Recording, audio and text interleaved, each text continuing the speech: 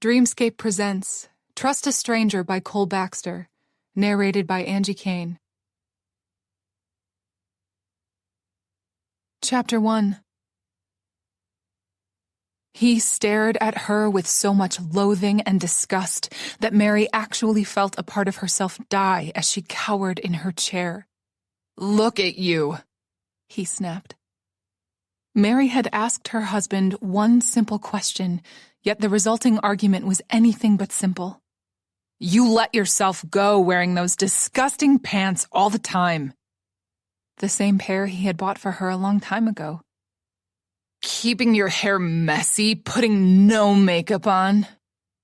The hair he characterized as messy were her natural curls, which he had sworn he adored, and she'd never put any makeup on because he had always praised her natural beauty. Of course, all of that had been once upon a time. These days, he sang a different tune. The tune that was hurting her so deeply she felt completely paralyzed. "How can I be attracted to you if you're putting no effort toward pleasing me?" "Nick!" Mary tried to stop him from saying anything else. Didn't he know what his words were doing to her? Does he even care?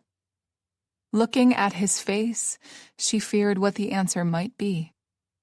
This same conversation occurred any time he was drunk, and as of late, that was all the time. When she questioned him, where he was or what he was doing, he would turn around and start berating her as though he was avoiding his own home because she was there. At times, that made her feel like it would be better if she hadn't been born at all. Because her husband, a man she cared so deeply about and believed he felt the same way toward her, acted as though he hated her.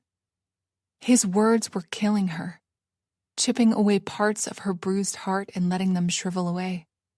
She had to wonder how much of it was still there and beating, how long before it just stopped.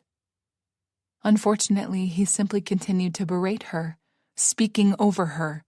"It's your fault I had to do this." "I made you cheat?" she argued as tears filled her eyes. "I had to find somewhere else what I couldn't get at home. I'm a man, after all." A man? He said that as if it were a universal explanation for everything. Mary was about to call him out on it when he continued speaking. "You are just unattractive and old. I can't understand what I ever saw in you." He delivered the final blow, sounding as though he were actually accusing her of failing from stopping herself from getting older. She was only 32, and he made it sound like she was ancient. He made her feel ancient. At that point, she did start to cry, and Nick turned away from her, getting on his feet. They were sitting at a small dining room table. She had prepared him a late dinner and sat down to keep him company as he ate. The restlessness she had felt for quite some time had forced her to ask about his whereabouts, which resulted in their current fight, where she learned an ugly truth. He was cheating on her. Again.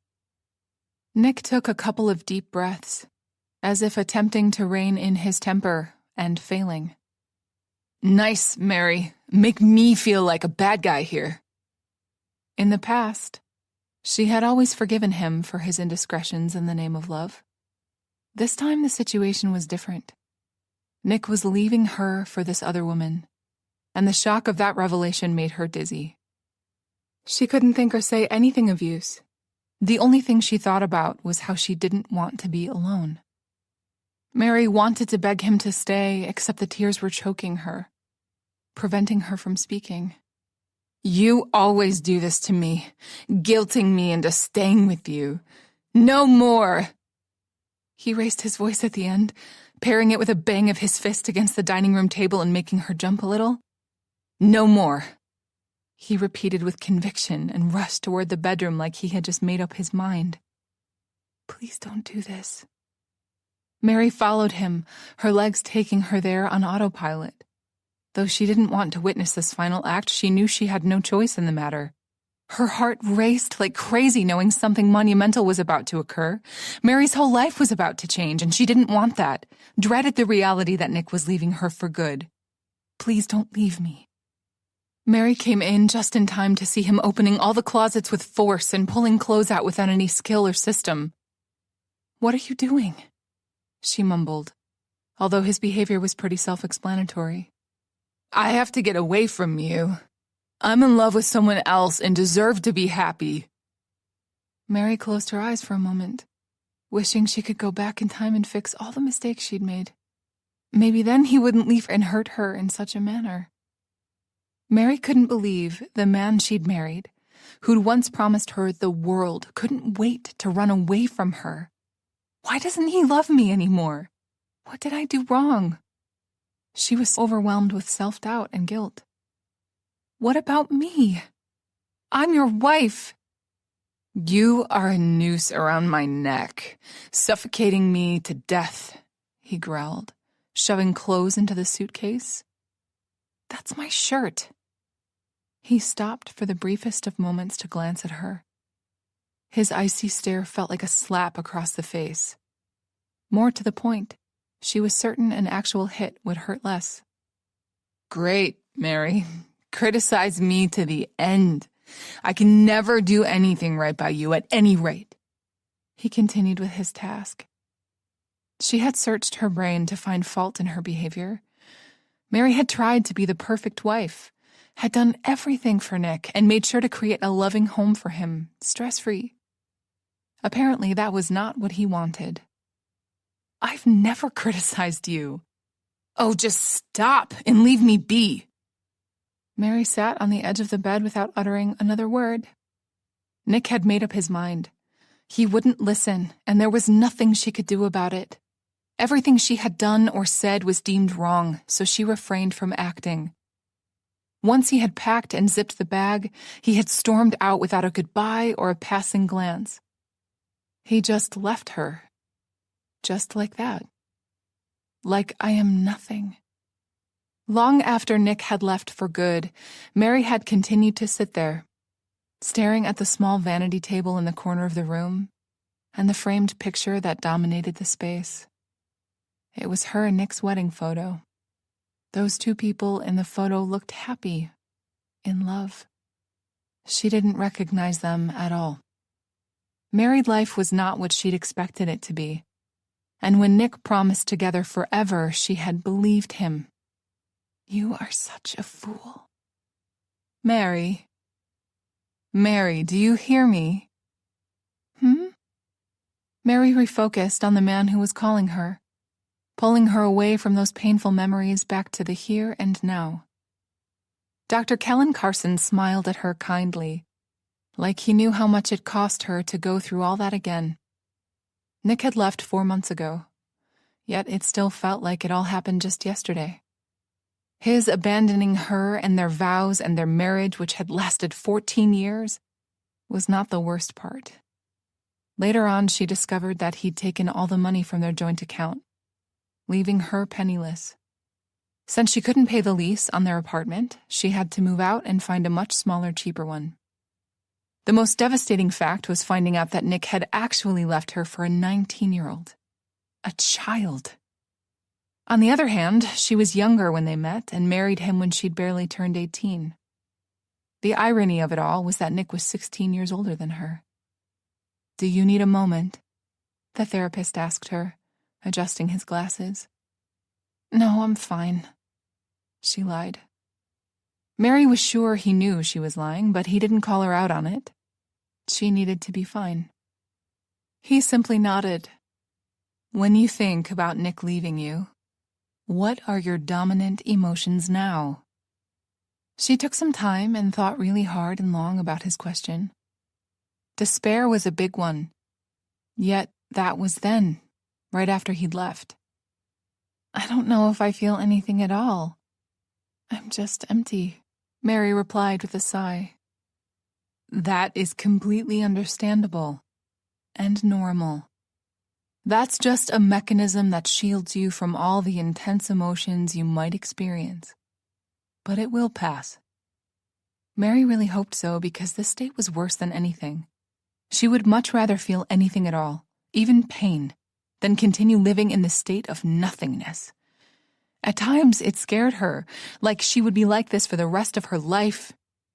It was just that she didn't feel said fear, just knew she should. "How did Nick make you feel when you were together?" Dr. Carson asked. Mary snorted. The more accurate question would be what he didn't make me feel. She still tried to answer the doctor's question. "Most of the time, he made me feel completely inadequate." "And?" he prompted. "And that, in return, made me feel angry because he made it appear as if all of this was my fault." "What do you think? Do you agree?" She shrugged, looking away and out the window. It was very cloudy today, and the grayness of the skies made the city look duller than usual. It was very depressing looking. Mary. She knew what he wanted to hear, and a part of her recognized that none of this was her fault, but the rest was the problem. "Maybe I think that as well," she replied in all honesty, her voice small, ashamed. "Mary, we talked about this before," Dr. Carson said in his neutral professional manner. He wasn't chastising her, just reminding her, and that helped a great deal for her to actually listen. "I know. Nick left, not because of something you did or didn't do," he insisted. "He left because he didn't want to take any kind of responsibility for his behavior. He is a compulsive cheater, clearly battling his own demons. Of course, this is not about him. It's about you, and his actions are not a reflection of you. You are worthy of love. Always remember that." Mary nodded, really appreciating his saying all of that. It made her feel better, if only for a little while. "I know I am," she replied with more confidence this time. "I am worthy of love," she repeated like a mantra. Nick was a selfish prick, and the only thing Mary was genuinely guilty of was allowing him to speak to her in such a manner and putting up with his bullshit for as long as she had, all because she was afraid of losing him. He had made her feel as if she were less than nothing, and that was not okay. She said as much to her therapist. Good. He looked genuinely pleased that he'd managed to get through to her at this moment, at least. No matter how much this talk helped, when she was alone, all by her lonesome self, some, if not all of her insecurities, fears, and circumstances would rush back and torment her, paralyzing her from moving on. Mary wasn't strong enough to fight those thoughts back because in the end, she was alone. And that, at least in some part, proved Nick right. "Am I worthy of love?" came a sudden thought. Dr. Carson believed so. Do I? If not for these talks with Dr. Carson, she would have given up a long time ago and just been done with this whole thing called life. Dr. Carson was a true godsend because he pulled her back from the ledge when she felt so low that she contemplated suicide. Mary knew she had to recover, be better, because no matter how much she loved Nick, or even how much he hurt her, she needed to learn how to love herself again. That wasn't so easy. But things were rarely easy. That was just how life was. It wasn't for the weak-hearted, and she was sick and tired of being weak. Chapter 2. Mary looked at the time. "We have plenty of time left," Dr. Carson reassured her. "Is there something else you wanted to discuss with me?" She shrugged. "How is your relationship with your boss? Do you still fear that she will fire you?" he prompted. Mary shrugged again. Her teacher always hated it when she did that. "Use your words to express yourself," he would yell at her. "At times, yes," she replied. Mary kept expecting Elisa Adams, her boss, to come to her senses and fire her. She had worked as a virtual assistant for Elisa for 5 years now. Despite being in correspondence every day, they rarely met face to face. Sometimes they did, but it always caused Mary great distress. She was sure Elisa would treat her just like Nick did if she let her guard down even for a second. There was another matter as well. For some reason, Mary felt like a fraud, inadequate, and she was certain it was just a matter of time before Elisa would start to wonder why she'd hired her in the first place. She was certain those feelings had something to do with Nick, too. Dr. Carson believed she had self-esteem issues. Her grandmother simply called her shy. "Are you doing your confirmations when these thoughts occur?" "Yes, I am, but I don't believe they are quite working." "You need to believe in them, not just repeat empty words." "Right," Mary replied while nodding. She knew that. It was just hard believing she was worthy of anything when she had so much evidence that rebuked it. Nevertheless, that was all in the past. It was time for a fresh start. It wasn't like she had any alternative, at any rate. They talked a bit more about techniques on how to break bad spells when they transpired, and she did feel somewhat better on her way home. That didn't last long before she reverted to her usual self. Her self-doubt returned as she passed by two people embraced, caught in a moment of passion. They were clearly in love. The way the man looked at the woman made Mary stop and press a hand against her aching heart because she was sure she was losing that old pump in some way. When will someone look at me like that? Hold me like that? She had believed she held that affection and devotion with Nick. As it turned out, she was wrong. When will I have my happily ever after? Never, a part of her responded. It was funny how her worst thoughts were always narrated in Nick's voice. She hated that, so she banished all thoughts about him or love. Mary rode the subway to reach her small studio apartment. She thought about everything Dr. Carson told her during the session. After a few minutes, she caught sight of some kind of commotion at the far end of the car. "What's happening?" the person seated next to her asked. "I don't know," she replied. "She's crazy," a teen 3 seats over snorted with derision. "She's high." The kid next to him rolled his eyes and laughed. Mary heard all kinds of unkind comments as she rose on her toes so she could see past the sea of people. An elderly woman was sitting on a bench in the corner, and it was more than apparent that she was not well. Her arms and legs were thrashing about like she had no control over them, while hitting her head against the train's window. "Oh my," Mary exclaimed. "That poor woman." Most people looked away while the rest moved away from her as though her seizure was contagious. All refused to do anything for the poor woman or help in any way. The woman didn't look homeless or deranged. She was simply in need of medical help. "She's seizing. Can someone help?" she asked, hoping there was a doctor or a medical student among them. She received a lot of grumbling in return, coupled with, "Why don't you help her?" Mary instantly felt ashamed. This is preposterous. Looking at the distressed woman who was ignored by all, Mary's blood boiled. She simply couldn't believe her eyes. When did we all become so heartless? When did compassion, empathy vanish from our hearts and lives? This is just unbelievable. The society they had become was making her feel more depressed than usual. It was also making her angry. Looking at all the indifferent people around her in the train, she felt like cursing them all as the poor woman continued to dance about, clearly in pain, and nobody lifted a finger to help her. That sickly woman was apparently all alone in this world, and that struck a nerve with Mary. She too was suffering, and nobody cared, especially not Nick. She knew exactly how it felt to be completely alone.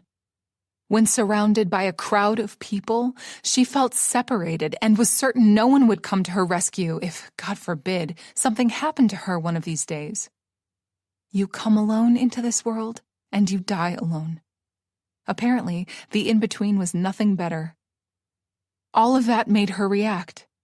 "Excuse me," Mary said, a bit irked as she started to move toward the woman in need.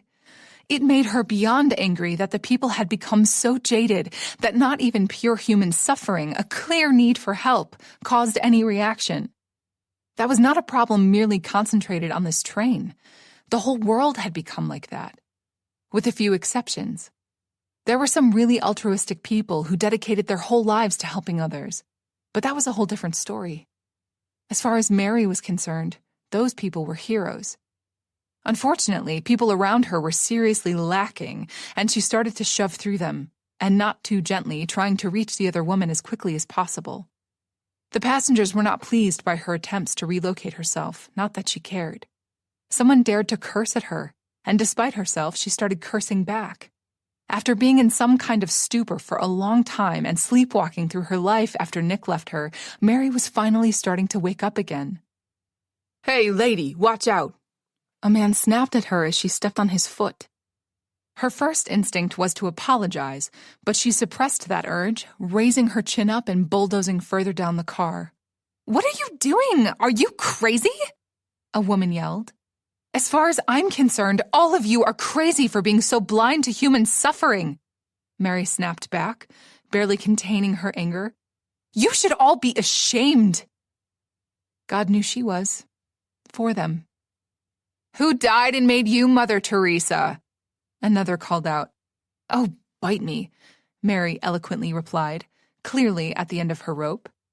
She was fed up with selfish people who only had eyes for their own problems and emotions. Perhaps she was fed up with people in general. That was one of the many reasons she preferred to work from her home and had limited contact with other people. This particular group of people continued to protest and shout at her as though she was the problematic one, as Mary finally managed to reach the troubled woman. What to do now? She wondered. "Ma'am, are you okay?" she asked, feeling like a complete idiot. Of course she is not okay. The woman looked unreachable, clearly in the middle of some kind of a seizure. "Think, Mary, think." Reluctantly, Mary turned toward the other passengers. "Is there a doctor here?" she asked in hope, and at the same time she knew no one would answer her. "Great," she mumbled. "I guess it's all on me." "Just let her be," a brave, faceless voice advised her. Mary frowned. That was something she certainly wasn't about to do. She searched her brain and remembered reading somewhere that when a person was seizing, it was important to make sure they didn't hurt themselves in the process. Very carefully, Mary pulled the woman away from the train wall, stopping her from banging her head against the window, and not knowing what else to do, she held the other woman against her body, trying that way to limit her movements. Despite her age, the woman was rather strong, Mary noted, using all her might to contain her. "It's okay. Everything will be okay." Mary started to soothe her, speaking all kinds of nonsense her grandmother used to say to her when Mary was a child and in distress. Truth be told, she had no idea what she was doing, since she had no idea what was wrong with the other woman. She just prayed she wasn't causing more damage than good. Mary enjoyed medical dramas occasionally, yet that did not make her a diagnostician. Luckily, by the time they reached the next station, the woman had lost a great deal of power and eventually stopped seizing altogether. Thank God. "Are you okay?" Mary asked softly in concern, looking down at the elderly woman who looked right back at her, wide-eyed. Mary noticed how well-dressed and refined the other woman looked, even after going through that hell.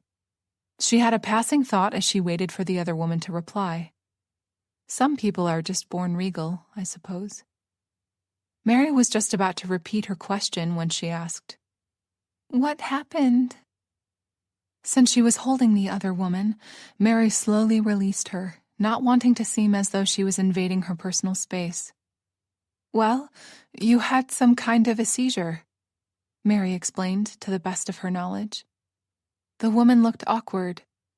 "Oh, my, that happens sometimes," she explained with a sigh. "Thank you for helping me, honey. That was very kind of you," she said as she smoothed out her hair, wincing as she brushed over the spot she'd hit against the window during the seizure. Do you want me to take you to the hospital? Or call someone? Mary offered. The other woman looked perfectly fine at the moment, if only a little worn out, but Mary was still worried. Oh, no. The woman was quick to reassure her. I just need to go home and rest for a bit, but thank you for your concern. Are you sure?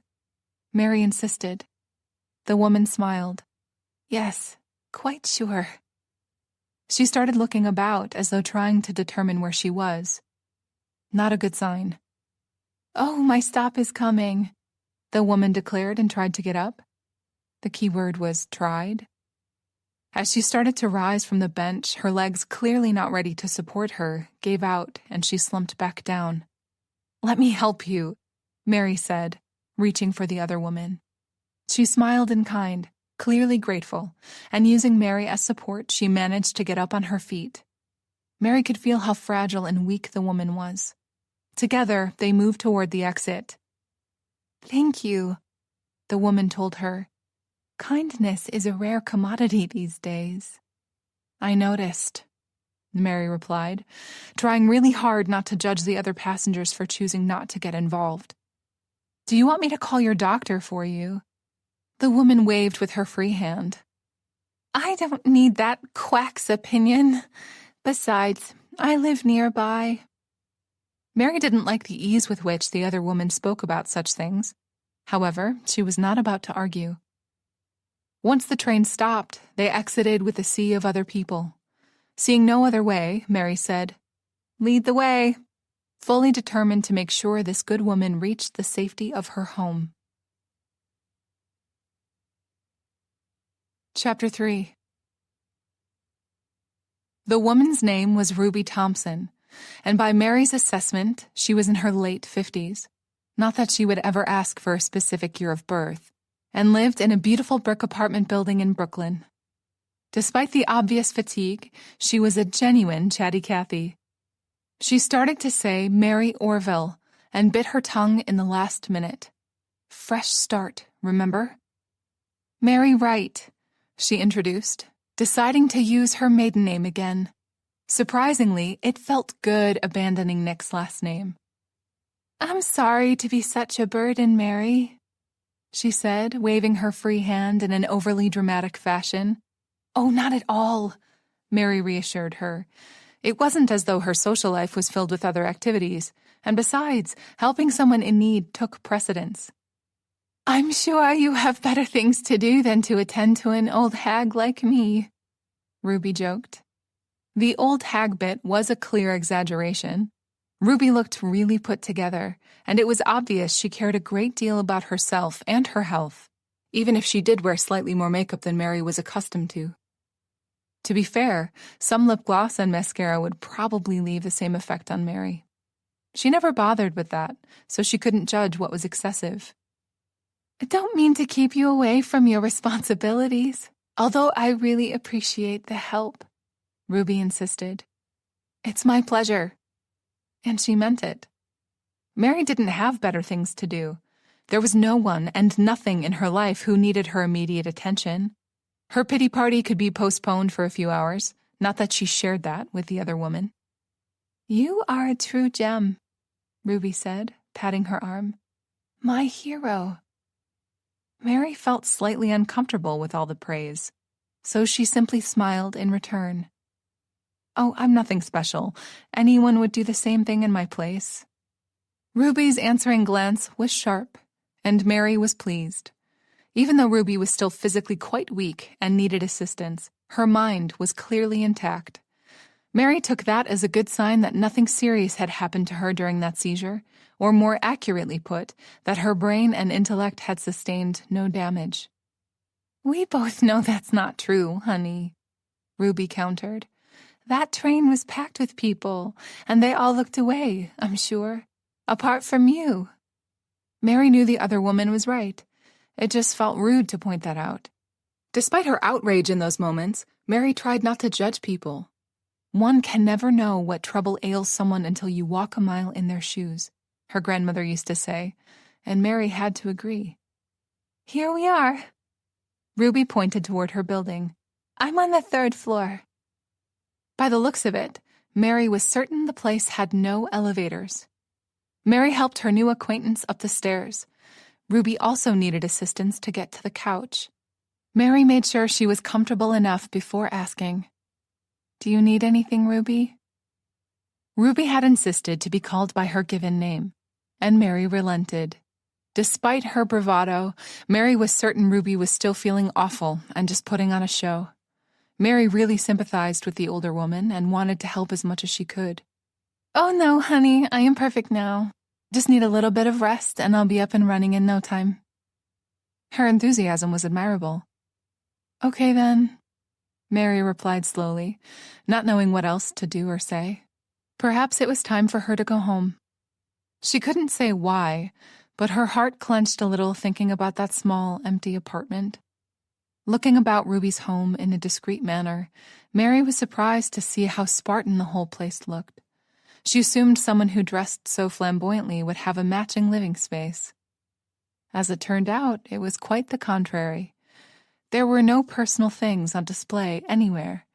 Despite the slight sterility, the space was lovely. Mary could picture it in some magazines, advertising a very specific lifestyle. "Please, sit down with me for a bit?" Ruby asked, snapping her from her reverie. "Of course." "Would you care for some coffee? Tea?" Ruby offered like a good host. Mary immediately stood back up on her feet. "I'll make it," she offered before Ruby got a crazy idea to do it herself. She needed to rest, and Mary liked to keep herself busy. Besides, it was good to be of use again. "You really are my hero," Ruby said, clearly touched. "I've been craving a cup of coffee since I boarded that darn train," she confessed. "Me too," Mary replied. "The kitchen is through there." "Got it." Like the rest of the apartment, the kitchen was very functional and devoid of any personal touches. On the other hand, that made navigating through it a breeze, and in mere minutes Mary returned to the living room with 2 steamy cups of coffee. "This is delicious," Ruby exclaimed, taking a tentative sip, then a proper one, paired with a sigh of content. "I added a little bit of cinnamon," Mary explained. "It's brilliant. I adore it." Mary smiled, pleased that she'd managed, even in this small regard, to help Ruby forget about her troubles. With relief, she observed that Ruby was looking much better since she'd gotten home, and as time passed, she improved further until she recovered completely. "That's it. Now you have to come every day to make me this delight," Ruby announced in what Mary suspected was her natural way of conversing. It was a bit dramatic, and somehow, to a person like Ruby, it suited her perfectly. They started talking as they enjoyed their beverages. As it turned out, Ruby had led a rather remarkable life in her youth. Not that she was that old now. She was a theater actress, and Mary wondered what had made her stop performing. Not that she asked. That would be too personal of a question to share with a perfect stranger. Whatever the reasoning, Ruby now lived completely alone in a place that didn't look like it quite suited her character. Mary sympathized with the other woman. She too was alone and trying to figure out where she fit into the world. At the same time, she thought she understood Ruby's lifestyle. If she were a famous actress whose career had ended for some reason, then it was quite understandable that she didn't want any memorabilia around her to remind her of the glory days, especially if something traumatic happened. "Oh, stop, Mary," she snapped at herself. "You always assume the worst." The lack of memorabilia could suggest that Ruby was living on a tight budget, although everything that surrounded them at the moment, from the couch to the table and chairs, looked top-notch. Ruby talked just a little bit about herself. She was more interested in what Mary had to say about herself and found everything fascinating. Mary felt lacking for not having a better story to share other than being a personal assistant who lived alone and had no relatives. Not that Ruby acted in such a manner, like she minded or was bored. Quite the contrary. "Should I pour us some cherry brandy?" Ruby offered at some point. Mary rarely drank alcohol and was about to refuse when Ruby continued speaking while standing up. "It was a gift from Robert Strike." Mary was delighted to hear that. "You knew Robert Strike?" she exclaimed in surprise. She would be lying if she said that tidbit of information didn't change the way she looked at Ruby. Mary had suspected she'd led a glamorous life, and now she had proof. Ruby waved her hand, reaching a small bureau. Mary noticed it was filled with all kinds of bottles. Her host reached inside and took out one of the smaller ones. It looked really expensive. Grabbing 2 glasses as well, Ruby returned to her seat. "He was in love with me, you know," she said with a small smile, offering Mary a glass. Mary took it with awe. "Really?" Robert Strike was one of her favorite actors. Sadly, he passed away almost a decade ago. However, learning something so intimate from his life made Mary feel like she was a schoolgirl again, watching his movies with her grandma. "He told me I was the most beautiful creature he had ever laid his eyes upon in his entire life. But I'm sure he told that to all the girls he tried to seduce. At any rate, that was a long time ago," she added, taking a sip of her brandy. Ruby was clearly being modest at the moment. She was a strikingly beautiful woman, tall and slender and dressed in a vivid green suit that accentuated all that she had to offer. And though her blonde hair was graying, it was still lush and complemented her gray-green eyes perfectly. The age did sharpen her features a little, and that was simply a testament to the life she'd lived. Mary was quite in awe of the woman. She could just picture Ruby in her mid-20s. No wonder Robert Strike was so smitten by her. Mary was sure all the men were. She wished she were more like Ruby. Not physically, per se, although Mary was on the short side and always a bit chubby.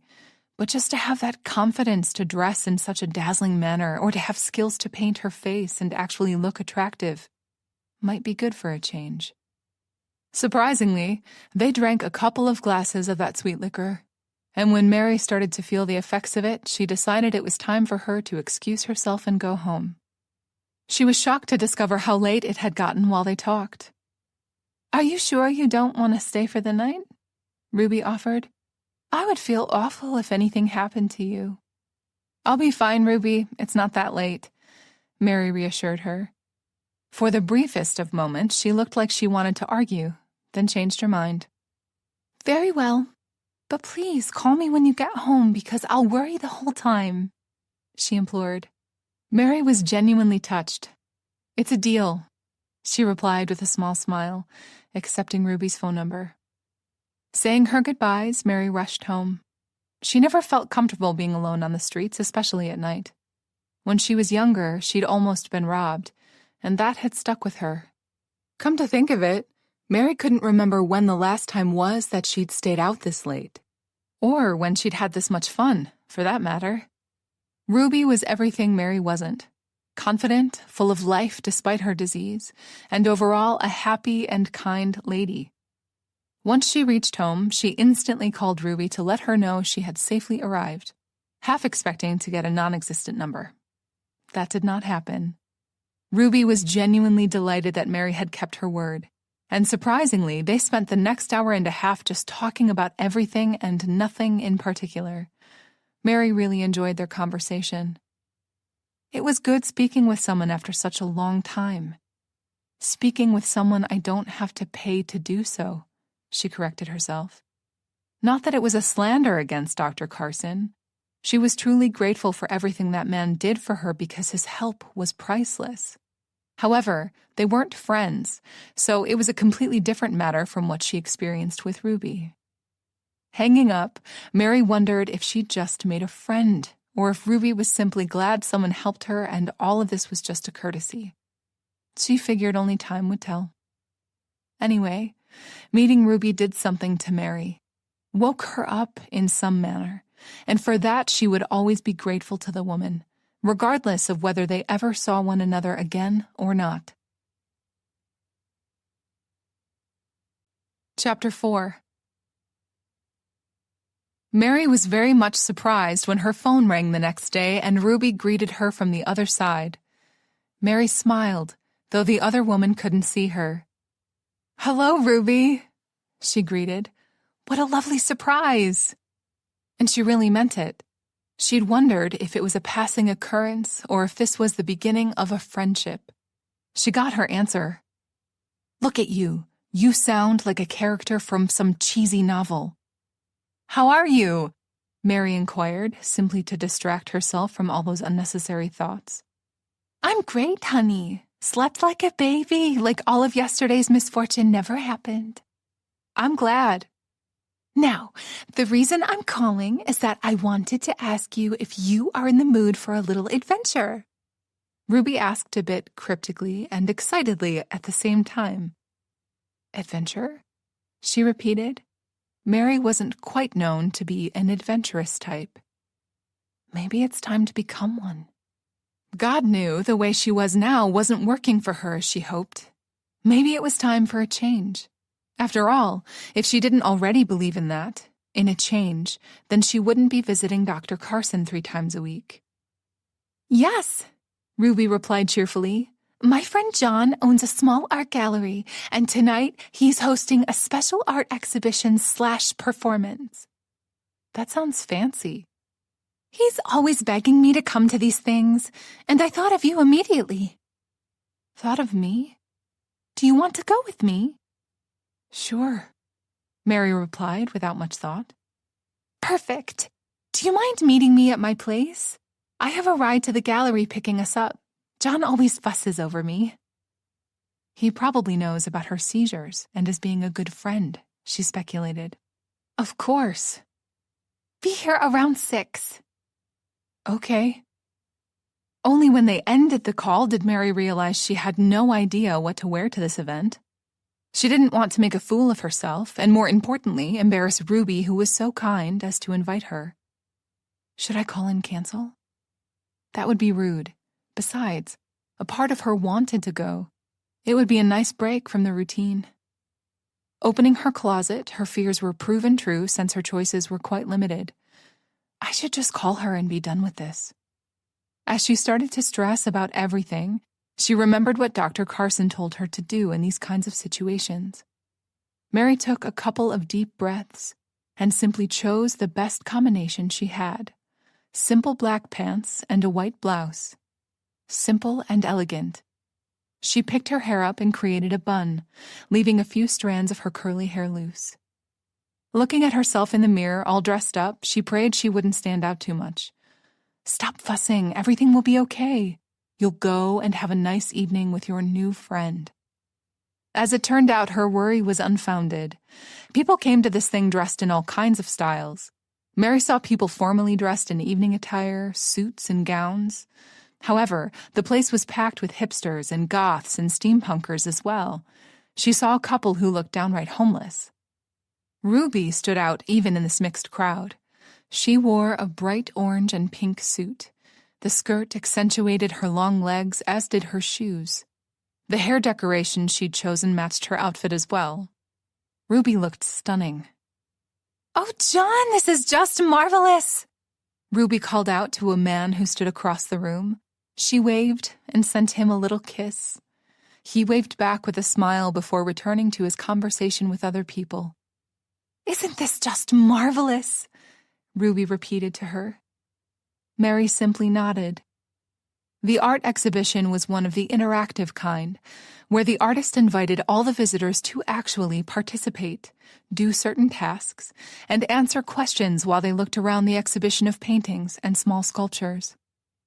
Mary didn't particularly like any of it, since it caused her distress to be the center of attention, if only for the briefest of moments. All the encouragement she said to herself could only get her so far. Luckily, Ruby saved her more than once, focusing the attention on herself, yet not in a vulgar or attention-seeking way. She was just being her usual self, Mary suspected, and that meant more than once all eyes were on her. She was simply born for the spotlight. Mary failed to understand what the artist wanted to say with any of it, but other people clapped and looked as if they were having a great time. So Mary took that as a sign the exhibition was a success. "So, do you like your job?" Ruby asked her out of the blue. "What was it again? Some kind of personal assistant?" "Yes, a virtual one." Ruby frowned in return. What does that mean? I do everything online from home. From home? You can do that? She asked, clearly intrigued. Yes, Mary replied simply. How? Ruby prompted. Do you have a boss or a firm you work for? Yes, I have a boss. She's a financial advisor who works on Wall Street. Fascinating, she said in wonder. The world is vastly changing at maximum speed. Sometimes it's hard to keep up, she added with a shake of her head. But you manage just fine, Mary replied with a smile. I try, Ruby said with a wide grin. So? She asked. Mary looked at her questioningly, not understanding her meaning. Do you love your job? She repeated. You didn't answer me. I love the freedom it gives me, and the fact that it's not too time-consuming. It was ironic that the first thing she listed was freedom, and second, more free time since she did very little with it. Not counting the freedom to not be around other people, which was a conscious choice, she was truly missing out on the advantages of her job. Good. It's important to always look at the bright side of things, Ruby told her. Mary agreed wholeheartedly. She'd tried to follow that motto and failed many times, perhaps too many times to count. Thank you for bringing me here tonight, Mary said. I've had a lovely time. It felt good being around Ruby. The other things they did that evening didn't sit well with Mary, yet her new acquaintance didn't need to know that. The other woman's answering smile spoke volumes. I'm glad. I have another outing planned in a couple of days. That sounds great. I'll call you. I always find excuses not to be at home, so I'm glad I found a new partner in crime, Ruby joked. Mary smiled. Despite herself, she liked the sound of that. As the weeks passed, they continued to socialize and do a lot of things together. Usually, Ruby called Mary to come and visit her if she wasn't feeling well, and when she was, they always spent the day out and about, exploring the city. Over time, Mary got the impression that Ruby was as lonely as she was, despite the fact that they didn't have much in common, apart from loneliness, or that they were completely different characters. Mary had to admit, if only to herself, that she really liked Ruby as a friend and enjoyed being in her company immensely. If she was still a bit timid, wary, it was because life had taught her to be that way. Putting her own issues aside, she valued her new friend and even mentioned her to Dr. Carson. Mary had just completed her session when Ruby called her. Hello? I am craving something insanely sweet and decadent, and I know just the right small pastry shop for it. Want to join me? Sure. I'm always ready for something sweet. That is why Nick left you in the first place, came a sudden thought, and she banished it immediately. She didn't care what Nick thought anymore, or so she tried to convince herself. Excellent. Where are you? I hear traffic. Mary looked around since she'd started her journey home on foot and provided Ruby with exact information. I'm close by. Wait for me right there. Sure. True to her words, she appeared from around the corner in a couple of minutes, looking like a beacon of light in this glum world, as usual. Today, her outfit was nothing less than expected, cheerful and elegant at the same time, and quite a few people turned to look at her in awe. Mary waved, and Ruby immediately spotted her. After they greeted one another, they went to satisfy Ruby's cravings for something sweet. As it turned out, the small family-owned bakery was one of New York's most famous ones. Mary had always wanted to visit, yet Nick had a problem with her sugar intake, so she had never mentioned it. Now she planned on really indulging herself. They got the last table, and Mary was excited as they placed their orders. True to her word, Ruby ordered a bunch of cakes and cookies, and of course, Mary joined in, completely ignoring the cost of it all. It would be so worth it. Take one of these, Ruby advised. They are to die for. I can't. I'm bursting at the seams as it is. Despite her initial bravado, Mary paced herself and was now working really hard not to give in to this temptation, although the cookies in question looked absolutely mouth-watering. Just a little bite. That small bite will go right to my thighs, Mary blurted out. You are perfect just the way you are, Ruby said sternly. Besides, men like when a woman has less curves, she said with a wink. Mary was dubious about that, having a different experience with men. Ruby saw the expression on Mary's face and replied, I was always on the skinny side, and though I tried to put on some weight many times, it didn't stick. She sighed deeply. I guess we always want what we can't have. That was a universal truth. Was that why Nick left? Because he had her and craved something different? Not that it mattered anymore. He was gone, and their marriage was ruined. Hey, Mary? Yes? Where did you go just now? Am I sensing man troubles? She asked in all seriousness. More than you can imagine? In a way, Mary replied vaguely. So there is someone special in your life. I wondered about that, you know, Ruby replied, clearly intrigued. Mary started shaking her head before the other woman finished her sentence. No, there's no one special. I'm single, she forced herself to say. Technically, she was still married to Nick, but he left town after depleting their joint account, leaving her with no money and no place to live. Actually, Mary was trying to find him to serve him divorce papers and demand half of the money. It was all Dr. Carson's idea, and Mary accepted it wholeheartedly. Ruby looked at her, her eyes full of speculation, as though knowing Mary was keeping something from her. Luckily, she decided not to pry. Well, better alone than with the wrong person, Ruby said, making a toast with a glass of water. Mary joined in. Once they realized it was time to declare defeat since they couldn't eat everything they'd ordered, they bagged up the rest and left the bakery. They decided to take a little walk in the nearest park to burn off a few of the calories they'd just devoured. Need a lift? Ruby asked afterward, hailing a cab. No, I live close by. I think I'll walk for a little bit longer. God knew she needed it if she wanted to burn off the calories of everything she just ate. You would need to walk to Brazil for something like that. Really? Where? Mary told her the name of the street. What a small world! My friend George, I told you about him, lives on that same street. I think the number is 187. Well, I'm at 63. So, not that close of a neighbor, Ruby joked. Okay then, I'm off, but we'll be in touch. Bye, Mary waved as the taxi drove off. Ruby called Mary a gem, and that was exactly how she felt about the older woman. She was really happy they had met. She was living now and having more fun than ever.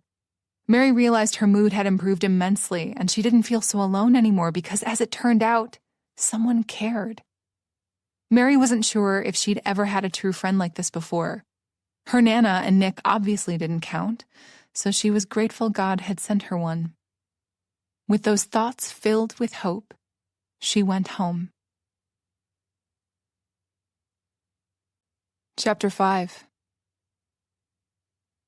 A couple of days later, Ruby took Mary out for lunch. At first, Mary didn't want to go, being a little short on cash. She appreciated all their outings, but one thing became apparent almost from the start. Ruby had expensive taste, and Mary simply couldn't keep up with that. Her salary as an assistant wasn't nearly enough to sustain that kind of extravagance.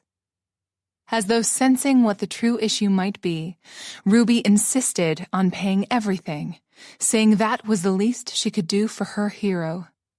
In the end, Mary relented, and Ruby appeared happy that they would spend the day together.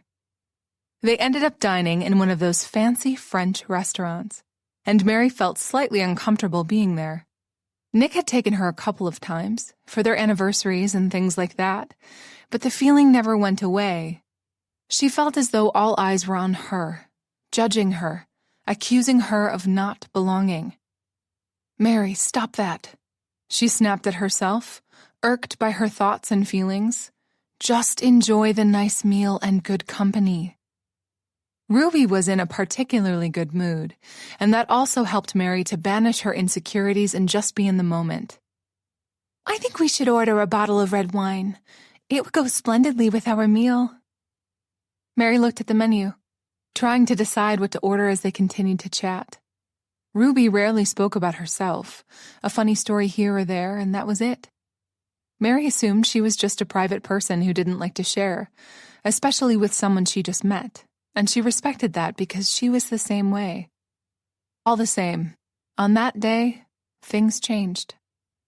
Ruby started to talk about her life as she sipped her wine and waited for their lunch to arrive.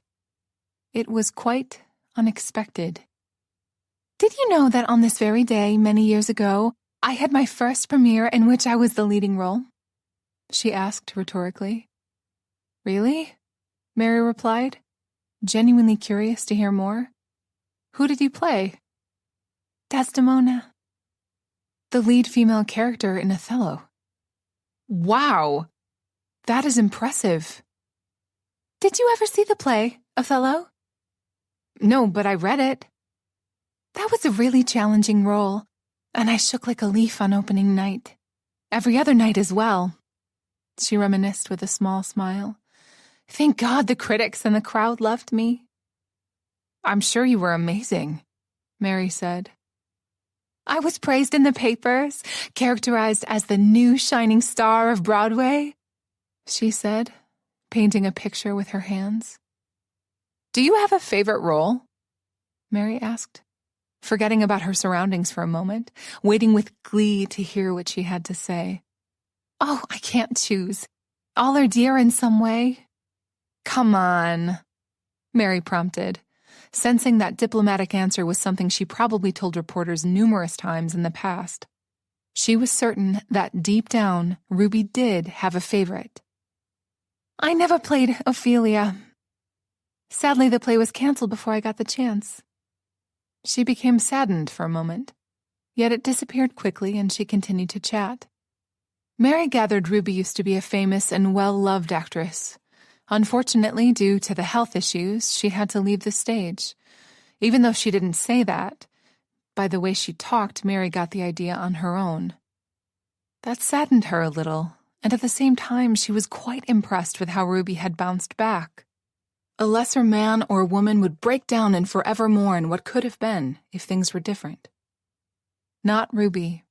She was a true survivalist. Although when she really thought about it, Mary realized Ruby had never actually left the theater.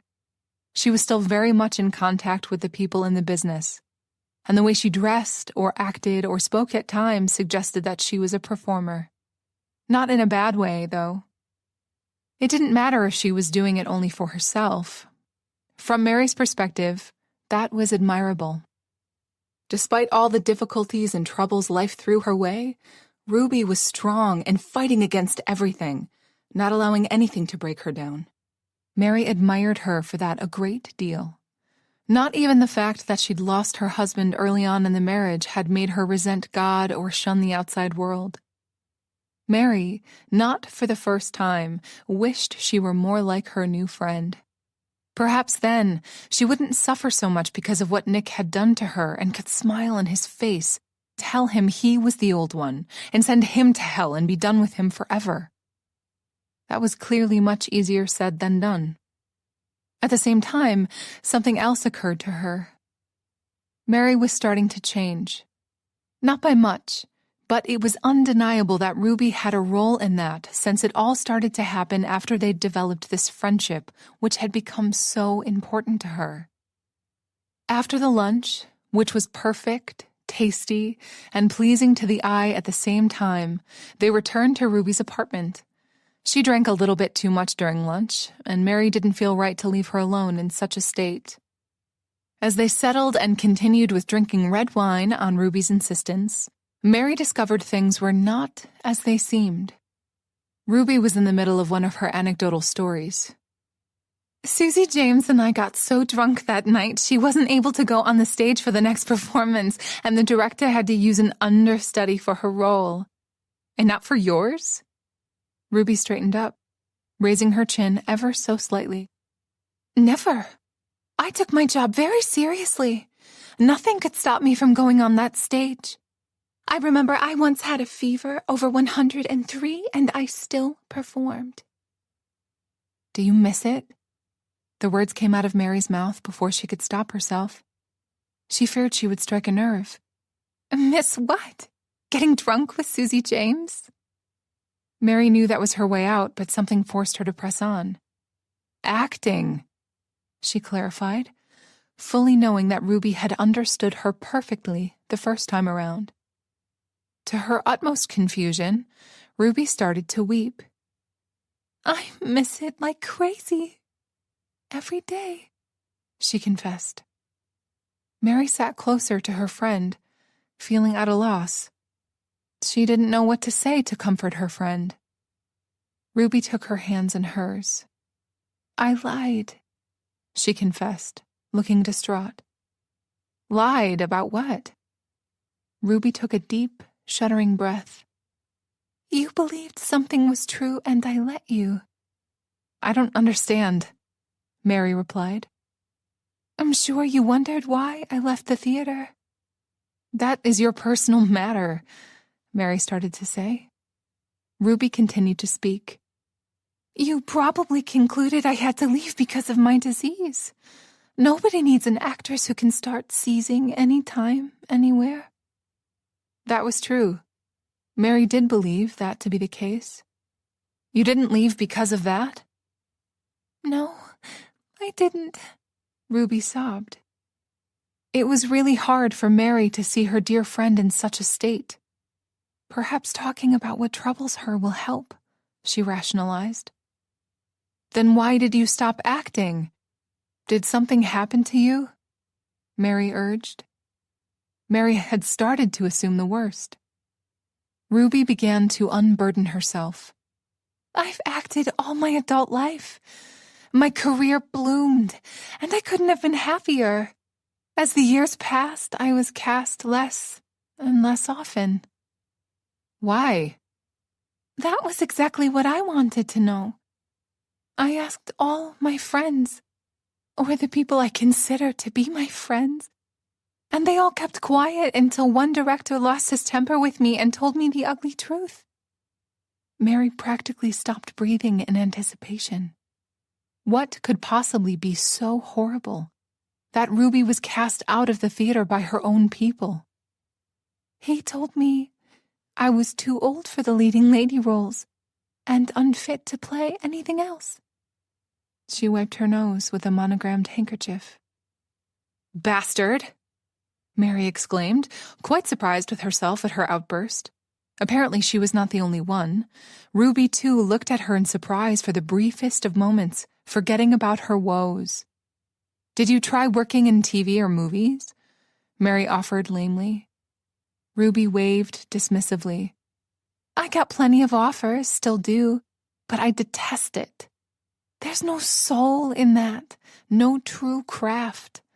The theater is my one and true love, and because they didn't want me anymore. Her voice hitched a little saying that, yet recovered quickly. I walked away from everything, vowing to never act again. That was incredibly sad. Oh, Ruby, I'm so sorry. Mary couldn't believe that in this day and age, one gentle soul, a true artist, could be treated in such a manner. She felt very protective toward the other woman and wished there were something she could do for her. I'm sorry for lying. I was just so ashamed. You didn't lie, Mary insisted. And there's nothing for you to be ashamed about. The rest of them should be ashamed for treating you that way. You really think so? You never saw me performing. Perhaps I'm awful. Ruby tried to joke at her own expense to lighten the mood. She really was an amazing fighter. I know so. This is on them. It's their loss. Mary was adamant, quite enraged, with that whole industry. She thought the theater people should be above such things, but apparently she was wrong. "Thank you for saying that," Ruby replied, managing to calm a little. "I mean it." As she tried to soothe her friend, Mary made a mental note to look Ruby up online when she got home, curious to see what plays she was in and who all the directors and casting managers were. Perhaps she would start to boycott all their plays. Not that she was that frequent of a theater visitor. It's the thought that counts. After a very therapeutic cry, Ruby fell asleep. Mary placed a blanket over her and fetched a glass of water with some pills for the headache, placing them on the nearby table, knowing Ruby would need those once she woke. Feeling as though there was nothing she could do for Ruby at the moment, she went home. Mary was barely at the door of her apartment when her phone started ringing. She was sure Ruby had awakened and was now calling to apologize again for her behavior. Mary would act in the same way. It's hard letting other people see you that vulnerable. Surprisingly, it wasn't Ruby calling her. Mary's heart started to pound just a little bit faster. "Hello, Laura," Mary greeted. It had been quite some time since she'd heard anything from her. She had even started to wonder if the other woman had forgotten about her and her case. Laura Chang was the private investigator Mary hired to track down her no-good husband, since that was something she wasn't capable of doing herself. "Hey, I have some news for you," Laura replied in her small voice that had just a hint of a foreign accent. "Oh?" Mary replied, sensing what that might be. "Yeah, your husband is back in town." And just like that, Mary's mind went blank. Chapter 6. "Mary, you there?" Laura asked. "Yes." She replied in a voice that wasn't completely hers, so she tried to clear it. She had all these conflicting feelings about the news she'd just received. On one hand, she was glad, maybe relieved, that Nick had finally crawled out from under the rock he'd slithered to when he left her. Seeing him again was what she was mentally preparing herself to do all this time, talking with Dr. Carson and so forth. However, she was dreading seeing him again. That was one confrontation she wasn't looking forward to. Come to think of it, who in their right mind would? When did he return? She forced herself to ask. "I just started to gather all the pieces of information, but I believe about 5 days ago." 5 days? He hasn't tried to contact me. It was true she'd had to move out of their home, but it wasn't like she'd changed her number or anything. "He was in Boston all this time," Laura provided. So he ran away to Boston with his child girlfriend, Mary thought, trying really hard not to be bitter. Nick was born in Boston, and she wondered why he'd decided to return there. He'd always told her how much he hated that place. Like Mary, Nick was an orphan.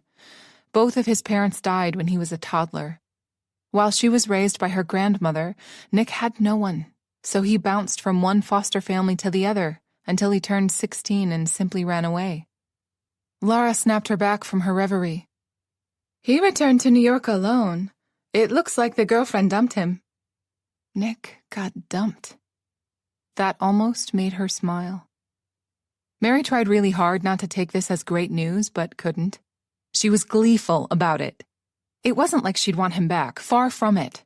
It was just that she wanted him to have a taste of his own medicine. Not that a relationship that lasted only a couple of months could be compared to a 14-year-long marriage. Still, it was a good start if it hurt him even a little bit. "Thank you for letting me know." "Of course. That's why you're paying me." That was true. "When I learn something else, I will call you," Laura said.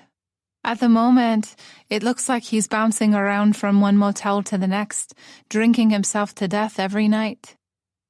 Mary really hoped that wasn't true, because that would mean she wouldn't get her money back. Instantly, she felt guilty for having such thoughts. No matter what, she didn't wish for him to die. Perhaps some bodily harm would be preferable. Impotence would be just perfect. Great. Mary replied with just a hint of bitterness. "Thank you again." "No problem." Mary liked Laura, even though they didn't know one another that well. However, Laura was a very direct woman, and Mary really appreciated that. Also, she always rode everywhere on her motorcycle, which made her a daredevil as far as Mary was concerned. Laura was working as a private investigator while trying to put herself through law school, and that was downright admirable. Mary was pleased to see she was also good at what she did. Not that she doubted. Overall, she was one fierce lady, and Mary was sure she would have Nick's current address for her in no time. Do I want his address? Once she hung up, Mary immediately called Dr. Carson to share this news. Sadly, since it was the weekend, she couldn't see him. To top it off, as it turned out, he was unreachable as well, so she simply left him a message to return her call as soon as possible. Then she started to feel that her message sounded as though she was suicidal or something, so she called him again and explained what happened. Feeling quite restless, Mary realized she needed to share this with someone or she would go mad. On impulse, she dialed Ruby. Up to that moment, she hadn't shared anything regarding Nick or her circumstances with Ruby. Ruby didn't know there was a Nick to begin with. As it turned out, Mary felt such a strong need to share her thoughts and fears that she reached out to her only friend. Mary felt so confused. She was looking for a sympathetic ear, someone to confide in, and Ruby proved to be more than worthy of her trust. "What's the matter, honey?" Ruby demanded the instant Mary greeted her, clearly picking up something in her voice. "There's something I haven't told you," Mary replied, deciding to cut to the chase and be completely honest about her life with the other woman. "Really?" Ruby asked, a bit startled. "Do you want to tell me now?" "Yes." "What is it?" "I'm married." There was a long pause from the other side, yet Mary knew the connection wasn't lost. She could hear her friend breathing. "Ruby?" "I'm guessing it's not a happy union," Ruby said a bit dryly. Mary took a deep breath. "I thought it was. I was wrong." "Tell me everything." Mary did. She started from the beginning. How they met, how Nick charmed her, and everything he did or said. To her, being with him who was more mature was perfection. He appeared so sophisticated and knowledgeable. He was like no one else she'd met in her whole life. "That's because you were a child when you met him," Ruby said. Regardless of how or why Mary fell for him, the undeniable fact was that they'd bonded and married. Over time, things began to change. Nick started going to the gym and dyeing his hair black so people wouldn't know he was graying. And then Mary discovered he had a mistress. She found that out in the most humiliating of ways. He'd contracted an STD from his lover and passed it along to her. Never in her life had Mary felt so humiliated and heartbroken.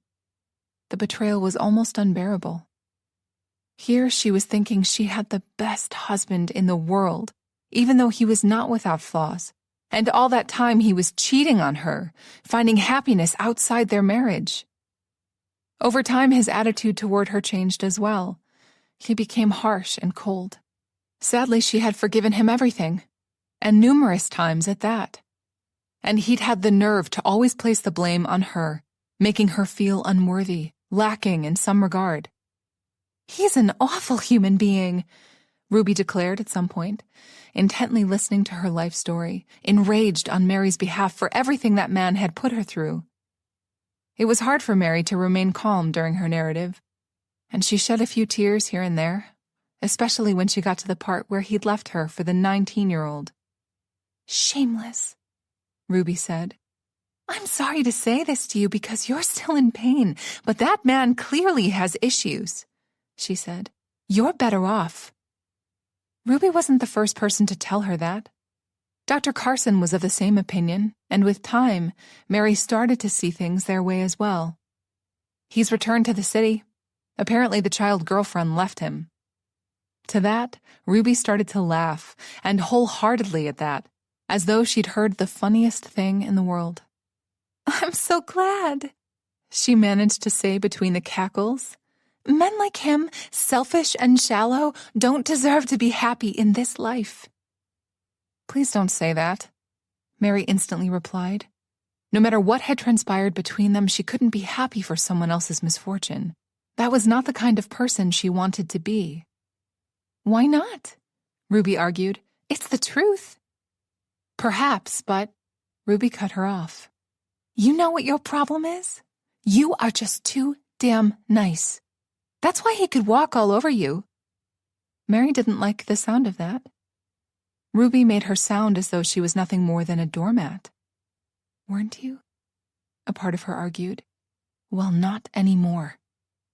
You need to toughen up, Ruby concluded. I know, Mary replied with conviction.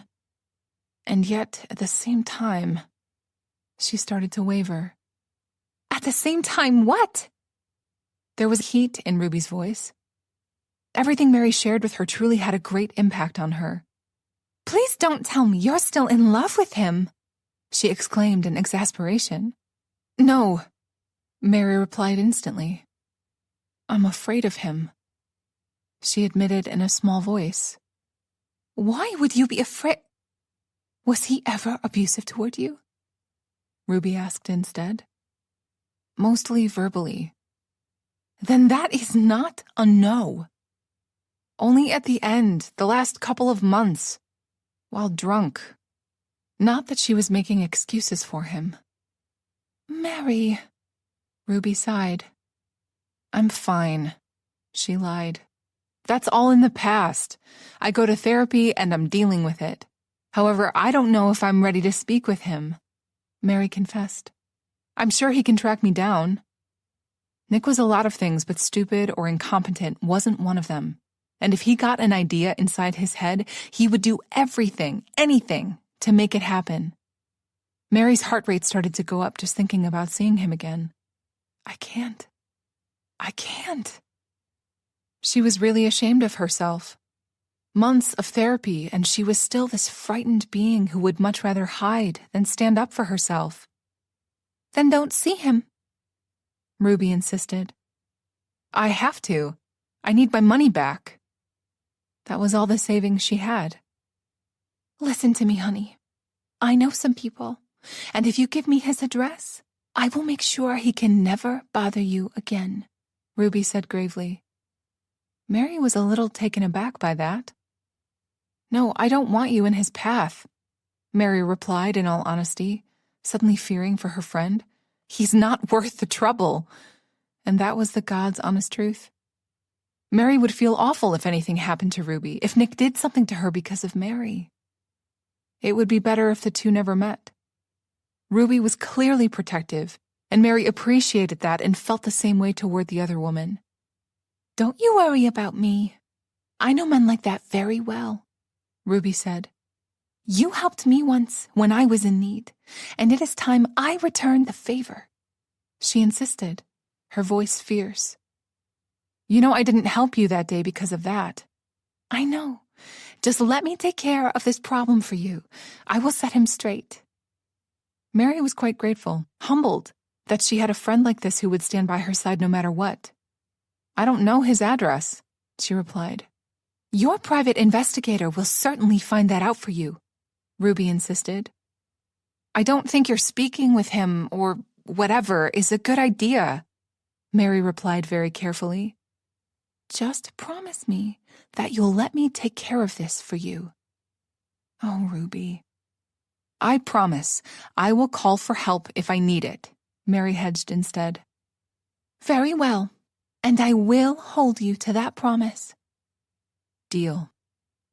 A part of Mary wondered what she'd just agreed to, then banished that thought as being too paranoid. Chapter 7. Despite her talk with Ruby, Mary really looked forward to seeing her therapist on Monday to try and understand all the thoughts and feelings she had inside her. Unfortunately, she had to postpone her morning session with Dr. Carson till late in the afternoon because her boss, Elisa, dumped a lot of work on her during the weekend which she hadn't bothered to do, too distraught about the whole Nick thing. Luckily, she managed to finish it all on time. A familiar kind of peace washed over her upon entering his office. Mary always felt safe in Dr. Carson's presence. "I got your message." "Both of them," he started. Mary made a face. "I'm sorry. I thought the first sounded too urgent, so I just wanted to make sure you understood why I called in the first place," she explained. The last thing she wanted was to let this man think she was suicidal again. As of late, she'd really felt better, stronger, and knew how stupid it was to have such dark thoughts in the past. Nick was so not worthy of her life, her love as well. Mary knew that now. "That was very thoughtful of you," he replied, understanding everything she didn't say. "Now, tell me everything that's going on," he added, leaning comfortably in his chair. "Well, as I mentioned in the message, Nick is back in town." She couldn't help grimacing saying that. "You don't look happy about that," he observed. Happy was a poor choice of words, yet she caught his meaning. The fact that Nick was back meant she could finally move forward in getting rid of him once and for all. "I'm conflicted," she replied with a shrug. "How so?" "How much time do you have?" she wanted to joke. At the same time, knowing exactly how much time they had and wanting to make the most of it, she started to explain. Mary told him all about her mixed feelings and reservations, questioning whether she was ready to see him or not. She understood how important a milestone it would be for her to finally confront him, yet the question of whether she could remained. "I see," Dr. Carson said thoughtfully. "Are you disappointed in me?" "Not at all. I am very proud that you managed to identify everything that's happening to you. That is a sign of true progress." Mary didn't feel like she'd accomplished a great deal, and she shared as much. "I don't know what to do."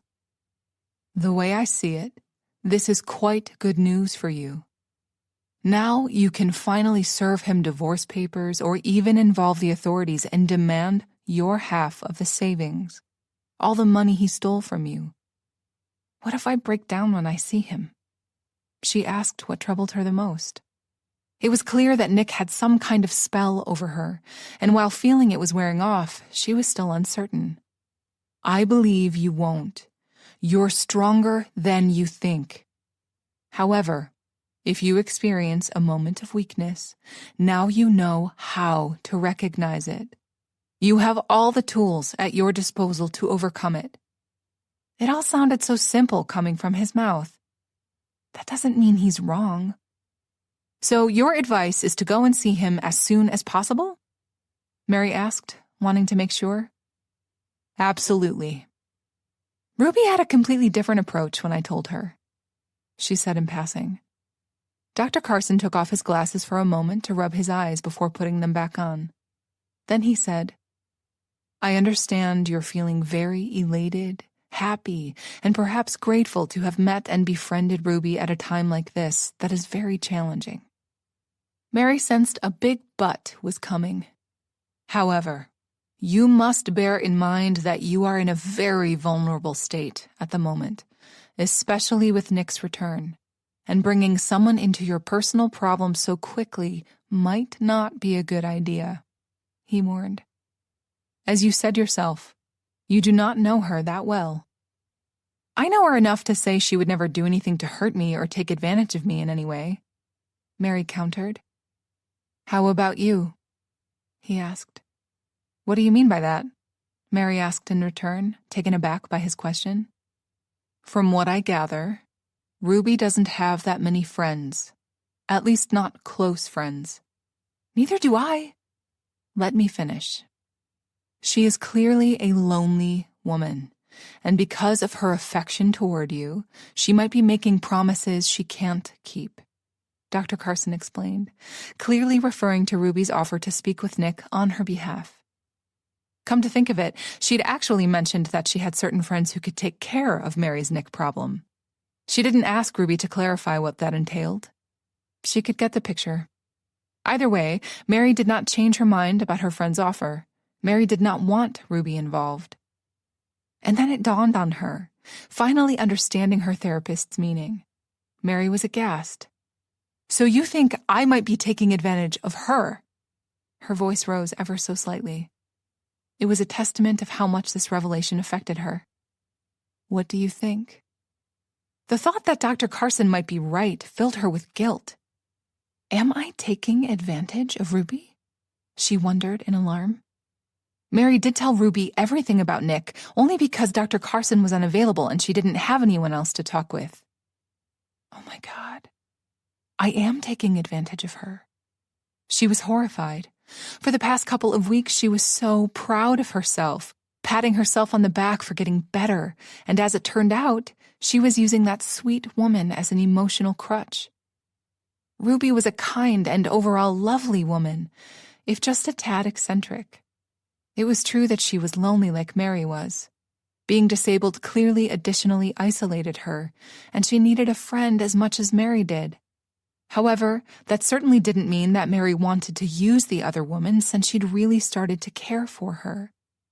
"Oh God," was all she managed to say. "I am a horrible person."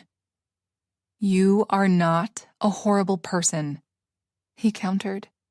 Mary wasn't aware that she'd said that part out loud. "Don't panic, Mary." Dr. Carson started in his most soothing voice, clearly sensing that she was spiraling. "The situation is not that grave." She frowned as he continued. "The reason I cautioned you is that I want you to be aware of the possibility of it happening. Now that you know, you can monitor yourself and your behavior, especially when interacting with other people, not just Ruby." Okay. She was somewhat comforted by his words. "The fact that you befriended her at all is a sign that you're breaking out of Nick's confinements and are finally ready to explore the world. I'm positive more friendships will bloom in the near future." That almost made her smile. "Thank you, Doctor. You really opened my eyes to all of this." It was miraculous that Ruby entered her life, and at the same time, Mary wanted to keep it pure and not taint it with her own insecurities and fears. That amazing woman did not deserve that. "You know I'm always here for you." "I know." On her way home, Mary was deeply lost in her thoughts, thinking about Ruby and Nick and herself. Dr. Carson was right about Nick and Ruby alike. Yesterday, Mary had a moment of weakness and regressed in some ways. Luckily, she now saw things from a different perspective and the situation looked much clearer to her. Mary believed Nick returned because the universe had deemed her ready to confront him and finally put an end to that part of her life. I need to set myself free. It was just that she was the last one to understand all that. The story of my life. From now on, Mary was going to do better. There would be no more simply reacting to all the bad things in her life, and poorly at that. She would be proactive for the first time.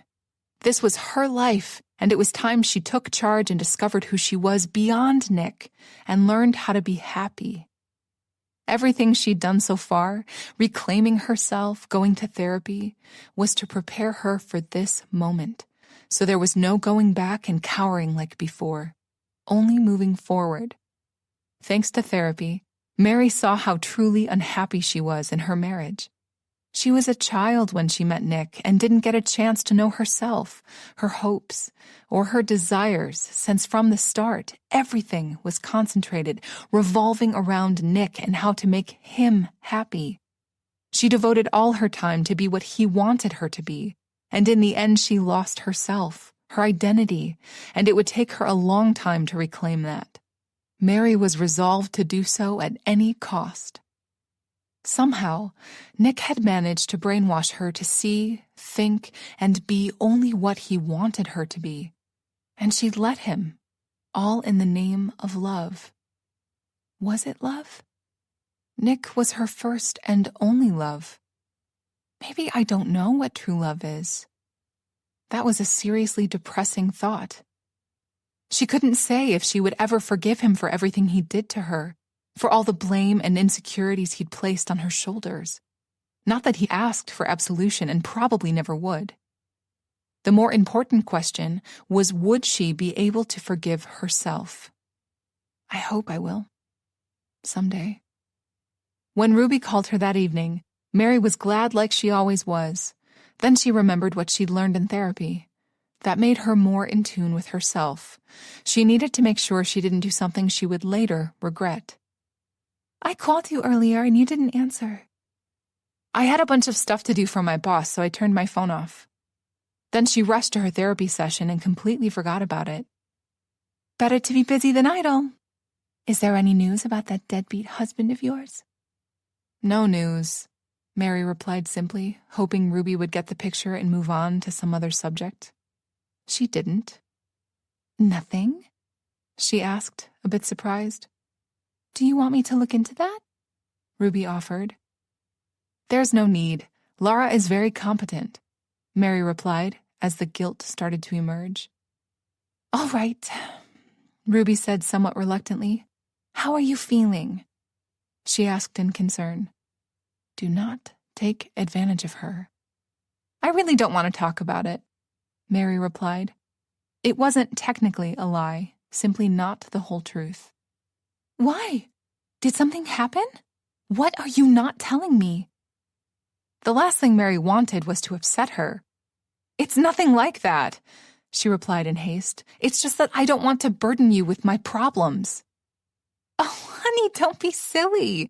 What are friends for? Ruby said. Nothing you say or do can burden me. Mary was still reluctant to say anything else. What if Dr. Carson was right? Perhaps Mary needed to try and explain it to Ruby the way her therapist did to her. I spoke with my therapist today and I came to a certain realization. Oh, I've gotten very fond of you, but I don't want to take advantage of our new friendship and burden you with my problems, Mary explained, intently waiting for Ruby's reply. Oh, please, you are not taking advantage of me. As far as I'm concerned, your therapist is clearly overreacting, and I get it. He needs to make a living somehow. She replied dismissively. What do you mean by that? Mary asked. He needs to say something that sounds meaningful every once in a while other than, how's that make you feel? To justify being paid for listening to you. They are all bullshit artists, Ruby said with conviction. That didn't sit well with Mary. Dr. Carson had helped her a great deal, encouraged her to see the reality of her relationship with Nick. Nevertheless, Ruby had the right to her own opinion, so Mary didn't say anything in return, not wanting to start an unnecessary argument. Chapter 8. The next day, Ruby sent her an invitation to a little gathering at her place of some of her friends and former associates from the theater. Quite literally, a courier delivered it to her first thing in the morning. The invite was printed on fine black paper with silver letters written in decorative calligraphy. Fancy, she murmured to herself, feeling a bit excited for the prospect of meeting other people in Ruby's life. There was a personal note attached to it. That note was written by hand, by Ruby herself, and it advised her to dress up. Mary's heart sank. After their talk last night, Mary was still a little bit conflicted regarding her friendship with the other woman. She gathered if she didn't lean on Ruby regarding Nick, they could continue spending time together. Putting that aside, with her mind somewhat at ease and resolved, she returned to the invitation. Over time, Mary got used to going to all kinds of events with Ruby, and socializing with other people was also something she started to do despite being uncomfortable. But the special note made her apprehensive. Mary didn't have anything nice to wear. I don't know how to dress up, she thought in exasperation, and she certainly couldn't afford anything new. Thanks to Nick, she was left penniless, and despite working every day, she was always short and struggled to catch up with all her bills. Nick had really made a mess of her life on so many different levels. It would take her a long time to fully recover. I can't go, she realized. Mary didn't want to disappoint Ruby by canceling, but other than robbing a bank, she really couldn't see another way to obtain anything wearable or nice for the party. Up to this point, she'd managed, yet she sensed this party would require something finer than she had. As though summoned by her troubled mind, Ruby called her, sounding beyond excited. That made Mary feel even worse. She's gonna be devastated if I fail to come to her small gathering. Did you get my message? I have. Thank you for inviting me. How am I to tell her I'm not coming? It's going to be marvelous, she said in high spirits. All the important people from the business will be there. Oh, crap. Ruby, I don't think I can. Ruby interrupted her. You know, I've been thinking. Let's go shopping today. Well, I'm sure you will need a new outfit for the shindig, and God knows I need one too, she declared with utmost seriousness. Mary somehow doubted that to be the case. She'd seen all the closets Ruby had, which were filled with expensive attire. A part of her started to wonder if Ruby was doing this because she sensed Mary was about to decline, having no money for the extravagance. Mary couldn't accept her generosity. It wouldn't sit right with her. I'm still waiting for my paycheck to arrive, she lied. Don't think about it. It's on me, Ruby offered. I can't accept something like that. You can, and you will. Besides, you'll be doing me a favor by coming with me. I can be so indecisive. Somehow Mary could see that clearly. If you don't come with me, I'll end up buying more things than I possibly need. Mary's resolve started to waver. Please. All right, I'll go. Great. I'll send you the address for where to meet me, Ruby said cheerfully again. We can squeeze in a little lunch somewhere in between. Of course, Mary replied instantly. She already said yes to expensive clothes, so saying yes to lunch felt like nothing in comparison. Shopping is a marathon, not a sprint. Remember that. Despite herself, Mary laughed. Okay, I'll wear my comfortable shoes then. You'd better. See you in a bit. Bye. Bye. Mary hung up while shaking her head. It was amazing what an effect this woman had on her. Ruby was constantly pushing her outside her comfort zone, and that was not necessarily a good or bad thing, simply different, unnerving at times. Who knows? Maybe this is exactly what I need at the moment. As it turned out, all the stores they visited were on the high end, but Mary knew Ruby enough to already expect something like that happening.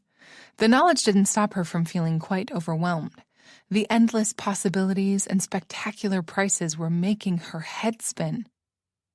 Ruby treated Mary like she was her personal doll, dressing her up in anything that caught her eye.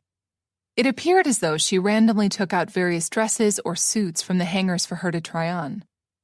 At some point, Mary figured out that there was a method to the madness. Ruby was trying to give her a makeover. Mary paraded in front of Ruby in the dresses made in the latest fashion as she sat on the sofa drinking champagne, scrutinizing her. It was all done under the watchful yet helpful eyes of a saleswoman. That just arrived today, the clerk provided. I am so glad I decided to shave my legs. I don't think this is quite me, Mary confessed, looking dubiously at herself in the big mirror. She was wearing a sleeveless lime green dress, and to be perfectly honest, she hated it. Not because that was clearly something Ruby would wear herself, but because it didn't fit her one bit. I look hideous. Nonsense, Ruby replied, waving with her glass. It fits you perfectly. Besides, it's important to experiment in life. I don't feel comfortable in it. Mary was sure the sleeveless piece of clothing made her look unattractive and chubbier. That's just passing insecurity because you're not used to looking like that, Ruby countered. Even though what she said did make sense, Mary still didn't like it. We'll take it, she added with a smile, speaking with the saleswoman. Please, Ruby, don't, Mary begged, her voice carrying just a hint of panic. She didn't want to appear ungrateful, but the mere thought of owning something like this made her skin crawl. Overreacting? Perhaps that blue one? Mary offered as an alternative because she couldn't possibly appear to Ruby's party wearing this monstrosity. It looked as though Ruby wanted to argue with her and buy it anyway, but she reconsidered at the last moment. Are you sure? She asked instead. You look lovely, and I'm sure all will be dazzled at the party, especially the men who won't be able to keep their eyes off you. Mary knew Ruby meant that as the deepest compliment. That was not what Mary wanted. More to the point, being ogled all night was something Mary wholeheartedly wanted to avoid. At the same time, she was relieved that Ruby would let her make up her own mind. I'm 100% sure, Mary insisted. Very well, Ruby said, taking the last sip of her drink before turning to the other woman. We will take the blue one and the black one just to be sure. Oh, and I spotted those lovely shoes on the display. We will need a size 5.5. The saleswoman nodded and dashed away to do her bidding. Mary wanted to protest again, not wanting her friend to spend too much money on her. Once again, she didn't want to appear rude or ungrateful. The last thing she wanted was to hurt Ruby's feelings. She was so looking forward to this outing. If this means so much to her, then let her have it, she told herself. I'll go change, Mary said in haste before Ruby found anything else for her to try on. Besides, she needed to take this thing off, so she dashed to the dressing room. Once she was in her normal clothes again, Mary felt like she could finally take a deep breath. Perhaps Ruby was right. Maybe she was too snuggled inside her comfort zone and needed to experiment a little. There was experimenting a little by tipping the toes in the water, and then there was experimenting by doing a dive-in cannonball style. She was definitely ready for the former. Wearing that blue dress at the party would suffice. Mary emerged just in time to see Ruby going to take care of the bill, and she joined her. Glancing at the check, Mary was shocked, eyes bulging to discover how much those 3 items actually cost. Are they made out of gold? She wondered, threaded by fairies? What could possibly explain such a high price? Just in time, Ruby greeted her cheerfully. I added a little something while you weren't looking as a surprise, she added with a wink. Did she decide to buy me something else? The price to be paid for exclusivity or the illusion of it was often too high, and in Mary's opinion, complete madness. Clearly, Ruby did not share her views. Mary stopped Ruby from giving her credit card to the woman by the register. Then she moved them away so as not to be overheard. Mary? You know that I appreciate everything you are doing for me, but you really don't need to do this, Mary said, hoping her friend wouldn't take this the wrong way. I know I don't have to. I want to, she replied, returning to the cash register and giving her card away with a big smile. Mary groaned inwardly, following after her. That's too much money, Mary said in half a voice, leaning toward Ruby, not wanting to cause a scene. It's my money, so just be a good friend and say thank you, Ruby snapped, getting disproportionately angry for a moment. It was such a difference from her previous mood that Mary and the woman working there both recoiled. Just as fast as it appeared, the emotion disappeared and Ruby was her radiant, smiling self again. However, the damage was done and Mary felt beyond dumbfounded. What just happened? Did I hit a nerve? Did I hurt her feelings? She started to stress. Perhaps Ruby was right. She was being rude when the other woman did nothing wrong. The fact that Mary felt uncomfortable had nothing to do with Ruby. Those were her own insecurities, and she shouldn't project them and make other people unhappy. Realizing that, she started to feel guilty. You're right. I'm sorry, she said with the utmost sincerity. It's just that I'm not used to all of this. She waved vaguely all around them, hoping that her meaning was clear. It was. Ruby's smile grew wider. Well, it's time for you to get used to it because I plan on spoiling you rotten. Hearing her say that, Mary choked up and had to fight back the tears at the corner of her eyes. feeling as though something like that would only be said by a close relative or even a mother with affection. Luckily, Ruby didn't notice. She offered her the bags with the items she'd just purchased. "Here you go." "Thank you, Ruby," Mary said, accepting them. "You are most welcome," she replied, taking her by the elbow and steering her toward the exit. "Now, let's go and have some delicious pasta. I'm ravenous." Chapter 9. "Look at you," Nick snapped, looking at her with eyes that were filled with hate, loathing, and disgust. It broke Mary's heart to see him like this. Where did that caring man disappear to? Why doesn't he love me anymore? He looked as though he regretted ever meeting her, like he wanted her to disappear. Like always, Mary tried to get away from him, yet he followed her around the house spouting all kinds of insults at her expense, bringing tears to her eyes. Finally, he cornered her in the bedroom. "Please don't," she cried out, and Nick ignored her pleas, wrapping his hands around her neck and starting to squeeze. This is it, she realized as her heartbeat sped up like crazy. Nick will be the end of me. "No," she insisted, trying to fight him off. Unfortunately, she was just too weak. "No, please don't." And then something started to happen. Nick's face started to change. If she weren't already beyond scared and in shock, Mary would certainly completely freak out at seeing his face melt. All of a sudden, it wasn't Nick standing in front of her anymore. It was Ruby, and she was smiling. Mary felt so relieved. Her legs felt weak, and Ruby kept her up. "Look at you," Ruby said right before she hugged her. At first, Mary returned the embrace with all her might, feeling happy her friend was there and had somehow saved her from Nick. Thank God. But then she didn't let go, squeezing harder and harder, not allowing Mary to catch her breath. "You are perfect," she said. Mary tried to move away and couldn't. She was still standing in that damn corner, and Ruby was hugging her so tightly that Mary began to be panicky again. Pretty soon, she started having serious troubles taking a proper breath. "Ruby, please let go," Mary managed to choke out, her throat feeling raw and burning after Nick's abuse. "I can't breathe."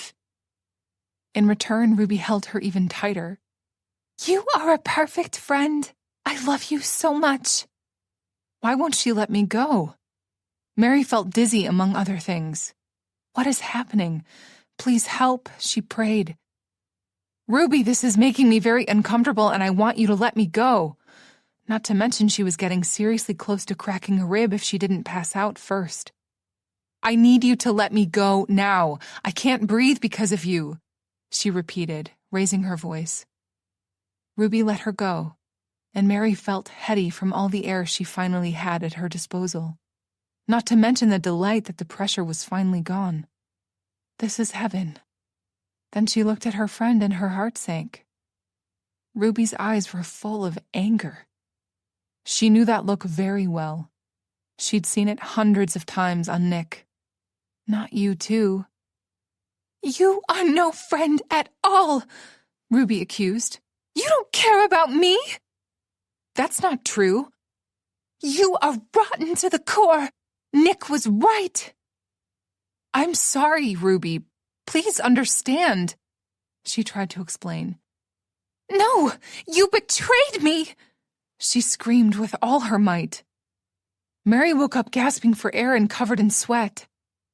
"It's all right. It wasn't real," she tried to reassure herself and her raging heart. It had been a while since she'd had a nightmare. It was just that this time there was a twist, and a very disturbing one at that. This was the first time Ruby was a part of it, and the nightmare really left an impression on Mary, to say the least. She couldn't stop thinking about it all day. She tormented herself with all kinds of thoughts. What could all this mean? Why her? Why like that? Overall, it was maddening. Ruby sensed something was wrong when they talked over the phone, and Mary played dumb and insisted everything was okay. I'm very excited about the party. Me too, Mary replied absent-mindedly. Another one of my dear friends confirmed her attendance. I'm glad. Later on, she confided everything to Dr. Carson. She just couldn't shake the feeling that dream awoke in her and simply had to share. Are you sure it was her? He asked after she finished describing the dream. Yes, without a shadow of a doubt. And this was the first time you've had this particular dream. Mary thought about that for a moment.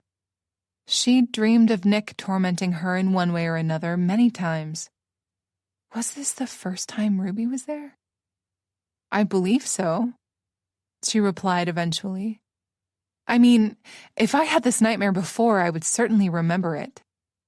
You appear really shaken up by it, he observed. That was because she was. Do you feel like Ruby is smothering you? Mary expected some form of this question to arise, so she'd spent the whole day trying to figure that out. If she didn't, then what was the point of that dream? And if she did, then what did that say about her and her unwillingness to break the friendship? On and on it went inside her head, giving her a mighty migraine. Mary wasn't sure. It was true they spoke on the phone daily, usually for hours, and they went for walks, lunches, and all kinds of events. And the latest outing was shopping for the party. Nevertheless, wasn't it normal to spend time with friends? The thing that did stand out for Mary was the fact that Ruby had offered to take care of her Nick problem. Once again, she couldn't say whether that was normal. In the end, she listened to her heart. Well, to be perfectly honest, it does feel a little bit clingy. She made a small pause to collect her thoughts before continuing. At the same time, she felt like she couldn't judge Ruby for wanting to hang out. And she certainly wasn't about to dispose of her one and only friend simply because Ruby was a little bit lonely and perhaps even desperate. God knew Mary was the same way. She told as much to Dr. Carson. They all had issues, one way or the other, and perhaps this was Ruby's. Mary would be a rotten friend if she couldn't accept that. All right. If that is your judgment, then I'll stand by you, Dr. Carson replied, hearing her out. However, please always stay cautious of your feelings and intuition, he advised. When you're feeling confused, your intuition will often steer you in the right direction. Honestly, Doctor, I think my intuition fell asleep or is in a coma for all the help it provides, she joked. He looked at her with an amused expression on his face. You are more intuitive and stronger than you believe. I've already told you that, he insisted. It's just a matter of listening to it. Yes, he had said that to her a couple of times, and maybe someday she would believe him. In this case, regarding Ruby, I believe that is of utmost importance. Why do you say that? She asked, since his words confused her a little. Not to alarm you, he emphasized. You might be right about Ruby's loneliness, but to me, based on what you've told me, she seems a little unstable. Unstable? It was hard not to get alarmed after something like that. Yes. However, at this point, it's just a precaution. I clearly don't have enough information to make any assumptions. It's just that it's better to be safe than sorry.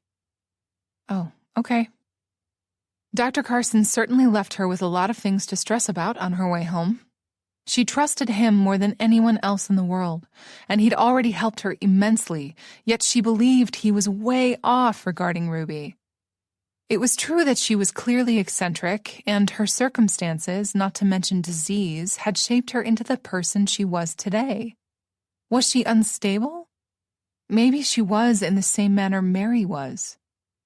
That night, the nightmare made a comeback, and once again she woke up traumatized beyond measure.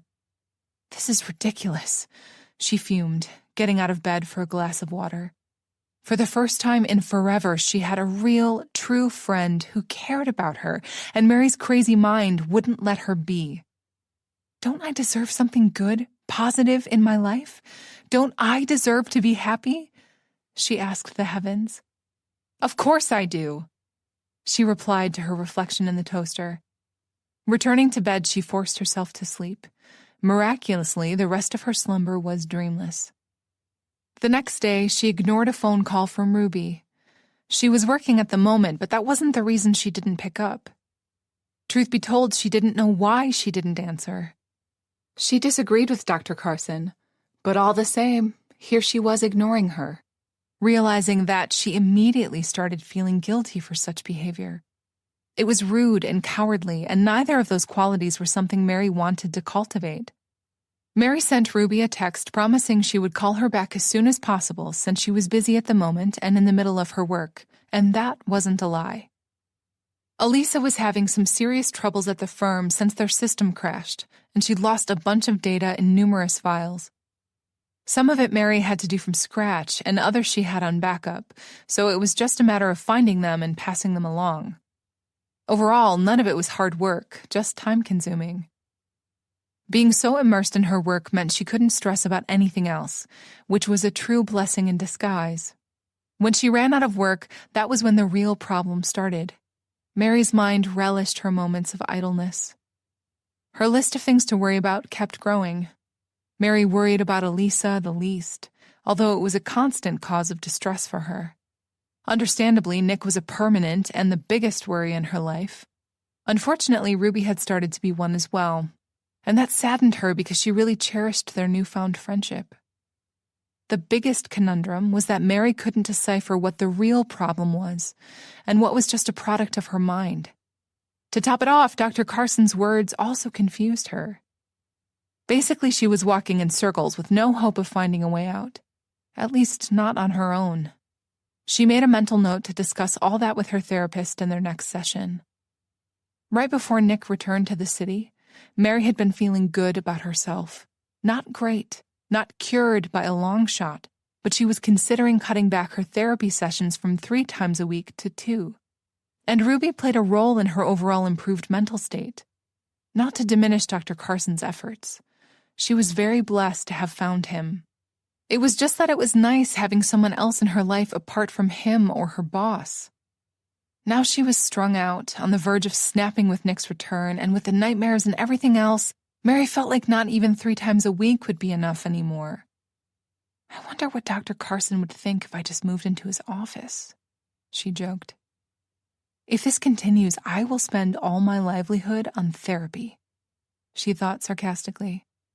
Then she chastised herself for having such thoughts since mental health had no price. Blissfully, she received another urgent message from Elisa and had to refocus and return to work. Unfortunately, knowing herself, this was just a small distraction and her mind was going to continue to torment her at the next convenient moment. Lucky me. Chapter 10. Mary had another hectic day. Elisa's firm didn't manage to fix all the problems. They suspected it was some kind of a cyber attack orchestrated against them, so Mary's boss had to work from home for the time being, using an old laptop and her mobile phone to conduct business. All that meant Mary had to do things she usually didn't. Not that she minded. Elisa paid her handsomely for that and promised a bonus for all the trouble. Mary was grateful for the workload since she could really use the extra money for the bills. It would be nice to finally be debt-free. Though being completely debt-free in this day and age felt like a pipe dream. Her food supply was running low as well. If things didn't start to change pretty soon, she would break a Guinness record in eating ramen noodles every day for lunch. It was a true miracle she wasn't sick of eating them already. Nick hated them, like everything else that had carbs, and always grumbled when she made them, saying they were going straight to her thighs and belly. Now she could eat as much as she pleased. Is that a good thing or a bad thing? She wondered. Remembering how Nick had constantly made her feel bad for all kinds of reasons, her looks, her cooking, her housekeeping, she concluded it was definitely a good thing. Nick's leaving her was the best thing that could have happened to her. That thought made her pause. That was the first time she'd thought it, and the realization that she actually meant it made her smile. In that name, she planned on celebrating with a bowl of soup as soon as she finished with her work. Finally, she mumbled, almost 10 hours after waking up and starting to work, powering off her computer. She'd finally finished everything and was feeling beyond spent. Mary instantly stood up, trying to stretch her stiff limbs. Despite everything, she liked days like this because it made her feel quite accomplished. Only then did she realize how hungry she was. Mary had completely forgotten to eat all day while working. That just means the blue dress is going to suit me perfectly now, she joked, going to the kitchen to fix herself a bowl of noodles in haste. As she waited for the water to boil, she absent-mindedly glanced toward the calendar and froze. I can't believe I forgot what day it is, she chastised herself. In all this craziness, Mary had forgotten that today was her grandmother's birthday. Finishing her meal in record time, she dressed and ran out the door. She always paid her Nana a visit on her birthday, and today wasn't going to be any different. Mary didn't like how late in the day it was, but that didn't stop her from going. If only Dr. Carson could see me now, he would be so proud, she joked. 2 train rides later, she arrived at the cemetery where Rosetta Wright was buried. Hey, Nan, Mary greeted, plopping down on the ground next to the tombstone. Happy birthday. She placed the fresh flowers she'd bought, replacing the old ones. There, don't they look lovely? Her grandmother always liked flowers. And I got you this as well. Mary pulled out a Tootsie Roll from her pocket and put it next to the flowers. Her Nan had a sweet tooth, and Mary was the same way. I'm sorry I haven't visited you as much of late. I've been really busy, and Nick is back, so I'm not having the best of times. On the bright side, I made a friend, Ruby. I think you would like her. Mary spent almost an hour with her grandmother, filling her in on all her recent adventures and misfortunes, as well as her hopes and dreams. Not that she had many. Mary really missed her Nan. She was the only family she had in this world. Her grandmother had died of cancer when Mary was 21. The funny thing, yet not in a comical sense, was that she had never liked Nick, but she respected Mary's decision and stood by her on their wedding day. Mary believed the feelings of contempt were mutual. She was just too young and in love to think about that back then. At times, Mary wondered what would have been if her grandmother had forbidden her from seeing Nick or stood against the marriage. Probably nothing good, she thought, fearing the outcome would have been the same. Being in love, Mary would have done anything to be with Nick, including disobeying her grandmother, cutting ties with the only person she had in this life. And that was truly tragic and made Mary sad. At the same time, who knew? If her grandmother had lived, perhaps things would have turned out a bit differently. At the very least, Mary wouldn't feel so alone at the moment. I really, really miss you, she told her, wiping a few tears from her face. And I love you. She could almost hear her grandmother saying that back to her. I'll come again soon, Mary promised and got back up on her feet. After she kissed the cold stone, she started walking toward the exit. The sky was starting to darken and Mary picked up her pace. Coming to her grandmother's grave always filled her with bittersweet emotions. She missed the only mother she had like crazy and felt a void inside her heart that nothing else could fill. But coming here made her remember all the good times, memories they shared, and that was somewhat comforting. Remembering her childhood always filled her with peace and love. Mary was thinking about her grandmother and that famous strawberry cake she used to make for her birthday. It was just mouth-watering. Her phone started ringing, and Mary answered without checking the caller ID. You never called me back, Ruby accused instead of greeting her more properly. There was a hint of hurt in her voice. Mary hoped she'd imagined it. I am so sorry, Ruby, Mary replied in haste, wanting to smack herself across the forehead. I completely forgot. I see that. It's been a crazy couple of days, Mary said lamely, hoping Ruby wasn't too cross with her. Are you still working? I don't mean to bother you. No, you are not bothering me, Mary reassured. And no, I'm not working at the moment.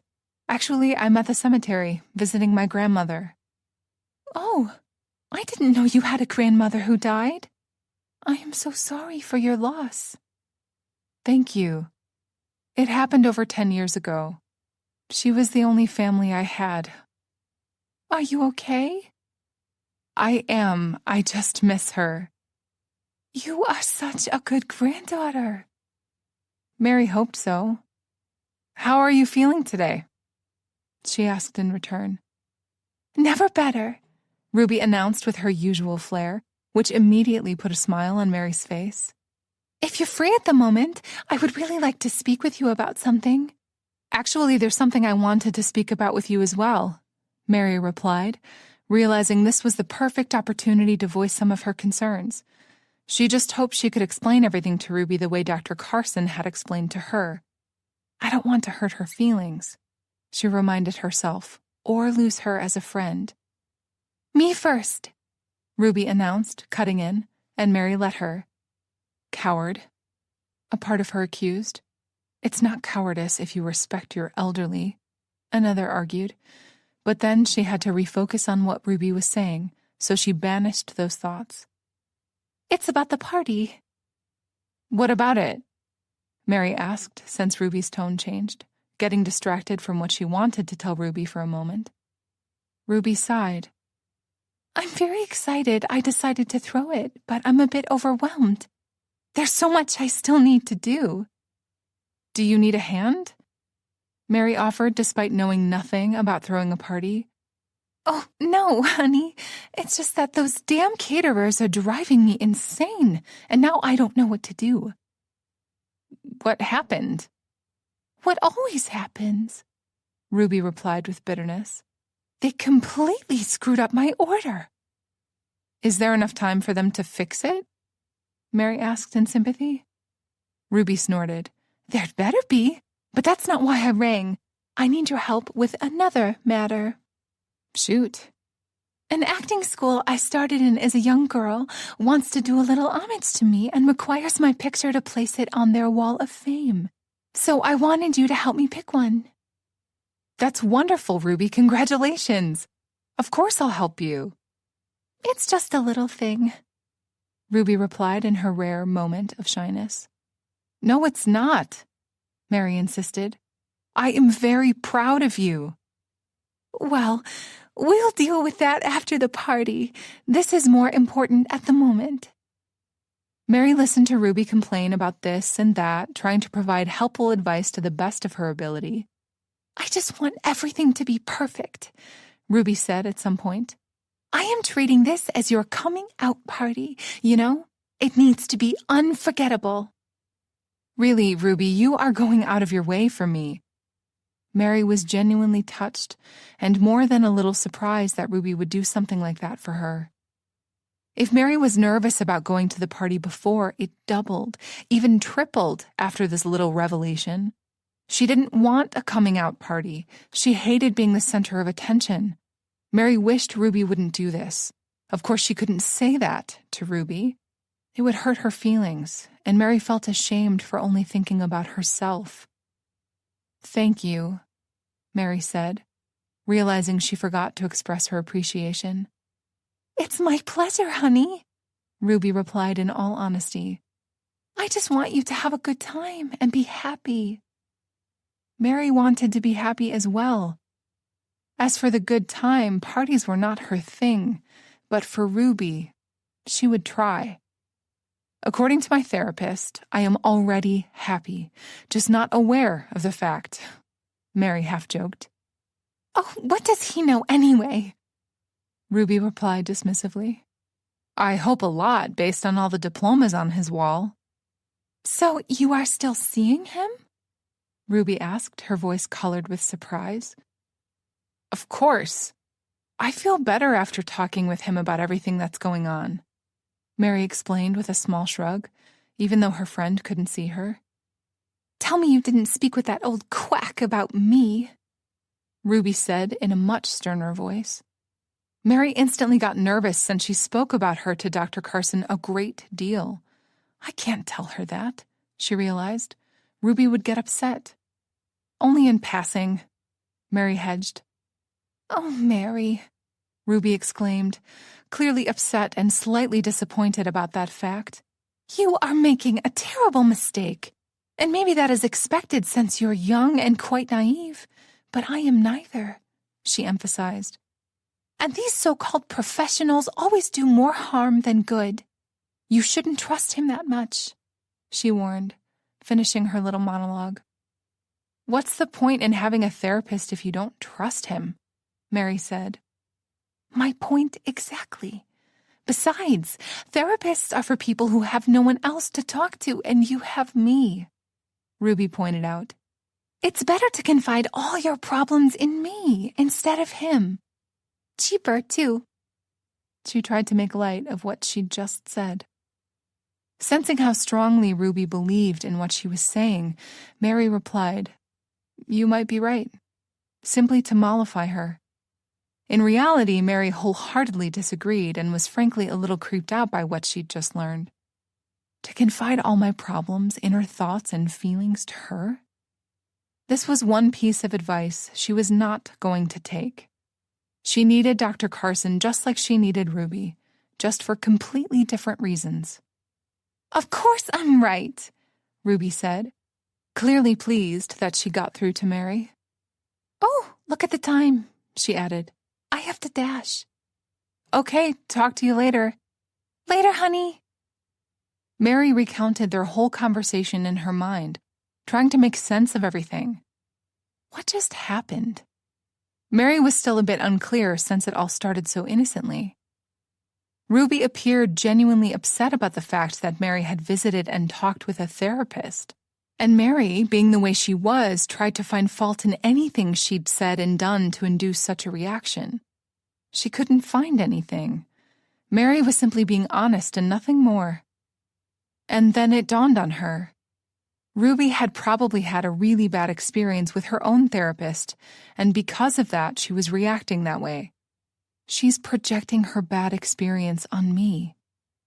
Satisfied with that explanation, Mary picked up her pace again, not wanting to miss her train. It was getting really dark now, and she wanted to get home as soon as possible and just go to bed. This was a tiring day, and she needed a rest, preferably one without nightmares. A girl can hope.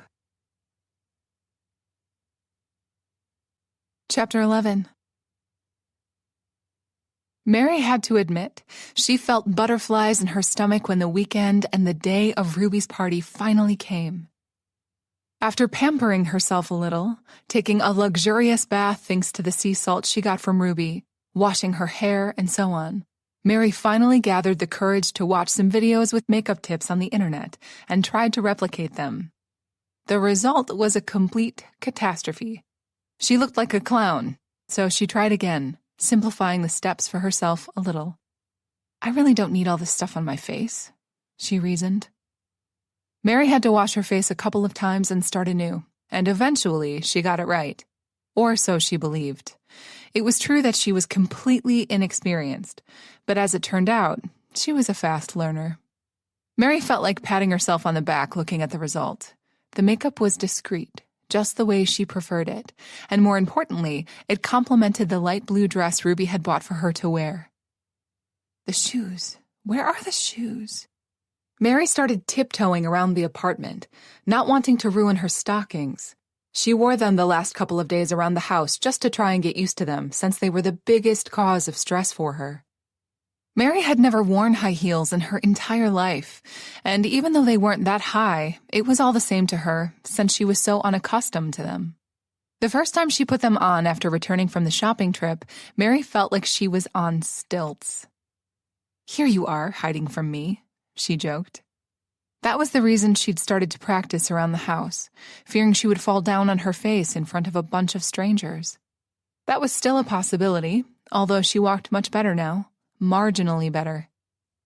At times she felt as though her grandmother had raised her in a cave, which wasn't true.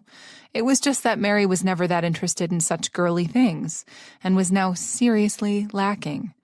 The catching up was tiresome, and making her feel more self-conscious. Mary didn't bother with her hair much. After washing it, she let it dry naturally, and the curls fashionably framed her face on their own. Take a deep breath, and don't worry. Tonight you'll have a great time and won't fall down. Or if you do, fake that you broke something and run away, she advised herself in good humor. When she was somewhat satisfied with what she looked like, she set out to Ruby's apartment. The subway ride dressed in heels was a story to itself, full of ups and downs, yet Mary wasn't going to dwell on it. Mary was satisfied to discover that she managed to arrive just on time. "And the most special of guests just arrived," Ruby announced, being her usual self as she opened the door for her. Mary felt a bit uncomfortable entering as everybody turned to look at her, and she forced herself to smile. "You look gorgeous, Ruby," Mary complimented her host. Ruby was wearing a yellow sundress with short sleeves and ruffles. It looked good on her, playful. "As do you," she replied. "And don't worry, I will point you to every eligible bachelor in here," she whispered to her in confidence. "Great," Mary mumbled in return, meaning anything but. Speaking of guests, Mary was surprised to see only a dozen or so people there. She attributed that to the fact that it was still early. Perhaps it's fashionable to be late to these things, she mused.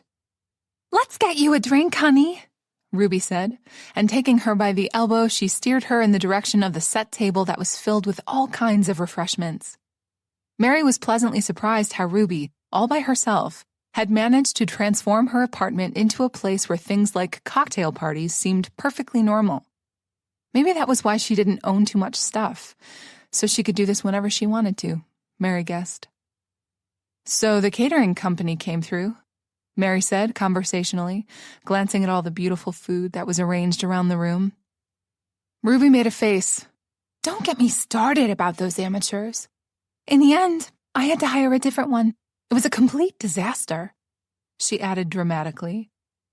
"This all looks perfect. You should stop stressing and just enjoy. You did a great job," Mary complimented, trying to calm her down. Ruby immediately smiled, taking a deep breath. "You really mean that?" "Yes." "Thank you for saying that. Sometimes I can be a little too detail-oriented." She offered her a glass of some kind of a punch, and Mary accepted it. "Now, let's introduce you to all these fine people." Mary forced herself to smile while nodding. "Lead the way." Ruby did, and Mary took a sip of her drink, needing some liquid courage to pull this off without embarrassing herself or her friend. The punch was delicious, fruity and not too strong, so she took another sip. True to her word, Ruby introduced her to every single person who was at the party, offering a little tidbit about them, their career paths, with marital status included, of course. Mary shook hands, smiled a lot, and tried to talk with some of them in return, which, as it turned out, wasn't an easy thing to do. Mary didn't want to criticize Ruby's friends since she'd just met them. All the same, Mary's first impression of the lot was that they all appeared aloof and unfriendly, and that surprised her a great deal since Ruby was the complete opposite, and Mary had believed her friends would be the same way. On the other hand, look at Mary. She was also a complete opposite to their host, so perhaps Ruby had a type. Slightly awkward and antisocial people? Mary really tried to engage with a few of the guests, yet their conversation didn't move on past the weather or how much they enjoyed something they ate or drank that evening. The only other available topic was acting, and Mary knew even less about that than what type of cheese went with what kind of wine. She felt like giving up. Are all people in show business like this? Looking at Ruby, who was in the middle of some vivid conversation with some gentlemen, Mary knew the answer to that question was a no. Or maybe Ruby had escaped that whole scene in time and preserved her true self. Overall, Mary was getting bored and depressed, thinking the other guests didn't want to engage with her because they deemed her beneath them in some way. "Stop thinking like that," she snapped at herself, irked. She hated that her default settings were always to try and find fault in her own behavior. "I am worthy of someone's time and affection," she reminded herself.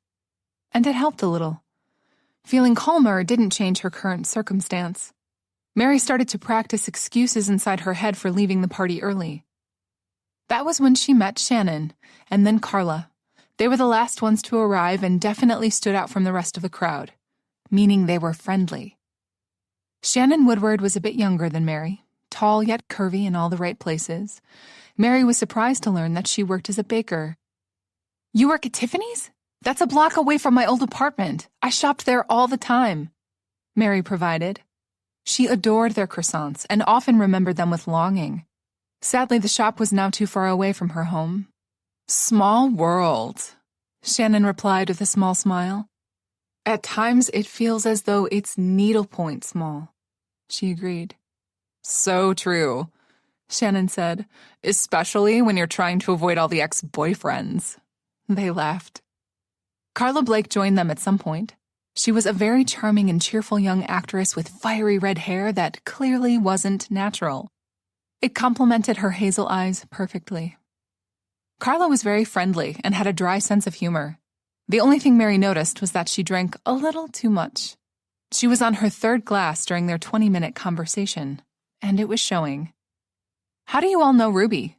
Mary asked, curious to hear if all their stories were equally dramatic. "Well, Ruby is one of the regulars in the bakery, but we just met, actually," Shannon answered. "She has a real sweet tooth." "She really does," Mary replied with a small smile, remembering their adventure to the pastry shop. "And how about you, Carla?" She giggled before answering. "I know dear old Ruby professionally." She slurred her words just a little.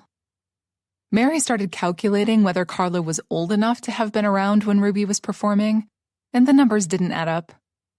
Apparently, Shannon came to the same conclusion and they shared a look. Mary was about to ask the girl another question when Ruby appeared at her side. She was being her flamboyant, radiant self the whole night, playing the perfect hostess, spending an equal amount of time with each guest so all would feel special and welcome. Ruby was the ideal social butterfly, and at the moment, she glided toward Mary's company. "I am so glad you all managed to come and meet one another," she trilled. Mary was glad she was having a nice time. "Thank you for inviting me," Shannon said politely, and the rest agreed. "Are you having a great time?" Ruby wanted to know, fussing over whether they had enough to drink or eat. "The best of times," Carla replied and giggled again, knocking the contents of her glass. Ruby looked at her with a small frown. "We are, Ruby. This is wonderful," Mary added, trying to smooth things over. "Good," Ruby replied, clearly pleased. "Actually, we were all just comparing notes on how we met you," Mary said conversationally. "You know, I came to a wonderful idea just now," Ruby said out of the blue. "I would like to invite both of you," meaning Shannon and Mary, "to my lovely country house upstate." "I didn't know you had one," Shannon replied. "Oh, yes, but it's under construction at the moment." "Really?" Mary asked. "What kind of renovations?" "Nothing major, mostly cosmetic. It's another cause of stress in my life, I'm afraid." She sighed in a dramatic manner before smiling again. "Once it's finished, we'll go there and throw an even bigger party," she concluded.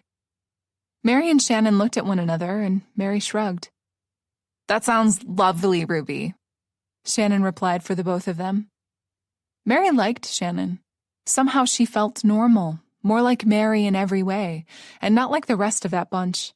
She had a normal job and a similar sense of humor, so maybe it was natural that they connected. As time passed, Mary noticed that most of the people at this gathering didn't seem to know one another, which she found very odd, since they were all pretty much working in the same industry. "This is a big city," she reminded herself. "Not all plumbers or lawyers know one another either." However, the thing she found most intriguing was the fact that all of their conversations were beyond shallow and acting-centered. So she stuck with Shannon and actually had a good time. "Did you have a good time?" Ruby inquired as she walked her to the door. When Shannon excused herself and left since she had an early shift at the bakery, Mary decided it was time for her to go home as well, although she didn't have an early start. "I can if I want to," Only then did she remember that Ruby actually asked her a question. "Yes, everything was great," she replied, hoping she sounded convincing since she'd decided to keep her true feelings to herself. Apart from Shannon and maybe Carla, there was not a single person at that party whom Mary wished to see again. Ruby's smile was radiant, clearly satisfied, and that was precisely why Mary lied. Chapter 12. In the next few weeks or so, Ruby threw 2 more of those gatherings and forced Mary to come as well. Forced was perhaps too strong of a word. Mary simply knew how much it would mean to Ruby if she was there, so she was. Her own feelings or thoughts about it didn't matter. Mary wanted her friend to be happy, feeling like she deserved it since she had so little pleasures in life because she constantly had to struggle with her disease, which was making her life difficult every single day. During all that time, Mary came to a certain realization. Ruby appeared quite desperate to impress her with all the connections she had in show business, and Mary just couldn't fathom why she bothered. It wasn't like Mary cared about such things. Perhaps she sensed Mary's reservation toward her friends and was trying to help her overcome it. Or maybe these were Ruby's own insecurities, needing to prove to herself that she was still important, that she mattered. So Mary simply played along and tried to fake having a good time. Luckily, the situation wasn't that dire. Both Shannon and Carla were there on both of those occasions, so Mary was in such good company that she did enjoy herself. However, anytime Mary broke away from Ruby to go and have a proper conversation with Shannon for a change, her hostess would track her down and drag her away, offering some kind of excuse. Mary would believe all was just a figment of her imagination if Shannon didn't say something similar. "She really loves being the center of attention, doesn't she?" Shannon asked at some point. "I think that's a personality requirement in her former profession," Mary joked, and they both laughed. "Here you are!" Ruby appeared seemingly out of nowhere. "It's really good to hear you laugh," she said. "I think so too," Mary replied in high spirits. "Come, I want you to meet a dear friend of mine. He's a showrunner," she explained in a serious voice like that was the most impressive thing in the world. Mary smiled at Shannon as she allowed Ruby to pry her away. Shannon smiled back. "Talk to you later." "Later." They were both quite amused by Ruby's behavior since it fit perfectly with what they'd observed earlier. Ruby needed to be in charge, and if someone was having a good time, she wanted it to be because of her. Mary couldn't judge her for that. She was clearly lonely and needed any kind of accomplishments in her life, no matter how small or trivial they appeared to be to other people. The showrunner was a complete bore, just like Mary knew he would be, so she excused herself as soon as was humanly possible without appearing rude. He was Ruby's friend, after all, and Mary didn't want to cause her any kind of distress by being uncivilized. She was strung out as it was by organizing these gatherings. The parties are only important to her and to no one else, apparently. Mary immediately felt ashamed for having such thoughts. "You looked miserable," Shannon commented good-naturally when Mary returned to her company. "I was," she replied honestly. "I must have said 'I see' at least a dozen times." Shannon laughed at that. "I know the feeling. Ruby introduced me to a promising new director, with a special accent on single." Mary felt slightly better that she wasn't the only one Ruby was trying to fix up with someone. Ruby came and interrupted them 2 more times. "She's really tied to you," Shannon observed. "She's a dear friend, if not a little clingy." "If not a little clingy," Shannon said, and for the briefest of moments Mary wondered, panicked, if she'd said that aloud. She hadn't. It was just that they were of the same mind. "I don't mind," she added. "That much." She winked. "Me either," Mary replied with a shrug. They all had issues, one way or the other. It would be hypocritical of her to not accept Ruby's when the other woman wholeheartedly accepted Mary with all her craziness. "I think it's understandable, considering what happened to her," Shannon said, snapping her from her reverie. Mary frowned at that. Did she mean how Ruby was left out of work? Something in Shannon's eyes suggested it was an entirely different matter, more tragic. Mary asked for clarification. Well, you know she's a widow, right? Yes, and her husband died shortly after the wedding. Did you know they had a daughter, too? No, really? That was news to Mary. She instantly wondered why Ruby had never mentioned her or invited her to these gatherings. Maybe they are estranged. Wait a minute, had? Mary asked, realizing what Shannon actually said. Yes, she died recently. That is awful. Mary's heart went to Ruby. She was holding up remarkably after such a tragedy. I know it is, and I think that's why she likes spending time with us so much, because we remind her of her daughter. Oh, Ruby. She is one brave woman, Mary commented, mostly to herself, yet Shannon heard her and nodded. She took out her business card and offered it to Mary. Give me a call if you want to go have a coffee or something. Her meaning was clear. To hang out without Ruby. Sure, she replied, accepting it. Mary was glad she'd made another friend.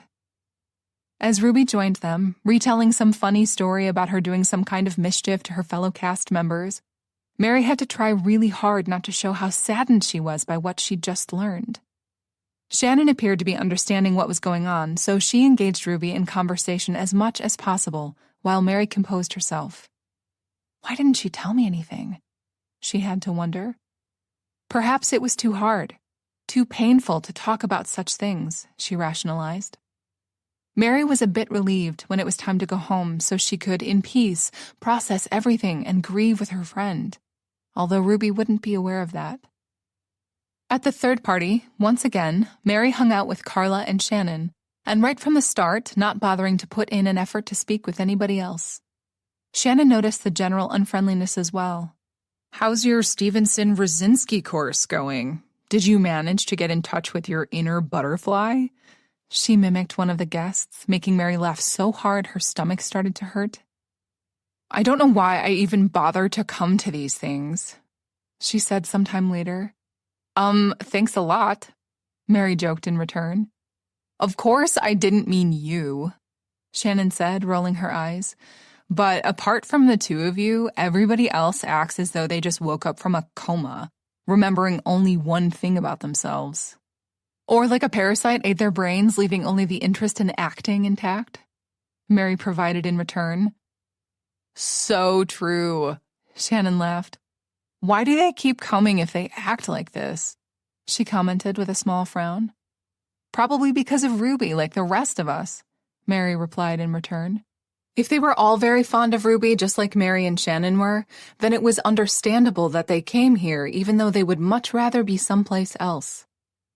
Before she could respond, Shannon's phone started ringing, and she excused herself. I have to take this. Mary nodded.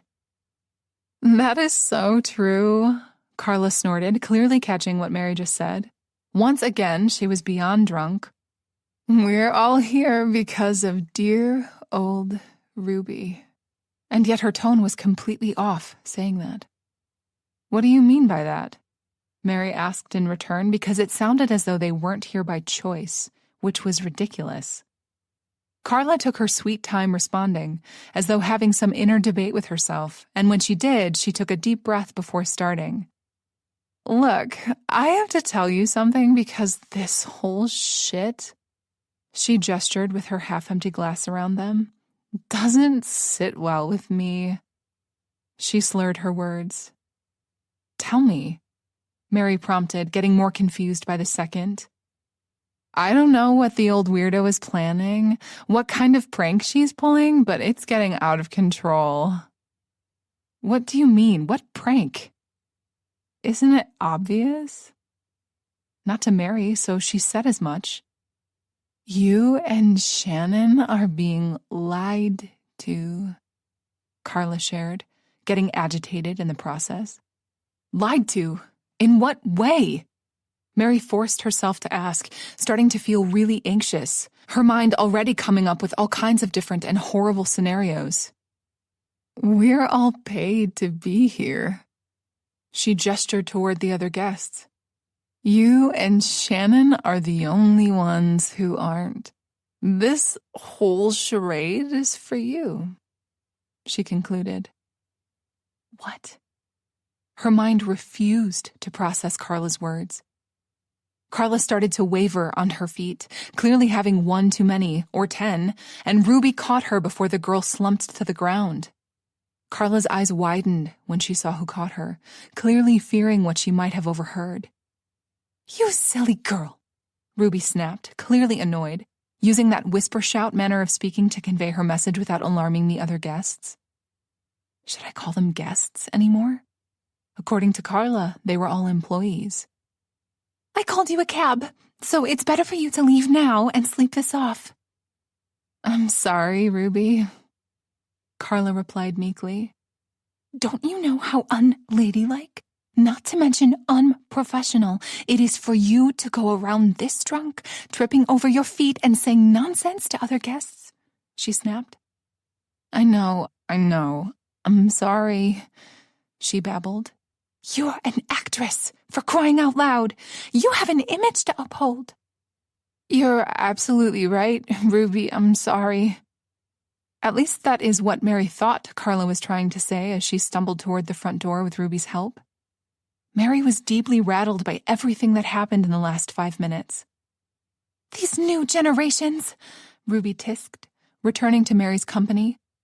"They have no true appreciation for this vocation. It's all money and fame for them." Mary was only half listening to Ruby's explanation since her mind was in shambles, spiraling out of control. She had so many conflicting thoughts and feelings she was just blocked, paralyzed, in shock, not knowing what to say or how to react. Mary couldn't help wondering how much of what the drunk girl told her was the truth, and not just a product of her alcohol intake. Besides, why would she make something like that up? On the other hand, Mary didn't know Carla that well, had only met her a couple of times and had spoken with her even less.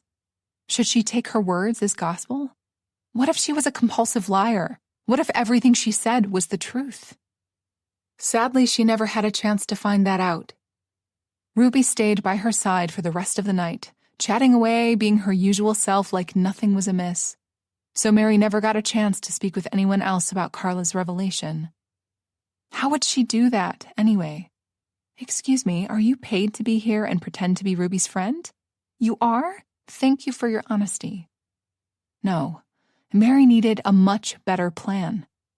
And then another person came to mind, whom she could confide to. Shannon.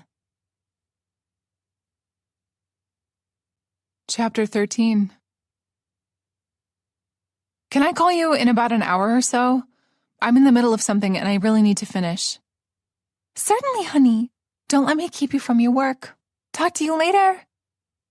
Hanging up, Mary took a deep breath and entered Dr. Carson's office.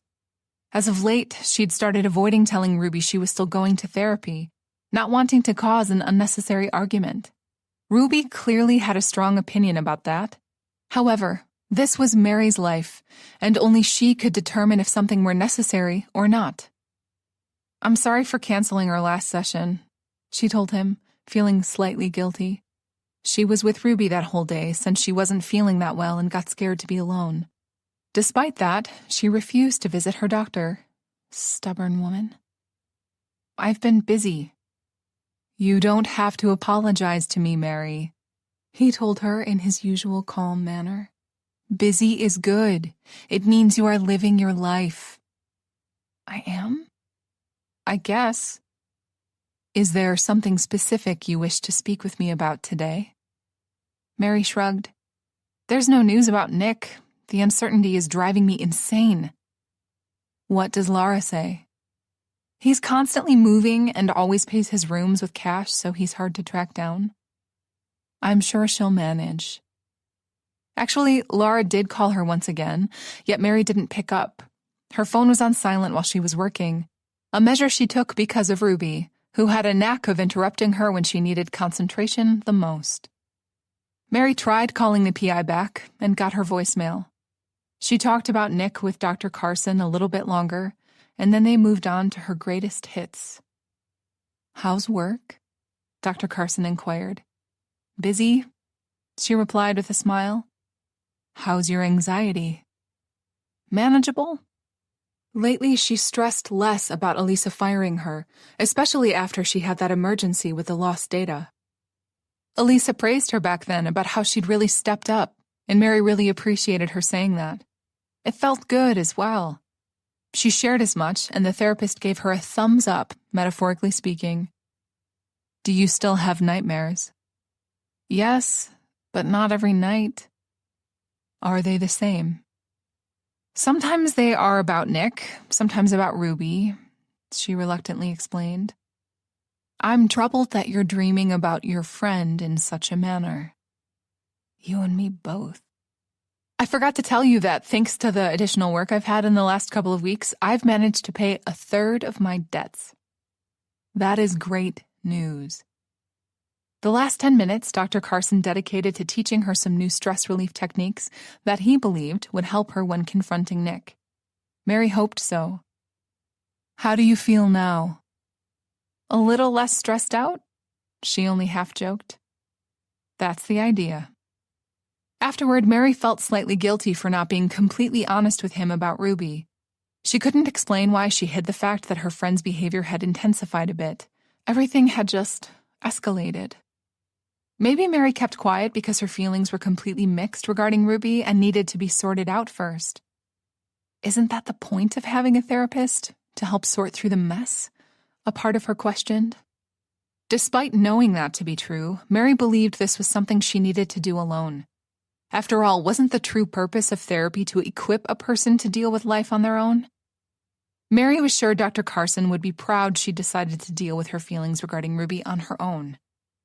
The trouble was, since that last party when Mary had learned certain things that may or may not be true, Ruby had started acting really clingy, more than before. She called Mary multiple times a day, even though they didn't have anything to talk about. Ruby also showed up a couple of times on her doorstep, unannounced, claiming that she was surprising her when Mary declined an outing or if she said she couldn't visit her. The first time she came, Mary was completely shocked to see her. "How do you know where I live?" "You've told me, of course," Ruby replied, wearing her trademark smile, dismissively waving her hand. "I did?" Mary couldn't remember when she did that, but Ruby certainly did. "Look, I brought you chicken soup from Alfonso's, since you said you feel a bit under the weather."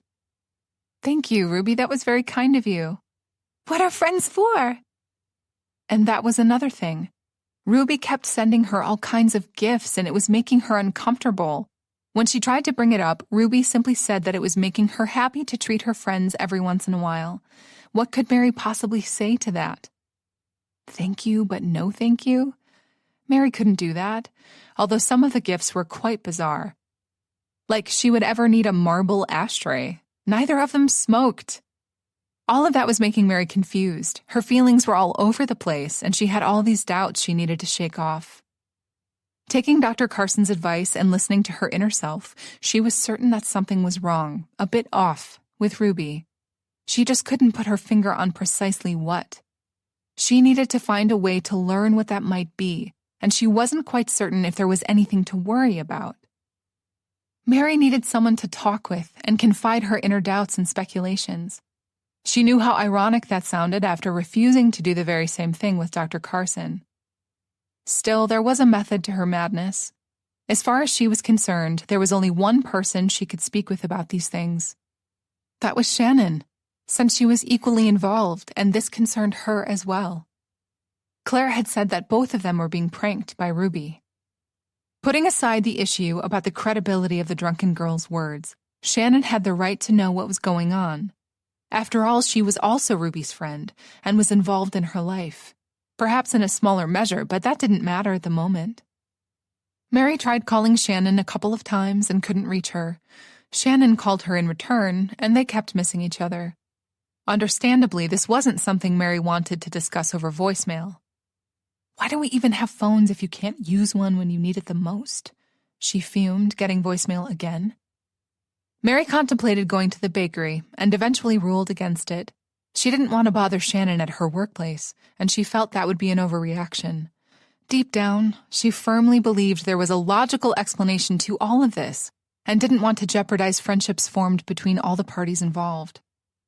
When her phone finally started ringing, Mary was relieved that Shannon was finally returning her call and she was actually there to take it. She really needed to speak with her, since two heads were better than one. Shannon appeared as though she was someone who could see through all the crap and decipher what was what. Grabbing the phone, she sighed, discovering it was Ruby calling her and not Shannon. Knowing from experience that it was better to answer her now than let her spiral, Mary did just that. "Hey, Ruby, I was just about to call you." Which wasn't a lie. Before the session, she did promise she would call, and she planned on keeping it. Despite everything else that was going on, Mary continued to consider Ruby a dear friend and cared about her a great deal. "I have some wonderful news," Ruby exclaimed in return. "Oh? Do share." "I found an old movie roll with a recording of one of my plays." "Really? That's awesome." "Well, yes. They recorded just a few, and this is the only one I have in my possession. I thought I'd lost it, and I had to beg John Clarkston for it for years." "I'm glad you found it. I'm sure that's a cherished memory." "Do you want to come and watch it with me? We can order takeout from a real restaurant, not some fast food garbage." That almost made her smile. Ruby always had standards to maintain, which wasn't a bad way of living. "I don't feel like socializing today. How about tomorrow?" Mary planned on spending the pleasant afternoon all by her lonesome self, and not just because she had a lot on her mind. She just felt it would be a nice change. "Why not? Are you feeling okay?" Ruby asked in concern. "I'm fine." Mary wished she just lied and told her she was busy, but Ruby managed to catch her off guard, and now she didn't have a plausible excuse. She couldn't just improvise. Her grandmother had always told her she was a terrible liar. "You don't sound like yourself. Are you sure you're not sick?" "I'm sure." "What is wrong with you? You should have said yes." And then she would have come here to look after her, and Mary would feel guilty. "You're worried about Nick, then."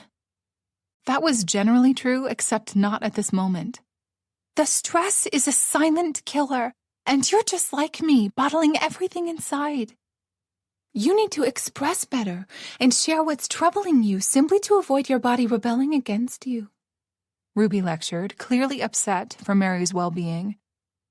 Mary was really tempted, for the heartbeat or two, to do something that was quite out of the ordinary for her. It was on the tip of her tongue to ask Ruby about her deceased daughter, simply to see if she would be so forthcoming and share. Mary refrained from doing such a thing. She wasn't a monster. Besides, it wasn't her place to question her friend about such matters that were clearly beyond painful. "I'm not worried about Nick. Everything is okay, so please, calm down," Mary said instead. "Are you sure?" 100%. "All right. Good," she replied, taking a deep, calming breath. "So, can you be here around 3? "Sure." "Excellent," Ruby cheered. "I'll pull the old projector out, set everything up, and order us some food when you get here," she explained. "That sounds great, Ruby. Want me to pick some dessert up?" "You read my mind, honey. See you in a bit." "See you." Hanging up, Mary couldn't believe she'd agreed to go despite wanting to stay home. Leaving Dr. Carson's office, Mary decided to start seeing Ruby less, feeling as though Ruby had started to rely just a little bit too much on her.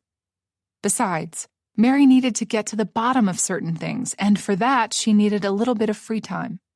Knowing fully well all of this, she still agreed to go to her, as though she was incapable of saying no to Ruby or disappointing her in any way. Perhaps that was her intuition telling her that she actually didn't believe what Carla said to her. She was drunk, saying stupid things and nothing more. With her mind somewhat set, she dressed and walked out the door. Chapter 14. One night, quite unexpectedly, the last person she believed would call her did just that. What does he want? Mary felt slightly nervous looking at the flashing screen. You have nothing to be nervous about, nothing to be afraid of, she told herself with conviction, and that helped her answer. You took your sweet time answering, Nick growled at her. Hello, Nick. Mary was very proud of herself and the fact that her voice stayed even. I can do this, she repeated like a mantra. Don't you hello me, he snapped back. Nick sounded very drunk and aggressive. Neither one of those things was a novelty for her. Apparently, he still hadn't realized the error of his ways. No matter what, that saddened her a little. You have some serious explaining to do. He slurred his words so badly that it was hard keeping up with him. Once upon a time, she spoke drunken Nick fluently. Who knew it would only take her a couple of months to forget it? Not that she was complaining. Look who's talking, she said before she could stop herself. She couldn't believe he had the nerve to say something like that to her. Him, whose list of sins was a mile long. On the other hand, confronting him was one thing. Agitating him was something else entirely. It would be prudent if she could rein in her temper from now on when dealing with him. I'm coming over, he announced abruptly, returning her to the here and now. Good luck with that, since I had to move out from our apartment because you took all my money, she countered, feeling like a pat on the back was in order for her handling this like an adult. She wanted to say robbed me blind and managed to remain diplomatic. Dr. Carson would be so proud of her. Is that why you did it? Out of revenge? He accused. I always knew you were a spiteful woman. His rant made her pause. What was this drunken idiot talking about? Not even his usual insults hurt as much. All that gave her the strength to persist. What are you talking about? She countered. You know what you did. Okay. Look, I don't have time for this madness. When you sober up, if he sobers up, she corrected, we need to talk. It was time they ended this tragedy called marriage. Don't you dare use that tone with me, he growled. I'm hanging up now. Mary was in the process of doing just that when he continued speaking, and the first couple of words made her waver. Our old landlord gave me your new address, he said smugly. I'm coming now, and you'd better wait for me. With that, he hung up. That old bat had always favored Nick over Mary, so it was no wonder he'd ratted her out. All those drunks like to stick together. I hope there is a special place in hell for men like that. What on earth are you thinking about? She snapped at herself. She must be in serious shock if she was thinking about something so trivial as her precious landlord, other than the fact that Nick was coming over. Nick is coming over. Finally started to sink in.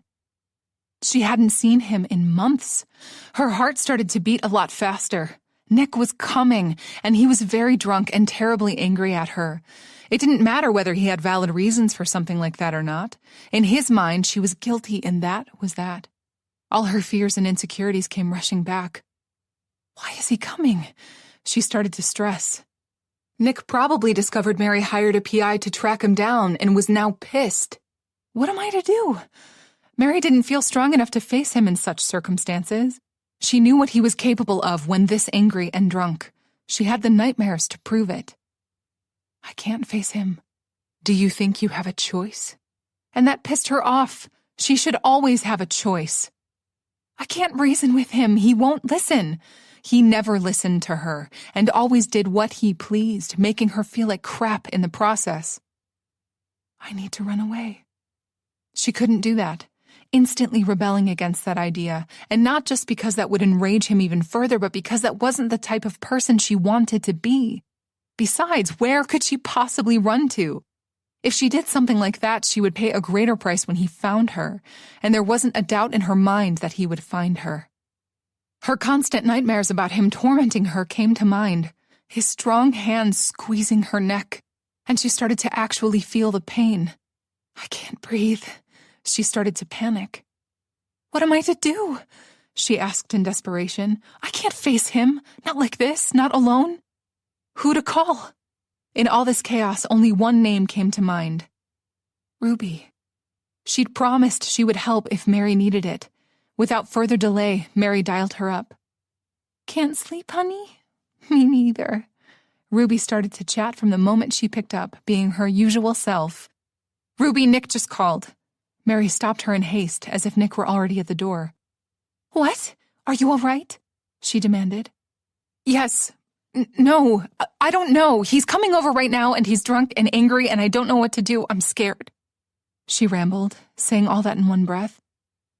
Calm down. I'm on my way. With that promise, Ruby hung up. That didn't calm Mary down. She continued to stand by the door, clutching the phone with all her might. Ruby wasn't going to arrive here on time, and even if she did, how was she going to fight Nick? Stupid woman, what did you do? I can't see him, I just can't. 15 minutes passed, and as she stressed, paralyzed to do anything other than that, someone started banging against her door. Ruby? She inquired in a half voice. Mary, open up! Nick started to shout. I know you're in there. I can hear you. Let me in. He banged against the wooden door with all his might. Oh no. He's here. He really is, and now he's gonna... Mary stopped herself right there. Go away, Nick. I don't want to talk to you. She yelled in return, needing him to hear her through all the noise he was making. You witch! He accused, while continuing to pound. He heard her okay. Open this damn door for me right now, he demanded, trying to break the door down. The suddenness of it made Mary scream. He's going to break in. As he continued to rage, panic inside her overrode everything else. Calm down. You're safe. You're not helpless. She repeated those words like a mantra. You did this to me. You will pay. Nick sounded beyond reach, consumed with rage. That was when she feared him the most. You did this. You! Did what? Mary shuddered as her front door shook again. She was dubious whether it would hold or not. It will hold. It has to. What are you talking about? She countered, hoping she could placate him in some way so he would peacefully leave. Yeah, right. Gretchen broke up with me because of you. You poisoned her mind, he raged. Is he crying? Wait, who is Gretchen? Mary quickly put two and two together. Apparently, Gretchen was the name of his child girlfriend. Well, child ex-girlfriend, she corrected herself. And for some reason unknown to her, he was convinced that she had something to do with their breakup. That was preposterous. Mary would never do such a thing, not in a million years. If she left you, that is because of you. You are a narcissistic asshole. God, I wish I had been that smart and dumped you a long time ago, and spared myself a lot of misery and heartache in the process. So much for placating him. Mary was proud of herself and the bravado she was sporting. As was expected, Nick didn't receive her words that well. You fucking liar. I will teach you a lesson not to mess with me.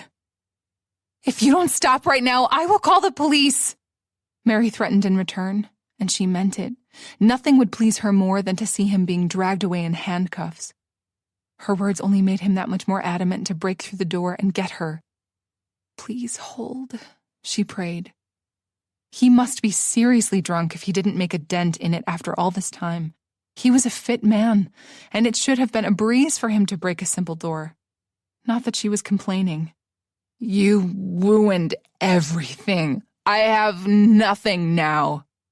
He'd completely lost his mind. That's it, Nick. I'm not kidding around. I'm dialing the police. Listen. Mary really started to dial 911, chastising herself for not doing that sooner, when something made her pause. Step away from the door, you bastard! Mary heard a very familiar voice shouting. Ruby. She really came and was apparently trying to drive Nick off. Leave me be, you old crone, Nick yelled, but he was clearly thrown off balance. Mary started walking toward the door, yet something stopped her midway. Stop acting like a coward. Unfortunately, her legs wouldn't budge. "This doesn't concern you. I'm allowed to speak with my wife." Mary scowled. So I'm a wife now? Nice for him to remember. Not that she cared. Mary couldn't wait to divorce his sorry ass and get rid of him once and for all. She didn't feel like being tied down to this asshole a second longer. Not to mention he was a dangerous asshole. "You're not allowed to act like a raging lunatic," Ruby countered. Mary could hear her much clearer now, which meant she was actually standing next to Nick now. "I said leave, and don't make me repeat myself." "If you don't leave, I promise you will regret it. Hey, let go of me," he added in a completely different voice, clearly surprised for some reason. "I won't let you bully her any longer." Ruby was determined. All of a sudden, Mary started hearing some kind of a commotion going on out there. Are they fighting? Mary was horrified by that notion. The possibility of Ruby getting hurt because of her was what finally propelled her to action. She practically lunged at the door. As she started unlocking it, a particular cry echoed through the building. "Oh no, Ruby!" Mary panicked, doubling her efforts, but she was all thumbs and clumsy. It took her a few precious seconds more to finally unlock the door. When she managed to get out, Mary arrived just in time to see Nick pushing Ruby down the stairs. "Nick, no!" Mary screamed. Yet it was too late. Ruby started tumbling down the stairs, and the only thing Mary could think about was that Nick had probably killed her friend. Ruby fell awkwardly on her hand on the landing and screamed one last time in pain. After that, she stopped moving. "What did you do?" Mary screamed at her husband. He'd hurt an innocent woman whose only crime was defending Mary. Nick clearly realized the very same thing and fled without uttering another word to her. "Ruby," Mary said in a panic, rushing toward the unconscious woman. "Ruby, please wake up." She pleaded with all her might, taking Ruby into her arms. "Please, please wake up." "Oh no, this is all my fault. This is all my fault." Chapter 15. Ruby came to, and Mary sent her thanks to the heavens. "Thank you, God, for all your mercy." Ruby was pretty banged up, and her left wrist was broken. Yet she was alive, and that was the only thing that mattered at the moment. That didn't mean Mary was off the hook, so to speak. She was steeped in guilt. She shouldn't have called Ruby in the first place. What was she thinking? That was the problem. Mary wasn't thinking in those moments of panic. She acted purely out of fear, and now she had to live with the consequences. "I am so sorry, Ruby," she said for the 100th time. Once Mary managed to revive Ruby and discovered her wrist had sustained the biggest damage, she rushed her to the hospital. "I'm okay, honey," Ruby reassured her, also for the 100th time. "An injured wrist seems like a fair price for getting rid of that ruffian," she joked as Mary cringed. "Please don't say that. Besides, it's not injured, it's broken," Mary countered. Ruby waved dismissively with her good hand. Entering the receiving area of the emergency room, Mary was shocked to see how many people with all kinds of injuries waited to be attended to. At the same time, in a big city like this one, it was to be expected.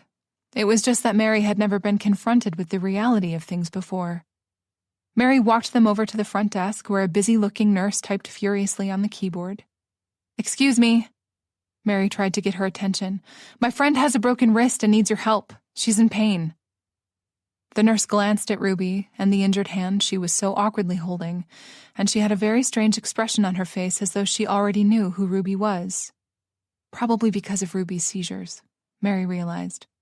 "Certainly," the nurse replied dryly, offering them some papers.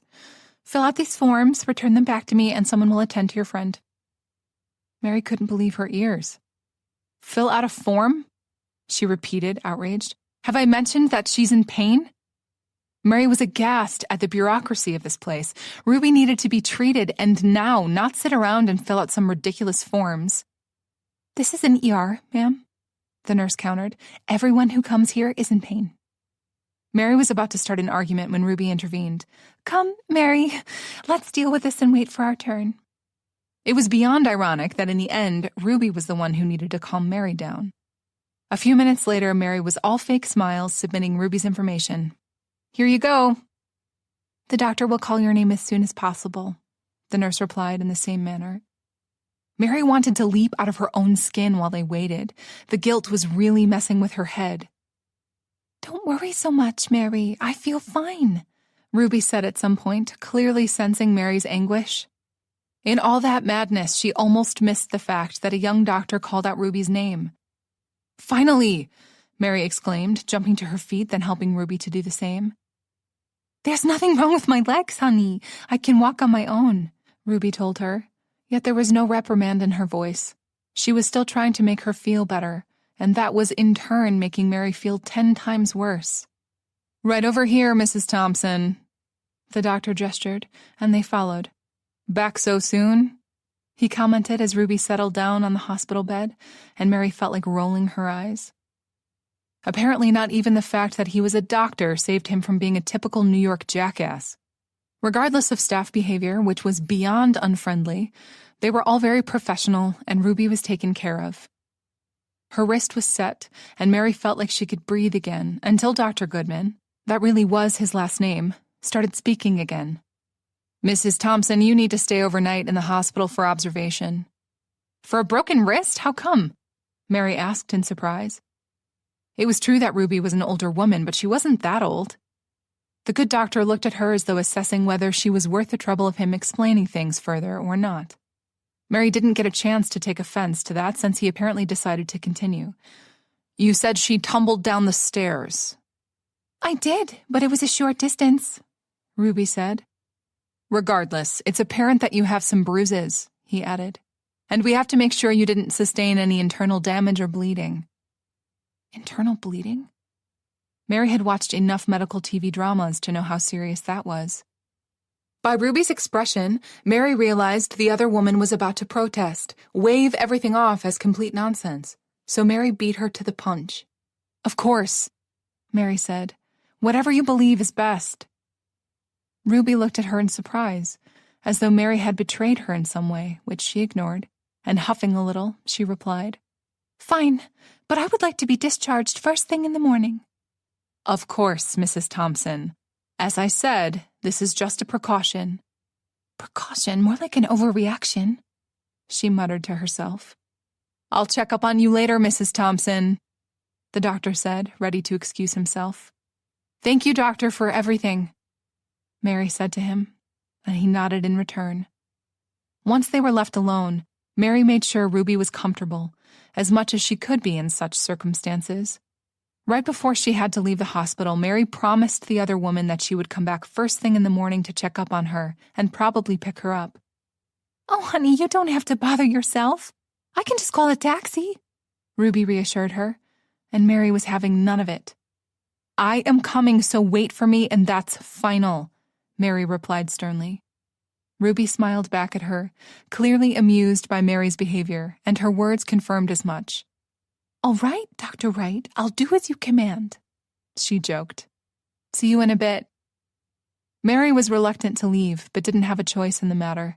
Since she wasn't a relative, her visitation rights were limited. Returning home, Mary couldn't catch a wink of sleep. She tossed and turned and tormented herself with all kinds of thoughts. Anytime she closed her eyes, that horrible image of Ruby falling down the stairs played inside her mind. Nick had almost killed Ruby that night, and that was probably what he intended to do to Mary as well. Mary was certain he wasn't planning that per se, but during his rage fits, he was capable of almost anything. And that was one scary thought. At some point, Mary completely gave up on sleep and simply waited in the living room for the sun to come up. She forgot how beautiful the sunrise could get, especially while painting the skies with all different colors. Unfortunately, Mary was still worried about Ruby and Nick, since there was a possibility he would return, so she couldn't enjoy the splendor nature had to offer. Mary got dressed and returned to the hospital just when the visitation hour started. "How was your night?" Mary asked Ruby with concern. "Better than yours. You have terrible bags under your eyes, honey. Did you sleep at all?" "Of course," she lied. "What did the doctor say?" "That I'm free to go." "Good. After signing discharge papers, they left the hospital. On their cab ride back to Ruby's apartment, Mary dreaded breaching a certain subject, yet couldn't see how she could avoid it. Not that she wished such a thing. Naturally, that was all after she said she was sorry for the 100th time again. "Ruby, are you in pain?" "Not at the moment. They gave me some marvelous pills." "Painkillers?" "Yes. If I knew they were this good, I would break my wrists more often," she joked, clearly under the influence of said drugs. Mary felt uncomfortable asking her the next question, especially if she wasn't capable of rational judgment. She went for it, knowing she could ask her again on some different occasion, if needed. Ruby?" "Yes, honey," she answered. "Do you want to press charges against Nick?" "Oh, no, honey." "You don't have to say that because of me. He hurt you and he deserves to pay." "I don't like to get involved in such matters. It sounds so banal, pressing charges." She actually shook as though repulsed by the idea. "I'm fine. Besides, I'm certain Nick will get exactly what he deserves one way or the other." Mary didn't like the sound of that. "Are you sure you want to rely on divine justice?" Mary insisted. Ruby smiled at her in an endearing manner. "What good would it bring to do what you suggested?" "I don't know," Mary replied, feeling put on the spot. "He could get arrested." "The police are useless, and the whole thing would be a complete waste of time. Time I don't feel like spending on unpleasantness," she insisted. "All right, if that is how you feel." Reluctantly, Mary stopped pressing the issue since Ruby apparently detested cops as much as she did doctors and therapists. Mary would have to deal with Nick on her own. "Something you should have done in the first place," a part of her snapped. "Home at last," Ruby announced with a happy sound, plopping down on her couch. Mary put a blanket over her. "Thank you, honey." "Can I get you anything?" Mary inquired, having a strong sense of déjà vu. They were in the same situation before. Sadly, this time, Mary was personally responsible for this misfortune instead of Ruby's disease. "No, I feel perfect. A bit sleepy, though." "Then sleep." "Okay, I will." Mary watched over her, getting comfortable in the chair and listening to Ruby's even breathing, and at some point, she fell asleep herself as well. When she woke with a start, Ruby was nowhere to be seen, except she could be heard. Evidently, she was fumbling in the kitchen, cursing like a sailor. Mary rushed to join her. Ruby was beating a can of something against the counter, clearly not able to open it up in a more conventional manner. "I can't seem to open this darn thing." That was because she would need both her hands to do something like that, Mary thought, not feeling like there was a point in saying it out loud. "Here." Mary reached for it. "Let me help you." "Thank you, honey."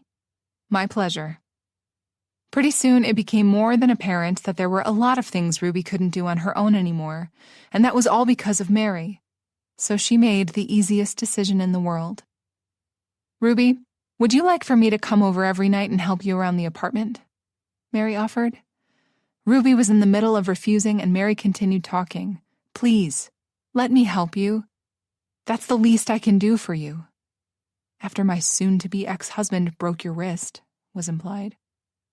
"Of course, honey." Ruby patted her on the cheek with her good hand. "My hero's help is much appreciated." Mary made a face. "I'm a very poor hero. I got your wrist broken." "You're perfect," Ruby argued back with a smile. Chapter 16. "Honey, could you please bring me my shawl? It's in the bedroom." "Of course." "What would I do without you?" Ruby said. "Not have your wrist broken? Here you go." "Thank you. Clark Bremmer's movie is playing on TV and I want to look presentable," she explained, and despite herself, Mary laughed in return. Just because Ruby had only one operating hand at the moment did not mean she slowed down in any manner. She was still her vibrant self who always looked for something to do or read or be. For Mary, that was a major relief. This was her third visit. Like they'd agreed to, Mary came every night to help her around the apartment, but she mostly kept her company. When Laura called while they watched the movie, Mary hesitated just a little bit to answer. There was not a doubt in her mind that Laura had some news about Nick, and she didn't know if she wanted it. He'd clearly lost his mind, so maybe it would be better to leave him alone. Stop poking the bear. She wanted to ask Dr. Carson for his opinion as well. Sadly, she hadn't paid him a visit since that whole incident with Ruby. Answer. Don't be a coward. You want this settled. Hello? Did Laura finally find him? So much has changed since their last conversation. Because they kept missing one another, Laura had started sending her texts with updates about Nick's whereabouts. If she was calling now, that meant something serious had happened. Mary's stomach turned into a knot. Hey, Mary? Hi. Ruby looked at her with interest as she conversed, and Mary ignored it, feeling a bit self-conscious. I have a question for you. Okay, Mary replied, slightly surprised by that. Did you by any chance fire me and forget to tell me? Laura asked in all seriousness. What? No, of course not. Mary replied instantly, quite shocked that Laura would ask her something like that. Why do you ask? Did you hire another PI to follow Nick around? Laura asked instead of answering. No, I didn't. As you know, I don't have money growing on trees. Mary replied, trying to lighten the mood since something was clearly going on and Laura was not a happy camper. I see, Laura replied, mostly to herself, clearly thinking about something. Why are you asking me all this? What's happened? Mary prompted. Oh, nothing much. Apparently, I'm not the only one looking for your husband. What? Yeah, there's another PI snooping around. Really? Mary was instantly intrigued. Who could possibly, apart from her, hire an investigator to track him down? Oh, Nick, what did you do? Really? Laura replied simply. It wasn't me, Laura. Mary felt the need to reassure her one more time. I thought so, but I wanted to be sure, she said with a sigh. Do you know him? The PI, I mean? Perhaps if she did, then maybe she could learn who'd hired him in the first place. But then Mary stopped herself. Was it really her business who did that? I shouldn't meddle in things that are of no concern to me. Nope, never seen him before. Maybe you have? Mary seriously doubted it. What does he look like? She asked just for Laura's peace of mind. He looks like he's in his mid-30s, with very sharp features, and he has a slightly crooked nose. Tall and very thin, with curly brown hair that reaches his ears, and pale blue eyes.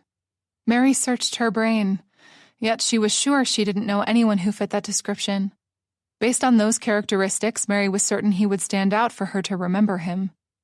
I'm sorry, I have no clue who that might be, Mary replied honestly, feeling slightly guilty that she wasn't helpful. It's okay, I'll find that out, Laura replied with conviction. It's just that he's starting to bug me, since I keep running into him on every corner. Are you sure he's not following you? Mary asked, only half joking. Ha ha, very funny, Laura replied dryly, although it was apparent that she liked the joke. I only see him when I'm working on your case, she added. So it was related to Nick. He was at Nick's favorite bar, asking around about him, and at Nick's new job.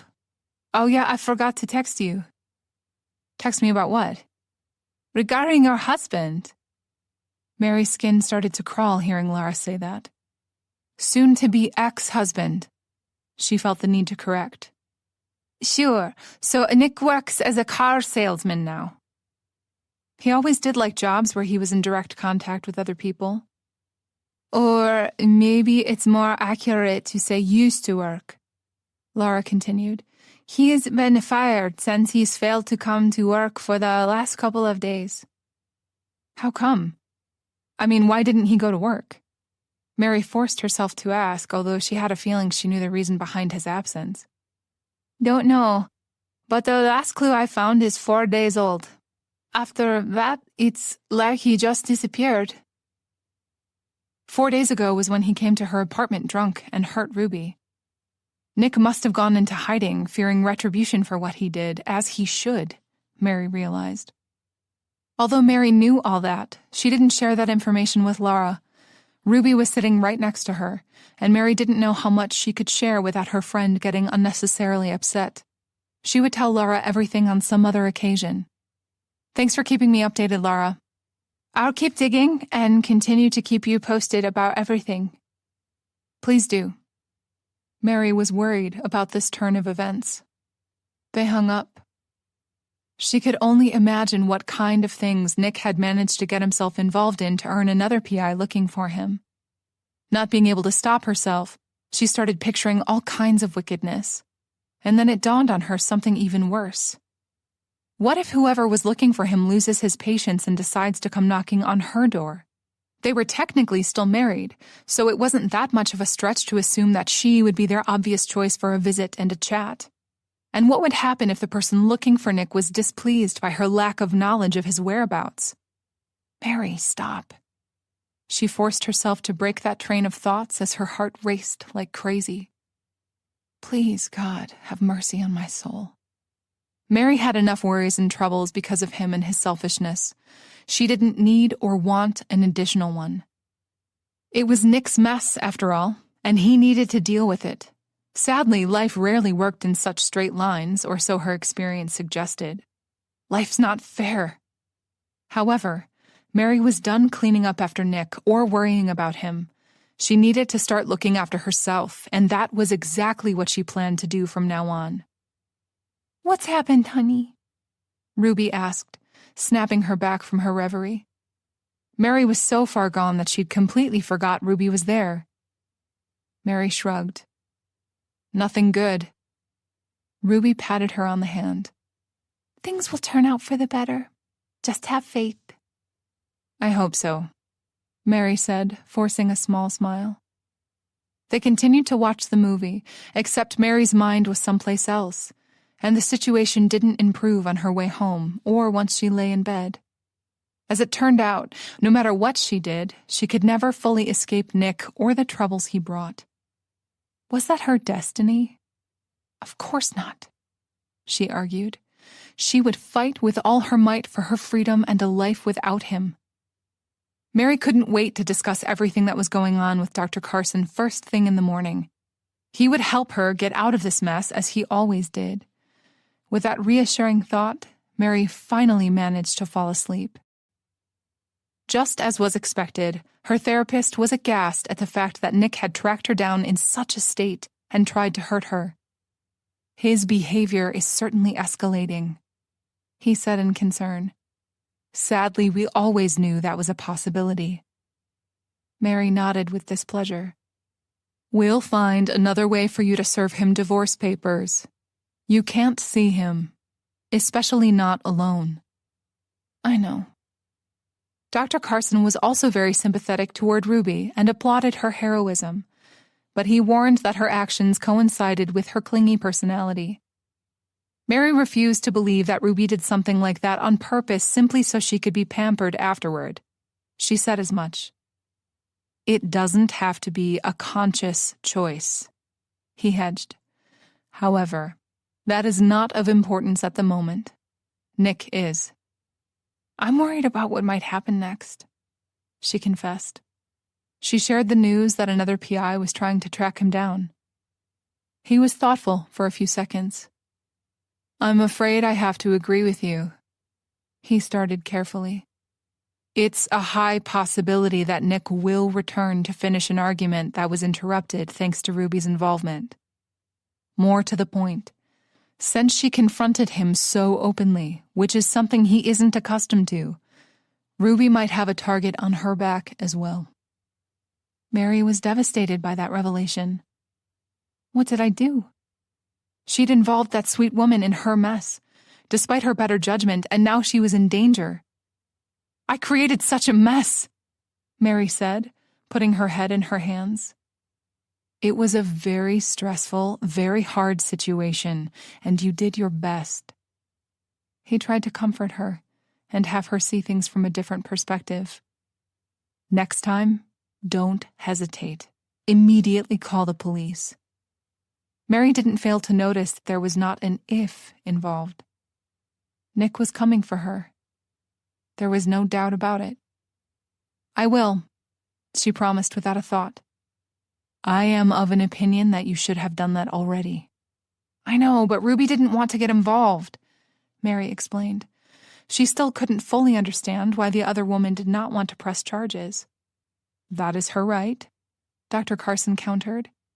At the same time, you need to do everything that is in your power to protect yourself, and Ruby as well. You are completely right, Doctor. I understand. She wasn't going to choke up the next time she saw Nick. That was a firm promise she made to herself. I will no longer be a prisoner of fear, she repeated like a mantra on the way to Ruby's apartment. The encouragement helped. Despite that, she was very worried. After discussing everything with Dr. Carson, she felt the need to share all their concerns with Ruby. She needed to be warned as well. It was important to keep her safe. Mary didn't want her additionally hurt, not on her account. You're still visiting that charlatan? Ruby had an outburst when Mary tried to explain to her the situation they were in because of Nick. All she said was, Dr. Carson and I believe this is far from over. And in return, Ruby completely lost her composure. Of course I'm seeing him. He's my therapist. And please don't call him a charlatan. It bothers me, Mary replied, feeling quite surprised that Ruby would act in such a manner. Couldn't she put her personal feelings aside about therapists in general and see a bigger picture? Apparently not. Sure, a therapist, she mocked. I'll tell you exactly who he is. He's a con artist who will lead both of us to our deaths, she said dramatically. Don't you think you're overreacting just a little? Mary tried to calm her down, but Ruby was adamant, stuck to her ways. It was really hard for Mary to remain calm as well, since she couldn't understand the drive that forced her to act in such a manner. Not at all, Ruby countered. He only knows how to talk and offer meaningless advice. And where was he when you really needed him? Mary was ashamed to admit that Dr. Carson had never crossed her mind when she was in need. When you confronted Nick, I was there for you, not him. He was probably at home twiddling his thumbs. When she put it that way, it made sense. A bit. He doesn't really care about you. Remember that. You can only rely on me, on your true friend, and never on him, she ranted. Please, Ruby, calm down. I can't calm down when I see you acting so foolishly. I care about you too much to simply stay silent and watch you make bad decisions. She was such a good friend. Mary didn't know if she deserved her. Promise me you won't go back to him. Mary couldn't promise that. No matter if some of what Ruby said did make sense, Dr. Carson was a vital part of her recovery. Let's not argue about this any longer, Mary replied, ignoring Ruby's last demand. How about I go and make us some tea? Ruby looked as though she wanted to continue, then reconsidered. She simply nodded in return. Tea would be lovely, honey. Chapter 17. What? Mary asked in surprise. What do you mean you're leaving? A couple of days passed since their argument, and everything returned to normal. Nevertheless, Ruby informed her out of the blue that she was leaving town for a couple of days, for a whole week at the most. It was such an abrupt decision as far as Mary was concerned. Usually Ruby was an easily excitable woman, so if this trip were something she had planned on doing, she would talk about it nonstop, and she hadn't. So it was a spur-of-the-moment kind of thing, and Mary wondered why, already fearing it was something she did or said that drove her away. Old habits really die hard. Well, I had my checkup today. The doctor wanted to see if I was healing properly, she explained. You did? Why didn't you call me to come with you? I didn't want to bother you. Mary was pleased to hear that Ruby could be reasoned with regarding visiting doctors and that she was taking care of herself. And what did he say? Ruby sighed loudly before replying. Well, unfortunately, he had to re-break the bone since it was healing badly. I'm so sorry to hear that, Ruby, Mary instantly replied, feeling horrible. I wish I had been there with you. If she didn't make that colossally wrong decision, none of this would have happened. I'm all right, honey. It did hurt badly, but on the bright side, I got more of those pills. Mary wasn't amused. Please take them with care, responsibly. They are highly addictive. I know, I was just making a joke. Good one. Mary, please, lighten up. Everything is fine. Everything is going to be fine. Mary wished she had Ruby's brand of optimism. It seemed hers was endless. So where are you going? Mary asked conversationally. In the midst of this misfortune, I decided to treat myself with a few days in a spa. You certainly deserve it. Indeed, but I do feel worried that I'm leaving you all alone. Don't worry about me. Go rest and heal. Well, who am I to disobey my hero's commands? She joked. Stay in touch, okay? Of course, Ruby replied. They chatted for a few minutes more before disconnecting. Mary was glad Ruby was doing this for herself. Besides, if she weren't here, Nick couldn't hurt her. It was a win-win situation. Despite promising to call every day, she didn't. As it turned out, Ruby checked into a very exclusive, posh retreat that had a ban on all electronics, wanting their guests to enjoy complete peace and quiet, cut off from the rest of the world and all the troubles it brought. So after calling to tell her she arrived safely and was in the process of checking in, they couldn't speak to one another while Ruby was there. After spending so much time on the phone with her and seeing her daily, Mary realized she'd gotten so used to such a rhythm of living that she missed it now. She missed Ruby. Life was much more fun when she was around. The quiet around Mary's apartment was too loud, and when she wasn't working, she didn't know what to do with herself. Should I rearrange the kitchen again? She mused. All she could do was sit around, wait for her therapy sessions, think obsessively, and stress about everything that was happening and would happen in the future, and that was always a bad idea. Mary was happy when Ruby returned 5 days later and immediately went to visit her, surprising her by going to her favorite pastry shop and buying her favorite dessert. Ruby was always buying her things, treating her in some way, and it was time she returned the favor. Ruby was beyond herself when she opened the door, and Mary offered her a bag with a familiar logo. Oh, honey, once again you've proven to be my hero. I was dying for something sweet, and here you are, she announced. Here I am, Mary beamed, pleased that she'd managed to surprise her in such a manner. Mary noted how refreshed and healthy Ruby looked after visiting that spa. How was the spa? Mary asked after they settled in the living room. Ruby was taking a bite of the cake as she replied. Simply divine, very therapeutic and life-changing. I'm glad. We must go together next time. Sure. How did you spend these couple of days without me? Busy, Mary said, which, come to think of it, wasn't technically a lie. It was true that she wasn't busy with actual work. However, she was more than busy with worrying about Nick, Ruby, and everything else that was going on. Of course, she didn't feel the need to share that with her friend. She just got back and looked happy. Mary wanted her to stay that way. Any news about Nick? None. And that was really starting to frighten Mary, among other things. I'm sure he'll turn up somewhere, Ruby said with a strange, thoughtful expression on her face. And she was right. On her return home, Mary was surprised to find 2 policemen, actually 2 detectives, waiting for her on her doorstep. Her anxiety levels immediately spiked, reaching new heights. Calm down, everything is all right, you're not in trouble. Yet the words didn't help. Hello, she greeted politely. Let the music unwind the tension of the day, making space for the next chapter to arrive with clarity.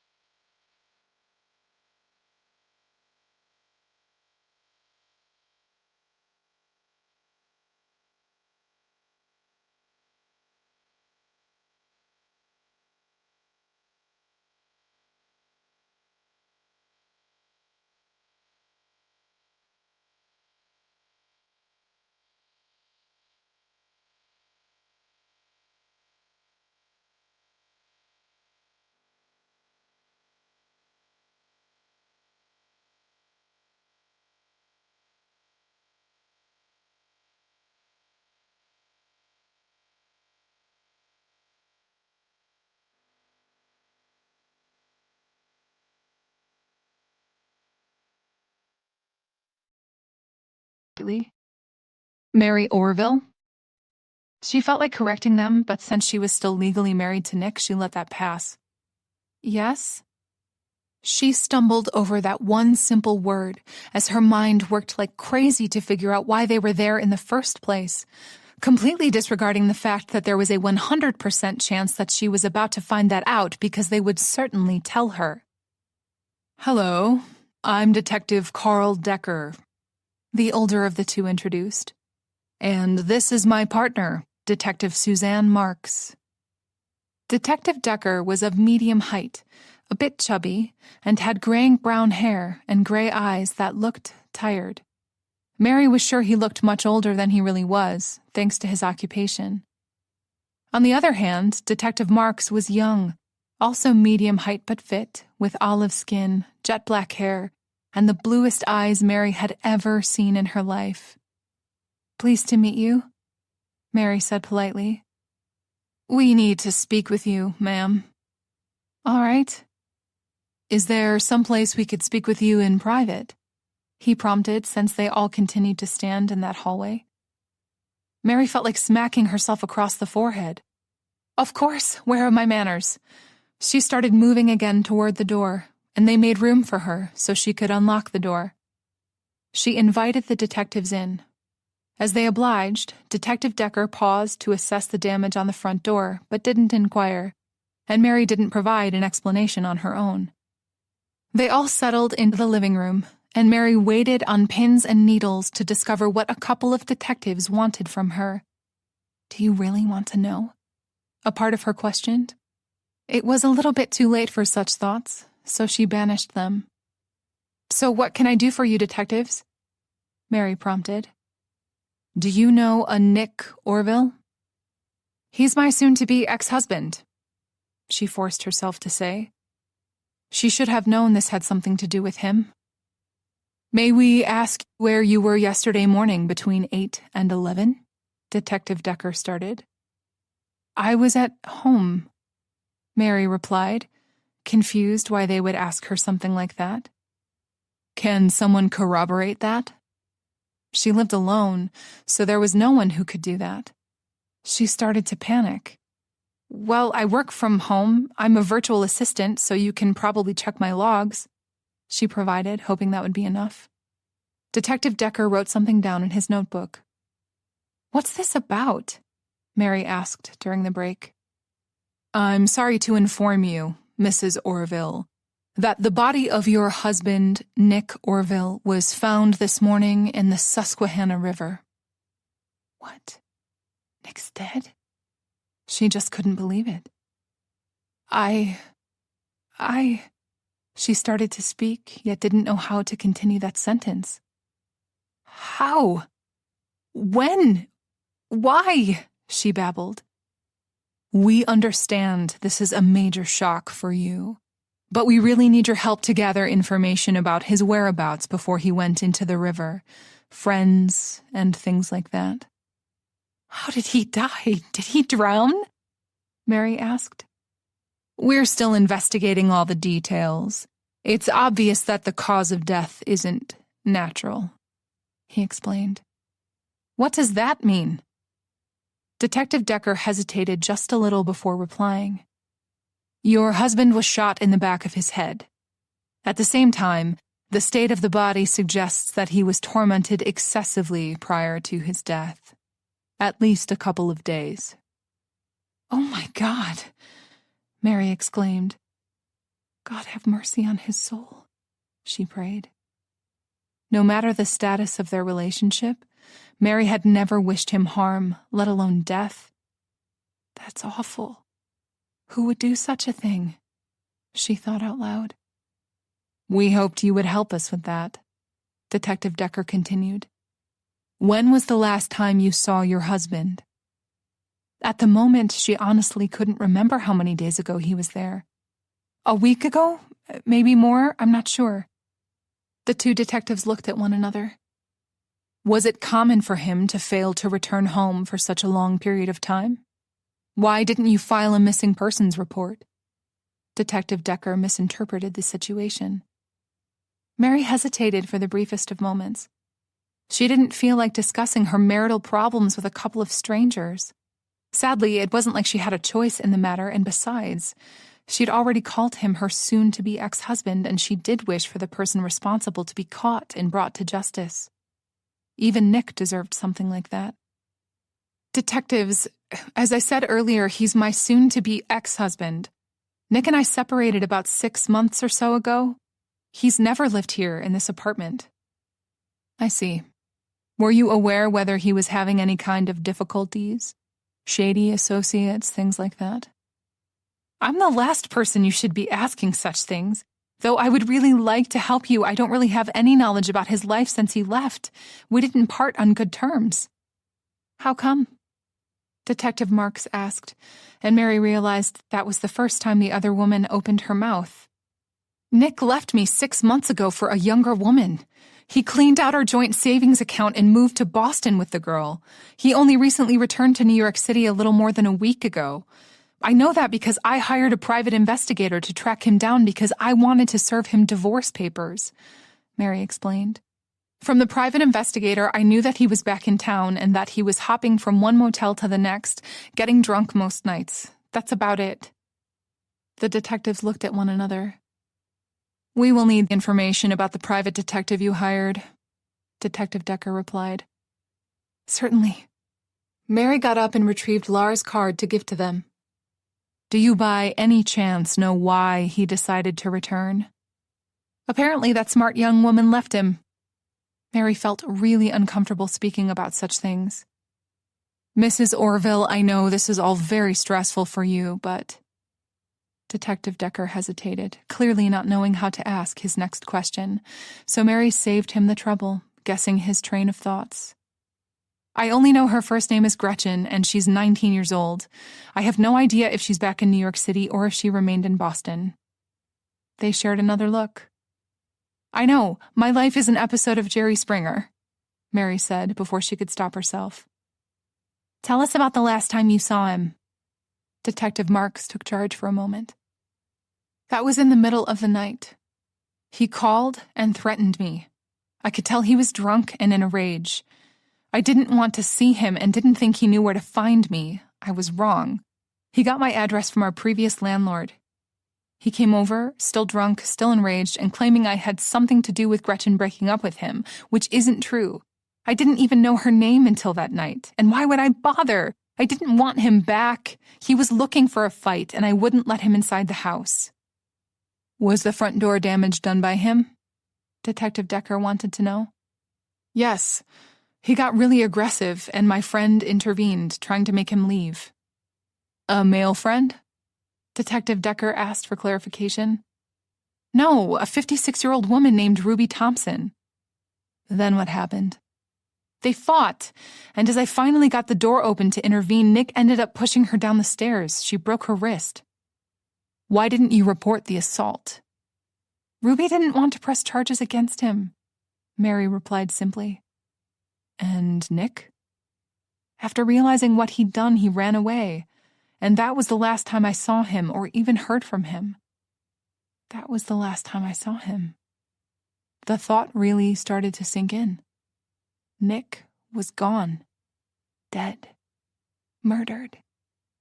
They continued to question her for at least a half an hour more, going over certain things, especially his visit, a couple of times more. Thank you for your cooperation, Detective Decker said, wrapping things up. Mary simply nodded in return, since it felt inappropriate replying with, "It was my pleasure."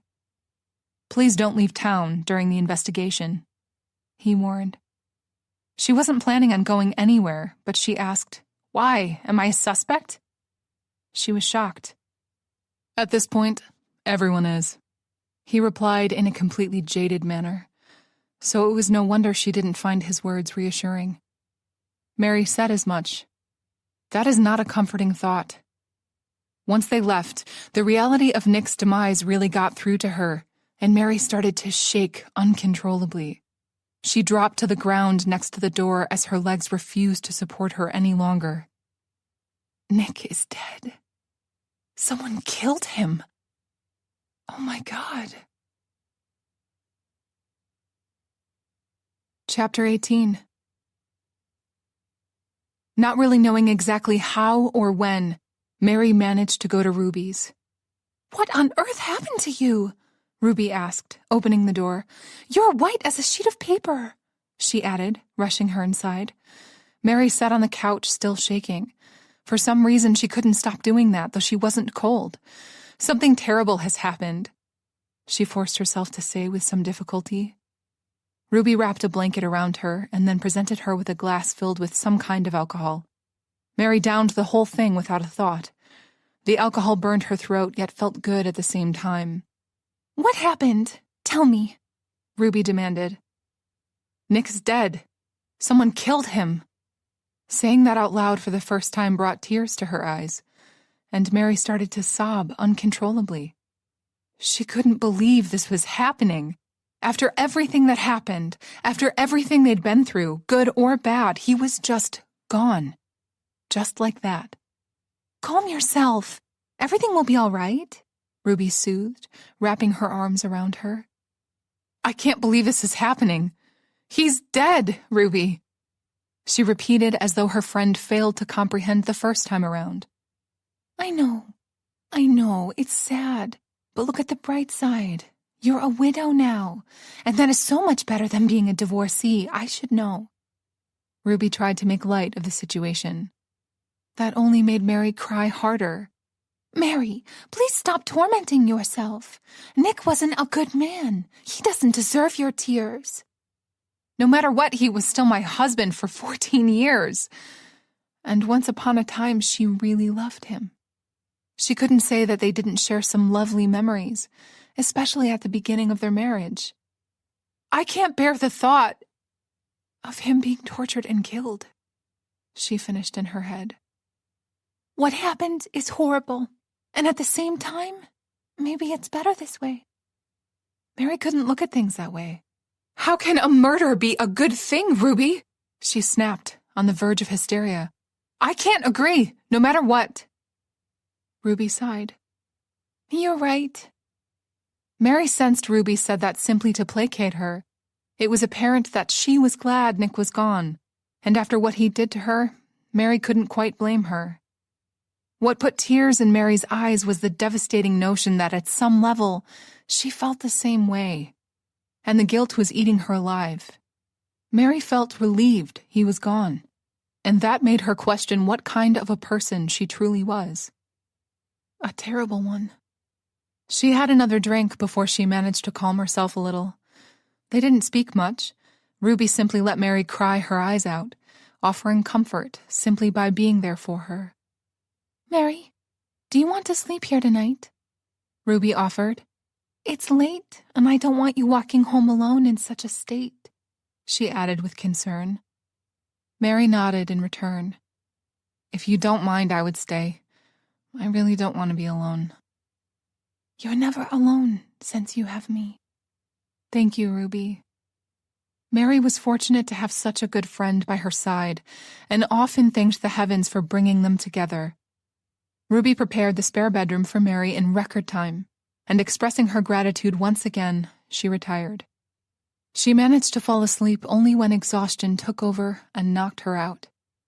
Mary stayed with Ruby for the whole week, only going to her apartment when she needed fresh clothes or to pick up her laptop so she could work. It was very strange when the police called her to let her know she could come and collect the body. At first, she was dumbfounded. Mary quickly recovered after the initial shock, realizing it was natural that they would assume she would be responsible for burying him, because Nick had nobody else in this world apart from her, with no living parents or other relatives. That saddened her a little. That didn't mean she didn't find the whole thing quite bizarre, organizing a funeral for an abusive, estranged husband. "So don't," was Ruby's comment on the matter. In the end, Mary cremated his remains and organized a small wake afterward. A true testament to his character was that nobody attended it, Mary included. "That was precisely what he deserved." Ruby almost gloated as Mary informed her of the details. "Don't say that." "You're too kind. I would let him rot someplace and be done with him," she said harshly. It was the humane thing to do, Mary countered. Besides, she didn't do that just because of Nick. She did that for her peace of mind as well. Do you honestly believe he would have the same consideration toward you? I don't know, nor do I care, Mary replied honestly, ending that conversation. Mary started to feel really spent as of late, as though breaking at the seams, and she didn't know how to change that. All these events really affected her to the core, making her feel as though she was living in some kind of a daze. To make things even worse, she had no time to devote to herself and get to the bottom of things. Since she'd started sleeping over at Ruby's, her friend increasingly got more demanding. All of a sudden, she needed help at all hours and for completing the most basic of tasks. At first, Mary thought Ruby was doing all of that on purpose to keep her mind off Nick and the grief she was feeling. Now, she wasn't so sure. Either way, fussing over Ruby during the day and in the evenings meant Mary didn't have a moment of free time, and her work had really started to suffer. Mary was forced to get her work done at odd hours and miss her therapy sessions to manage everything. Nevertheless, she was constantly behind schedule and exhausted due to the lack of sleep. She felt isolated when she needed Dr. Carson the most. It was true that Ruby wanted to be supportive and sympathetic, and she was. But that simply wasn't enough. Mary needed professional help. She was aware of that.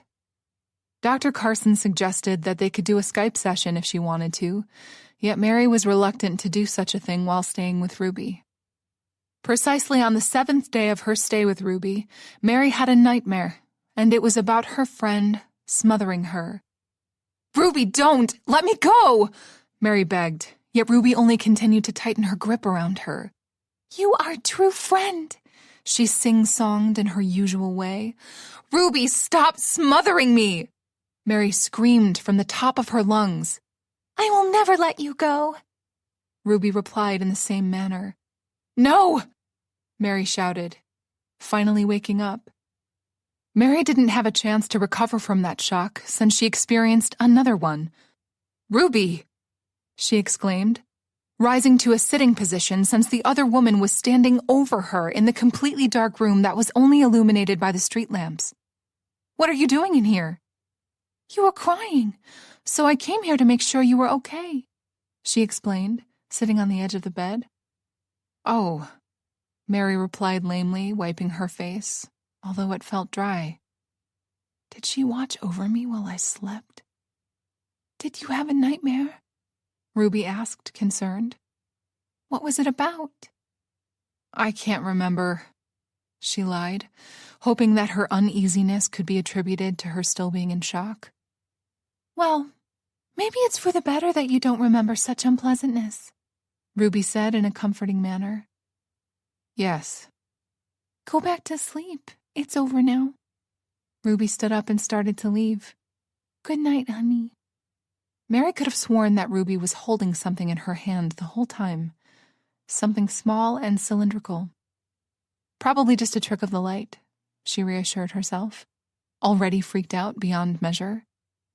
What was she doing in here? Despite everything, Mary didn't completely believe the story Ruby was serving her. The very next day, Mary made the decision that it was time for her to return home, and not just because she caught Ruby in her room watching over her.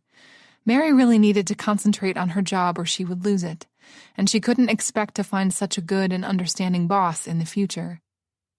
"You're abandoning me," Ruby complained when Mary informed her that she was leaving. Although she was grateful for everything Ruby had done for her during this trying time, she couldn't keep relying on her. "Hardly," Mary replied. "How am I to manage without you?" Ruby asked, looking like a petulant child.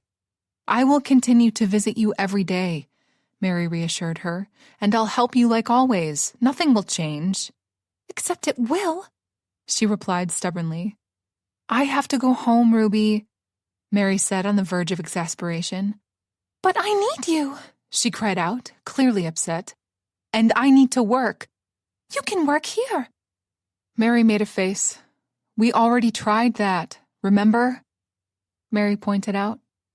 Ruby was easily bored and always needed to be amused, At times, she resembled a toddler. She kept interrupting Mary, breaking her concentration when she needed it the most. I promise not to bother you this time around. I promise. You will be fine on your own. I'm just a phone call away, Mary said in return, ignoring her words. She scowled, clearly not pleased that Mary wasn't budging. Just one more night. Ruby tried one last time. Ruby! Mary said in a tone that suggested Ruby was acting like a child. There was no reason for such behavior. Besides, the more Ruby insisted, the more Mary wanted to get away. Fine, go! Ruby snapped. If my company is such a burden to you, I won't say another word. You're not a burden, Mary replied in a calm manner. I just have to go home to work and go to therapy, she almost said, and bit her tongue just in time. Despite her effort, she was certain Ruby knew what she meant to say and wasn't pleased one bit. Mary was certain they would argue about that as well when Ruby surprised her by saying, You promise you will visit me every day? Of course, Mary instantly replied, relieved Ruby was calming down. She hated it when they argued. Sadly, Ruby was prone to overreact at times. I understand that you have your life to attend to. A life that doesn't include me. It's just that I got used to having you around. That was when Mary finally saw the root of all problems. Mary wasn't the daughter Ruby lost and couldn't be used as a substitute. So it would be prudent, for Ruby's sake, if Mary pulled away for the time being so they could save their friendship. A friendship that was very precious to Mary. I know, she replied. But believe me, this is for the best. Chapter 19. Every time Mary went to visit Ruby, just like she promised, she would find the other woman in some state of intoxication, which really started to worry her. It was clear that something was troubling her and made her drink excessively. Mary just couldn't fathom what. Was she grieving for her daughter? Had her health deteriorated? Mary wondered. When she tried to broach the subject, Ruby got uncharacteristically mean and replied that she drank because of her and what Nick did to her and to numb the pain. That hurt a great deal. But Mary rationalized that was the alcohol talking and not her true friend. All the same, it became apparent right from the start that Ruby was a mean drunk. There were a couple of stages she went through depending on how much alcohol she'd consumed. At first, she was happy, festive, loud, and quite generous. In that period, she mostly resembled her true self. However, if she continued drinking, she would enter her blues stage, as Mary called it. In those moments, she was very melancholic, reminiscing about her glory days as an actress, and she would even start to cry at times. Ruby never lingered there as of late, always needing her glass to be full, and Mary was shocked and saddened at the same time to discover how spiteful and mean Ruby could be. Honey, could you be a dear and get me my photo album? Of course. Mary was quick to do her bidding. Here you go. Thank you, honey. You are such a helpful little being. Nick really trained you well. Her jibes were all subtly done, but they hurt, nevertheless. Mary couldn't quite be cross at her, or stop coming, since Ruby needed help in the first place because Mary had made a mistake. And a huge one, at that. One day, Mary was running late since she had a million things to do and could only manage to visit her later than usual. Ruby attacked her from the start. Thank God you finally decided to have pity on me and visit, Ruby said overdramatically. I'm starving. Why didn't you order something? I have a craving for those noodles you made me yesterday. I'll make them for you now. Thank you. Mary immediately went to the kitchen and started preparing her a meal, and Ruby followed her around. I tried making them on my own and couldn't since my hand has been bothering me all day. I'm sorry to hear that. Did you take her medication? Mary really hoped she didn't, since she was drinking. She wasn't an expert, but she knew that much. Drugs and alcohol should not be mixed. Nick really did a number on me, Ruby continued as though not hearing Mary's question. But that's what friends are for. She continued to chat as Mary continued to work, feeling guilty all over again. When Mary finished cooking, she set everything for Ruby in the living room. Eat while it's hot. Could you please fix me another drink? Today, she was drinking martinis. You know how I like them. Don't you think you've had enough? Mary blurted out before she could stop herself. She wished she'd said that with a little more finesse. No, Ruby replied curtly. That's the only joy in life I have left. She spat, raising her voice just a little. Mary was quite taken aback by that outburst. It's not easy being in this constant isolation, she complained. Why don't you go out for a walk or something? The weather is really nice for an outdoor adventure. It wasn't as though she'd broken her legs. With this thing? She waved with her injured hand, completely aghast. While it hurts like hell? I don't think so. Mary flinched. Why don't you invite people over? Have another shindig, Mary suggested. I don't feel like it. You're the only person in whose company I enjoy being at the moment. I'm glad. We are such good friends. I was there when you needed me, and now you're here for me. I just think you should occupy yourself with something. You shouldn't spend so much time alone, Mary said, a bit worried about her friend's mental health. If you're so sick of me, just say so, Ruby snapped quite suddenly, making Mary recoil in return. Why would you say something like that? Mary asked, concerned. Because of you, she cried. You're very aloof when you're here. You act as though you don't want to be here at all. It's really hurting my feelings. Mary was flabbergasted. It was true that she had a great deal on her mind, but she didn't know it was affecting her friendship with Ruby. That was the last thing she wanted in this world. I didn't know you were feeling like that. I'm sorry. I thought we were closer than that. I was there when Nick came to hurt you. I even sacrificed my arm in defending you. I know, and I'm grateful. You're just saying that. Mary sat next to Ruby. I don't understand where all of this is coming from. You're my friend, and I feel really grateful for everything that you've done for me, but that's not the reason we're friends. We're friends because we enjoy each other's company. Usually. A small part of her felt the need to point out. She immediately banished that thought. Ruby looked like she didn't fully believe her, and honestly, Mary felt at a loss. How could she show Ruby how much she cared about her? At the same time, if they were truly friends, why would the other woman make her do such a thing in the first place? She was clearly dealing with her own insecurities. Dr. Carson might be right. They were using one another as some sort of emotional crutch, and that needed to stop. Despite returning home, Mary still failed to go and see her therapist. It wasn't like she was avoiding the man, at least she thought she wasn't. It was just that there was never enough time. I will make the time, she promised herself. I have to go now. Do you need anything else? Mary asked once Ruby finished her meal. Go? Why? You just got here. It's getting late, Mary replied simply. There's plenty of time. Stay, Ruby pleaded.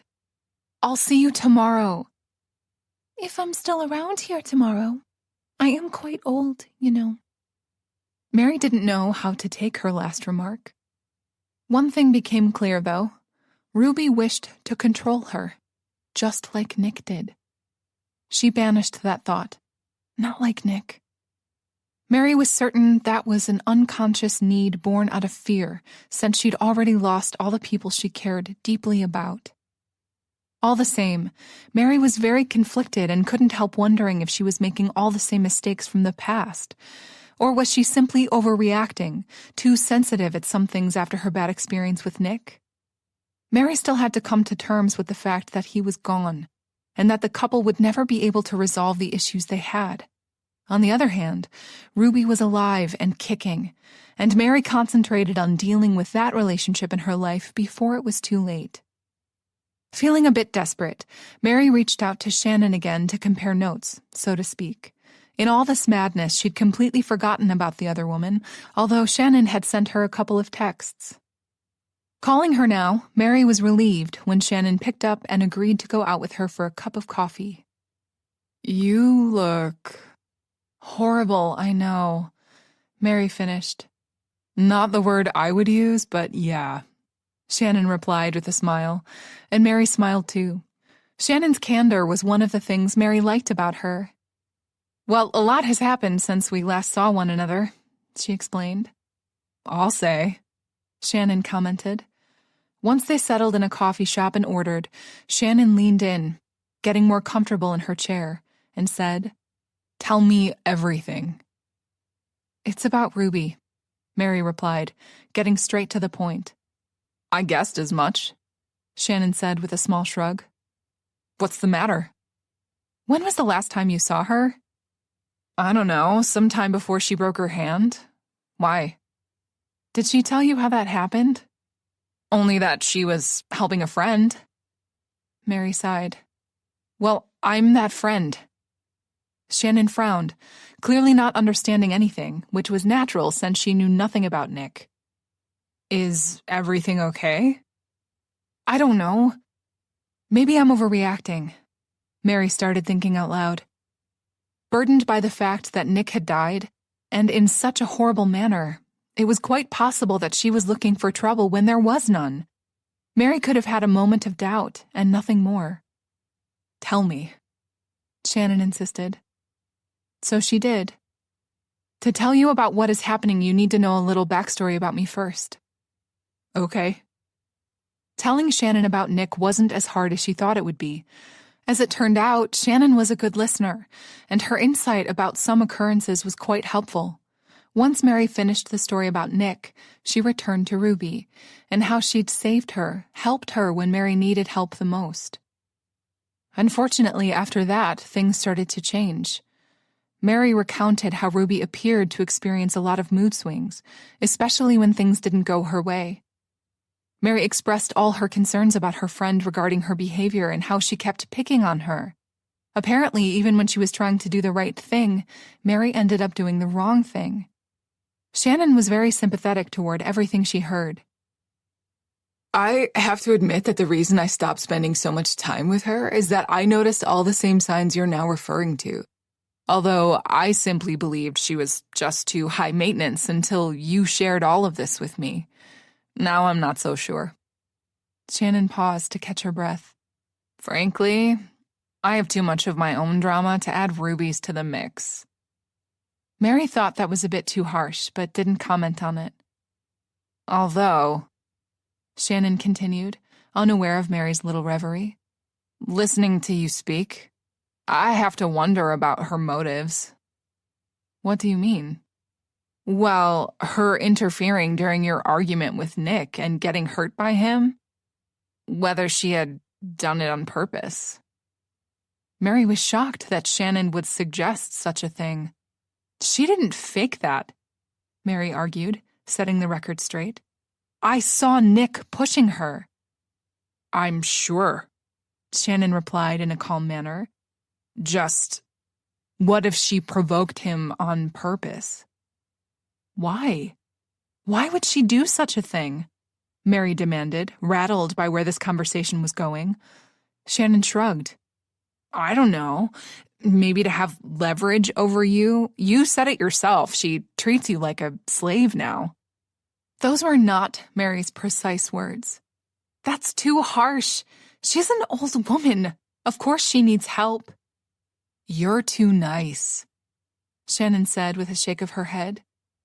Mary frowned. "Why do people keep saying that to me?" "Because it's true," Shannon replied, slightly amused by Mary's reaction.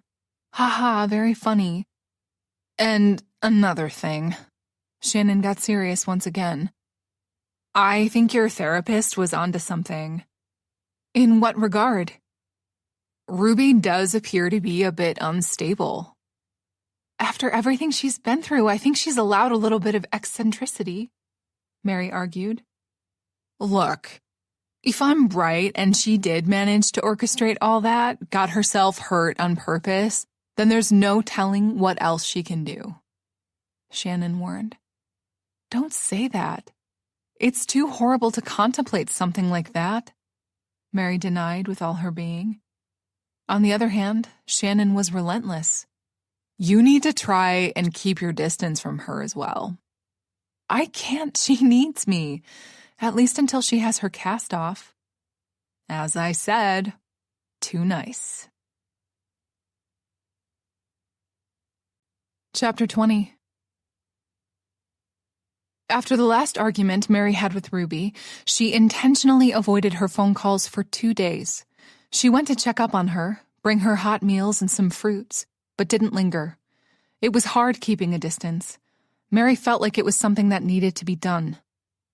At the same time, she still believed Shannon was overreacting with her assessment when she said all those things, but it was an irrefutable fact that Ruby was a bit clingy. When Ruby texted her asking if Mary would be so kind as to go with her to the doctor's office since her cast was coming off, Mary relented. Of course I will go with you. She immediately texted back, rushing to meet her. How's that feel? The doctor asked Ruby once he took care of the cast. Ruby looked at Mary first, and Mary encouragingly smiled back before she answered. To be perfectly honest, Doctor, a little odd, as though it didn't heal the right way. It healed properly, the doctor immediately reassured her. But it's so stiff, Ruby complained. That's perfectly normal, Mrs. Thompson. You will need some rehabilitation, of course. I am confident that your motor skills will return and be at 100%. For some reason, Ruby looked displeased upon hearing that, though the news was good. Thank you, Doctor, she eventually said. Free at last, Mary joked once they left the hospital, trying to cheer Ruby up since she still looked a bit down. How about we celebrate this by going to Marty's? She suggested. Ruby beamed, instantly cheered, like Mary hoped she would be. That is one excellent idea. My treat, of course, Ruby added generously. She was always like that when in a good mood. Mary ordered a caramel cake that was simply to die for, and Ruby stuck to her usual cake, Tropical Delight with pecans. After they ate, Mary realized she'd stayed much longer than she'd intended to. She had piles of work to sort through before going to bed. Once the bill was settled, they exited the shop. Ruby was in the middle of some story, chatting away as usual, when Mary felt the need to interrupt her. Ruby, it's getting late. I really need to get going now, she told the other woman apologetically. Ruby's good mood disappeared in an instant. What? What do you mean you have to go? Aren't you coming home with me? She demanded, clearly surprised with just a dash of hurt. Your cast is off and you don't need me so much anymore, Mary countered. That's not true. My hand still hurts me. It feels so stiff and useless, and I can't manage without you, she complained, almost in a panic. Mary felt torn. She was backlogged at work. Elisa was giving her more responsibilities than usual since she had stepped up and proven herself very capable during that crisis. Not to mention, she really needed to start going to therapy again. She hadn't even told Dr. Carson that Nick had died, for crying out loud. She needed a break. When she tried to explain all of this to Ruby, minus the part about her therapist, Ruby became enraged. I wish I were more like that, thinking only about myself when you were in need. When Nick tried to harm you, banging against your door like a madman, and I was the one who stopped him, she reminded, as if Mary could ever forget. You stayed inside while I dealt with him. If I didn't, then maybe I would have all my limbs intact and in working order without a care in the world, she ranted. Guilt instantly washed over Mary. Ruby was right. She had been injured because of her cowardice, and it was Mary's responsibility to take care of her friend now. Instantly, Shannon came to mind, warning her to stay vigilant. What if Ruby was trying to manipulate her? Was she guilting Mary into having her way? Was her fear of being alone that strong? What to do? What to say? Mary was beyond confused. Since Mary couldn't know for sure what was going on, she said, "I am so sorry, Ruby. You are absolutely right. I will make it up to you, but I really have to get going now." Mary. Please, Ruby, try to understand. I can't afford to get fired at the moment. Ruby huffed, clearly prepared to reply when her expression changed. She transformed from anger to surprise and pain in mere seconds. Ruby grabbed her head with both her hands and grimaced, starting to moan. "Ruby, are you okay?" Mary asked, instantly alarmed. Ruby didn't reply to her. Because she couldn't or wouldn't, Mary wasn't sure. "Ruby!" She tried again. In the next instant, the other woman slumped to the ground. "Ruby!" Mary screamed, reaching to catch her. Unfortunately, she was too slow and too far away. Ruby sprawled to the ground and started to thrash about uncontrollably. She was having another one of her seizures. "Oh no, what have I done?" "Ruby!" Mary fell to her knees next to her friend, feeling at a loss, not knowing what to do. "Please, can somebody help us?" She screamed, praying like crazy that this time somebody would listen. Luckily, people rushed from all sides in an instant, answering to her pleas, even exiting from the pastry shop they'd just visited. "I'm a doctor," a young woman said, and the crowd parted, letting her pass. "Thank God." "What happened?" the young doctor inquired. "I don't know, she just collapsed. She has some type of seizures," Mary replied lamely, finally being confronted with a harsh reality that she didn't have a clue about anything. Ruby had never wanted to speak about her disease, and now when she really needed to, Mary couldn't help. She felt completely useless. The doctor nodded. "Move out of the way," she told the people around them. "Ma'am, can you hear me?" she asked Ruby. She was unresponsive. "It looks like an epileptic seizure," the doctor said. "Did she take anything? Drugs?" "No, of course not." The doctor, looking at her watch, took Ruby and gently placed her on her side. That didn't stop Ruby from moving about, though Mary thought the movements lost some of their power. "Does this happen frequently?" the doctor asked Mary. "I've only witnessed one, a couple of months ago." The other woman nodded again. "Is she going to be all right?" "I'll do my best," she replied, which Mary didn't find reassuring. At the same time, she understood the doctor couldn't go around making promises she might not keep. "Can somebody call 911? The doctor asked the people around, and one young man waved with his phone. "Already on their way." "Thank you." "Ruby, please wake up," Mary prayed with all her might. Another agonizing minute passed, and Ruby started to thrash less until she completely stilled. "Ma'am, can you hear me?" The doctor tried again. Ruby's eyes fluttered open, and Mary sighed with relief. She's finally responsive. "What happened?" Ruby asked, clearly alarmed to wake up in such a manner and discover that she had been watched over by a stranger. This fit ended a lot faster, but Mary believed it was more violent than the one on the train. Poor Ruby. "Can you tell me your name?" the doctor asked, checking her vitals. "Ruby Thompson." The doctor looked at Mary, and she nodded in confirmation. "Good," the doctor continued. "Can you tell me what date it is?" As the doctor continued to question Ruby, making sure she didn't sustain any brain damage, Mary chastised herself for upsetting her friend so greatly that the other woman had actually had a seizure. Ruby was a very ill woman, and any kind of stress could be fatal for her, Mary realized. The doctor helped Ruby to sit, and Mary rushed to support her as well. "The ambulance should arrive in a couple of minutes," the doctor reassured them both. Ruby started shaking her head before the doctor finished her sentence. "No doctors, no hospital," Ruby announced in a weak voice, surprising them both. "I just need my pills." While the doctor tried to reason with Ruby, Mary fetched Ruby's bag, which had fallen to the ground. Rummaging about, she found a decorative casing and figured that must be it before presenting it to Ruby. "Thank you, honey." She opened it up with shaky hands and took two. "What are those for?" I'm an old woman, doctor. I take a lot of pills to keep functioning. You need to go to the hospital and have a checkup, the doctor insisted. I will, I promise. For now, I just wish to go home. I'm fine, I promise. Taking her medication, Ruby was strong enough to stand with a little bit of help. The crowd started to disperse now that the emergency was over and the tale had a happy ending. Thank you, doctor, Mary told the other woman, who simply nodded in return. Glad I was there to help. And remember, Mrs. Thompson, go and see your doctor, she insisted before she said her goodbyes. Mary apologized to the emergency medics, who looked very pissed off that they came all this way for nothing, before returning to Ruby's side. Are you sure you don't want to go to the hospital? Just take me home. All right.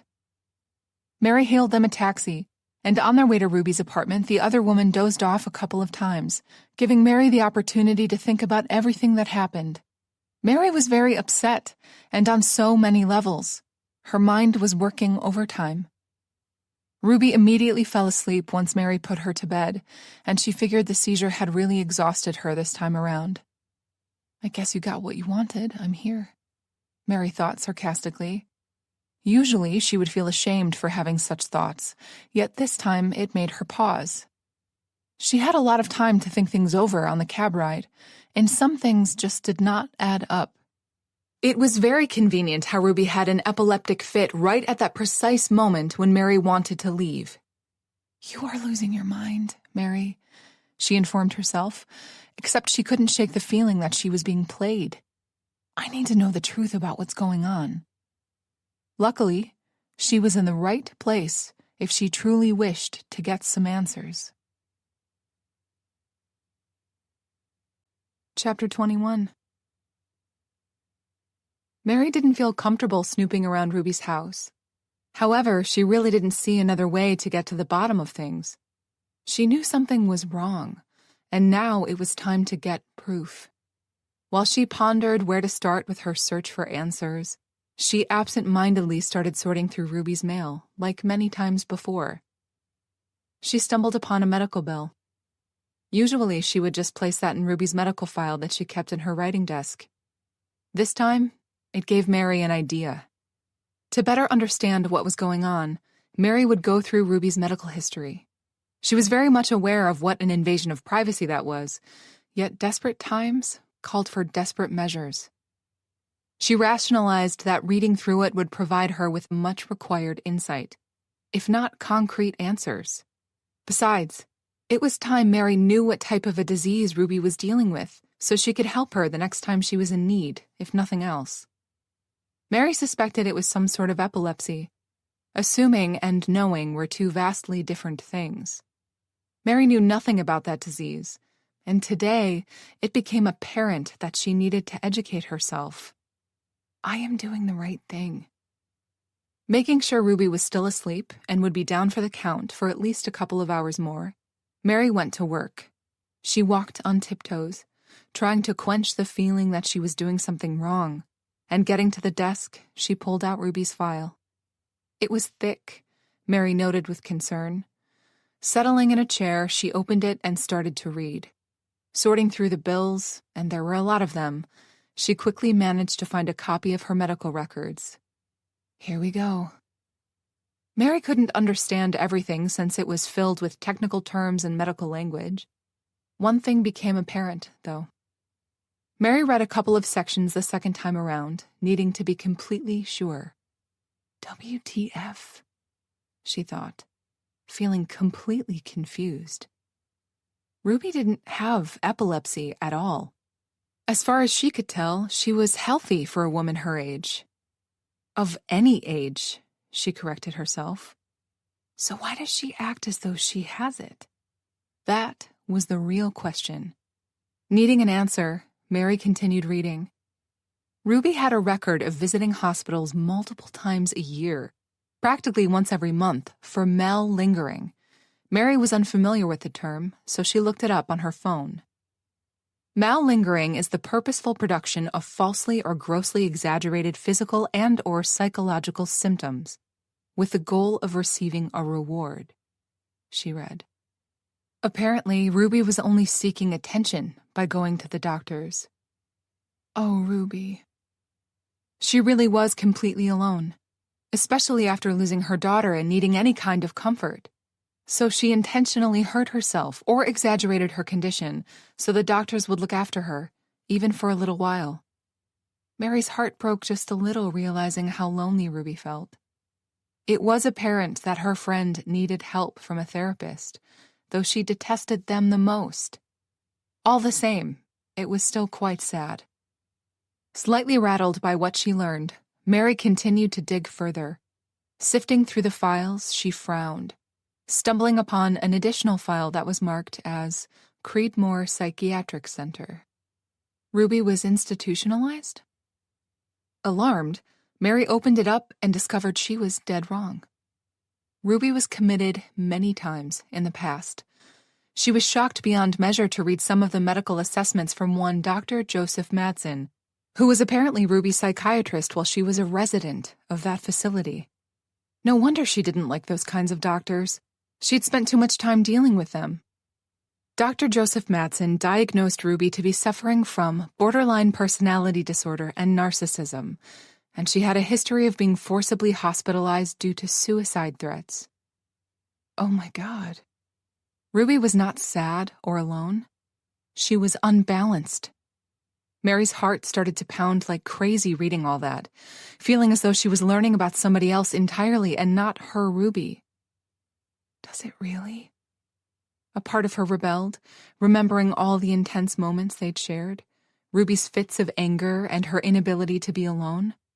When all that was happening, Mary rationalized it as her grieving and needing someone to lean on. As it turned out, she was way off. There were signs that Ruby was mentally unstable from the start, and Mary ignored them, found excuses because the harsh reality was that she was lonely and needed someone in her life apart from Dr. Carson. That need made her blind. What did I do? What did I get myself involved in? Of course, having mental issues was not a crime, and certainly not something a person should be ashamed of. It was of utmost importance to get treated. Clearly, Ruby tried in the past, and Mary was certain she was off the rails at the moment. It was hard holding the proof that everything she knew was a lie. Dr. Carson was right all along, and Shannon too. They both warned her about Ruby, and she didn't listen. I am such an idiot. Dr. Carson had said she sounded unstable, and instead of listening to the professional she trusted the most, Mary turned and ignored him. She even cut back on her sessions and stopped telling him certain things, all because she'd let Ruby rule her life. Foolishly, Mary believed she was in control. Ruby had manipulated her this whole time, making her feel guilty beyond measure for saving her from Nick. Come to think of it, it was a probability that the first seizure in the subway train was also staged. Ruby looked for someone who would fill her need to be looked after, and Mary jumped to the opportunity without a thought.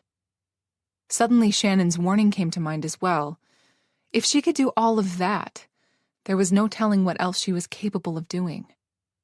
Is Ruby dangerous? Mary was afraid to answer that question. Suddenly, Mary felt really scared of being alone with Ruby and didn't want to spend another second longer in this house. I need to get out of here.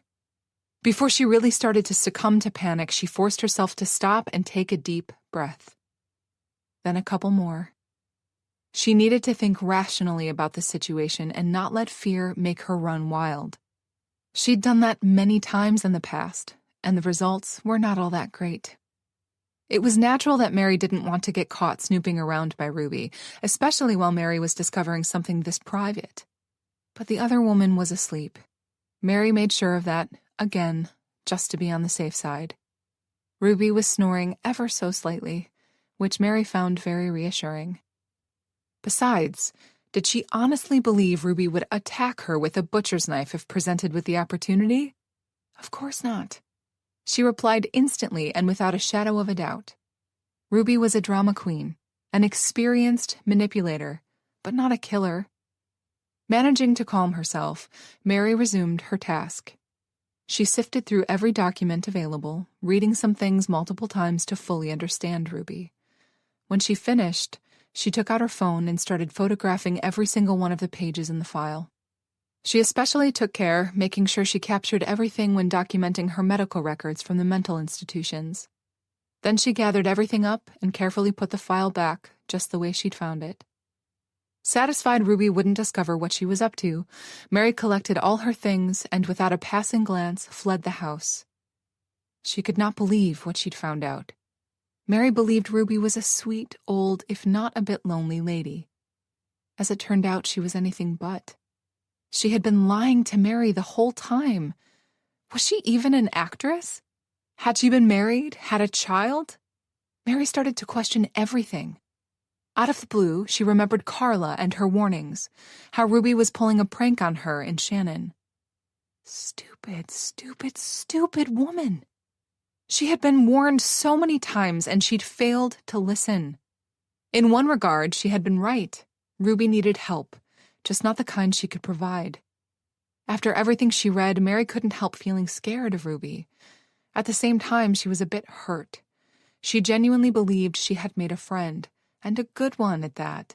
And all this time, Ruby was pulling her strings and acting like a puppet master, manipulating her and making her feel guilty so she could control her. And you let her.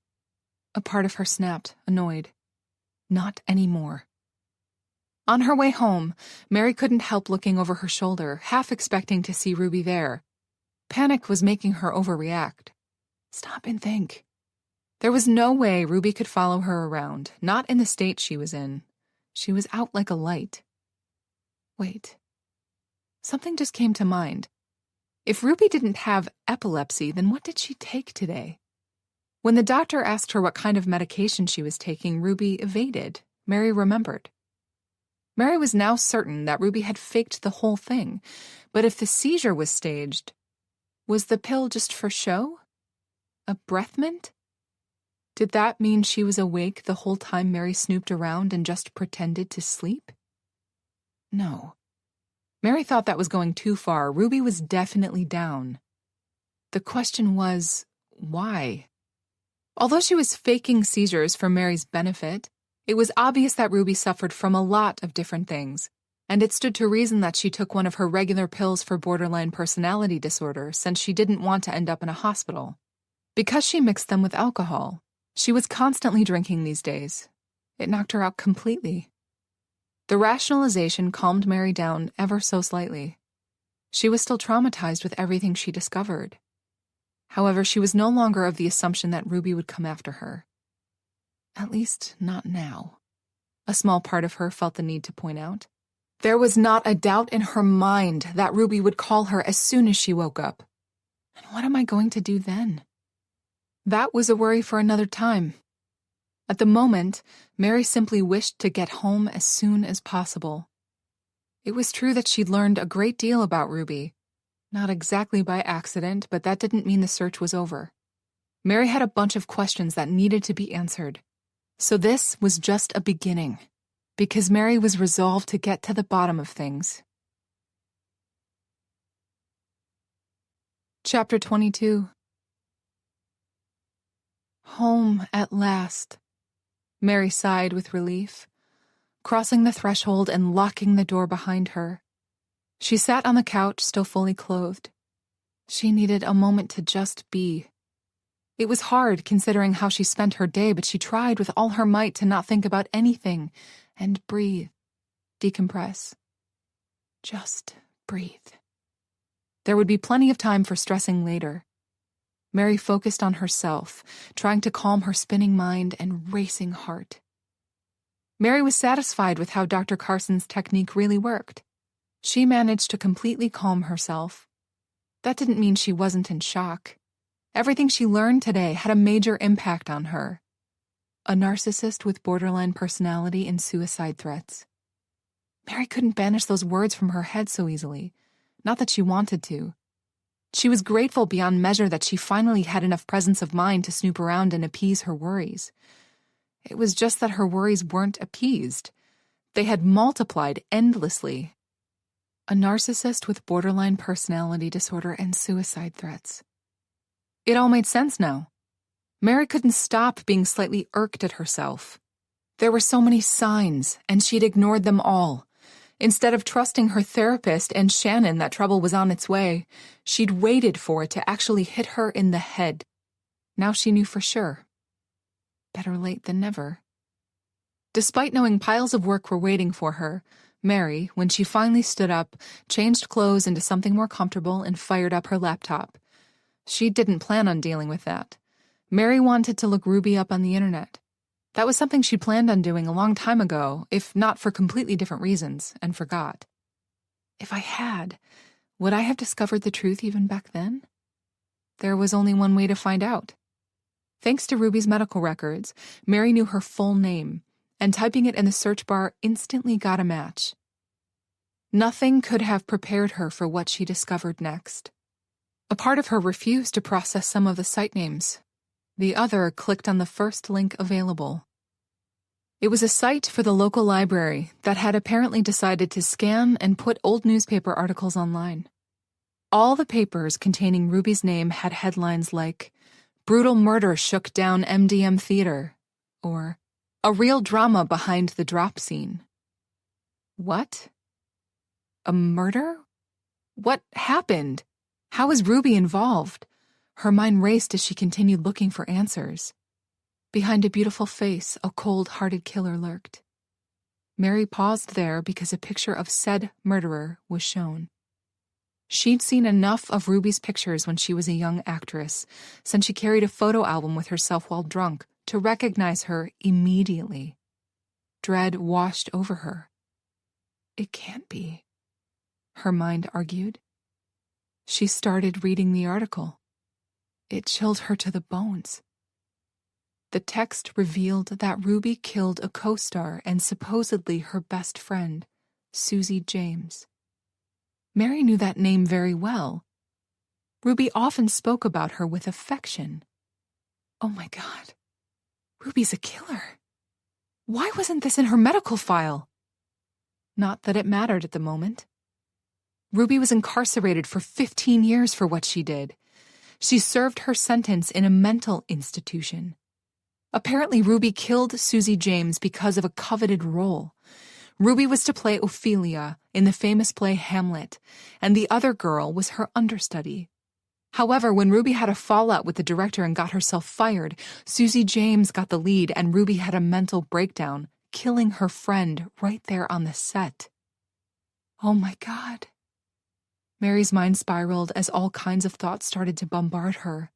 I made friends with her, shared all my inner thoughts and feelings, and slept in her house. Oh God. And all this time she kept this horrible information about herself hidden from me.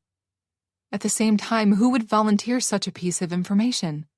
By the way, honey, I murdered a person when I was a girl. I got angry and shit happened. You're right. Mary forced herself to stop and return to the article. All this because of a part? Ophelia. She remembered Ruby mentioning with longing how she'd never had a chance to play that character. And now Mary knew why. This was the real reason Ruby's acting career ended, not because of her age. Every word Ruby uttered was a lie, including that one. Not that it was a vital piece of information at the moment, yet Mary's mind clearly needed a break from the horror she'd just discovered. Unfortunately, there was more. Reading the site after saving the link, she visited a couple more. They all provided a bigger picture regarding Ruby's life. Over the years, Ruby had continued to fill the headlines. The forgotten actress struck again. Apparently, she had a fit when they took her photo down from the local restaurant that was frequented by actors. It was a custom that an actor signed a frame picture of himself, which was then hung on the wall, usually over the booth they sat in. Understandably, Ruby's was taken down during her murder trial. She didn't take that well when she found out many years later. I'll say, Mary thought. Mary moved on to the next. Ruined premiere night of Hamlet. The police were involved. Ruby tried to walk on the stage in the middle of the play to do what she never could, act as Ophelia.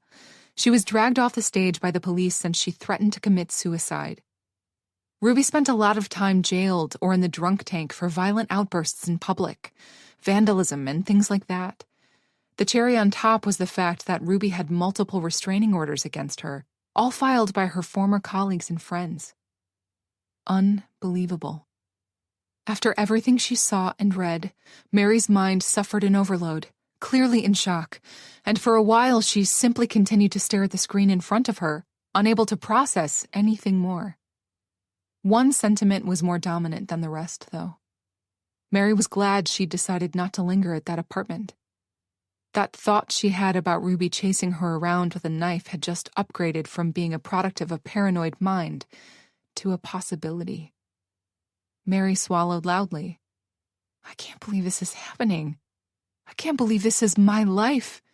I thought I escaped the only controlling, abusive person in my life. As it turned out, Mary had befriended someone worse. A killer. Was she ever my friend? She banished that thought immediately, since it was a silly thing to be thinking about when she had more pressing issues.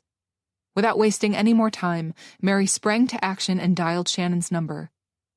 Please, please, please pick up, she prayed, hoping it wasn't too late for the other woman and that she was still awake. Shannon went to bed pretty early if she worked the first shift in the bakery. Mary? Shannon inquired, sounding a bit sleepy. Hi, Shannon, sorry for waking you up, but I found out something you are not going to believe until you see it for yourself. Mary copied the links and passed them along. I just sent you some links. Check it out. My computer is turned off. Turn it on. This is important. Please, Shannon. Oh, okay. Wait just a sec. Shannon replied, clearly sensing the urgency in Mary's voice. Mary paced around the house as she waited for Shannon to fire up her computer and find the site she sent her. What's this? Shannon asked, clearly confused. What year is this? Yeah, they're old papers. Murder? Shannon asked, sounding equally confused and intrigued. Keep reading, Mary prompted. Wait, is that? Yes, it's Ruby, Mary exclaimed, unable to wait any longer. Mary, it says here that she murdered someone. Yes, her best friend, Susie James. Susie James? I know about her. Ruby spoke about her nonstop. I know, Mary replied, at a loss for words. It was bizarre remembering with what fondness Ruby spoke of her now that she knew an actual truth. Oh my God, this is horrible, Shannon said in alarm. And there's more, Mary replied in the same manner. More? More than this? Are you kidding me? How did you stumble upon this in the first place? Shannon asked in one breath, clearly in shock from this discovery just like Mary was. So Mary explained everything to her in short terms. Ruby did something today that made me doubt her, just like you said, so I snooped around her house while she was asleep. You did what? I know, it's terrible. I wanted to say brave, but go on, continue. I found her medical records and they're not good. Is she dying? Shannon asked, completely misunderstanding her meaning. No, she's in excellent health. She lied about the seizures. Really? That's not the worst part. I found her psychiatric file. She's been diagnosed as a narcissist with borderline personality disorder and was institutionalized many times in the past. She spent 15 years locked up in a mental institution for killing that girl. Mary rushed to explain everything. Shit, Shannon said simply. That about sums it up.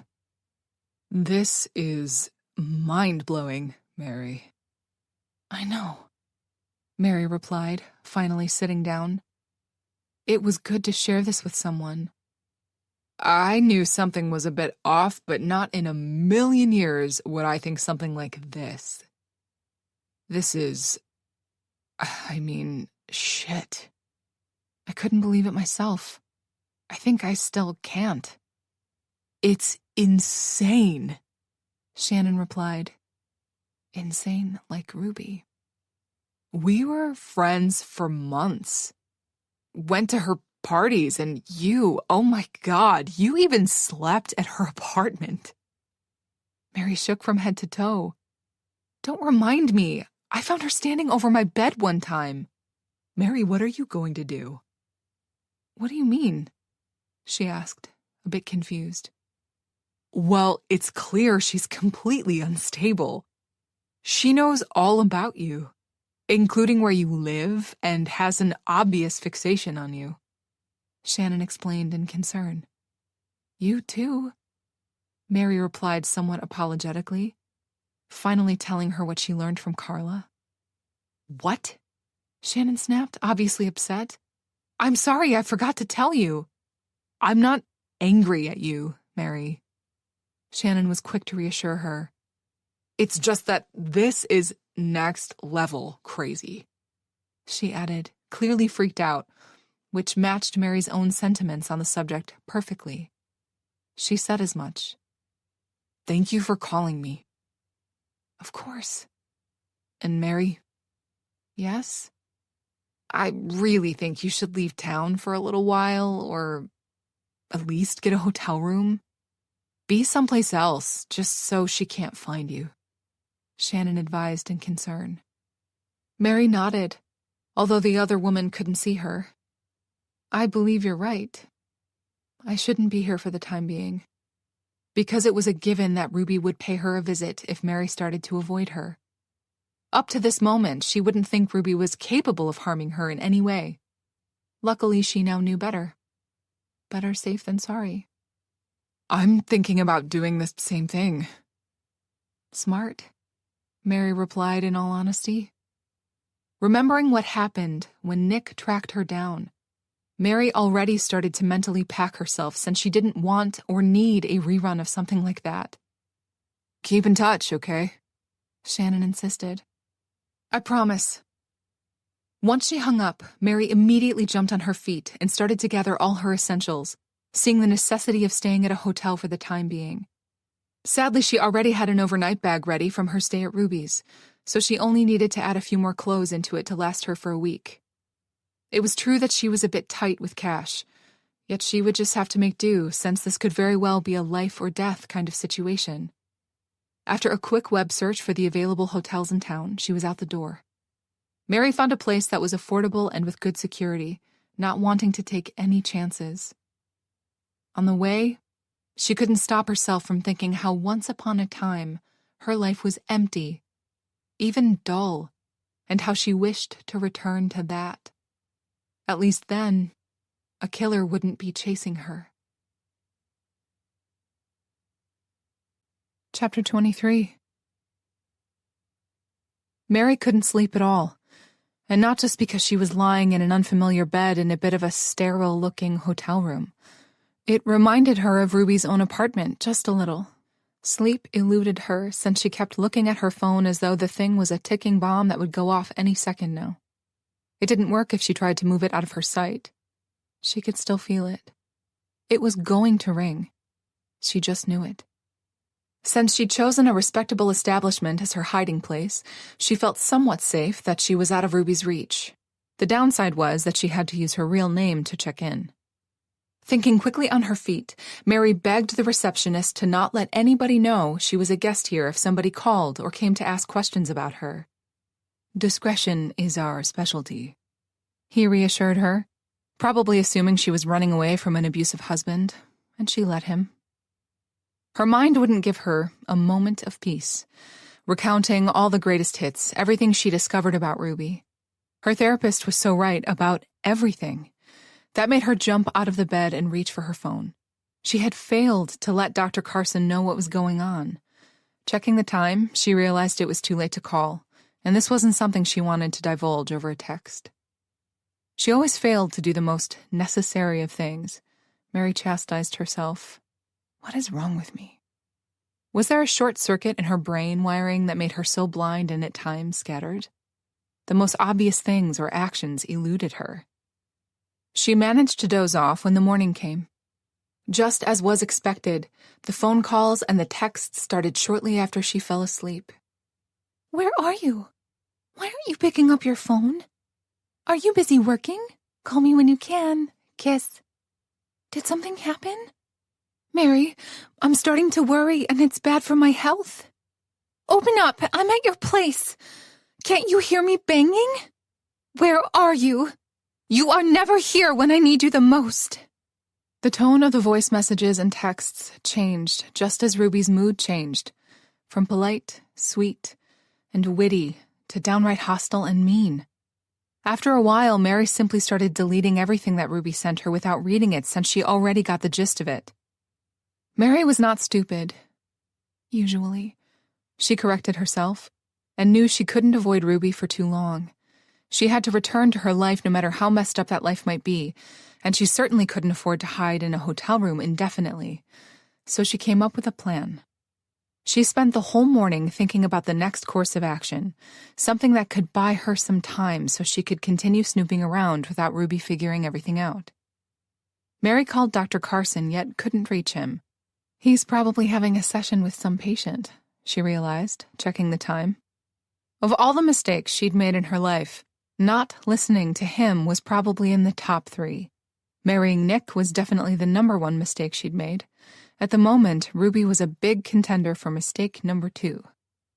You can do this, she encouraged herself. When Mary felt like she was ready, or ready as much as she could be, she dialed Ruby's number, half praying the other woman wouldn't pick up. Of course, she was not that lucky. Thank God you finally called me back, Ruby practically screeched at the phone. I half expected that you were dead, murdered, or in a ditch somewhere. You'd think like that, wouldn't you? Mary had a fleeting thought.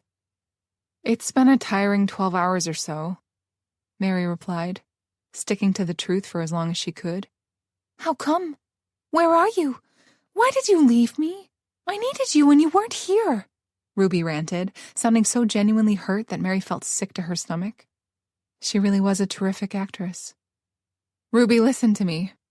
Mary interrupted her tirade. Something happened, she said gravely, just the way she practiced it in front of a mirror. Even though Ruby couldn't see her, Mary realized that adequate facial expression was crucial to sounding more believable. Also, she wrote herself a script that she held in her lap so she could stay on point. It took her a while to get everything right, and she only dialed Ruby when she felt confident enough that she could pull this off. I have to pull this off. There was no alternative. What happened? Ruby demanded, yet didn't let Mary answer. Wait, don't tell me over the phone. I'm on my way. Don't bother, Mary replied. I'm not at home. I know you're not at your apartment. I checked already. Where are you? Ruby demanded. Mary took a deep breath before answering. Don't overdo it, she cautioned. The police came last night and they took me away. What? She exclaimed. Are you under arrest? Ruby asked in alarm. Arrested? Why didn't I think of that? On the other hand, that would be hard to fake, since Ruby would certainly offer to come and bail her out. No, under police protection. I'm calling you in secret since they told me not to contact anyone. Why on earth are you under police protection? There was a break-in at my apartment last night. That was why I had to leave. Mary started to explain.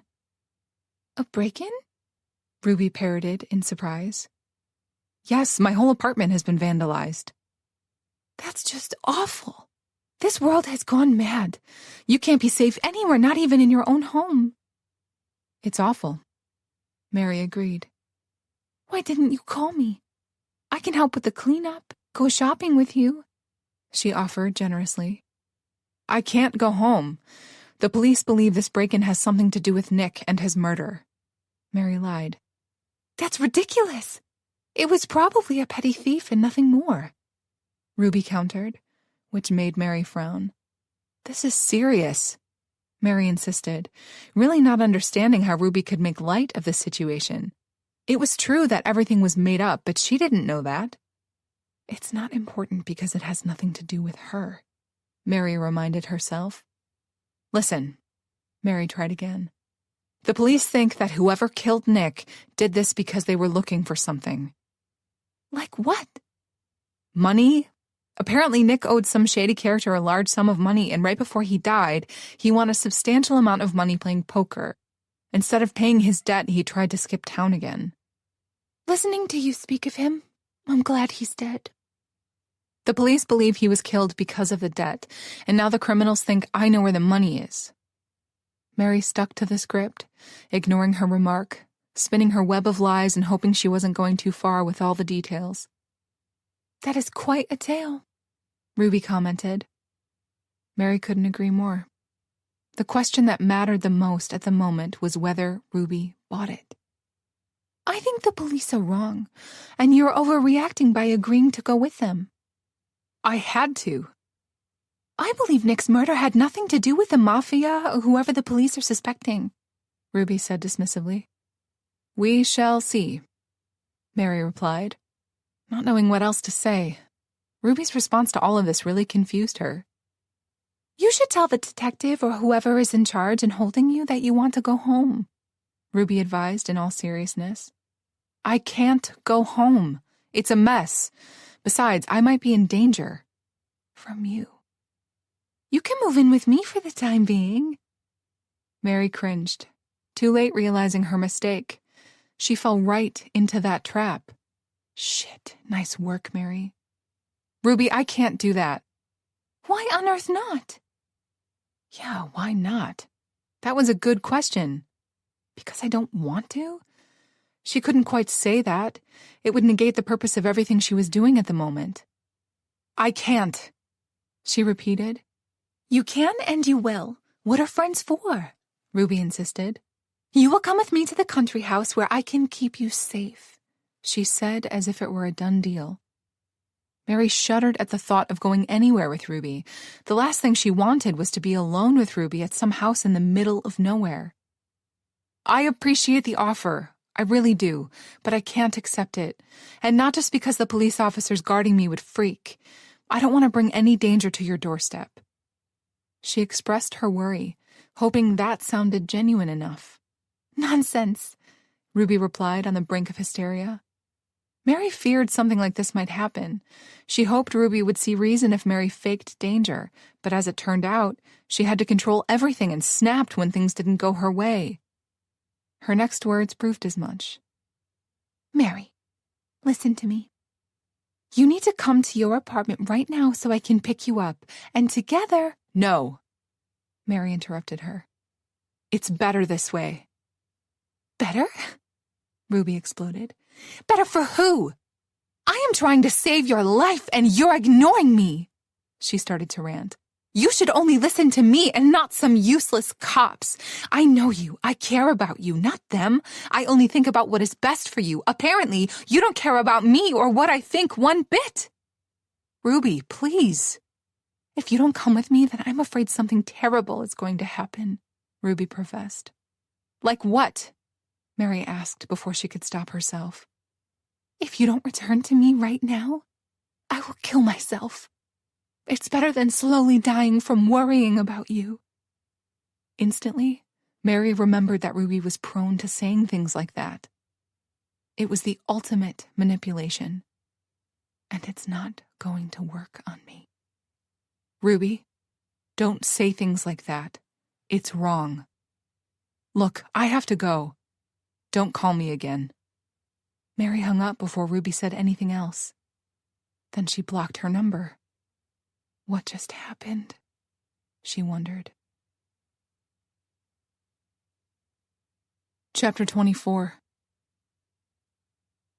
15 minutes passed since Mary talked with Ruby, and she was still in disbelief of how things escalated. She only wishes to control me and nothing more. Something else occurred to Mary in those moments as well. I am in way over my head, she thought with dread. Mary thought she was so smart, coming up with this plan.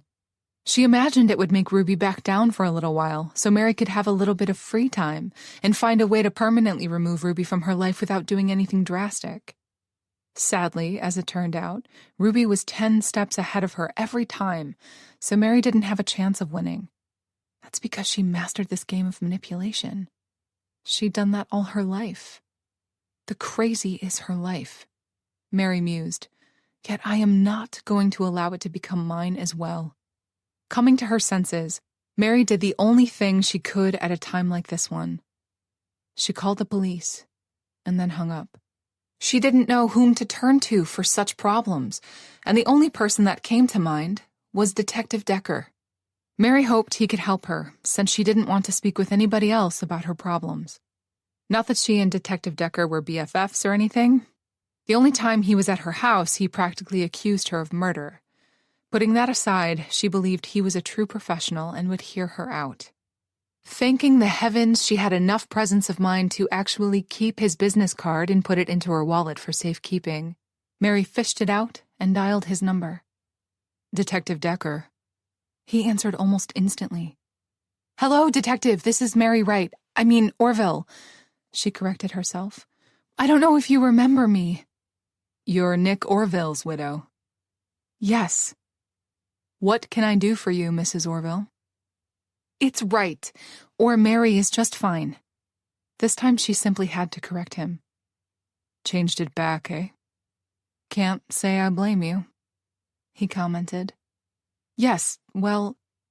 Mary really didn't know how to respond to that. "What can I do for you?" he repeated. "I think I'm in trouble and I need your help." "What kind of trouble? Is it related to your late husband?" Detective Decker asked, his tone changing in an instant. He was all business now. No. She was quick to reassure him. "I have someone who is causing difficulties in my life," Mary said with care. "Tell me everything," he commanded. So she did.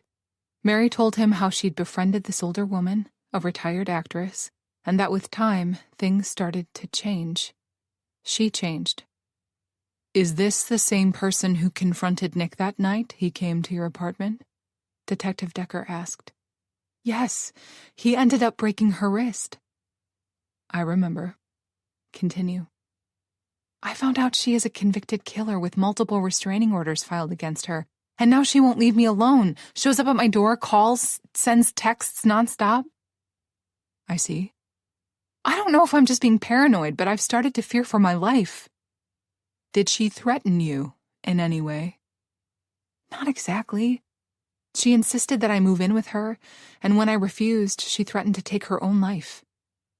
"What's her full name again?" "Ruby Geraldine Thompson." "Do you have any other information about her?" Mary had a whole file. She'd recited her address, date of birth, and things like that. Do you believe I'm just paranoid and she's not a real threat? "I'll look into it and call you back," he promised. "Thank you, Detective." "No problem. And stay in that hotel for the time being." "All right." More than 24 hours passed before Detective Decker called her back. Mary was on pins and needles while she waited for any kind of feedback from him. Her thoughts varied from being frightened for her life to downplaying everything and accusing herself of extreme paranoia. You're wasting that detective's time with something you should be able to handle yourself. Thankfully, the detective called and wanted to see her, to speak with her in person, which meant he was about to end her suffering. Even if the news wasn't good, at least she would have concrete proof that she was not going insane and could deal with everything else afterward. Mary gave the detective the hotel address and room number, and he promised he would be there in an hour.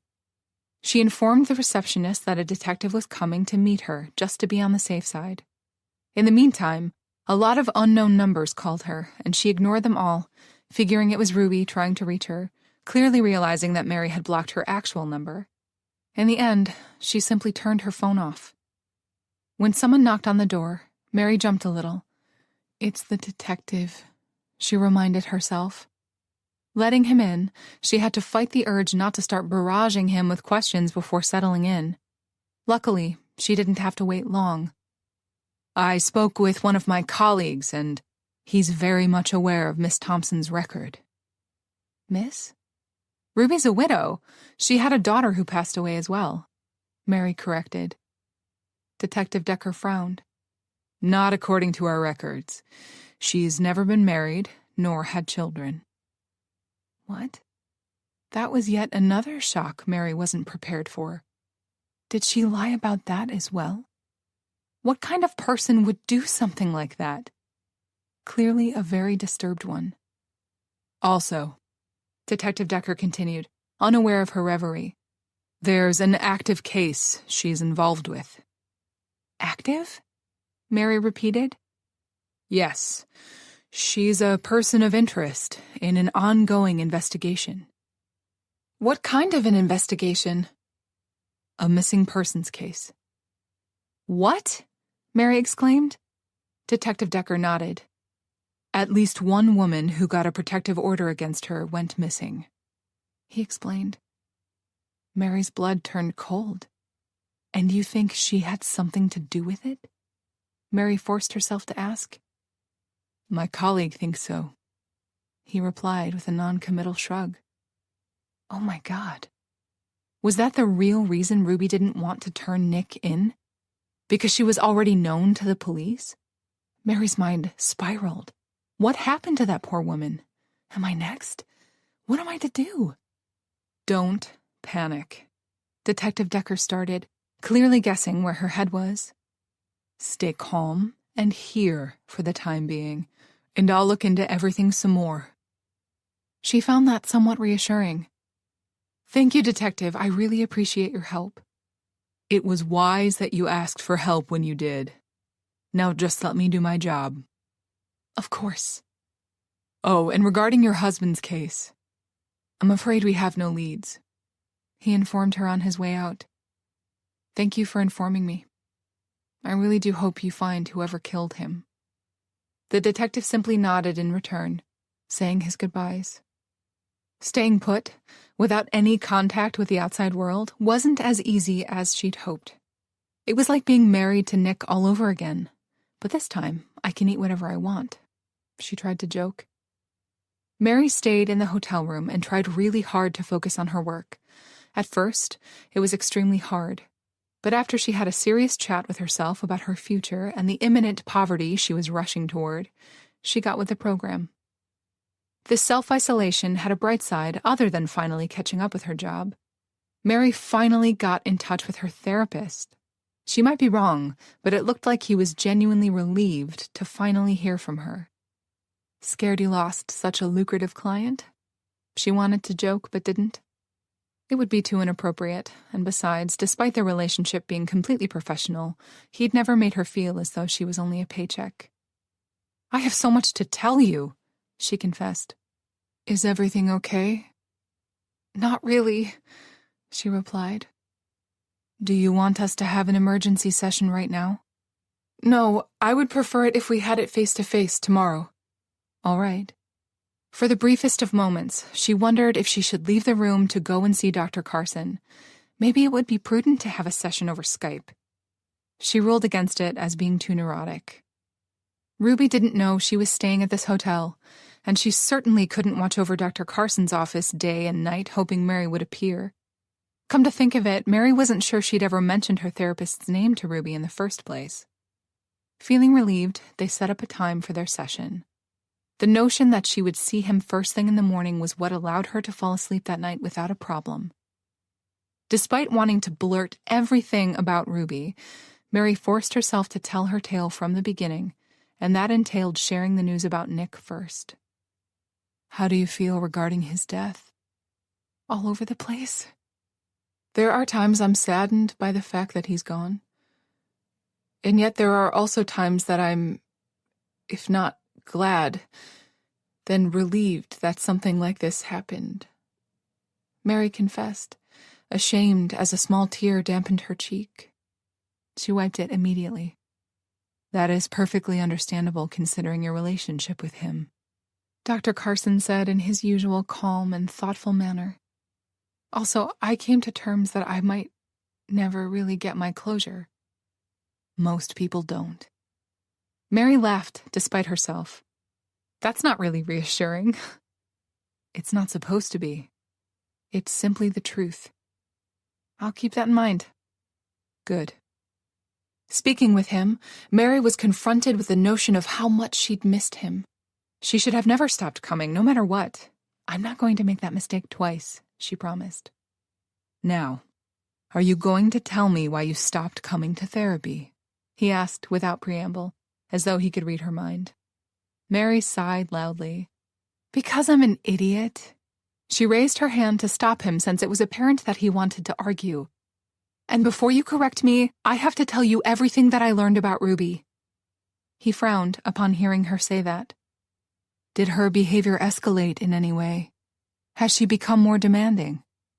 "Oh, doctor, you have no idea." With great attention to detail, Mary told Dr. Carson everything that was going on, from fake seizures and hiring actors to pretend to be her friends, to Mary finding out she had a history of mental issues and was a convicted murderer. Mary had to give credit to her therapist. He remained calm the whole time, as though nothing she said surprised him. And more importantly, he never said, "I told you so." She specifically appreciated that. Once she finished speaking, he took the time to explain to her what a borderline personality disorder entailed. The more she listened and learned, the more pieces of a puzzle called Ruby came together. He was describing her to the letter.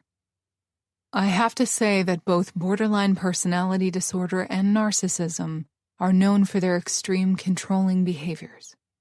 Can I pick 'em or what? First Nick and now Ruby?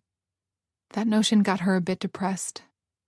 I'm sorry I failed to notice all the signs earlier, he concluded, looking really torn about it.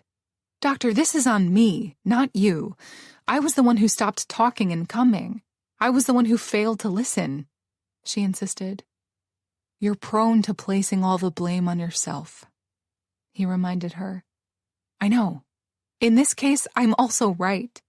Now tell me, do you believe I'm in danger? He took his time answering. The problem with these types of people is that they are prone to stalking. I'm guessing you mean that literally, as in harassing and not just dropping by unannounced and things like that? She tried to lighten the mood since she was really starting to freak out. She didn't want to be stalked. At the same time, who would? I'm afraid so. Well, fuck. What am I to do then? No matter what the detective discovers, you need to file a restraining order, and I'm afraid you will have to move out of your apartment and find a new residence away from anywhere she associates with you, he advised. Mary made a face. She really liked her place since this was the first home that she'd felt was completely her own. She said as much. Tell me you're not staying there now, Dr. Carson asked in concern. No, I checked into a hotel. Good. Smart. For now, don't make any rash decisions, including moving out. Sleep on it for a couple of days. Catch up with your life without Ruby, and we'll discuss it during our next session. Sounds like a plan. Chapter 25. For the next week or so, things, if not returned to normal, certainly returned to the rhythm Mary was accustomed to and felt comfortable with. Done, she thought with satisfaction, sending an email to Elisa. Then she stood up to stretch a little.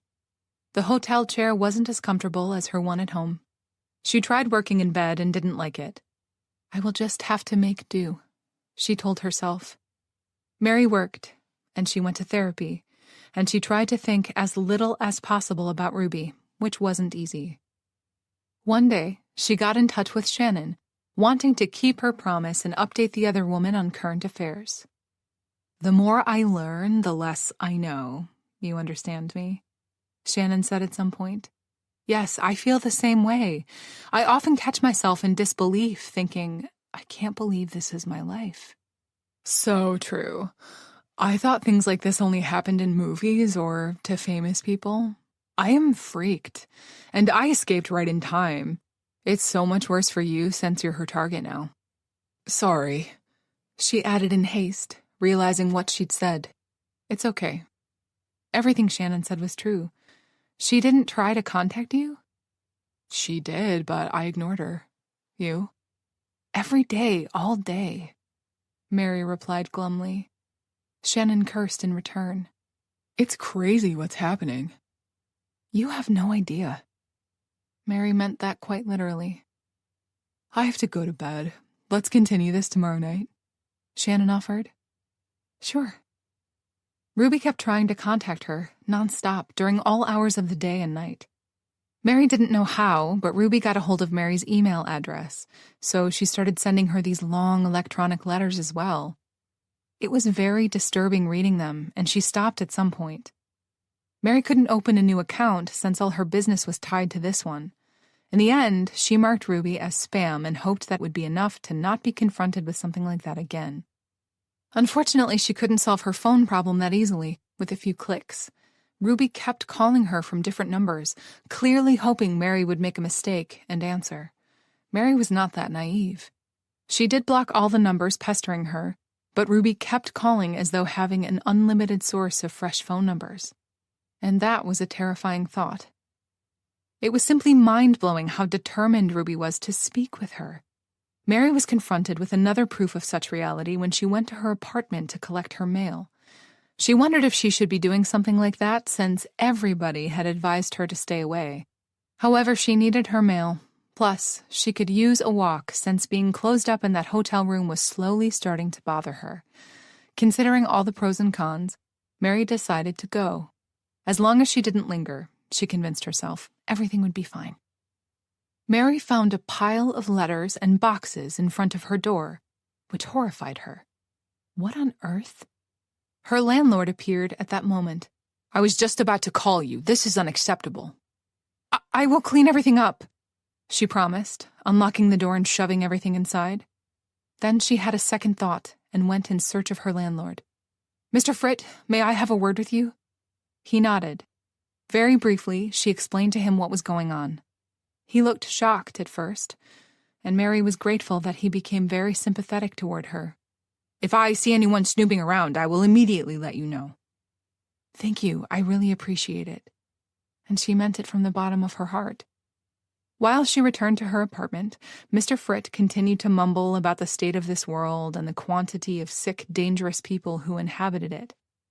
Mary sighed, looking at the pile of things Ruby sent her. This is getting out of control. Actually, I think that ship sailed a long time ago. She corrected herself.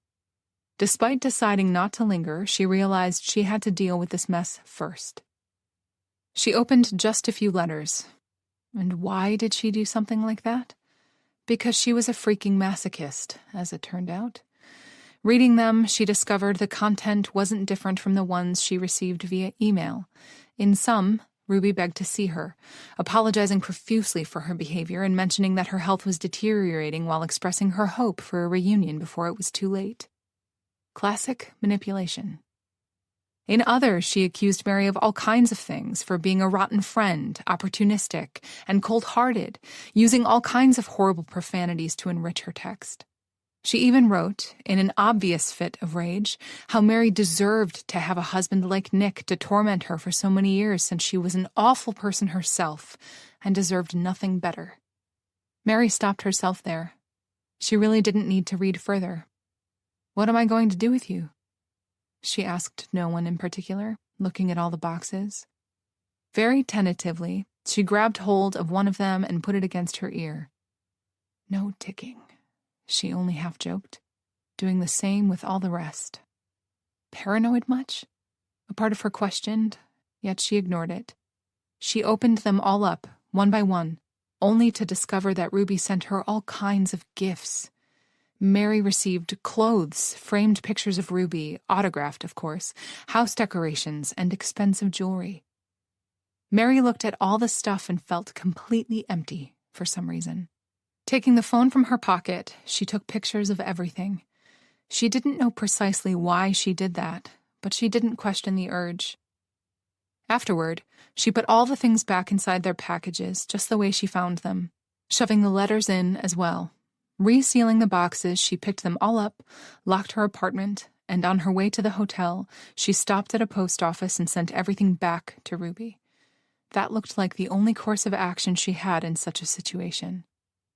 She was sure that her gesture was going to antagonize Ruby further, but Mary simply couldn't, with a clear conscience and sane mind, keep all of that inside her house. That would feel wrong on so many levels.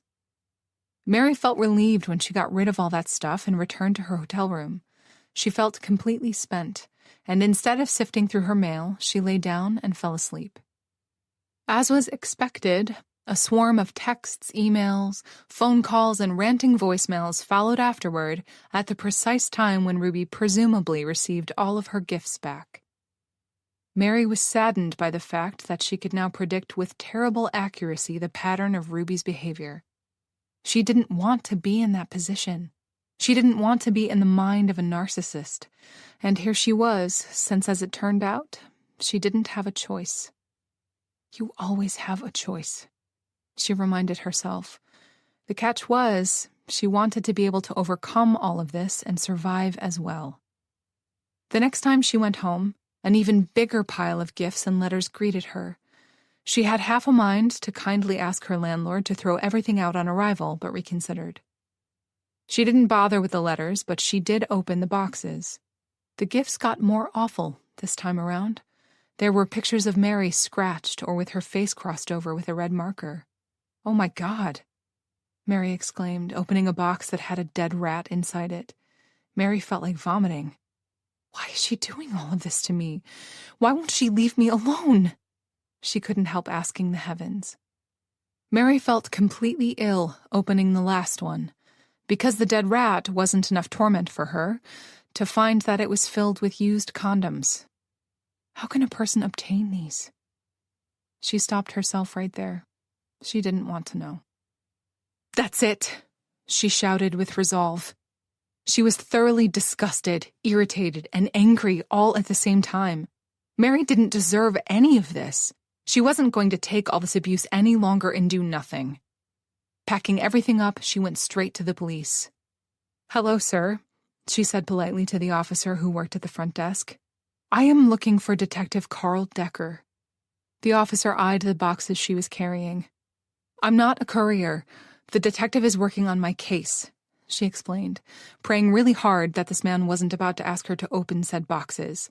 The humiliation would be too great. Not to mention, she didn't know how to explain everything. A dead rat, condoms, in short order. Luckily, all he said was, "Does he know you're coming?" Shit. In all this madness, she completely forgot to call him ahead and ask if he was working. "Yes," she lied.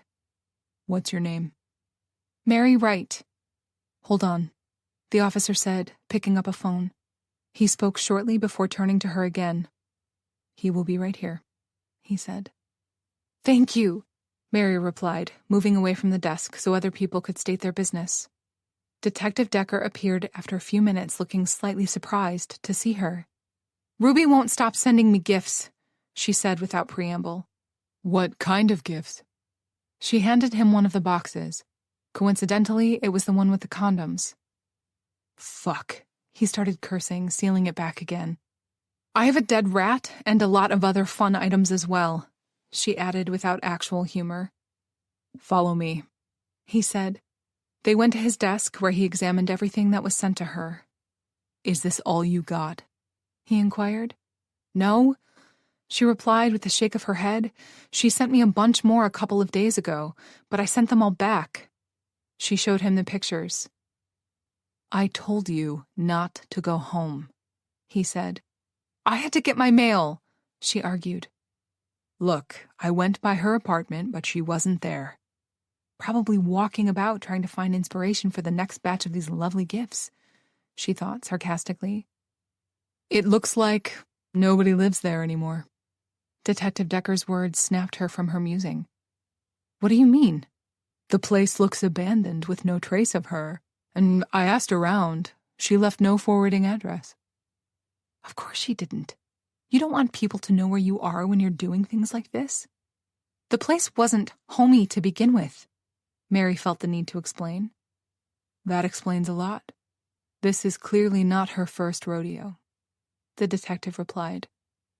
"Unfortunately, my colleague and I don't know where to start looking for her." Mary got an idea.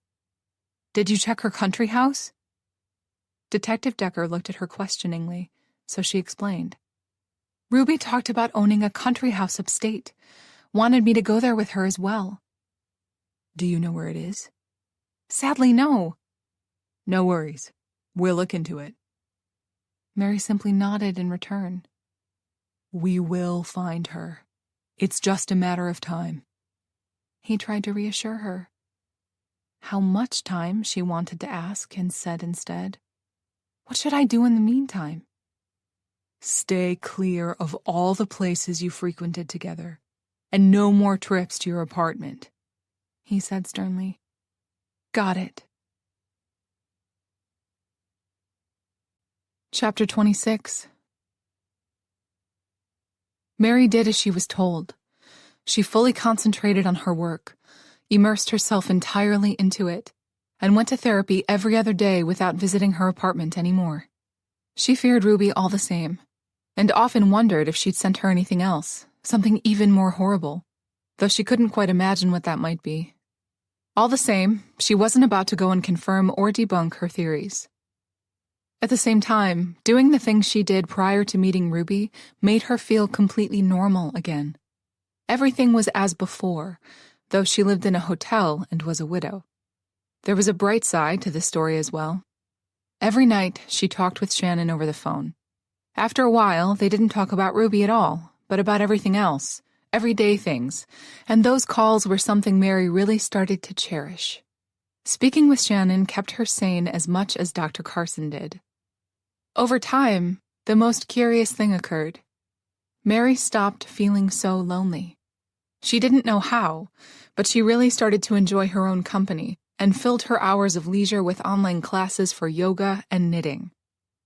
Despite worrying about what tomorrow would bring, she wasn't afraid anymore of ending up all alone in this world. Mary no longer feared herself or her thoughts, for that matter. It was true the current situation wasn't an ideal one, far from it. All the same, she was confident that she would overcome this with a few good people in her life. One day, Detective Decker called her. "Is there any news?" she asked with hope. "Yes, though it's not good, I'm afraid." "How so?" "We were unable to find Ruby's country house. It must be registered under a different name." Mary felt like cursing. She was about to suggest checking under Ruby's husband's name only to remember that she was never married. That woman was made of lies and nothing else. "Thank you for calling me." "We'll keep digging.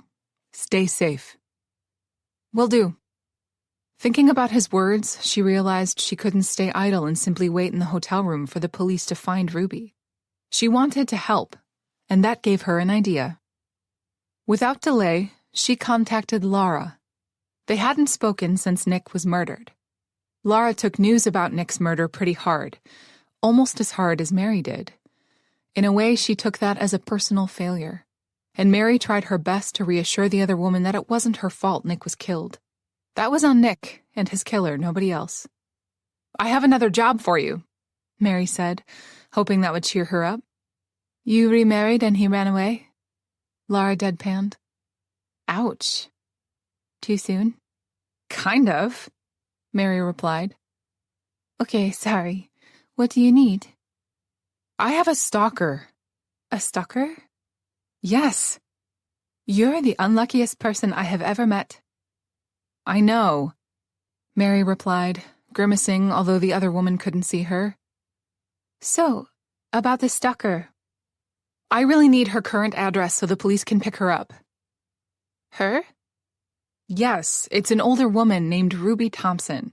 She's a former actress who killed her best friend over a part." Heavy. "And now she won't leave me alone, sends me all kinds of disgusting things." "You lead a very interesting life, Mary," Laura commented. "Oh, you have no idea." "Okay, I'm game. Send me all the details." "Thank you. And just so you know, I'm staying in a hotel." "The detective's idea?" Laura guessed. "Yes, he said it would be for the best for the time being."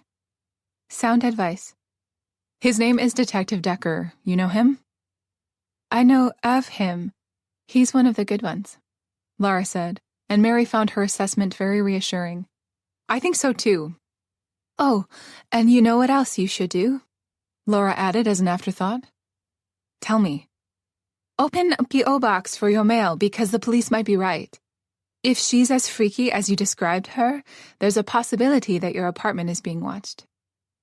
That was a scary notion, and one Mary had to come to terms with. Still, she asked, "You really think so?" "Unfortunately, I know so. There are a lot of sick people in this world. You need to protect yourself to the best of your abilities and leave the rest to us. I planned on doing just that. Talk to you later, Mary. Guided by the notion that she was not going to ignore sane advice anymore, Mary started searching the internet for any kind of information about P.O. boxes. She didn't have the faintest how to get one. She was in the middle of her research when her phone started ringing. Here we go again, Mary grumbled, really sick of all the phone calls. I am not going to answer, she wanted to shout. Maybe I should just change my number, came a sudden thought. It wasn't like many people had it. Checking the caller ID, she was pleasantly surprised to see it was actually Shannon calling her. "Hey, Shannon," she greeted. "Hi, what are you doing?" "Nothing much," Mary replied with a small shrug out of habit. "Researching P.O. boxes." "To get one?" "Yes. That's a smart move. And I'm thinking about changing my phone number too." "Good. That way that psycho can't reach you anymore." Mary's reasoning exactly, and she said as much. That's the idea. A part of her was irked that she had to change everything in her life simply because a deranged person had a fixation on her. On the other hand, it wasn't much of a living to begin with. It wouldn't be that difficult to rebuild. Besides, maybe that was precisely what she needed, a fresh start. Firstly, she needed to clean up the mess she'd created, because this was her mistake, and she had to deal with it and its consequences. "What have you been up to?" Mary asked. "Just finished work, and you won't believe it, but Ruby called me again." There was little Mary found unbelievable these days, yet she refrained from saying that. "Really?" "Yeah. I was absent-minded and answered without checking who was calling." Been there, done that, unfortunately. "How did she sound?" Mary asked with interest. "She acted like everything was okay, normal. She chatted about herself, as usual." "And?" Mary prompted. "When I told her I was in contact with you and knew everything, she got nervous. Though she said she was pleased that we'd continued to keep in touch and are friends." "Yeah, right. Did you tell her I discovered the files?" "Of course not, but like I told you, she got very fidgety and tried to fish out how much I knew. I played it cool," Shannon said, sounding a bit smug. Mary smiled, despite herself. "Of course you did. Did she say anything else?" "A bunch. All nonsense. She said you were cross at her because she refused you one time when you demanded that she buy you something." "What?" Mary shouted in outrage. "That is a lie." "I know. She made it sound like you were only using her for her money." "Ruby was only trying to trigger sympathy in you," Mary said, reeling with rage. "That woman would stop at nothing." "The only thing she managed to trigger was disgust. I told her that her lies don't work on me anymore and hung up." "Thank you for sticking up for me." Mary was genuinely grateful. "Don't need to say that to me. The woman is a certifiable psycho."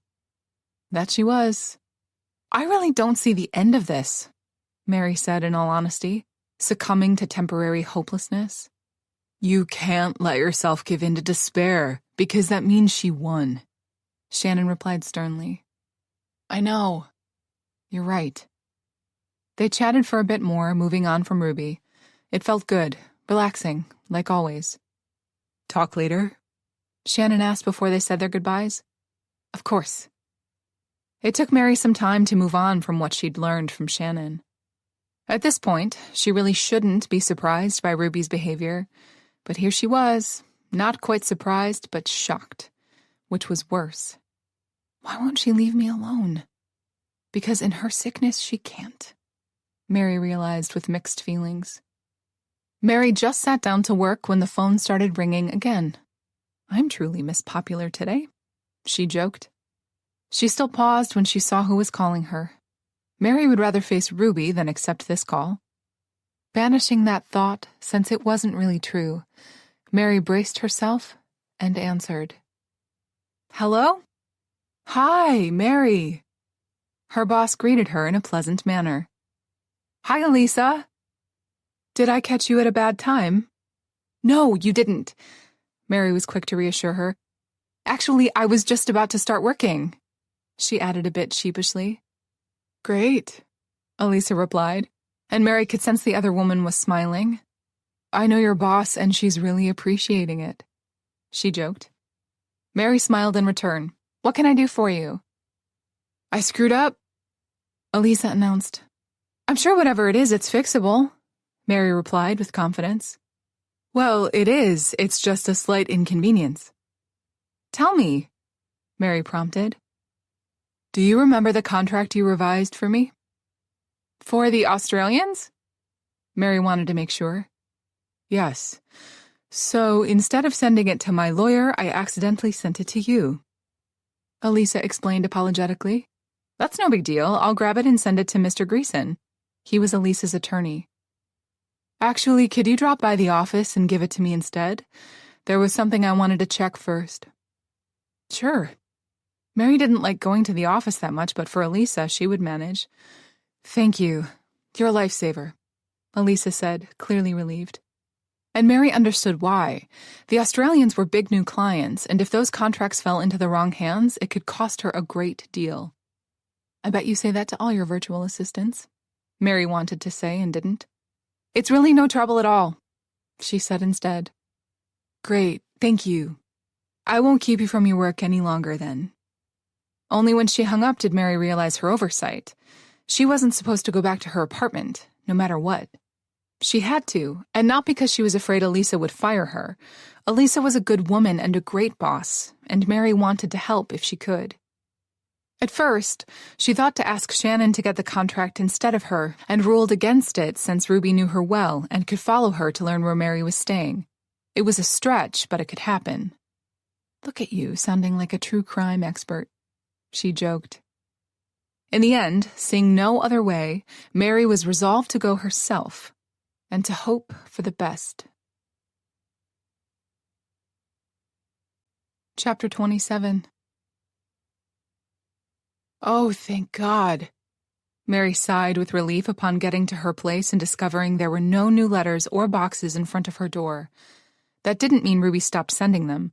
Only that Detective Decker had made good on his promise and dropped by at some point to collect all that junk himself. Mary wanted to ask her landlord to throw everything he came across away, but the detective had stopped her when they talked on the phone, telling her they would need all of that since it was evidence. In her joy at how the front door looked clean, she completely failed to process the fact that Elisa's document was nowhere to be seen either. Elisa was confident the document was delivered. So where is it? Mary started to panic. Did the detective pick it up by accident? Did someone else take it? She started looking about in hopes she missed it, although how she could fail to notice a big manila envelope would be a mystery. As a last resort, she looked under her mat and smiled. She found it. Mary cheered. Detective Decker probably tucked it under there for safekeeping, realizing it had nothing to do with her case. Smart thinking. Mary sent her thanks, picking it up. Task accomplished. Mary was just about to leave and go straight to Elisa's office without entering her apartment, not wanting to stay any longer than was necessary, when she realized she had to use the bathroom. The new smoothies she'd started to drink were really doing wonders to her bladder. Unlocking the door, she practically ran to the bathroom to do her business. In passing, she noticed how much dust had settled over everything, and that saddened her a great deal. Finishing up in haste and washing her hands, Mary returned to the living room only to discover she wasn't alone anymore. There was a smiling man sitting on the couch. She recoiled, startled. Did I forget to close and lock my door? Not that it mattered anymore. The man was a complete stranger. She was certain she'd never seen him in her entire life, and still, there was something rather familiar about him. Who is he? What does he want? He was very tall. Mary could tell that despite his sitting down, and very thin-looking, not in an unhealthy way. His features were very sharp, eyes cold with a stare that was so cruel it sent shivers down her spine. His hair was curly, and a bit on the long side. Then it dawned on her why he looked so familiar. This is the man who followed Nick around, the one Lara kept encountering. She processed all that in a heartbeat. Was it a coincidence that he'd followed Nick around right before he died? Did he have anything to do with it? Her heart started to race faster. Is this the man who killed Nick? Why was he here? Is he going to kill me now? Why? Her train of thought was broken when he slowly started to rise. Despite the fact that all of his movements were exuberantly unhurried, measured, calculated in every way, they were without a doubt threatening, and Mary couldn't help but swallow loudly. Suddenly, her throat felt very dry. She felt like praying despite the fact that the unknown man didn't do anything to her. Yet. Mary's heart pounded so hard she was sure she wouldn't be able to hear anything else because of it. "Glad you finally decided to return home, Mary," he finally said. And Mary really wished he hadn't, because his voice was worse than his eyes, cold, extremely low and devoid of any emotion. "I've been waiting for you." At the same time, his speaking to her propelled Mary to snap out of her stupor. "How did you get in here?" She forced herself to speak, too late realizing that was not the most important question. Mary decided to give herself a little slack since she was beyond freaked out at the moment. "Who are you? What do you want?" She tried again as the fear that consumed her made her voice break a couple of times. It was clear that he liked that. "Oh God, have mercy on my soul," she prayed with all her might, sensing where all of this was going. All this time, she was afraid of Ruby, not realizing there was a true monster lurking about. When he smiled again at her, there was not a doubt in Mary's mind that if she didn't manage to escape, this man would be the end of her. "What am I to do? What do I want?" he drawled as though slightly amused by her question. "Now that's an interesting thing." Without additional words, he lunged toward her.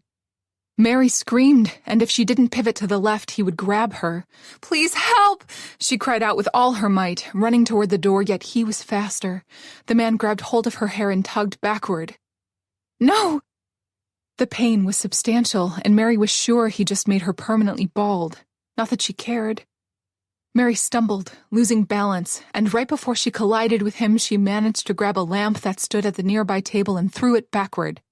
Since she was panicking and couldn't see behind herself, her aim was way off, but it did make him loosen his grip just a little, and Mary used that second of inattention to break free. She lunged toward the front door again.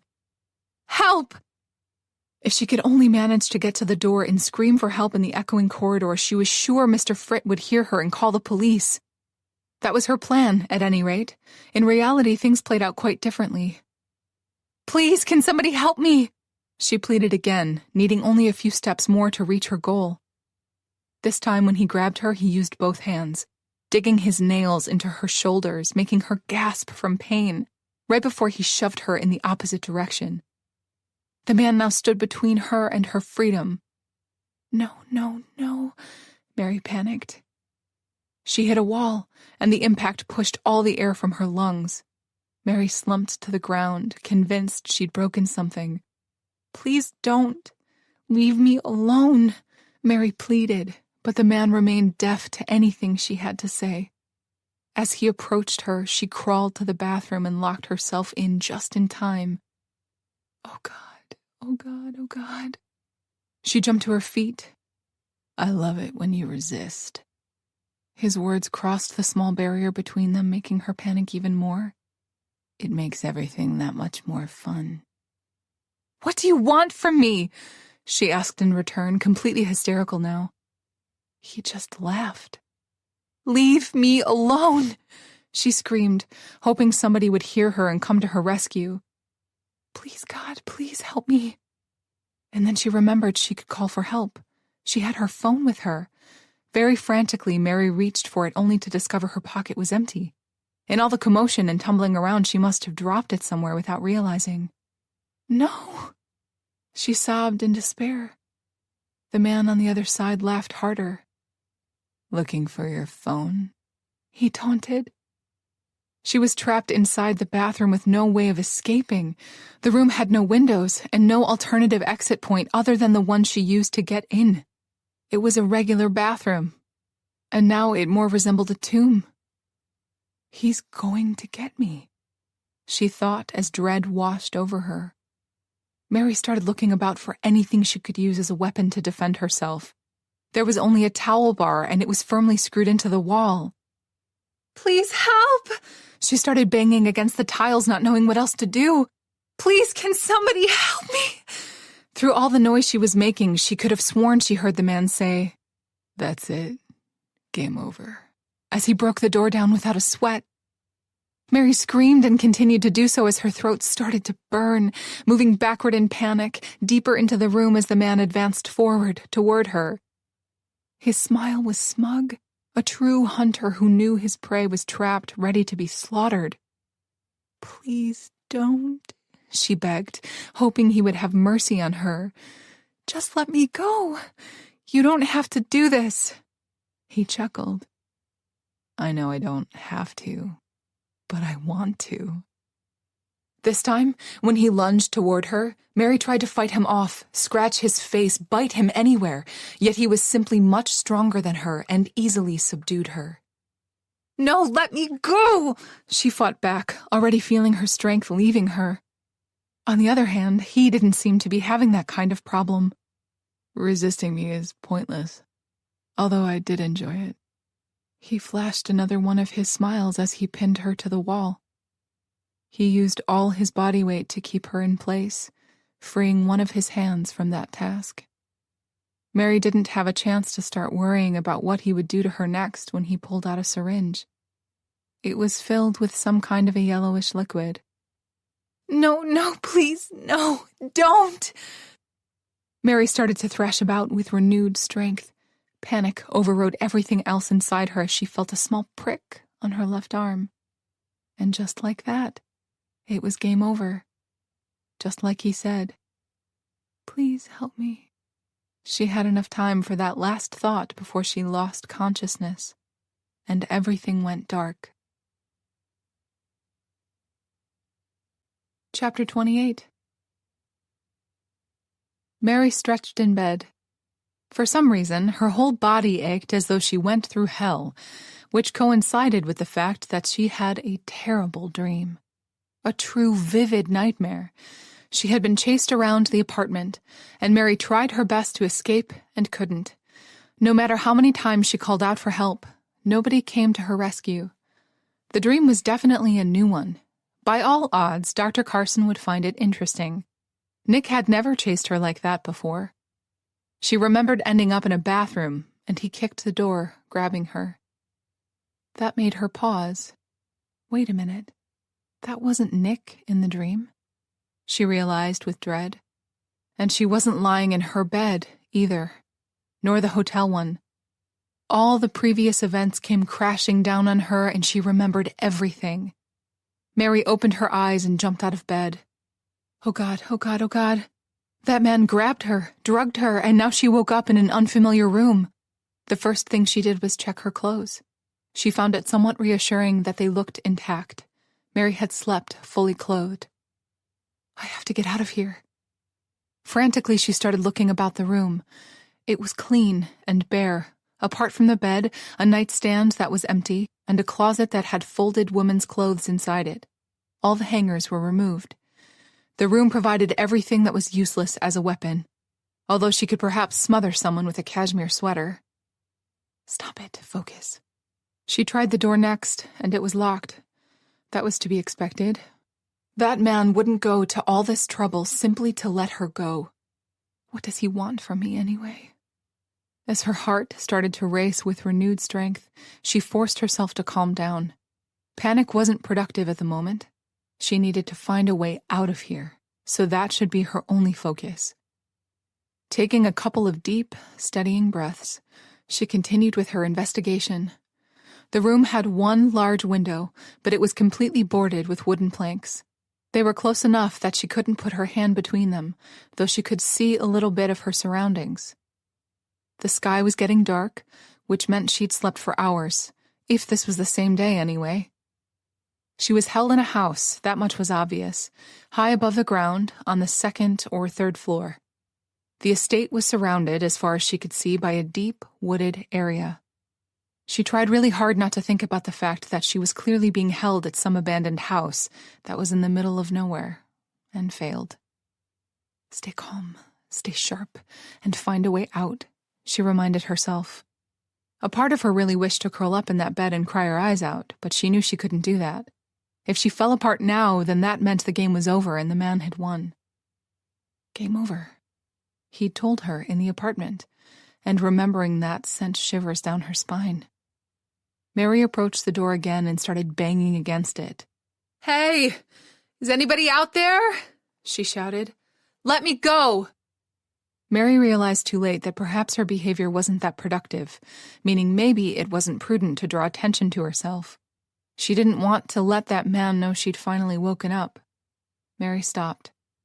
Not knowing what else to do, she did another sweep of the room, looked under the bed, and checked every nook and cranny in hopes she would find something, anything useful. Mary contemplated whether she should peel the floral wallpaper off. Not because she thought something was hidden underneath it, but because it was extremely ugly and made her feel more anxious than she already was. After the third go-around, Mary had to accept something she already knew and didn't want to. She was trapped, locked inside, and she would stay that way until her kidnapper deemed otherwise. Where am I? She had to wonder. What does he want from me? Not that she was too eager to find out. Would anybody notice her gone? All these thoughts plagued her, making her succumb to despair. None of her things, apart from the clothes on her back, were here, and she couldn't decide if that was a good or a bad thing. The only thing she truly missed was her phone. It would solve all her problems if she could call for help, which was precisely why she didn't have it at the moment. The man who took her wasn't an idiot.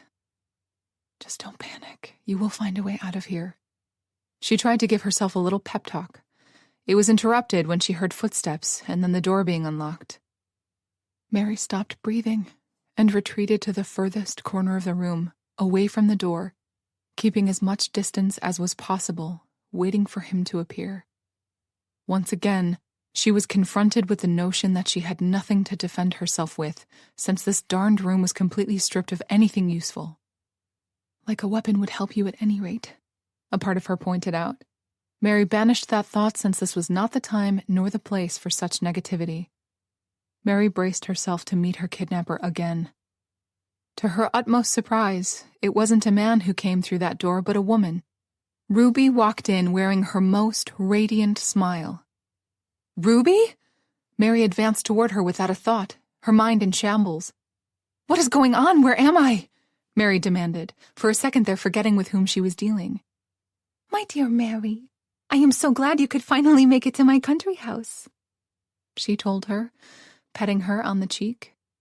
Mary took a step back, breaking the contact. Is Ruby gloating? It certainly felt like that.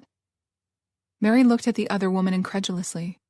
"What are you talking about? I didn't come here. A man kidnapped me." "Is he working for you? Have you completely lost your mind?" Besides, her last remark was a little bit redundant. It was more than apparent that Ruby was crazy. "We're going to have so much fun now that we're finally together again. You'll see," Ruby said as though Mary hadn't spoken at all. "You can't keep me locked up here. You have to let me go," Mary insisted. "You are a guest, honey." "A guest can leave. I want to go home." Ruby waved with her hand in a dismissing manner. "We both know you don't really mean that. You're saying that just to hurt my feelings." "What? No," Mary wanted to argue. Ruby continued speaking.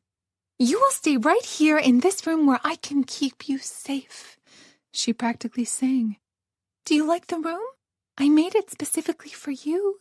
The wallpaper is just marvelous." "Ruby, this is not okay. I want to go home." "Home?" Ruby inquired, looking a bit confused. "To what? You have no family or friends apart from me. And your job is a laugh, meaningless. Nobody will miss you." Ruby was wrong. She did have a friend, and there were people out there who would miss her, notice she was gone. Not that she was about to share that with her jailer. "This is your home now," Ruby finished triumphantly. Like hell it is. Every part of Mary's being rebelled. "You can't make me stay here. Someone will." "Nobody will come for you because nobody cares." Ruby snapped back, clearly annoyed by Mary's behavior. Not that she cared. So the sooner you accept that this is your home and obey all the rules, the better. What? This woman grew madder by the second. Mary couldn't and wouldn't stay here, and that was final. You will be very happy here, Ruby continued, finding her good mood again. I promise. She added in all honesty. Her delusion was so great, Mary realized, there was no way to reach her, make her see reason since she had none. Mary needed to escape. And now. As Ruby chatted about all this nonsense, Mary tried to run past her and go through the door, hoping she would find her way to freedom that way. Ruby blocked her way in a move and speed Mary wouldn't believe possible. She faked her illness, remember? Mary had to stop, not wanting to collide with the other woman. She tried again, yet Ruby pushed her away, closing the door. This kind of behavior is unacceptable, Ruby snapped. You and all of this are what is unacceptable, Mary shouted back, losing her temper. Without a word, Ruby slapped her with all her might. Mary's head turned from the impact as her whole face started to tingle. Mary placed a hand over her bruised cheek. She couldn't believe Ruby just did that. Apparently, I need to teach you a lesson, she said, as though thinking out loud. You will stay here alone. You are to contemplate the errors of your actions and to repent. With that, Ruby left the room, locking the door behind her. Mary rushed to the door and started banging against it. You can't do this to me, she screamed from the top of her lungs. This is crazy, Ruby, let me go! No matter how hard she shouted or banged against the door, Ruby did not return. The fact that she didn't care about Mary making such a ruckus worried her. We really are in the middle of nowhere. That didn't stop her from continuing, though. She poured all her frustrations and anger into this small act of rebellion. Eventually, when her throat felt completely raw and her hands throbbed, she stopped. Hours and hours passed as Mary paced about the room, plotting her way out. Over time, Mary started to get seriously hungry, then thirsty. That was nothing to the uncomfortableness she felt because she needed to go to the bathroom. That was Ruby's plan all along, Mary realized, to keep her here without anything and force her into compliance. I will never be a part of her madness, she vowed. To get her mind off all the physical needs she was denied, Mary tried to make a connection between the man who kidnapped her and Ruby. Did she hire him to do this? How did they meet? That man snooped around Nick, so where was the connection there? She wondered as the sky darkened even further. The whole night passed while Mary contemplated everything, coming up with nothing, and when it started to get lighter again, Ruby returned. I hope you had a good night's rest and had the opportunity to think really hard about your options here. Mary hadn't slept at all. At first she wanted to stay quiet, but it was clear that Ruby wanted an answer. If Mary remained quiet, there was a possibility the other woman would see that as an act of insurgence. Yes, I did have a chance to think about my actions, especially my future ones, how to get away from you. Marvelous! I suppose you need to use the restroom now, freshen up a bit. Mary nodded in return. It was really hard playing it cool when her bladder was about to burst. Ruby waved with her hand for Mary to follow her. Mary exited the room. She was standing in a corridor and could see the staircase going down just a couple of feet away. She couldn't risk going for it at the moment, so she entered the bathroom that was across from the room she was being locked in. Ruby waited by the door, chatting while Mary peed. Relieving herself was the best feeling in the world. Mary didn't want to leave that bathroom and face Ruby, but seeing no other way, she did just that. I left you fresh clothes in the closet. Feel free to change into anything you like, she said generously. Then come and meet me downstairs. And with that, she left her alone. In that corridor. Mary couldn't believe her luck. Without missing a beat, Mary tried all the other doors. Sadly, they were all locked. Damn it. She should have known there would be a catch. Ruby wouldn't simply leave her alone, unsupervised, without being sure that Mary couldn't get away. That didn't mean Mary was ready to give up. She went down the stairs and checked all the doors on the lower floor as well. No luck, all locked. It appeared she could only escape from this house using the front door, so she descended to the ground level. When she spotted the door, she rushed toward it and started pulling and tugging with all her might. Yet as was foreseen, it was locked as well. Ruby turned this house into a prison. Come on. She was so close to freedom she could taste it. Over here, Mary. She heard Ruby's voice calling out for her from the nearby room. Mary cringed, realizing Ruby had heard her fruitless attempts to escape. I need a real plan or I'll never leave this place, she realized with dread. Seeing no other way at the moment, Mary very slowly entered the room where Ruby was waiting for her. As it turned out, she entered a big dining room. A large table was set just for the two of them, and it was packed with all kinds of food that could feed at least 20 people. It's all my favorites, she thought as her stomach started to grumble and her mouth actually watered. Her body was a big traitor. Come sit, Ruby said in her usual cheerful manner. It made Mary sick to her stomach. This is wrong. This is very wrong. I made quite a feast to celebrate this happy day, she explained. You're finally here with me. My dream came true. And my worst nightmare.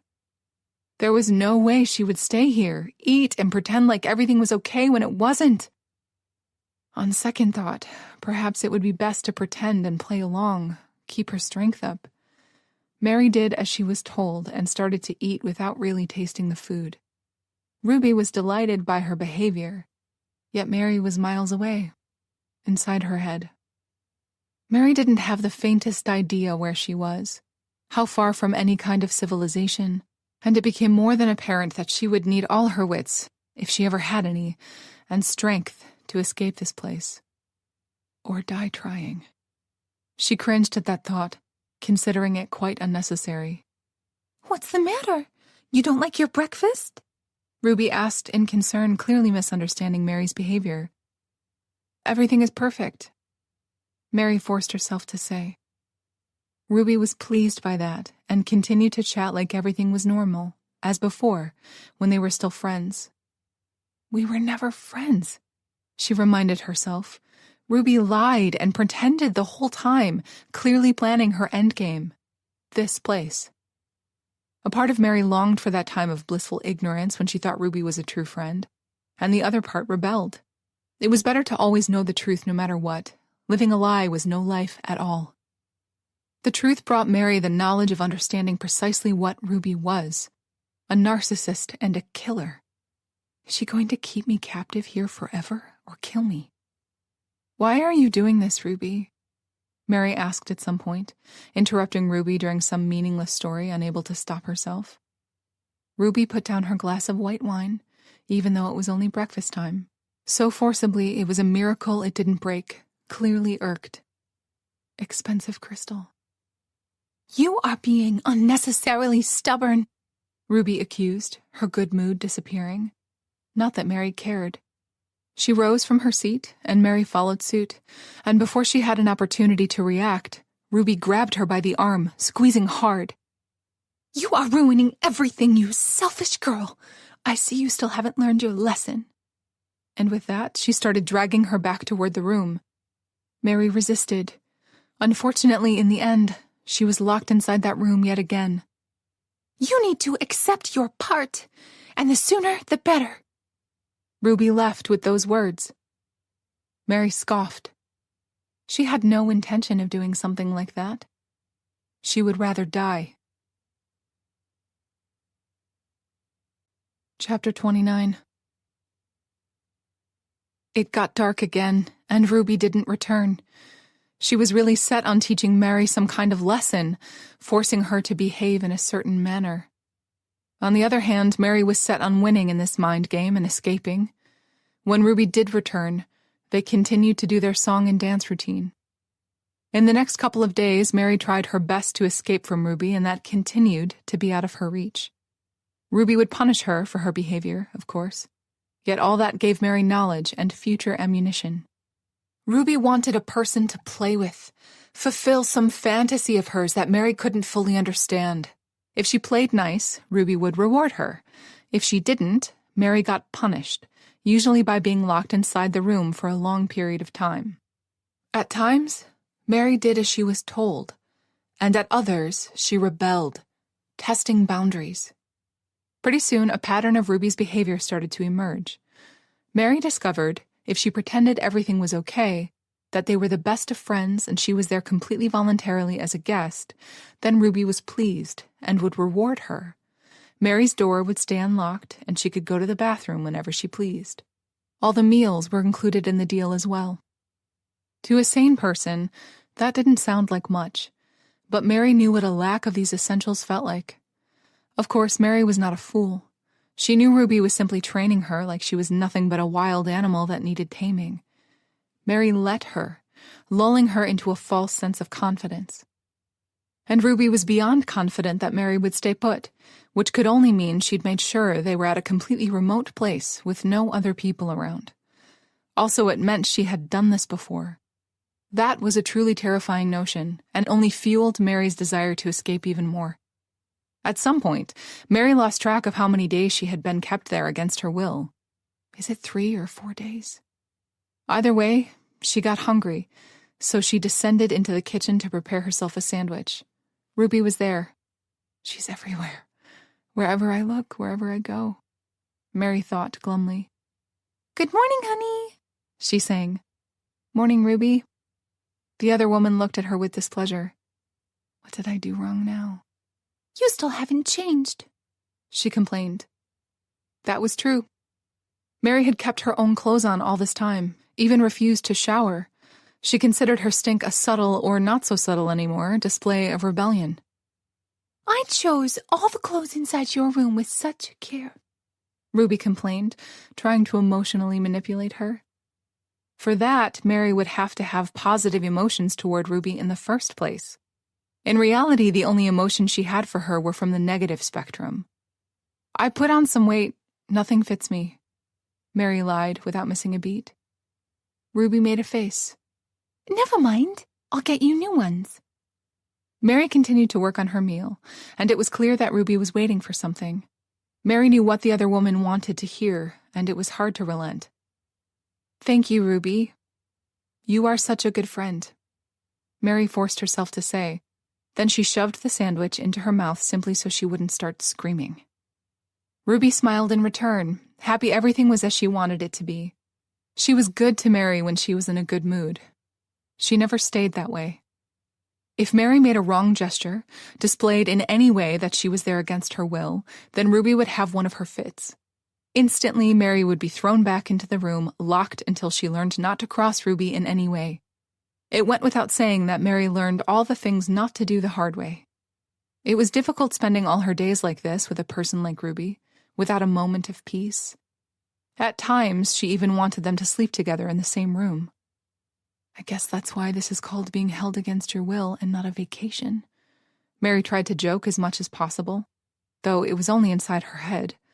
It was keeping her sane, as much as was possible in a situation like this one. Only thoughts about escaping kept her going. Her life with Nick was a joyride compared to this. In comparison to Nick, Ruby was 100 times worse. Eventually, Mary decided it would be better if she showered and changed into clean clothes. She didn't want to get sick, after all. There was no telling what Ruby would do then. When they sat down to have dinner a couple of days into her captivity, Ruby gave her a once-over and deeply frowned. "Why didn't you wear the blue dress? It would complement my attire perfectly. This one clashes and causes me a migraine," Ruby said theatrically. At times, even when Mary did everything right, perfect, Ruby would still find a way to criticize her accomplishments and punish her. "I'm sorry. Do you want me to go and change?" "That would be lovely, honey, thank you." Mary nodded and turned to leave. Ruby stopped her. "Next time, have a little more consideration," she warned subtly. On her way back to her room, she corrected herself, Mary grumbled about how Ruby was treating her like a real, live doll. "She's dressing me up and moving me around this house like I'm nothing more than a plaything." "That wasn't a very nice thing to say, honey." Unfortunately, Ruby heard her. Ruby was everywhere. It was enough to make anyone insane. From experience, Mary knew that apologizing meant nothing. At times, it antagonized Ruby more. Mary shrugged, continuing to climb the steps. Maybe it wasn't nice, but it was the truth. She barely reached the second floor when Ruby spun around to face her. "You ungrateful fiend!" She started to scream, her face completely deformed from fury. "I do everything for you, feed you, clothe you. Keep me captive? Keep you safe, and this is how you repay me? You are a terrible friend." If I'm so terrible, let me go. Let me leave, and you'll never have to see me or deal with me again. Mary snapped back, unable to stop herself, her emotions running the show, all reason forgotten for the moment. "You are my friend, and you will stay here." You can't keep me here against my will. This is called kidnapping, and you'll go to jail for it again. "Again?" Ruby asked, looking at her in speculation. Mary bit her tongue. She'd made a terrible mistake, yet there was no backing up now. I know what you did. I know everything. Ruby tried to hit her again. This time Mary was ready for it and dodged her. Unfortunately, she wasn't prepared for the taser Ruby took out from her pocket and zapped her with. Searing pain coursed through Mary's body as she fell to the floor, thrashing about, her muscles contracting as the electricity tormented her body. When she came to, she was inside her room again, sprawled on the floor, since Ruby had obviously dragged her inside, and the other woman loomed over her. "You will stay here until you learn how to be a good friend, and we will pretend none of this happened," Ruby announced before she left, locking the door behind her. It took Mary a bit, but she recovered from the taser and pulled herself up on the bed. Stupid, stupid, stupid. She chastised herself for losing her temper so foolishly. The punishment for speaking back this time was a whole 24 hours of confinement. The not eating and drinking part wasn't that difficult to overcome, but not going to the bathroom was. Mary had never experienced such humiliation in her life as being forced to pee inside that locked room. She used one of the drawers of the nightstand padded with a bedsheet to do her business. It gave a certain aroma to the whole room. Mary still refused to beg Ruby to open the door for her. Eventually, Ruby did that on her own, in her usual cheerful manner, asking her to freshen up and join her for breakfast. When Mary returned to the room after a nice hot shower, the nightstand was gone. So over time, Mary really did learn to obey, if only on the outside, watching her tongue. She continued to mock everything privately, her mind her only refuge. Ruby says jump, and I jump like a good girl. Ruby also said nobody would come for Mary, and she really hoped that wasn't true. It was hard keeping the same level of hope as days passed by, although even if Ruby was proven correct, that didn't mean Mary would just accept her fate. She would find a way out of here on her own before she really went mad in this place. The line she treaded, pretending to be Ruby's friend, was a thin one at times, and was really starting to take its toll on her. Mary constantly worried that she would eventually fall into Stockholm Syndrome while pretending she already had it. Every night before bed, she reminded herself of who Ruby was and what she'd done and worked on her plan to escape. Despite the fact that her captor kept a watchful eye on her all day, Mary took every opportunity she had to snoop around the house and try to find any weak spots while determining where they were in the first place. Upstate was too broad of a term, and Mary needed to narrow it down as much as possible. Most of all, Mary was curious to see where Ruby kept all the keys.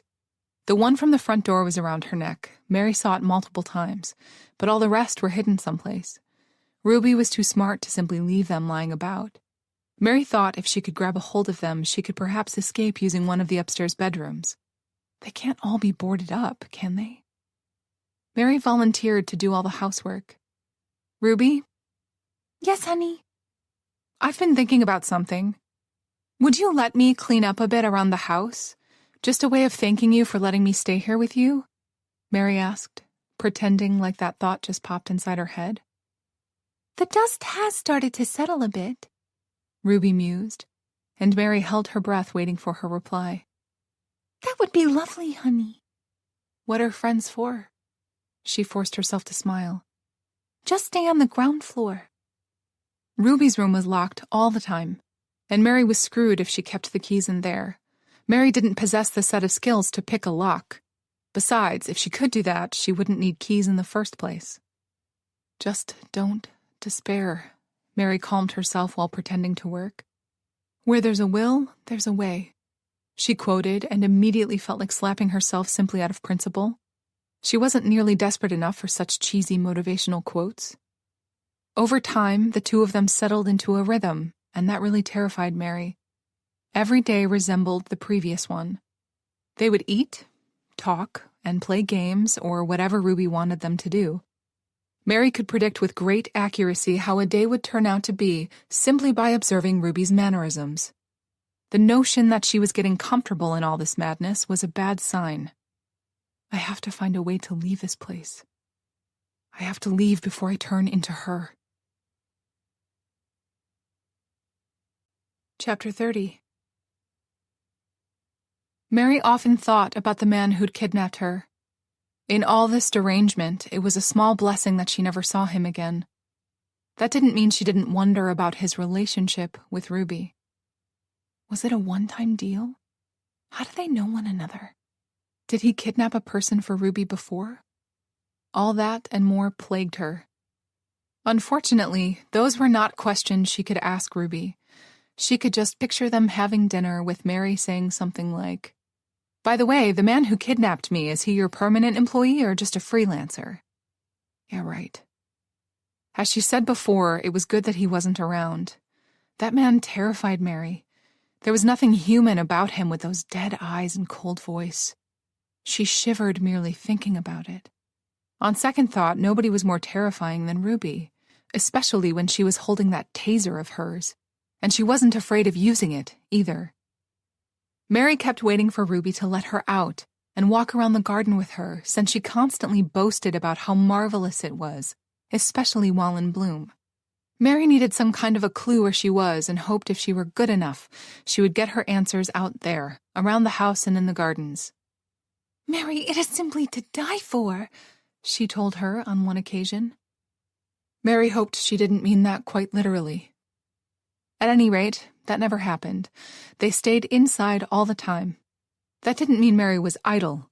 She did find something interesting while cleaning. Ruby loved to talk. No matter whether she was in a good mood or in a bad mood, she was always very loud, as though needing to draw attention to herself in that way. And during Mary's sweeps around the house, she discovered that there were places the acoustics were perfect for listening in on someone. In this case, listening in on the captor, especially if Mary wanted to stay out of her hair. Mary discovered a way to track Ruby around the house, and as it turned out, she could listen in on her conversations as well. On the ground floor, in the kitchen, there was a wood stove, and because Providence wished it so, it was connected to Mary's room. "The room I'm being held in," she corrected herself. The room had a wooden chimney cover that led directly to the wood stove, and as it turned out, it was highly sound conductive. Listening to Ruby wander about while Mary had her quiet time in the room, she learned a great deal about Ruby's habits and things like that. At times, she would completely disappear, and Mary considered those moments a true blessing. One night, Mary faked a headache and retired earlier, simply needing a break from all the madness. Just to be sure Ruby would leave her be, she neared the chimney cover and started to listen. She was quite surprised when they had a visitor. When she said they, she meant Ruby, of course. "Where is she?" a man's voice asked with interest. Mary instantly recognized the voice. It belonged to her kidnapper. She began to panic since there wasn't a doubt in her mind whom he was referring to. What does he want from me? Is he taking me away? Suddenly the prospect of leaving with this man felt like a fate worse than spending her days with Ruby. "Please, God, don't let him take me away," she prayed. "That is none of your business," Ruby replied haughtily. "Afraid I might steal her away." Oh my God. Mary wished she could turn invisible. "Be serious, Norman, and tell me where my friend is." Ruby snapped back. "What?" "Are you sure we can talk?" "Yes," Ruby replied, clearly losing patience. "She's asleep." "Fine then." "Well?" Ruby prompted. "Still nothing," Norman replied reluctantly. "What?" Ruby screeched. "How is that possible? You are completely useless," she ranted. "I want her here, Norman. I want my friend," she whined like a spoiled girl.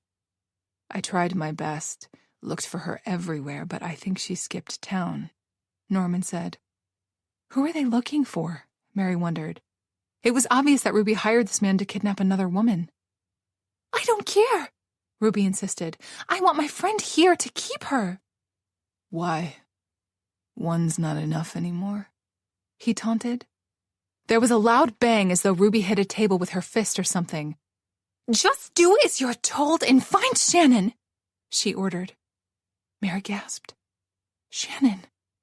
Then realizing what she did, she clasped a hand over her mouth, praying with all her might that they didn't hear her. She was shocked by what she'd just discovered. Ruby was looking for Shannon, and since that man was involved, it meant they planned on kidnapping her as well. Oh God, please don't let this happen. Maybe it wouldn't, since Shannon was smart enough to leave town. I wonder what made her do something like that in the first place. Mary and Shannon had spoken on the phone every night, and although they were both concerned, Shannon had never mentioned that she would actually leave town because of Ruby. Something must have spooked her really badly if she did something like that. Like my vanishing into thin air? On the other hand, her departure might not have anything to do with this. People have family emergencies all the time. Either way, it was a smart move. I wish I were that smart. Mary sent a silent prayer to her friend, asking the angels to keep her safe and away from the lunatic criminals who were looking for her. "Fine," the man growled, snapping Mary out of her reverie. "But it'll cost you." "Whatever." "Double." "I don't care about money. I only care about my friend, and I want her here, so don't keep me waiting," Ruby warned. "I'll do my best," Norman reassured her. "Make sure that you do." After that, Mary couldn't hear anything else, which could only mean he left. She was so wrapped up inside her mind, processing everything she learned, that she almost missed the fact that Ruby was coming her way. Crap, Mary cursed, jumping into the bed. She covered herself over the head so Ruby wouldn't see that she was still wearing her regular clothes and not a nightgown. As predicted, Ruby came into the room to check up on her, and Mary pretended to be sound asleep. "I keep my friends safe," Ruby mumbled. "Here with me." And with that, she left, presumably to sleep herself. Mary's heart was racing. Ruby was looking for Shannon to bring her here. When Dr. Carson was explaining to Mary Ruby's personality disorder, he said that the person suffering from it had a big fear of abandonment. Mary now remembered his exact words. This kind of disorder affects how you feel about yourself, how you associate with others, and how you behave. The symptoms include intense fear of abandonment, impulsive and risky behavior, and a pattern of unstable, intense relationships. Which was so Ruby. At one moment, she was idolizing Mary, and at the next, she was accusing her of not caring enough or being cruel. Suicidal threats, wide mood swings accompanied by inappropriate, intense anger. Unfortunately, none of that helped Mary escape this place, or prevented Ruby from kidnapping anybody else, because as it turned out, Ruby's fear of abandonment was so great, so all-consuming that she would rather hold people hostage than allow any kind of normal interaction to occur. Her friends couldn't have lives of their own because everything had to revolve around her and her needs. That was the narcissist in her taking control. Understandably for most, if not all people, that kind of a relationship wasn't acceptable. Hence a house in the middle of nowhere, Mary concluded. Mary couldn't help questioning what had triggered Ruby to want to involve Shannon and drag her into this madness in the first place. Then she remembered that young actress from Ruby's parties, Carla, who'd warned Mary that the guests were all paid actors and that Ruby was fooling her and Shannon. Oh, how I'd wish I'd listened to her back then. At one of those gatherings, Ruby had mentioned how she wished Mary and Shannon would accompany her to the country house. All the signs were there. I just didn't pay enough attention. Based on Ruby's behavior, it was clear that she'd planned on keeping Shannon and Mary here together from the start. Once again, Mary was more than glad that she'd befriended Shannon, and not just because she was a great person and a true friend, but because since they'd kept in touch, Ruby was at a disadvantage. This way, Mary told the other woman everything she knew, and thanks to that knowledge, Shannon didn't fall into Ruby's trap.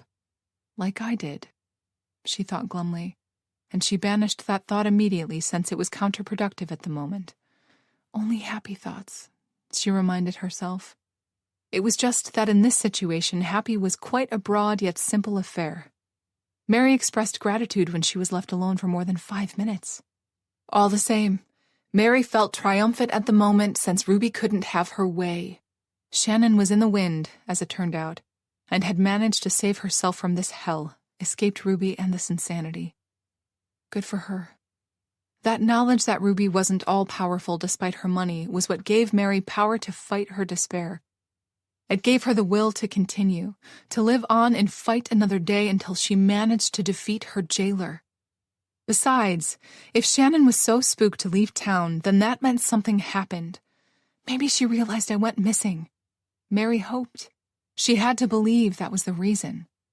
And if her speculation was true and Shannon left because of Mary, then she was certain help was on the way and Ruby's days of being the kidnapping queen were almost over. Mary only needed to bide her time. Stay safe. Not antagonize Ruby. Stay sane and wait for them. Then another thought came to mind. This place was rather remote and not listed in Ruby's name. There was a chance it wasn't listed at all. What if nobody's coming for me? Chapter 31. The days continued to string themselves like pearls on a necklace, each resembling the one that came before it, and Mary was getting more restless by the minute. On the inside, that was. On the outside, she was the perfect friend, just like Ruby wanted her to be. I should have been an actress. Mary thought that if she played along and gave Ruby precisely what she wanted, then the other woman would lower her guard long enough for Mary to finally escape. That didn't happen. No matter how perfect a friend Mary tried to be, Ruby was never fully satisfied. Not to mention, she became crazier than ever. Perhaps she's sensing that I only pretend, Mary mused. Sadly, there was nothing she could do about that since it was true. The only way for Ruby to completely trust Mary so she could escape was to fully become what she wanted. And for that, she needed to suffer from Stockholm Syndrome. If she did succumb to that, she wouldn't want to escape anymore. It was a true catch-22. At the same time, people like Ruby could never be fully satisfied since the nature of their fear was so great it couldn't be soothed by anything. Not that Mary was finding excuses for her. Ruby was out of control. If she was mad before, now she'd become 10 times worse. Her mood changed by the hour, and as of late, she kept accusing Mary of wanting to leave her. Which was true. They were playing cards in the middle of a game when Ruby started attacking her for no apparent reason. All Mary said was, "It's your turn to pick a card." There might have been a small sigh involved at the end. It was barely audible. Sadly, Ruby heard it and started picking on Mary immediately.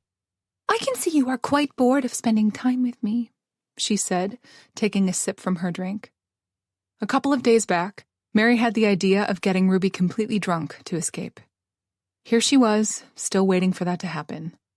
"I love playing cards," Mary instantly replied as always, sticking to the truth as much as possible. "I can see it in your eyes," Ruby insisted. "You want to leave me." "Of course I want to leave you. You're a raging lunatic." "Ruby, calm down. I'm here with you." "But you don't want to be." When she was right, she was right. "Aren't we having a nice time playing cards?" "I thought we were, but apparently I'm the only one," she whined. "Can we resume? I really want to play." Mary tried again. Ruby's eyes flashed with anger. "Lies!" she shouted. "All lies!" She stood up and flung the cards into the air. They fell like rain all over the place. It was almost pretty. "You're no friend at all," Ruby accused, pacing about. "Ruby, we're the best of friends. Now tell me what got you so upset. Did something happen?" Mary faked concern. Mary could guess what was happening with Ruby and was glad. "You!" Ruby screeched, pointing a finger at her. You did this! Mary knew that look very well and started to be afraid. I'm very sorry, Ruby, if anything I did upset you. I didn't mean it. I only wish to make you happy. Ruby scoffed, clearly not buying it. You're always lying to me. Mary, be better, she urged herself.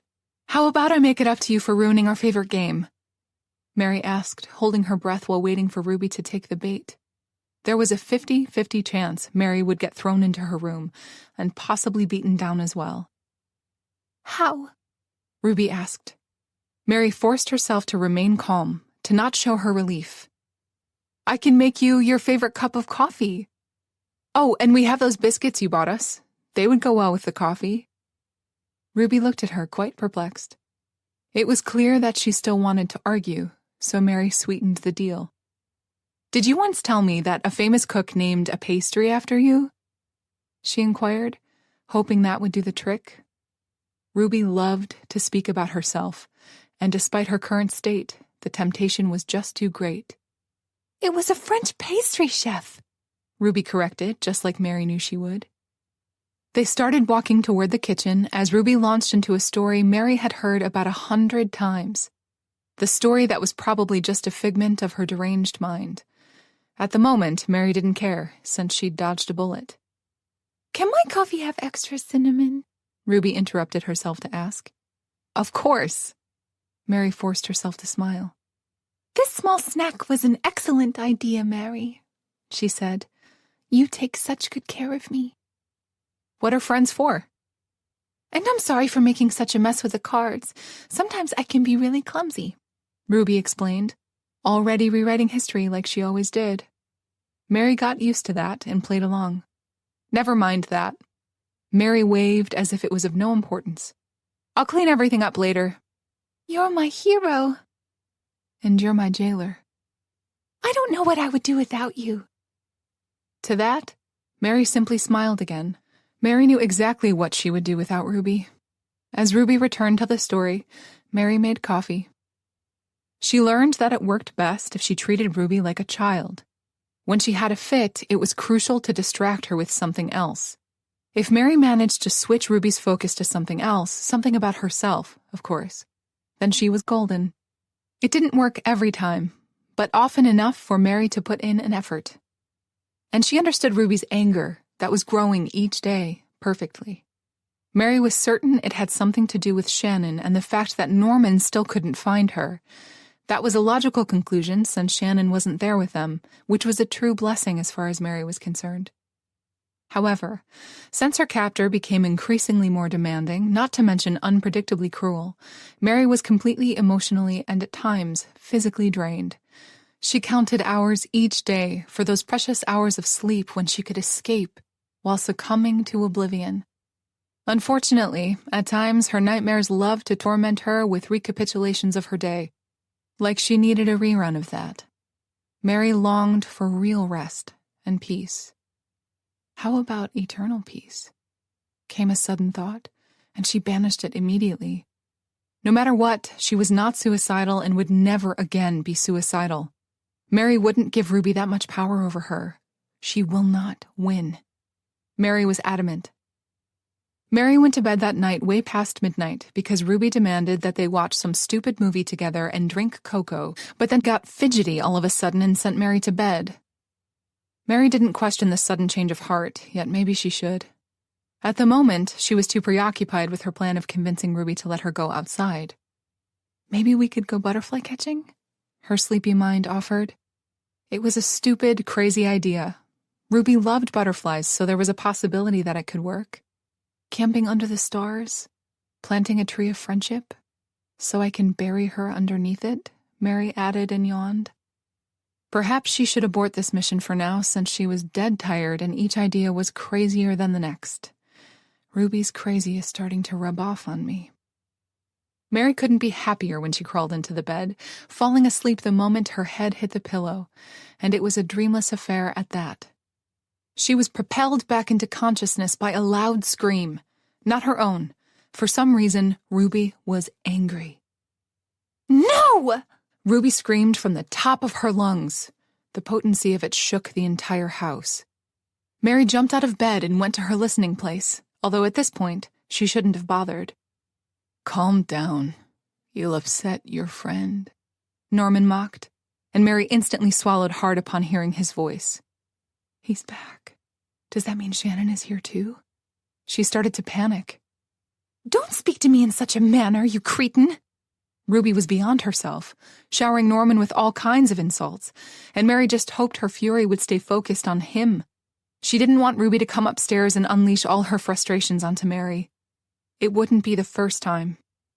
"Right back at you, you old hag." There was a slap, which Mary presumed meant Ruby had hit Norman. His next words confirmed as much. "Be careful, or I might hit you back," he warned. "What do you mean you can't find her?" Ruby asked out of nowhere, as though returning to the previous conversation Mary wasn't privy to. "I think that was pretty self-explanatory," he deadpanned. "Don't you dare be cheeky with me. I won't tolerate failure. Find her. I want my friend here," Ruby ranted. "And I told you there's nothing I can do at this point. She ran and hid well." Mary cheered. Good for Shannon. She just hoped Shannon wouldn't slip up. She needed to stay safe, hidden, and away from this madhouse. "Try harder, then." "I want to give up the search." There was a crash as though Ruby threw something against a wall. "That is not an option," she seethed. "Listen to what I'm saying," he argued. The Broad smelled that something fishy was going on and bailed. She's out of our reach. And she is going to stay that way, Mary added, if only to herself. "No," Ruby replied sternly. "You will not give up. I need her here." "Damn it, Ruby. Don't be stubborn about this." He tried to reason with her. Mary snorted. Good luck with that. "I want my friend here. I want her here now." "You already have your friend here. Play with her. Besides, there have been too many women. We're going to get caught," he warned. "Is that what you want?" What? Mary was instantly on high alert. What did he mean by that? Although it was pretty self-explanatory. If they did this many times in the past, then where were all the women? Mary swallowed hard, not really wanting to contemplate such things, because the most obvious answer was coincidentally the most terrifying one. They were all dead. Oh God, stop it and focus, she snapped at herself. Was there a possibility that they were here, inside the house? Mary always suspected there was a chance Ruby had done something like this before, but now she had proof. Please have mercy on their souls. And then something else occurred to her. If they were not dead, she forced herself to think, then where were they? And how many women were trapped inside the house? Where? In the other locked rooms? No, they can't be, Mary pondered. She would have heard them by now. Mary thought they were all alone in this house. What if she was wrong? Dread washed over her. Ruby did disappear at times, sending Mary away to have some quiet time. Was she visiting others? Oh, Lord, give me strength. "I already told you what I want." Ruby's words snapped her back to here and now. "So leave now, and don't bother coming back without Shannon. I want my friend here with me, and that's final." Noted, he replied simply. Mary heard him banging the door on his way out and really hoped he would never return. On tiptoes, Mary went to bed, praying Ruby wouldn't pay her a visit that night. She didn't come, thankfully. In a way, that felt even worse because Mary couldn't help wondering about certain things. Why didn't Ruby come to see me? Did that mean she went to see somebody else? And that was a really troubling thought. Chapter 32. Mary was sure almost an entire week passed since Norman and Ruby had that shouting match, and as promised, he didn't return. Mary hoped that meant not only that he couldn't find Shannon, but also that he'd stopped trying to. He told Ruby he wanted to quit, and perhaps he did. Norman's absence didn't mean things were better inside the house. Not by a long shot. Ruby became impossible. Mary was asleep, enjoying rare moments without nightmares, when Ruby barged inside her room, screaming like a banshee from hell, which immediately woke Mary up. She didn't get a chance to ask what was wrong or get out of bed before Ruby started hitting her with a big whip. "Bad friend! Horrible friend!" It hurt like nothing before. Mary joined in on the chorus of screams. She instinctively curled up into a ball, protecting all her vital parts. "Please, Ruby, stop!" she begged. Despite the searing pain, her mind raced, trying to figure out what she did wrong. She needed to know what brought this kind of punishment onto her. The woman is crazy. That was reason enough. "You ruined everything!" Ruby screamed, changing her tune for a bit. "You ruined everything!" It was like she was stuck inside some kind of a loop. "I didn't do anything!" Mary defended herself, knowing fully well that her words were meaningless. "Please stop." She cried out in pain when Ruby hit her particularly hard. "You did this!" Ruby insisted. "You're a bad friend!" "What did I do?" Mary asked in exasperation.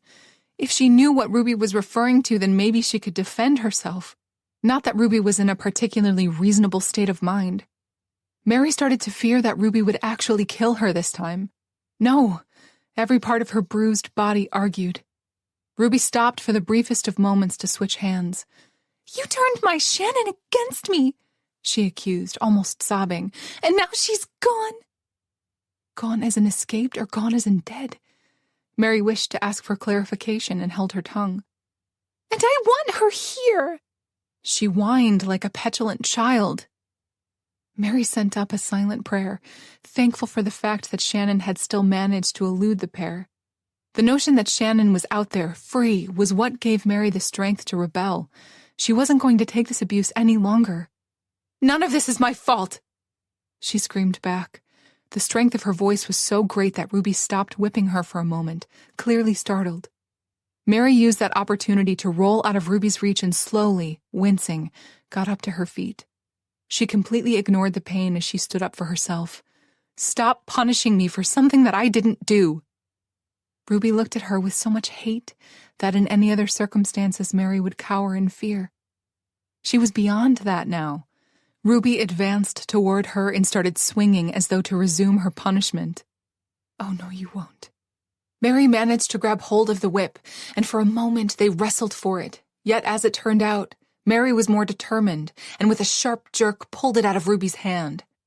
With a battle cry of victory, she snapped the whip in two and threw it in the corner of the room. Ruby screamed in outrage because Mary had dared to ruin her weapon. "What are you going to do now?" Mary taunted. Ruby recoiled. It was clear there was something she wished to say. Mary was just faster. "You know what?" Mary started advancing toward Ruby ever so slightly.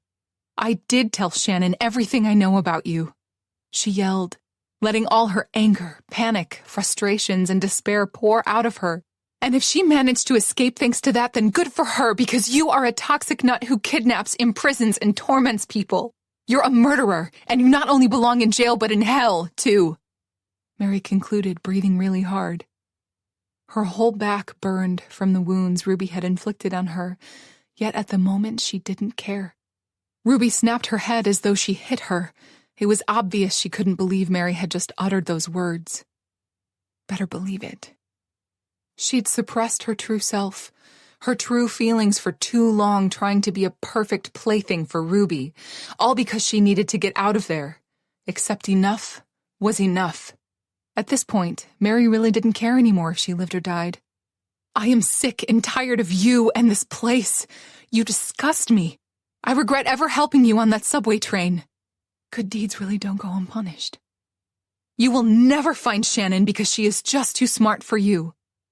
Mary decided to taunt her just a little bit more. "And it's just a matter of time before the police find us, and then it will be game over." She intentionally used Norman's words, and by the look Ruby gave her, she knew it too. And then it was time for the final blow.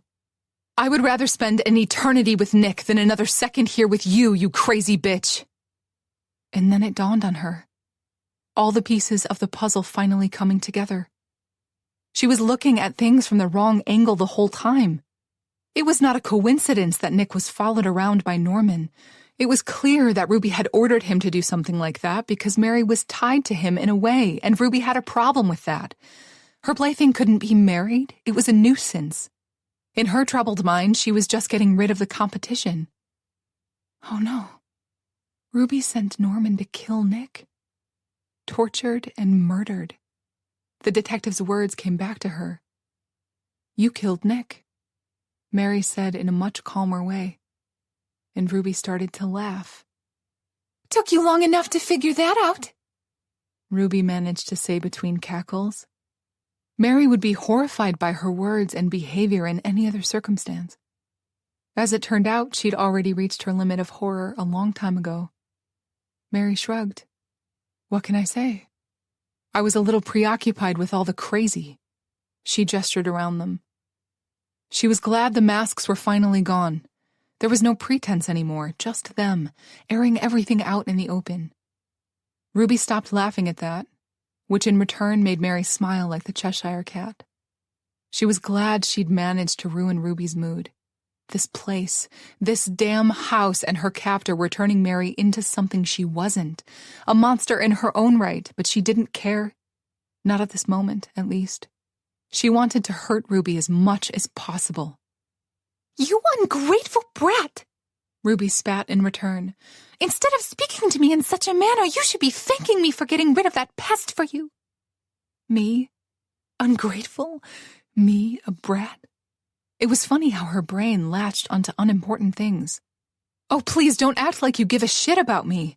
Everything you ever did, you did it because of yourself. Nick hurt you, so you hurt him back, tenfold. It was as simple as that. Mary wasn't about to divulge all the details she now understood, how Ruby had let him hurt her because she had some larger scheme in mind, like kidnapping Mary and bringing her here to play with. Ruby looked at her incredulously. I have never been this insulted in my entire life, she announced in her usual theatrical manner. Mary felt like rolling her eyes, and then realized she could. She did. Stick around then, because I believe I'm on a roll. Have you completely lost your mind? Ruby asked her in all seriousness. That made Mary laugh even harder. Possibly. That's rich coming from you because you invented the role of crazy, Mary snapped back. You know what? Maybe I have lost my mind, and who could blame me? Being stuck in that house with Ruby would drive anyone mad. Mary was impressed that this hadn't happened sooner. I want you to apologize to me right now, Ruby announced, and beg for my forgiveness. Yeah, that's not going to happen. I'm done with all this shit, Mary replied instantly. She couldn't explain exactly what had happened. Maybe she reached some kind of a plateau and all her fears, panic, and dread simply, well, not vanished because she could still feel all those emotions. They just took a back seat. Something else was driving this bus now. Do whatever you want to me, but I'm not going back to pretending so you can fuel all your delusions and ego. Be careful, honey. Are you sure you want to be doing this? Ruby warned, as though giving her one last chance to repent. Dead sure. Ruby smiled. You are really testing my patience. If I decide you are a bad friend, then there's no going back. That's the idea, you lunatic. Mary raised her voice again, getting tired of all this. Mary was beside herself. Not only had this woman completely ruined her life, she'd actually killed a person to get to her. Nick was kidnapped, tortured, and then killed, dumped in the river because of her. All this time, she lived with the notion that Nick himself, his actions, the way he lived his life led to his demise, and she was wrong. It is all my fault. Mary should be used to that by now. It was the story of her life, after all. No matter what, things always turn out that way. Dr. Carson used to say she was prone to placing all the blame on herself. In this case, it was really hard not to. Apologize this instant! Ruby screamed, shaking from head to toe, yet Mary was immune to her fits by now. I won't. Mary stood her ground. No matter the consequences, she was not backing down. Everything I said was the truth, and no matter what you do to me, it will still remain the truth. You have no idea what I am capable of, Ruby said, advancing toward her. Mary could imagine. It was just that for some reason, she didn't give a shit. So she didn't even flinch at hearing that warning. This time she planned on fighting back with all her might. Mary fisted her hands. She would not accept the beatings anymore simply so she could prolong this hell while finding a way out. There is no way out. She accepted that. Apparently, Ruby sensed her resolve and took out her favorite weapon from her pocket, a taser. Mary tried to grab hold of it, preventing from getting electrocuted again, and failed. The electrical current subdued her easily. She fell to the ground hard. If she were lucky enough, that thing would kill her so she could be done with all of this forever. Don't think like that. A part of her rebelled, a part that wasn't done fighting. Fight! That was a hard thing to do when she was practically paralyzed. Smirking, Ruby approached her, then kicked her in the stomach with relish. From now on, you will reside in the basement where all bad friends belong. You're a monster, Mary managed to say. You will stay there until you apologize to me, you brat. Go to hell. Mary made sure she had the last word. Even if I have to go there with you, she vowed. On her way out, Mary could see Ruby taking her phone out. Mary never saw Ruby use it while they were here. Mary thought Ruby didn't have one inside this house and wished she'd had this information sooner. You are forgiven, Ruby said curtly into the phone. Come back right now. Saying that, she locked Mary's door behind her. No matter the consequences, Mary didn't regret her actions. No matter what happened next, she would face it with her head held high. I will no longer be a puppet to anyone. I will be my own person or die trying. Mary had no idea how right she was about that, and she was about to learn. Chapter 33. After a while, Mary picked herself up from the floor and sat on the bed. She was shaking from anger. I can't stay here any longer. I can't stay here. She had to find a way out, no matter what. When Ruby returned the next time and opened the door, Mary was going to rush her with all her might, push her down the stairs if she had to. She cringed from that thought. The notion of harming another being, even if it was Ruby, was unimaginable to her. If it's her or you, choose you, she thought. I will choose me. Mary would do whatever she had to do to get to the front door, break it somehow, and finally run to freedom. It wasn't what she would consider an elegant plan, yet it was the best she had at the moment. Like most of her plans as of late, this one too went south before she got an opportunity to execute it, because it was not Ruby who entered her room. It was Norman. No. She shuddered from head to toe seeing that man again in front of her. Norman, she exclaimed, startled, jumping to her feet. You know my name. I'm touched. He looked anything but that. Mary could have sworn he looked at her with pity. That made her raise her chin ever so slightly. What do you want? She demanded, trying to mask her fear with anger. She could still remember that day when he kidnapped her. He had no problem hitting a woman, and God only knew what else. Don't think about it, she warned, moving away from the bed. I really thought you would be smart enough and last longer, he commented almost conversationally. What do you mean by that? She asked, and just like the last time he was deaf to all her questions. Let's go. He gestured toward her, and she stood her ground. There was no way she would go anywhere with him willingly. She said as much. He tried to grab hold of her, and Mary started to struggle. Let go of me, she screamed. When he put an arm around her, she bit him hard. You bitch, he growled, slapping her. That hit actually made her see stars. Do that again, and I'll snap your neck, he warned. Mary did dare, and a lot. She fought him every step of the way, pushed, pulled his hair, and he returned the favors tenfold. Unfortunately, in the end, he was just stronger than her, although she was far more determined. As it turned out, that didn't matter much. Holding her by the neck, he dragged her out of the room. "Where are you taking me?" she asked.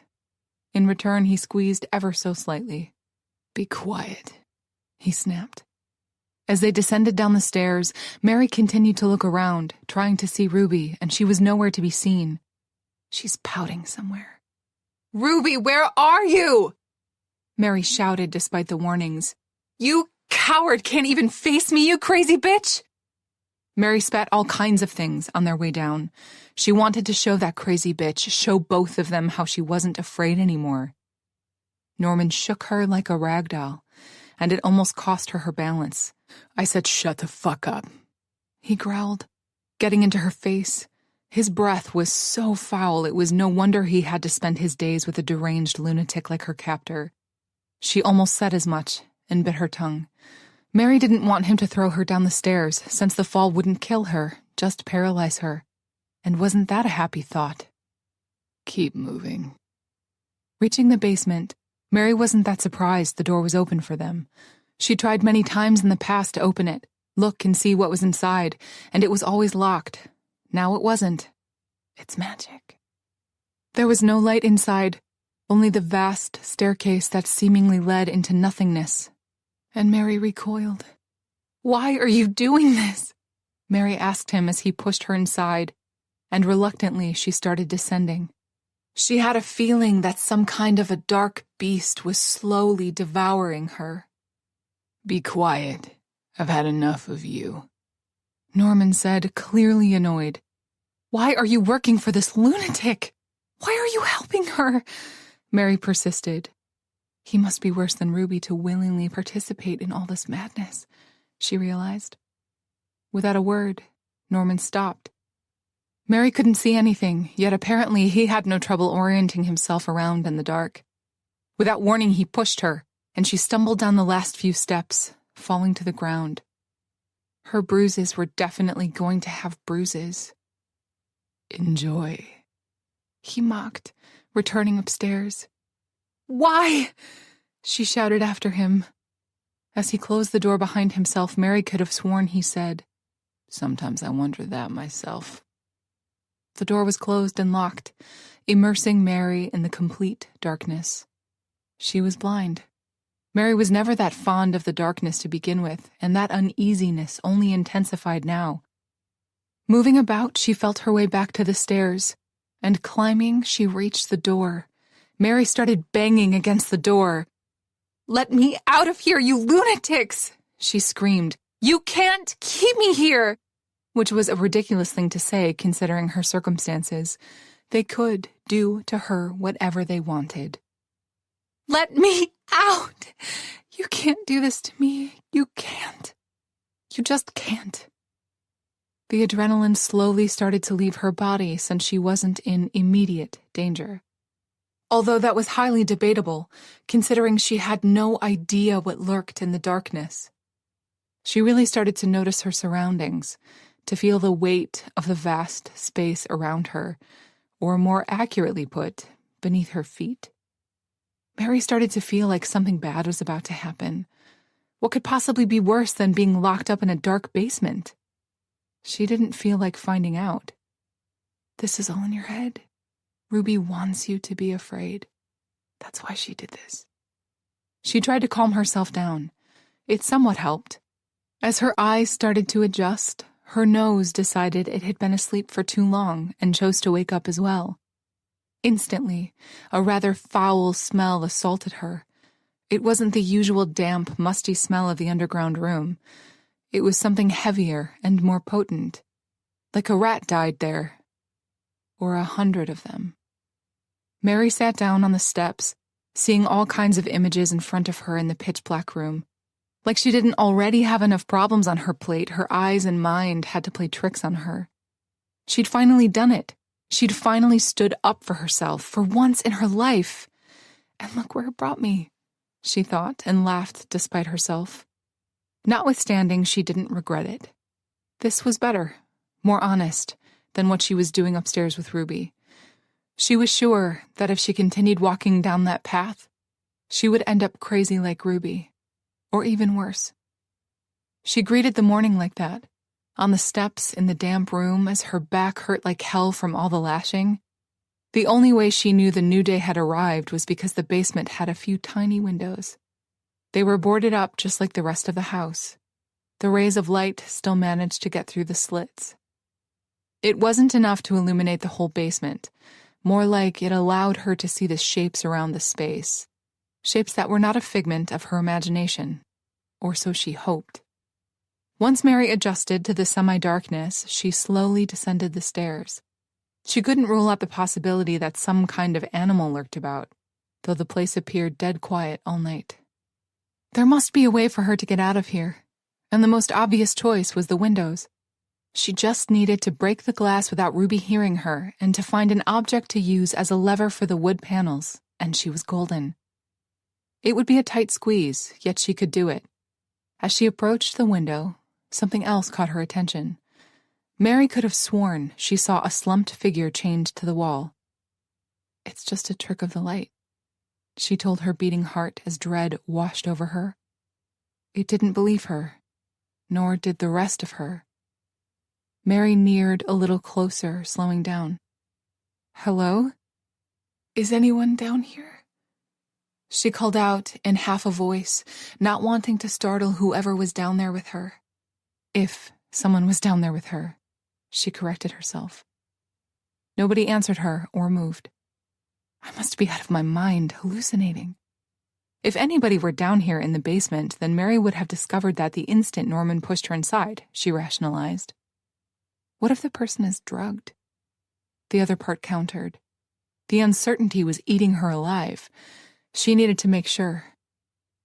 "Hello?" She tried again. "If you're in here, please tell me," she pleaded. "I'm a friend," Mary added, then flinched, too late realizing her mistake. "I'm not a threat," she corrected, taking the last few steps forward. As she approached, the foul smell she sensed the whole night intensified, making her sick to her stomach. Good thing I haven't eaten anything in a long time, because there was nothing for her to lose now. There was a huge possibility that she was seeing things. However, she could have sworn she was seeing a woman chained to the wall.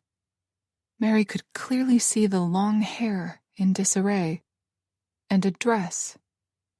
Oh my God. This is a dungeon? She realized as the terror threatened to overpower her.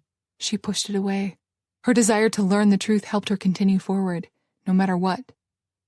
I have to make sure. She crouched next to the form. I promise I mean you no harm. There was no reply. Can you hear me? She asked softly. Despite the bad feeling she was having, she touched one leg only to discover something beyond horrifying. The flesh underneath her hand was cold, lifeless. Oh my God! Mary exclaimed, falling on her ass. The foul smell was coming from the woman because she was dead. Coming this close, Mary was confronted with the monstrous fact that she was not the only one. There were other forms, other women. All women chained down there were dead. Mary was surrounded by corpses in various stages of decay. Most were completely reduced to bones that were held together by clothes and ropes. Oh my God, oh my God, oh my God! Her mind raced in pure panic. Ruby killed them all. She kidnapped them with a little help from Norman and played with them just like she did with Mary. And when they misbehaved, they ended up here, just like Mary had. Oh my God, oh my God, oh my God. At that time, she did start to retch despite the notion that her stomach was empty. She couldn't bear it any longer. When she stopped, she picked herself up from the floor. Needing to make sure of her assessment, Mary visited each and every corpse, hoping, praying that somebody survived this place. Unfortunately, they hadn't. She started to sob upon reaching the last one. The corpse that looked the liveliest, which could only mean she died last. was someone she recognized instantly. "I'm so sorry," she said to the girl in front of her, as tears streamed down her face. It was Carla, the young actress who'd warned her about Ruby's true nature seemingly a lifetime ago. Mary started to scream hysterically and couldn't stop. Chapter 34. Mary was sure Ruby killed Carla because of the way the girl acted at one of her gatherings. She was drunk and made a scene, and Ruby wasn't pleased. Coincidentally, that was the party where she told Mary the truth. And I didn't listen. The poor girl probably drank too much out of guilt for participating in that lie. Why was she there at Ruby's party in the first place? Mary had a random thought. Not that it mattered at the moment. Ruby killed her.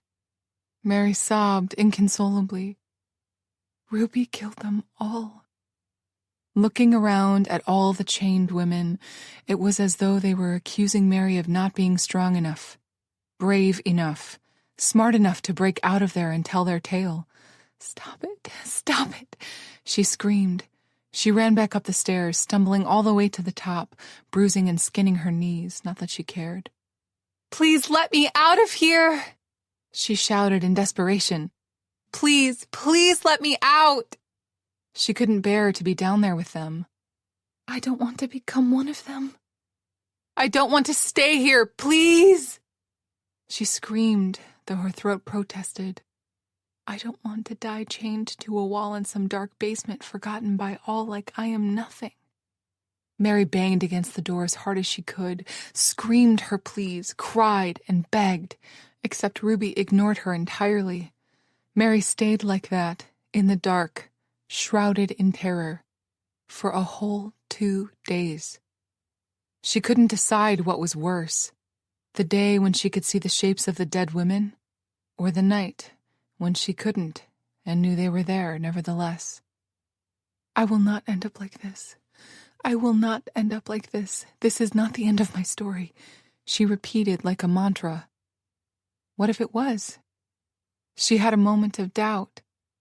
"Please, Ruby, I'll do whatever you want. Just let me go," she implored. "I'm begging you. I don't want to die here," Mary added. "I'll be good from now on. I learned my lesson." After 2 days of shouting, pleading, crying, pounding on the door, and trying in any way possible to get Ruby's attention, Mary was at the end of her rope, physically and mentally. She was exhausted, half frozen, starved, and with a voice that had turned completely hoarse. "Please, can somebody help me? Get me out of this hell. Please, God." Understandably, Mary didn't descend again to the basement after that first time, remaining on the stairs this whole time. Mary was sure that no matter where she was, the images of those poor women would forever stay with her, the graveyard beneath her feet forever etched inside her soul. There were times she fell asleep, too tired to stay awake, and the nightmares about chained corpses trying to kill her, make her one of their own, would force her to wake up screaming. "Please, Ruby, have mercy on me," Mary said, practically whispering. She was curled up by the door, leaning her head against the wood, constantly pulled between being awake and falling asleep, when Ruby finally opened the door. Mary fell down on the floor. "Thank you, God." She didn't even try to move, didn't know if she could in the first place. "Thank you, Ruby, thank you," she rambled. "You are a true friend. I'm sorry for displeasing you. I will do better. I will be better. Just wait and see," she mumbled, almost whispering, too weak to speak any louder. By the expression Ruby gave her, she'd heard her loud and clear. And she wasn't alone. Norman loomed over her as well. Mary didn't get a chance to start panicking that he would be the end of her because Ruby said, "I am so happy you finally came to your senses. You'll follow all the rules now? Be a good friend?" "Oh yes, whatever you say, I will do anything." Mary was quick to reassure her. That was no lie. Mary would do anything just so she wouldn't end up back there in the basement. Ruby's smile grew wider. "She seems completely broken now," Norman commented. "Congratulations." "Take her to her room," Ruby commanded, fussing a little over Mary. "She needs to rest, poor thing." Mary didn't flinch when Norman picked her up from the floor and carried her to her room. "What? No snide comments? No glares?" he teased. Mary remained quiet. There was nothing she wished to say, not to him at any rate. She continued to say nothing when he dumped her on the bed, looking at her and the nightgown that rose above her waist, exposing her underwear. "Preferred it when you were feisty. You were more fun that way. Now you're just a thing. Broken." He genuinely looked disappointed, exiting the room and locking the door.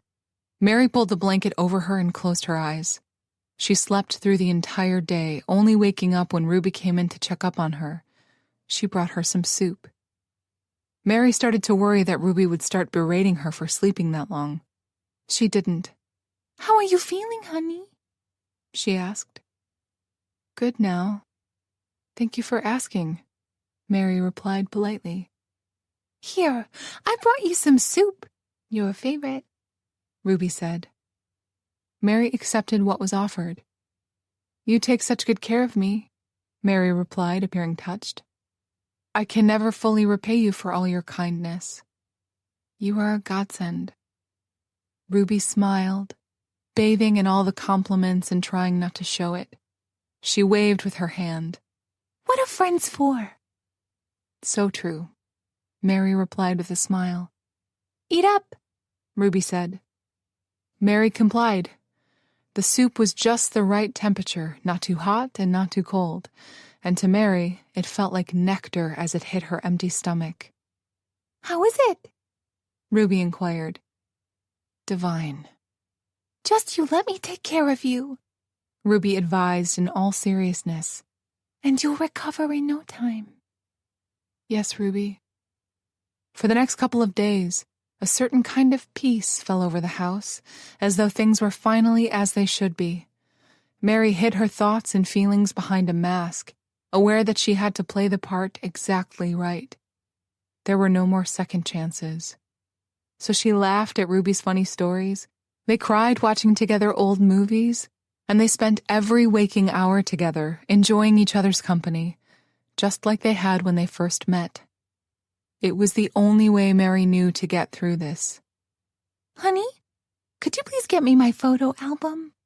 Ruby asked while under the spell of one of her melancholic moments. Of course. Mary instantly fetched Ruby's most beloved object and brought it to her. She was doing everything she could to please the woman and not end up as one of the corpses in the basement.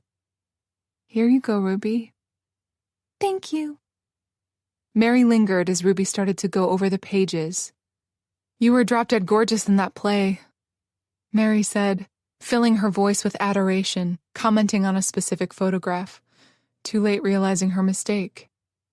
"Not that you're not still a very beautiful woman," Mary was quick to reassure her, and to her relief, Ruby chuckled. "I agree with you.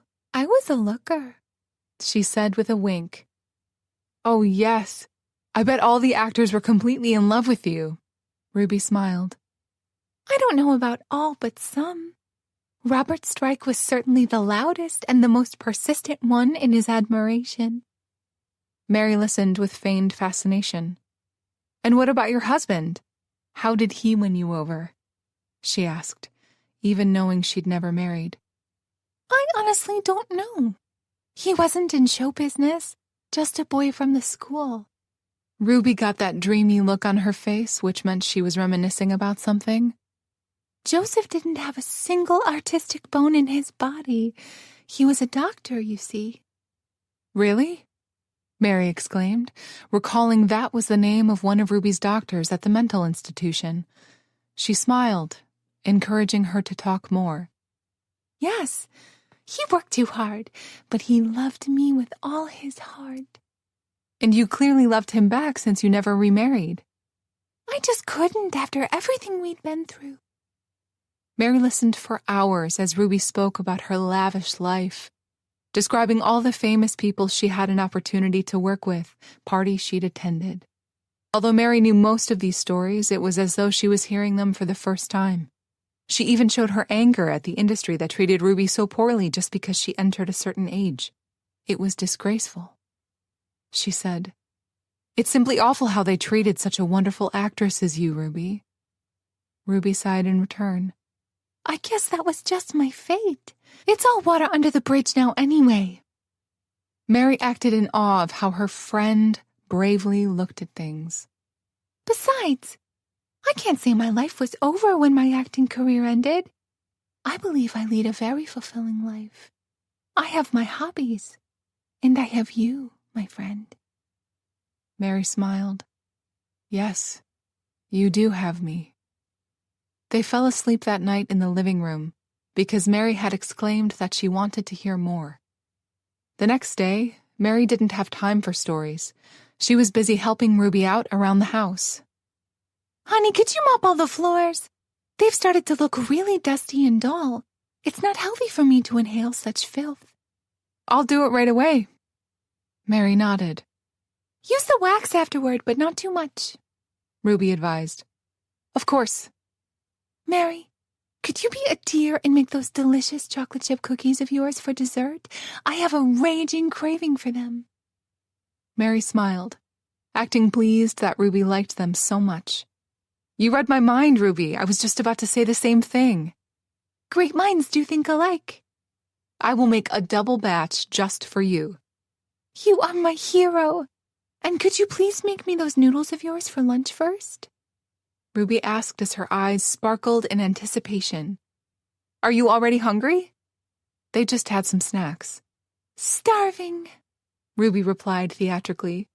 Mary laughed. I'm on it. Treating her like a slave, I see, Norman commented, walking inside the living room. Mary jumped a little. She hadn't even heard him come in, and her heart raced a little. But she took a calming breath, and then she frowned, looking at him. Ruby is my friend, and she doesn't treat me like a slave. I gladly help her around here, Mary pointed out, showing how much she didn't appreciate this joke.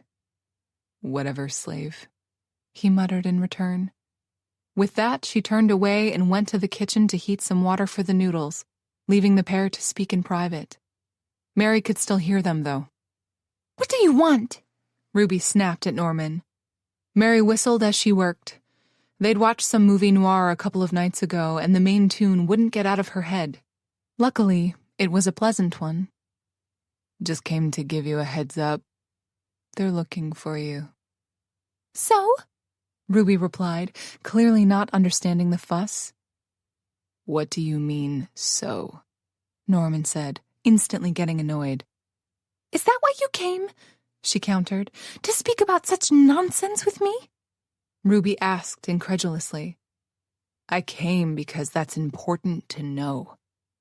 The only thing that's important to me, the only thing I care about is Shannon.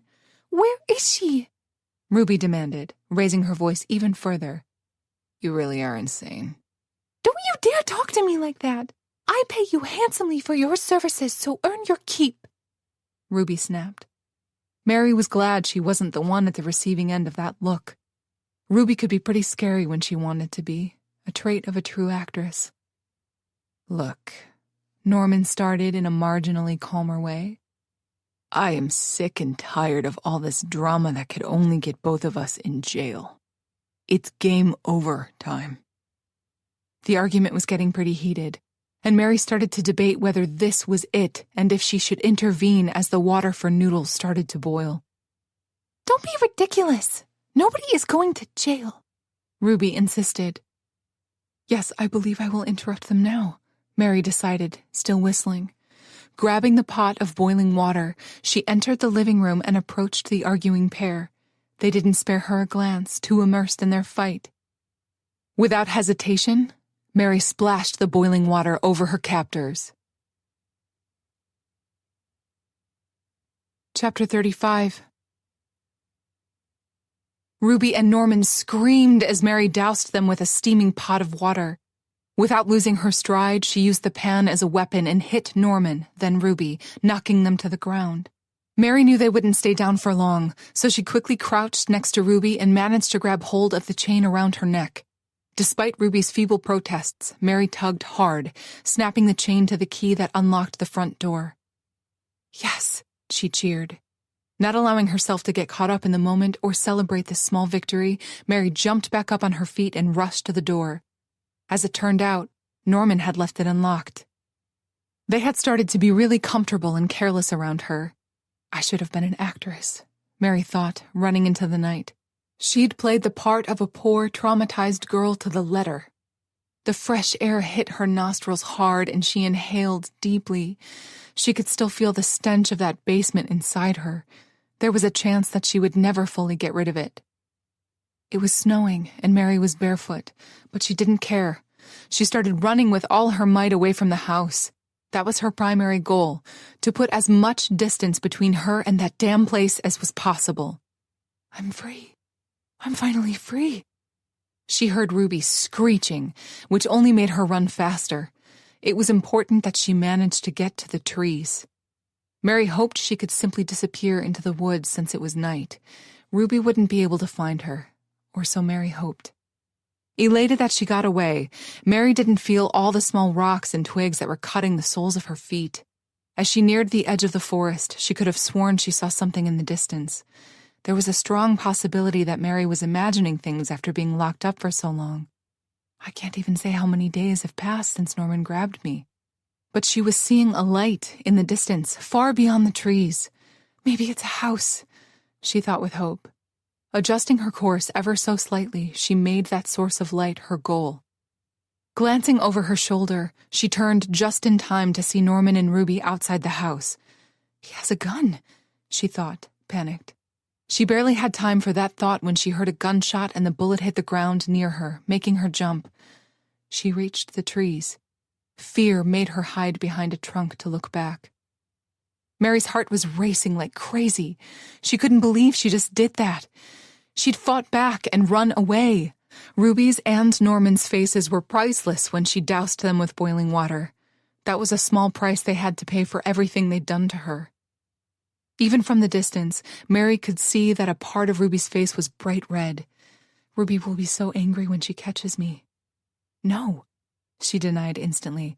There will be no more punishments. Mary was free, and she would do everything in her might to remain that way. Ruby stood by the front door, screaming at Norman, who was shooting at Mary. There was another shot that hit the tree next to her. That was close. Too close for comfort. Mary crouched to the ground, crawling away, getting deeper into the woods. Yet she could still see them. Go after her! Ruby screamed from the top of her lungs at Norman. Much to Mary's surprise, and Ruby's alike, Norman threw the rifle to the ground. If you want her, you go after her, he said.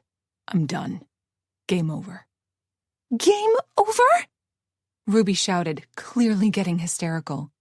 Mary didn't allow herself to hope, but she did feel relief that Norman refused to come after her. Norman started walking toward the house, and Mary watched without taking a breath as Ruby picked up the gun that was left in the snow and pointed it at Norman. She's gonna shoot him. Mary couldn't believe what she was seeing. Norman smiled. It was obvious he didn't believe Ruby would actually shoot him. He was wrong. I said go after her, she ordered. Goodbye, Ruby, Norman replied, turning away from her. In the next instant, Ruby fired and Norman fell to the ground. Dead. Mary gasped. Ruby shot him right in the head, and he was gone just like that. She shot him. Mary panicked because then Ruby turned toward her, and Mary was dead sure the same fate would fall on her. That was a poor choice of words, but Mary was right.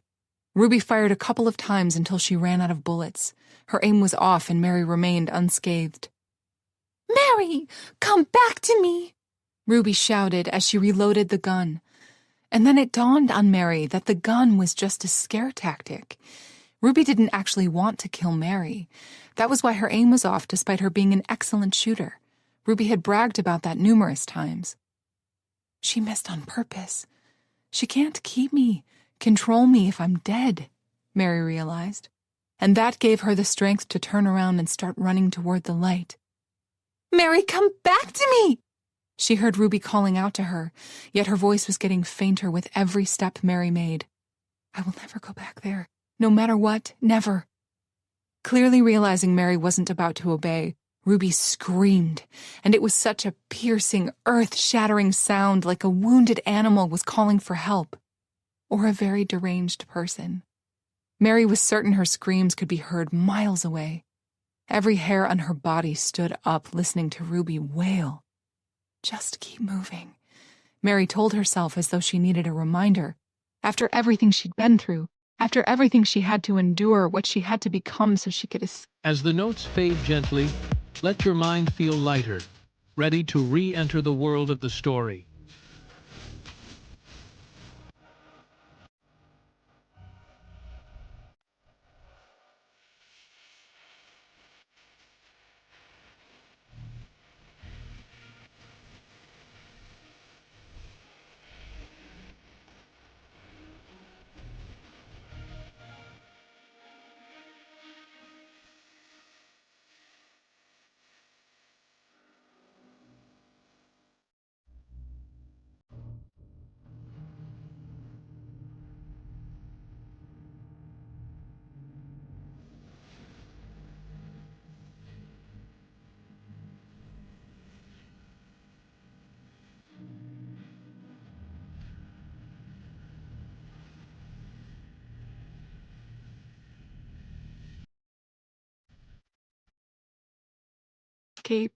There was no way in hell she was calling quits now just because her jailer had a fit.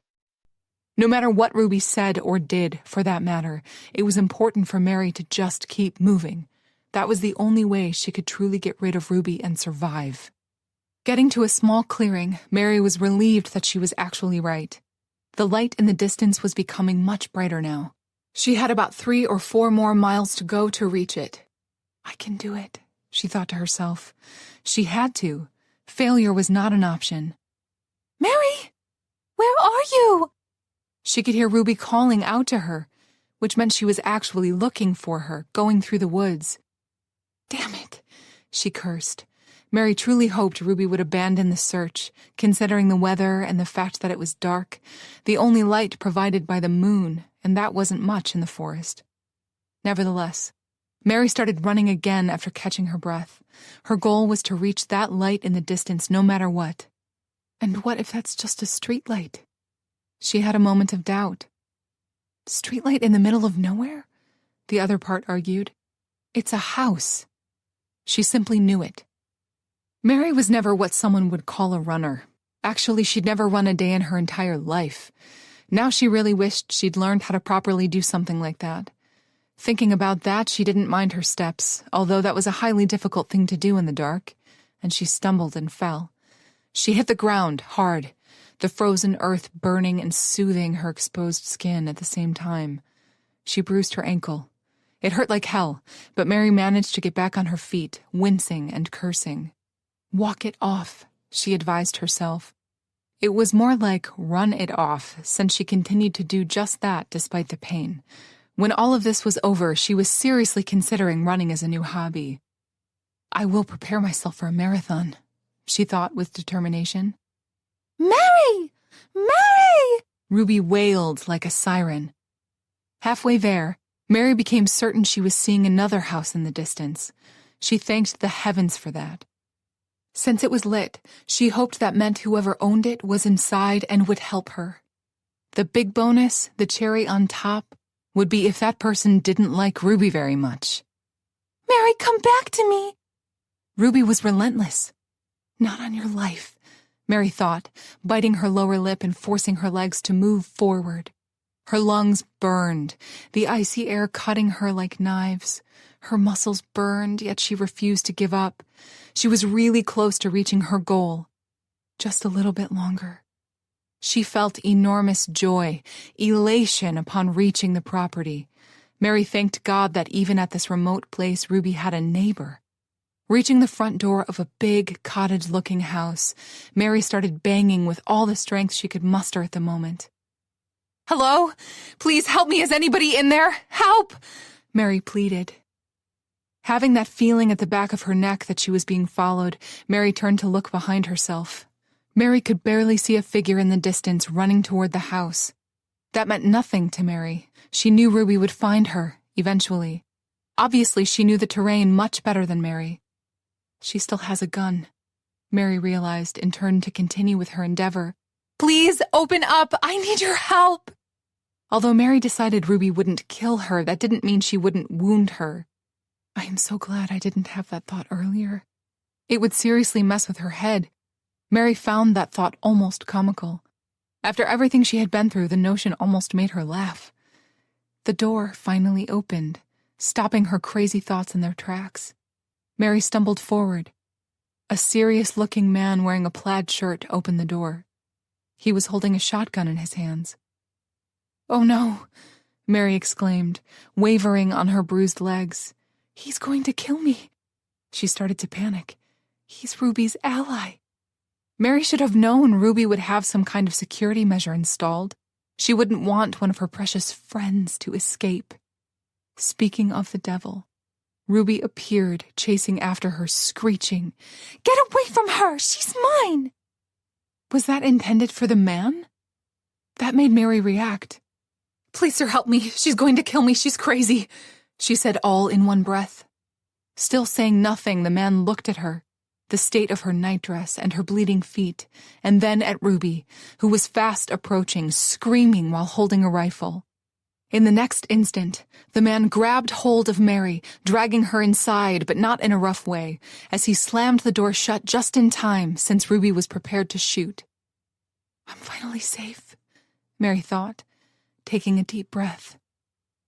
Or am I? Chapter 36. Knowing Ruby would be upon them in no time, Mary felt the need to explain everything to this man about what was going on before he decided he didn't want to get involved and kicked her out. However, she started from the beginning, since her grandmother had taught her well. "Thank you very much. You just saved my life." And that wasn't an exaggeration. After everything Ruby had done to Mary, even if the other woman didn't kill her on the spot, she would make her life such a living hell that Mary would beg for that outcome. His expression didn't change, nor did he lower his gun. He doesn't trust me, she realized. And truth be told, he didn't have any reason to in the first place. She was a stranger to him, and nothing more. "You have 60 seconds to explain to me what the fuck is going on here," he said, glancing through the window. He was clearly startled, upset about the situation he'd found himself in. And who wouldn't be? This man lived in the middle of nowhere, and the last thing he would expect was to have a half-naked woman appearing at his doorstep begging for help as another woman chased her around. "Focus," she snapped at herself. "Act now. Explain everything to the best of your ability and think about unimportant things later." Despite all this craziness, he was curtly waiting for her to say anything, so she obliged. "I have been held against my will on the estate that borders this one. I barely managed to escape. Please help me get away. Don't let her have me." Mary would rather die here and now than go back to that house with Ruby, or go back to that basement. She shuddered. The man noticed that, although Mary believed he still looked rather skeptical, because things like this don't happen in real life. A part of her mocked. "He's going to send me away." Mary panicked. "I know how all of this sounds. Please believe me." She tried again. "Ruby Thompson kidnapped me and brought me here to her house." "Thompson, you say?" "Yes. I managed to escape, but as you can see, she found me, shooting at me all the way here." "I heard gunshots." Mary hoped that meant he was starting to believe her. "She is out of her mind because I escaped. Ruby also shot her associate in a fit of rage." He raised an eyebrow. Mary didn't want to say what was on her mind at the moment, but knew she had to. It wouldn't be fair to keep quiet. "I'm sure she will try to harm you too for helping me. She wants to bring me back to that house no matter what." Mary's voice hitched at the end. She couldn't go back. She just couldn't.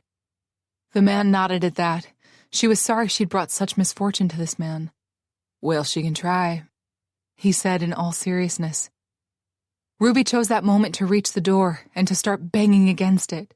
Instinctively, Mary jumped a little, and despite the fact that they were inside, The man moved to stand in front of her, protectively relocating her to stand behind him. "Let me in!" Ruby screamed. "Mary, I know you're in there. You have to come with me now." Mary debated whether she should answer her or not. Either way, that would antagonize Ruby, so Mary chose not to. She wasn't worth the trouble. As Ruby continued to rage, the man said over his shoulder, "I'm calling the police now." He fished his phone out from his pocket. Mary missed having a phone. Life would be so much easier if she had one. Then he added a little louder so Ruby could hear him. "I'm dialing 911, so you better leave now." His words meant nothing to Ruby, as it turned out, and she continued to speak nonsense and beg Mary to come out. As if Mary would ever do such a thing after all the trouble she went through to get away. Very quickly, the man explained over the phone what was going on before disconnecting. "They are on their way," he informed Mary. That was the best news she'd had in weeks, in years, maybe in her entire life. "Thank you," Mary replied. The man took a step forward. "This is your last warning. Leave now. The police are on their way, you crazy bitch."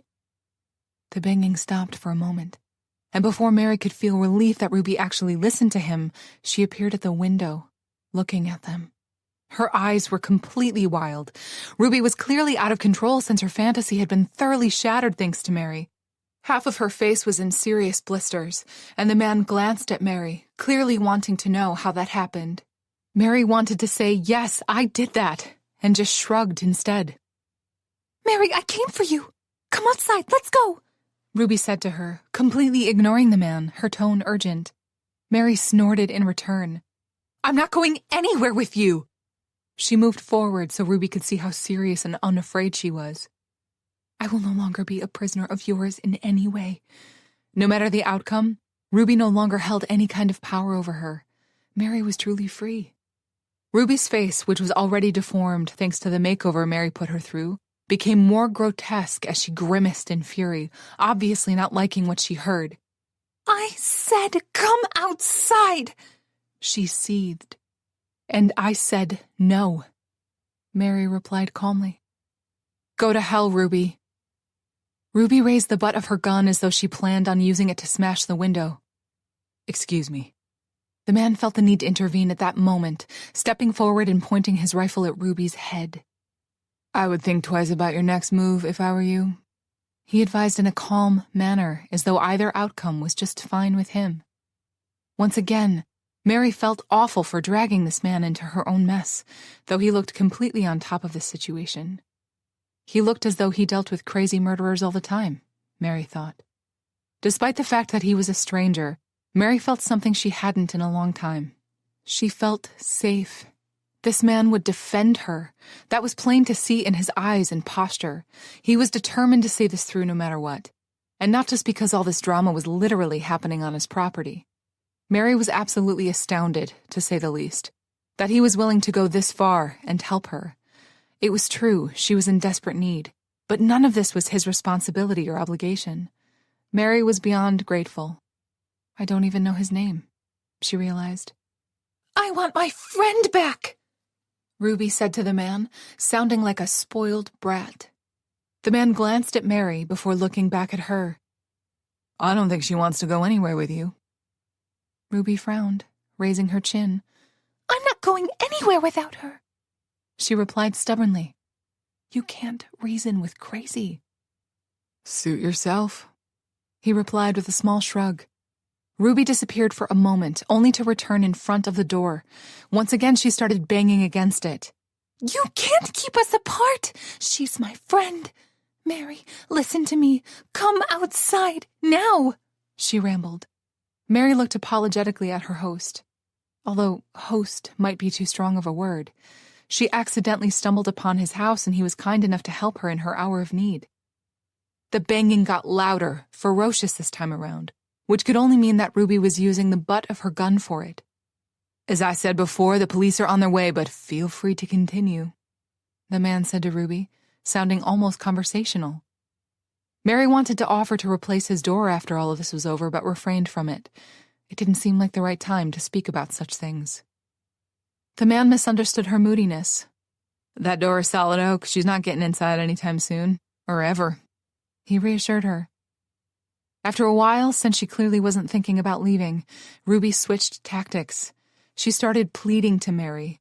"Come with me, Mary," she said, almost sobbing. "You know I'm only doing this because I want to keep you safe." Mary was concerned the man would fall for her fake tears, since Ruby really was that good of an actress, but he remained unmoved. I guess he's smarter than I am. "Behave. Be a good friend. Come out of there and run away with me." The man looked at her incredulously. Is she for real? I'm afraid so, Mary replied simply. If he doubted her before, he certainly believed her now after everything he'd heard and witnessed. Seeing Ruby in all her delusional glory did the trick. Ruby continued to ramble, speaking all kinds of nonsense while hitting the door as Mary slowly approached it. The man looked at her with intent, as though not knowing what she planned on doing. Does he actually think I would go outside and run into the sunset with that nutcase? Mary wondered. The notion was completely ludicrous to her. On the other hand, he didn't know her that well, or at all, so it stood to reason that he was intrigued. "Ruby, stop," Mary said, immediately capturing Ruby's attention. "My friend," Ruby exclaimed all sweetly. "Did you come to your senses? Are we leaving now?" "Listen to me," Mary snapped, and Ruby stopped talking.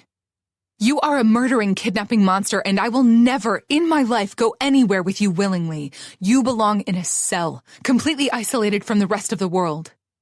And not even then could she repent for all her sins. Mary stepped back to stand closer to the owner of the house once she settled that.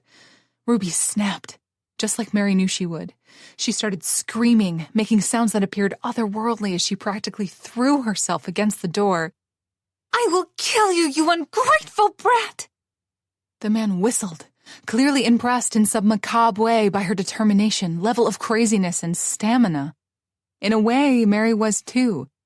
She was also tired of all of this and simply wished for everything to end. "Is she off her meds or something?" he asked at some point. "Something," Mary replied. "I'll throw you in the basement where all the bad friends go," she threatened. She kept going like that until the sheriff arrived. "The police are here," the man informed Mary, looking out the window, and she joined him. "Mr. Winston," the sheriff called out. "We're all right, Sheriff Wilde. Just take care of this unwanted guest if you would be so kind," the man, Mr. Winston, replied. With that settled, the sheriff and his deputy advanced very slowly toward Ruby, trying to calm her down, reason with her. At first, she acted as though they weren't there. She continued to sing her tune and bang against the door. Mary watched with great interest as the sheriff tried to subdue Ruby and take her away. It was a struggle. "Ma'am, step away from the door and lower your weapon," the sheriff commanded. Only when they drew their own weapons did Ruby stop and turn toward them. She tried to smooth her hair, although in this circumstance, as her hair was completely wild, the gesture looked completely ridiculous. "This is all just a misunderstanding," she sang in her usual manner, offering the most charming smile. "I was just—" "Ma'am, lower your weapon right now." "Oh, this? This isn't mine. I was just using it to knock on the door," she tried to explain. "Put it down now," the sheriff replied sternly. Much to Mary's surprise, Ruby complied. Self-preservation was stronger than anything else, as it turned out. "We need you to come with us," the sheriff informed her, as he and his men slowly approached her. "Leave? I can't leave. My friend is in there. She needs me." "We will sort that out later." The sheriff put his gun away and took his handcuffs out. As he approached her, Ruby exploded. "What do you think you're doing? Do you have any idea who I am?" The sheriff managed to grab hold of her arm. "Release me this instant," Ruby demanded. As the sheriff started reading her rights, she continued to rage. "Mary, tell them they're making a mistake. Mary!" The sheriff's man replaced his boss, walking her toward the car as the sheriff himself lingered on the porch. "Mary, I need you," Ruby cried out. "Can't Do you see what they're doing to me? You're a bad friend. I hope you die. I will kill you myself. She spat. Thankfully, she was forced inside a vehicle, and with the doors closed on her, all her future shouts were completely muted. Peace at last. Mary sighed with relief. Now I am truly free. Chapter 37. I'm Mace, by the way, the man said somewhat awkwardly. Mace Winston. Mary Wright, she replied politely. So I've heard, he joked. Mary actually laughed. It felt good to do something as normal as laughing when the nightmare finally ended. When it was safe, meaning when Ruby was locked inside the sheriff's car, Mace let Sheriff Wilde inside. Mary knew he would want to know what was going on, hear her tale. As they settled into the living room, Mary took a deep breath and told the two men everything. Mary tried her best to remain calm, impartial, as she recounted everything that had transpired inside that house of horrors as though it all happened to someone else, and failed a couple of times. It was just too hard. Take your time, the sheriff told her in a very calm, sympathetic, yet professional manner. You are safe here. She can't hurt you anymore, he said. I hope that's true. A part of her was still in shock and believed Ruby would walk through that door and drag her away. Or even worse, Mary would wake up only to discover all of this was just a dream. Mace smiled encouragingly as well. So, taking a deep breath and banishing those thoughts, Mary continued. She killed him because he wouldn't go after me. Mary told them all about Norman as well. Are you sure? The sheriff insisted. Yes, she shot him in the head. He would need a miracle to survive something like that. And there's more. The biggest tragedy Mary saved for last. I wasn't the only one. What do you mean? The sheriff asked for clarification. You said just the two of you were inside that house. The only two who were breathing. That's true to a degree. When I'd had enough and spoke back to Ruby, she got really angry. It was then she told me what she'd done to Nick. He was my estranged husband. He'd pushed her down the stairs and she'd broken her wrist. She paid him back by having him killed. Because of my defiance, she locked me up in the basement. Mary stopped there, drinking some water before forcing herself to continue. And you have proof of this? The sheriff asked, taking notes. No, not exactly. But there's more. When I was locked in the basement, I discovered a graveyard down there. Ruby had tortured and chained a lot of women to the walls down there, leaving them to rot. Mary wiped away tears as the images of those poor souls assaulted her. I hope you will finally find peace now, and some justice, she prayed. I recognized one of them. Her name was Carla Blake. She was an actress. The detective over Nick's case said that Nick had been tortured before being shot. Mary then moved on to the finale of the story, how she'd managed to escape. After that, Sheriff Wilde called for backup because Ruby's home had officially become a crime scene. After everything was said and done, Sheriff Wilde offered to take Mary back home. I'll do that, first thing in the morning. Mace was quick to reassure him. Is that okay with you, Miss Wright? The sheriff wanted to make sure. Actually, for some reason, Mary preferred it. Of course, she didn't say that out loud. She nodded. Call if you need anything. I'll be in the neighborhood, were his parting words, meaning he was going to join his colleagues and sweep Ruby's house. Thank you, Sheriff, for everything. They said their goodbyes, and Mary watched through the window as they took Ruby away. She hoped they would simply lock her up and throw away the key. Perhaps that wasn't very Christian of her. At the moment, she didn't care about such things. Do you want to rest for a bit? Mace offered. I don't think sleep is an option for me at the moment, Mary replied honestly. He nodded, understanding everything she didn't say. I guess it's breakfast time then. It's the middle of the night. It's never too early or too late for breakfast, he announced. She knew what he was doing and was grateful. Mary smiled. You know what? Breakfast sounds perfect. Now you're speaking my language. Mary had to admit that Mace was a decent cook. You shouldn't be dealing with everything that awaits you in New York City alone. I'll go with you wherever you need to go, he offered between bites. The sad reality was that she was alone, no matter what. Mary refrained from saying that. Instead, she said, "Thank you." Since neither one of them wished to retire for the night, they stayed in the living room talking. At some point, Mace offered her some clothes of his to change into. Since he was very muscular, everything looked enormous on her, his clothes swallowing her completely. And Mary liked it. They were clean, comfortable, and most importantly, they didn't come from Ruby. True to his word, when morning came, Mace jogged the short distance to his garage to warm up the car for their journey back to civilization. The big Range Rover pickup truck somehow not only went perfectly with the scenery, but with Mace himself as well. It stopped snowing, but it hadn't melted. It stuck around, painting the scenery in white, coating it with silence. Mary wished it were that silent inside her head. No matter what she did, she could hear Ruby screaming at her. Her feet were really bothering her, especially after she put on Mace's boots and started walking in them. They were too big and too heavy, but she endured. Mary considered those, as well as the welts on her back, her battle wounds. Proof she'd won, survived to tell the tale, and while looking at things that way, the pain subsided. On their way to New York City, Mary was confronted with the fact of how far away she was from home. She had been drugged the first time she made the trip, but she was wide awake now, which made her realize something. I would never have made it on foot. Once again, she thanked the heavens for finding Mace. She was sure she wouldn't be here, free, returning home if he weren't there. We'll get to New York City in no time, Mace said, misinterpreting her silence as thoughtfulness.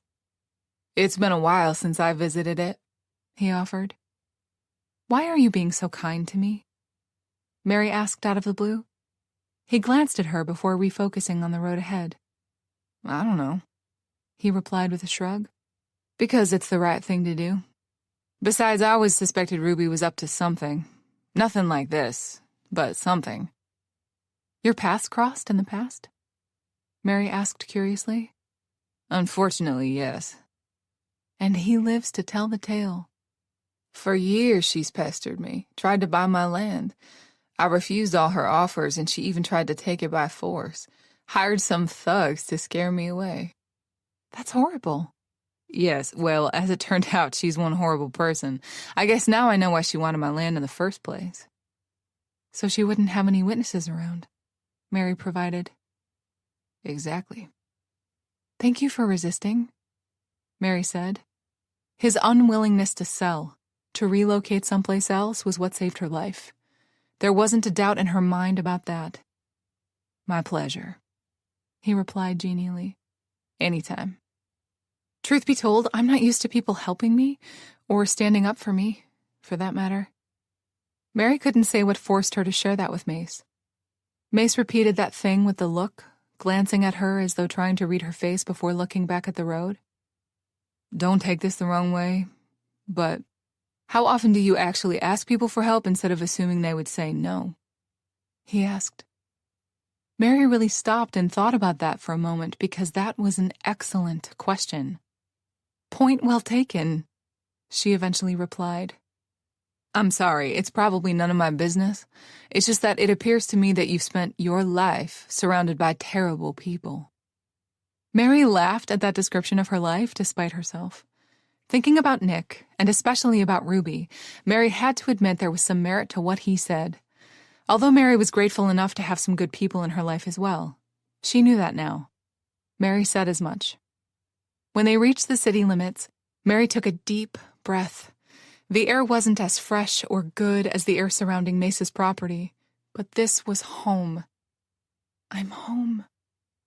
Where to first? Mace asked, impersonating a taxi driver. The police station, I suppose, Mary replied with a small shrug. Even though she gave her statement to Sheriff Wilde, Mary knew it was important to go and see Detective Decker. After giving Mace the address, he drove her straight there. Entering the police station, Mary encountered that same police officer behind the desk. As she approached, he didn't even flinch because of her appearance. Working here, he must have already seen it all, she realized. "Hello, sir, could you please tell Detective Decker that Mary Wright is here to see him?"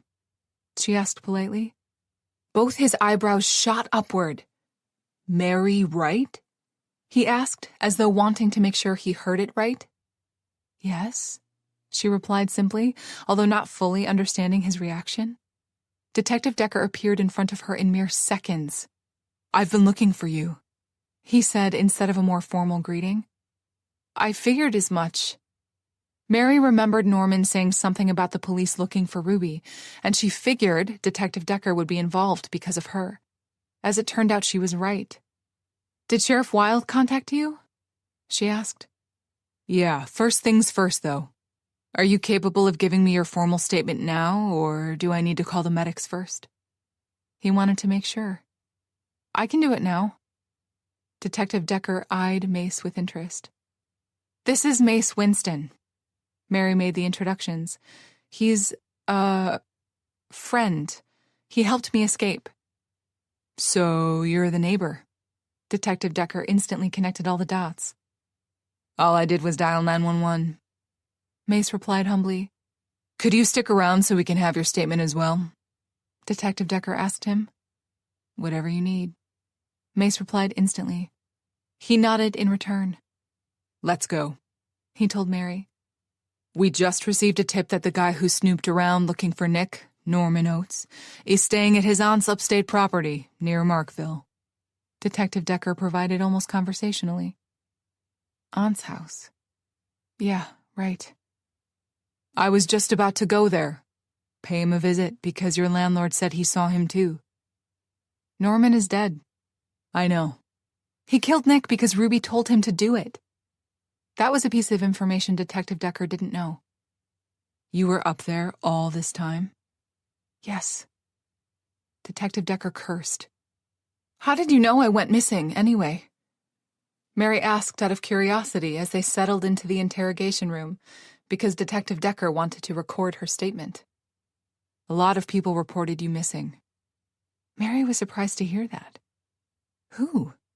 "Well, Elisa Adams." Mary's boss. That made sense, since Mary was about to go see her when Norman kidnapped her. I wonder what happened to the contract. I hope it's still inside the apartment.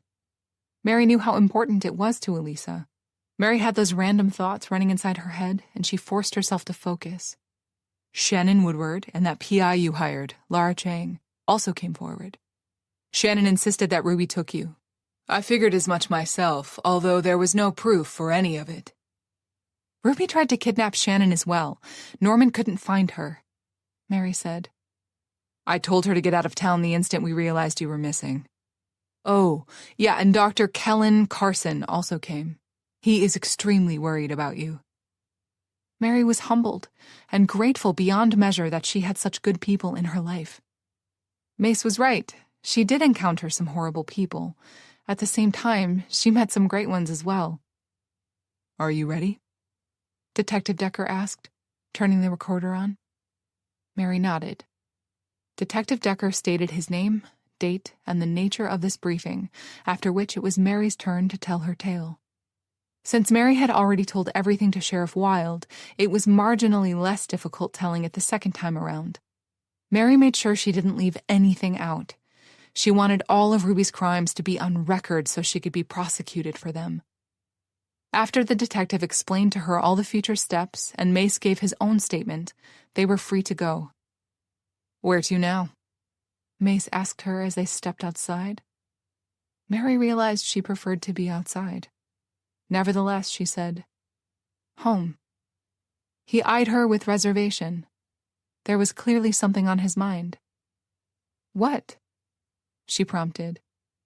Don't you need to go to the hospital? Have a checkup or something? Last night, Mace helped her with her wounded feet, cleaned all the cuts, but he was not a professional. Maybe tomorrow. For now, I just want to go home, Mary replied honestly. Besides, none of her wounds were life-threatening. All right. Unfortunately, when they reached her apartment, Mary realized she couldn't go inside, and not just because she didn't have the key. Mr. Fritt provided her with the spare, expressing his joy that she'd returned safe and sound as a victor. Entering, Mary was confronted with everything Norman did to her, and she couldn't bear it. Her heart started pumping like crazy, and there was no air. "Mace, could you please take me to the hotel? I can't stay here." Mace complied without a word. Mary must have looked on the verge of a breakdown, but he remained calm and helped her in any way he knew how. "Are you sure you don't want me to stick around a little longer?" Mace lingered, dropping her off at her hotel. She would have to be alone at some point, she realized. "I might as well start now." "Yes, I'm sure. But thank you for everything." He nodded. "Call me if you need anything." "I promise." He'd given her his phone number earlier after they stopped by a mobile shop on their way to the hotel. Mary got a new phone, and she gave him her number in return. Mary waved goodbye as he drove off. She felt funny entering the hotel. Luckily, all her things were still there. The hotel had saved them for her when the police had informed them that she was missing. She was really glad she didn't have to replace anything. Mary turned on all the lights inside the room. She couldn't bear being in the dark. Before going to bed, Mary made sure to call everyone she knew and let them know she was back and okay. She saved Shannon for last to tell her she could finally come back home. Each conversation was hard in its own right, yet heartwarming at the same time. Once again, she was confronted with the fact that she wasn't alone in the world, and never had been. That knowledge gave her power, strength to carry on. Chapter 38. As the days went by, Mary tried her best to piece her life back together. The sad truth was that now she needed therapy more than ever, and visited Dr. Carson almost every day. Nightmares about Norman and Ruby, sometimes Nick, and all the dead women inside that basement plagued her during the day as well as during the night. She started hating enclosed spaces and the dark alike, preferring to spend her days on the small terrace of the hotel despite the cold. At the same time, since she'd already survived all that horror, Mary knew this was just a small obstacle on her road and that she would overcome it too. She had to, because she'd already survived worse. Thankfully, she didn't have to add job hunting to her list of worries. Elisa offered her the job of being her only assistant. The catch was that she had to go to the office every day for work, which Mary was grateful for and accepted the offer without a second thought. Also, once Shannon returned, they started seeing one another a lot, and she helped Mary find another apartment to live in. Mary simply couldn't return to her old place, no matter how much she liked it. It was just too much for her. She needed to get rid of everything that reminded her of Ruby, to move on. "Are you ready for the trial?"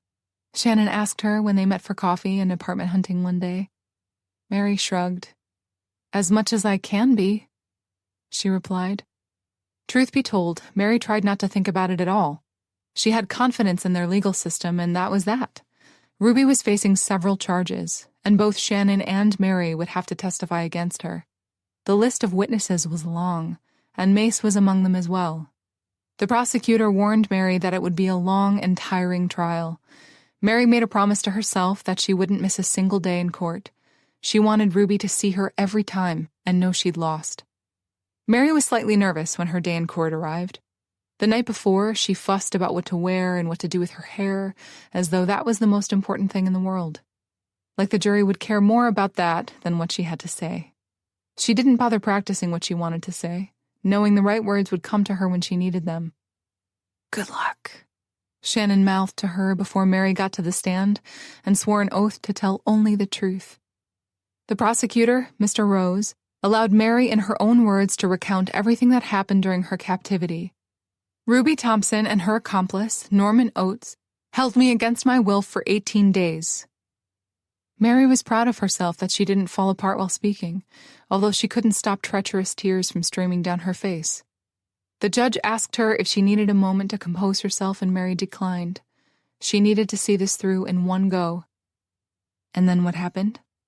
Mr. Rose prompted her at some point.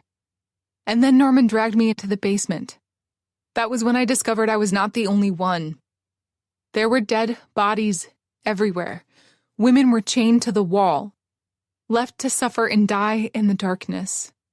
"Lies! All lies!" Ruby screamed. She was constantly interrupting the proceedings with her protests. Ruby's outbursts were not exclusive to Mary's testimony, but they were more frequent for some reason. Probably because Mary was the key witness, the one who escaped and lived to tell the tale. The crowd became restless every time Ruby had a fit. "Order in the court!" Judge Stevenson banged with his gavel, trying to calm everyone down, Ruby included. "This is slander," Ruby continued. "I will sue you for all the lies you're weaving against me." Then she started yelling at the attorney for not doing his job the right way. "You are useless," she spat with disdain. "Mr. Cartwright, caution your client that this is the last time she's made a mockery out of my courtroom," the judge yelled. "Miss Thompson, if you don't settle down, I will stop this trial and fine you." Ruby had been warned multiple times already. Mary believed she was simply too far gone or too arrogant to actually care. With that settled, when everyone calmed down, the prosecutor turned toward Mary again. "Miss Wright, please continue." Mary took a deep breath before doing just that. It was dark, and I couldn't breathe from all the fumes from the recently deceased down there. But I forced myself to look around. Most of the bodies had seriously started to decompose before I arrived. I did recognize one victim, though. "Could you tell the court something about her?" "Her name was Carla Blake. I met her at one of Ruby's gatherings. She confessed to me that she was there because Ruby paid her to be there." "No!" Ruby started screaming, interrupting her again. And she didn't stop there. She actually rose to her feet and jumped over the table like she wanted to reach Mary where she sat. "And then what?" Mary wondered. Ruby tried to get past multiple bailiffs and cops to get to her. Mary remained completely calm. Ruby held no power over her. Mary was not afraid, and I will never be afraid of her again. The courtroom turned into a complete madhouse. "Stop talking!" Ruby screeched. "You are a bad friend!" To Mary's complete shock, both Detective Decker and Mace put themselves between Ruby and herself, adding to the defensive wall around her. They shouldn't have bothered since the cops in charge of Ruby subdued her easily, but Mary appreciated the gesture. Just like Mary, Mace came to each trial day and sat with Mary, offering his silent comfort and support. Mary was always glad to see him, even though she had to admit circumstances weren't ideal for socializing. It was funny how Mary had felt isolated all her life and unloved, mostly thanks to Nick and their screwed-up relationship. And now she was actually confronted with what that actually looked like when someone was completely alone and unloved. Ruby, being her true self, a monster in a way, was truly isolated and unloved by anybody. Mary had a lot of people in her life who cared about her, even put themselves in danger to protect her. Realizing the distinction, Mary felt truly blessed. Just because she had one bad experience in her life didn't mean she should give up trying. Finding love was a noble pursuit, worthy of the risks. Of course, the trial was stopped thanks to Ruby's acting out, once again. "You need to learn how to behave," Ruby continued to scream at her. "Let me go. I need to teach her a lesson." It took 2 enormous police officers to subdue her. Apparently, the craziness gave her strength as well. "Take her away," the judge boomed, clearly losing his patience. After that decree, Ruby was dragged back to jail, kicking and screaming all the way. Good riddance, Mary thought. Mary felt really confused regarding Ruby. No, the Stockholm Syndrome never really kicked in, but despite everything, a small part of her felt sorry for Ruby. A really, really small part of her. It was hard to distinguish how much of her atrocity was her own and how much was triggered by her disease. Would Ruby be a decent person if she'd taken her medications or if she were never sick at all? At the same time, there were a lot of people in this world who struggled with borderline personality disorder who never turned into serial killers. So at some level, Ruby had to be rotten to begin with, and the disease only magnified everything else. Or at least that was what Mary believed. After months of such theatrics, shouting in court and accusing everybody of wanting to harm her on purpose, Ruby was found guilty of kidnapping and attempted murder of her, as well as 7 counts of first-degree murder for the women she tortured and killed, as well as the murders of Norman Oates and Nick. Mary felt uncharacteristically nervous on the day of Ruby's sentencing, and she couldn't quite explain why. It wasn't as though she believed the jury would set her free. Luckily, she had Shannon and Mace by her side to calm her down. After the jury found her guilty, it was the judge's turn to finalize everything. Since Ruby was found guilty, she would spend the rest of her life in one of those special facilities for the criminally insane. It was a maximum security prison, and Mary felt like she could finally breathe again because justice was served. Listening to Judge Stevenson speak, Mary couldn't quite decipher her feelings. She was glad, relieved beyond measure that Ruby got what she deserved, because that meant that chapter of Mary's life was finally over. Is it over? A part of her questioned. Mary would have her scars, both physical and emotional, for the rest of her life, no matter what. Overall, Ruby's going to prison didn't make Mary instantly feel better or cured. She shared as much with Shannon since they went for coffee afterward. Mary had asked Mace to join them as well, yet he couldn't. His sister, who lived in New York City, just had a baby, and he went to visit his nephew for the first time. "I know just how you feel. I keep waiting for something else to happen," Shannon replied. Mary nodded. "Dr. Carson told me it's perfectly normal to feel high-strung after something like this." Mary tried to reassure her. "Did he tell you how to get unstrung?" "Meditate?" Shannon shook her head. "I can't believe it's actually over. One less psychopath on the streets of our beautiful city." Mary couldn't agree more. "We should order something stronger than coffee and properly celebrate," Shannon suggested. "You know what? You're absolutely right," Mary replied. They ended up heading to a different restaurant and ordered lunch as well as a bottle of wine. "To Ruby." Shannon made a toast. "May she rot in jail for the rest of her life."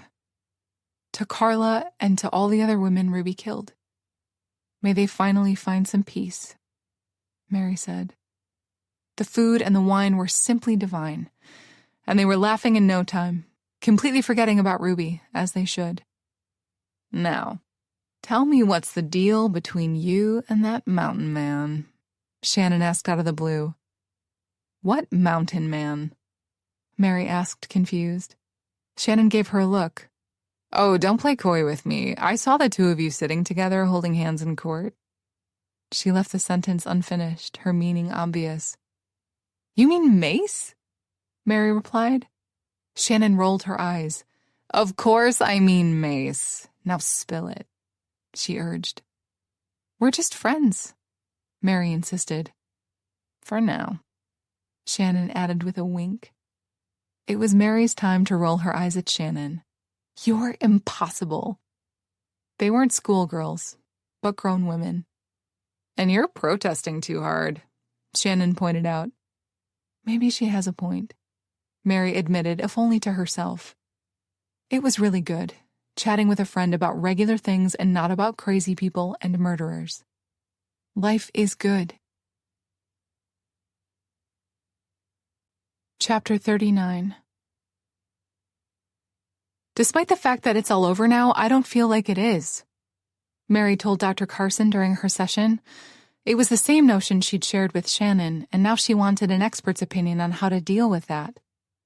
"Just because Ruby is in jail, and will remain there, doesn't mean that all the pain you are feeling, all the hurt she inflicted, will simply go away and get locked up someplace with her, and you will be free.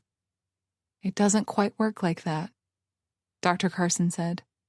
Mary chuckled despite herself. "You really know how to comfort a girl." She only half joked. If there was no hope, then what was she doing here in the first place? To be perfectly honest, that wasn't what he said. He'd simply stated there was no magical key that could lock all her troubles away. She had to work on them, and that made perfect sense. His next words confirmed as much. "My point is, it's a process. There are no easy fixes."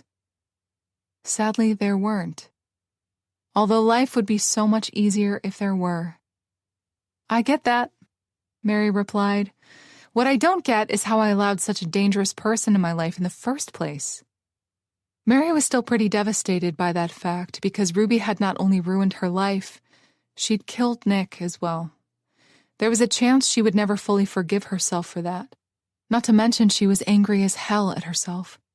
Mary had been so happy she'd made a friend that she'd completely ignored all the warning signs, even though they were clear as day. It was pathetic, really, how her loneliness made her act like an idiot without a brain or a shred of reason. If I had listened to Dr. Carson in the first place and kept my distance, then maybe Nick would be alive. Carla, too. That notion that she was to blame for everything got her instantly depressed. Don't think like that, a part of her snapped. All that happened was a tragedy. That much was true. But there was a silver lining. Mary discovered a serial killer and brought some kind of peace and justice to the families of all Ruby's victims. That had to count for something. It's not your fault, Mary. Dr. Carson said gently. Your defenses had already been worn down by Nick. He explained. Being with an abusive husband who'd managed to isolate you from the rest of the world in order to control you, shape you to his will, was bound to leave a mark. So I was just ripe for the picking, Mary joked without actual humor. No matter how she looked at things, she was an idiot who didn't think with her head, which resulted in people getting hurt and killed. Dr. Carson continued, unaware of her little reverie. Sadly, you were quite used to bad treatment, isolation, and a lack of support. We just started to work on those issues when Ruby came into your life. He reminded her in his usual calm manner. And I made everything worse by not coming to therapy, she added, being completely honest with Dr. Carson. If she had continued coming, sharing everything with him, then maybe Dr. Carson would have seen through Ruby and none of this would have happened. Shoulda, coulda, woulda. Mary stopped herself there. I'm so sorry about that. I don't know what came over me. Actually, she did. She had constantly put Ruby's needs above her own. Mary didn't need a therapist to tell her how messed up that really was. Don't apologize for that, he said.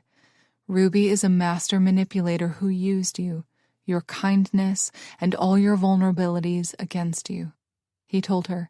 But he wasn't reprimanding her. He was as kind as ever, simply helping her see things from a different perspective. Now that she is finally gone, you can put your life back together. That was easier said than done. I want that more than anything, she confessed. She couldn't keep living like this. And you will. Dr. Carson sounded confident. That made her feel the same way in return, and she grinned. Apparently, Dr. Carson sensed that was the right moment to move on to a different subject. Now tell me, on a scale of 1 to 10, what are your levels of anxiety being inside this room? Mary thought about that for a moment before answering. They went down the moment you opened the window. So around 4, maybe? I figured as much. Mary still struggled with enclosed spaces. While looking for a new apartment, she realized she wanted one with an open floor plan. There would be no unnecessary walls or doors, apart from the ones around the bathroom, in her new apartment. How do you manage it at your new job? He asked next. Mary shrugged. It's okay. I'm surrounded by a bunch of other people, and that helps. Plus, Elisa is wonderful to me, so I can't really complain. Dr. Carson took notes before proceeding. He asked her a lot of questions, and Mary tried her best to answer them honestly. Overall, it was a good session. Dr. Carson really opened her eyes on some issues she had. His faith in her also gave her the confidence to start trying new things or go to places she would never dare visit before all this madness with Ruby started. Notions like, Nick wouldn't approve of that, or Nick would punish me for this, no longer plagued her. She was free to do whatever she pleased, experiment for a change, and Mary decided to take full advantage of that because she only had one life, and it was on her to live it to the fullest. Listening to some inner impulse, Mary took out her phone and dialed before she convinced herself it was a bad idea and lost her nerve. Hello, Mary, I was just thinking about you. A familiar raspy voice greeted her. Hearing it immediately put a smile on her face. Hi, Mace. she said. So what are you up to? Nothing much. I'm not interrupting you with something, am I? Mary wanted to make sure. Nah. He was quick to reassure her. I just finished some blueprints for that client in Albany. You know, I told you about her. The high-maintenance one? Yes. So now I feel a bit restless, he confessed, which coincided perfectly with what she had in mind. Mace was an architect who once upon a time worked for top agencies that operated in New York City. However, now he preferred to live in the middle of nowhere, dealing with clients strictly online. In a way, he was like Mary, or how Mary used to be, she corrected. So you're not busy then? Mary asked. No. Why? Care for some breakfast? Mary asked a bit sheepishly. It was a crazy notion that he would come all this way simply to have some pancakes with her. Mace chuckled. I see you've started stealing my lines. Good to know I can be a role model for someone. Mary rolled her eyes even though he couldn't see her. I didn't know you patented that, she teased him. Of course I did, but I will let it slide, since I'm a good guy and all that. Mary started to laugh at that. So? You read my mind. I'm on my way, he replied. Mary cheered. I'll wait for you at Patrick's. It was way across town, yet Mary liked to walk. She'd started avoiding the subway, though she wasn't sure as to the exact reason, although she knew she wasn't afraid of riding in it. She simply chose not to if she didn't have to. She figured it probably had to do with her not liking enclosed spaces. Perfect, he replied before saying goodbye. Although it was a considerable drive for him, Mace always came when she called him. Every time. She'd also visited him a couple of times. It was difficult at first. Mary was constantly assaulted by all the bad memories. But over time it got better, especially when those awful memories started to be replaced with good ones, like hiking with Mace, or building a birdhouse, or simply watching the sunset. Mary couldn't decide if it was a sound idea for them to be friends considering how they'd met. They had been forced into each other's lives by a mad woman, connected by a very traumatic incident. That wasn't fertile ground for a healthy relationship, or so she believed. But she'd been wrong before, after all. At the same time, after speaking about that with Dr. Carson, she wasn't afraid some kind of a codependent relationship was in the making. They rarely spoke about Ruby, especially now that the trial was over, and even less about that night. They talked about anything, everything but that. That wasn't to say they were avoiding the subject. It was just that it wasn't their main focus. Mary loved listening to Mace talk about architecture. He was deeply passionate about his job, always striving for his creations to be a part of nature, like his cottage, and not ruin it. He didn't leave New York City because he was fed up with creating and building. It was the people who got in his way. That didn't mean he was grumpy, far from it. He was a positive, down-to-earth kind of man who appreciated his peace and quiet more than anything else in this world. Mace told her life in the city got too fast for him. He'd only worked and had no time for anything else. So he stopped and reflected until he figured out what he truly desired from his life. Mace wanted to enjoy life while he could and do his job, which he genuinely loved, in a measured amount that didn't overshadow everything else. Mary thought that was a healthy way of looking at things and hoped she could achieve something like that regarding her life one day. Mary was incredibly grateful she had a friend like Mace in her life, and he really was a true friend. Thanks to Ruby, no matter how weird that sounded. Mary now knew the difference between true and false friendship. As she told Shannon, Mace was just a friend. For now. That didn't mean she wasn't open to the possibilities in the future. Mary could never know in which direction life could take her, good or bad.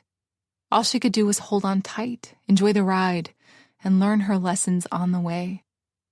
Mary smiled as Mace entered the old-fashioned-looking diner. "Have you been here long?" he inquired, looking a bit worried. "No, just got here," she reassured him. "So what are we having?" he asked next, snatching the menu out of her hands. One of the things she liked about Mace was that he liked to eat and appreciated her healthy appetite as well. Mary felt comfortable around him. To not have to count her bites and pretend she was full when she wasn't, It was a nice change of pace for her. "Everything," she teased. "I'm game if you are," he replied in the same manner. "I'm game," Mary replied, still smiling. She was doing that a lot around him. Shannon would say that was because she was in love. Mary knew it was because she simply enjoyed Mace's company. He placed both hands across his chest. "A woman after my own heart," he announced, and they both laughed. Chapter 40. 6 months later. "Well, what do you think? It's finally starting to come together the way I wanted it." Mary was video chatting with Shannon. She was showing her what she'd done with her place. "I like it, especially all the details done in blue violet," Shannon complimented in return. "That was Mace's idea," Mary replied. "Mace's, you say?" Shannon instantly jumped to the opportunity to say. "And how is our pal Mace?" Shannon teased, and Mary ignored it. "He's well," Mary said simply. "And?" "I already told you nothing is going on between us." Luckily, Shannon decided to drop the subject. "Now that you finally have a couch and chairs for that matter, I might even come to visit you." "You better," Mary replied. They chattered for a bit more before Shannon said, "My shift is about to start. I gotta go." "Talk to you later." After blowing her a kiss, she disconnected. Mary finally felt that she had put her life back together fairly well. There was always room for improvement. Perhaps she would always be a work in progress, but she was okay with that. All that mattered was that she had learned to enjoy the process. Mary had managed to overcome some of her issues over the past several months, but others persisted. Yet that was life, constantly battling with the world and with yourself. She still had nightmares, though they weren't as frequent anymore. Every once in a while, she would dream about her captors or Nick, but when she did have them, she didn't wake up screaming anymore. It was as though they'd lost all their power over her. Dr. Carson was helping her with getting rid of them for good, among other things. She still saw him, but they'd cut back on their sessions, and now she went only once a week. That was his idea, since he deemed her ready. It was hard coming to terms regarding Nick's death. Mary couldn't help feeling guilty. Maybe I always will, on some level. She was working on that with Dr. Carson as well.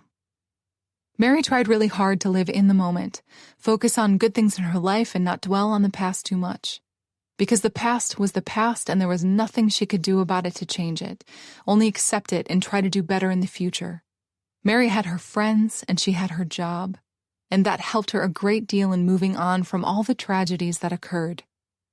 After some deep reflection and consultation with her therapist and friends, Mary accepted the offer from a publishing house and sold her rights to her story.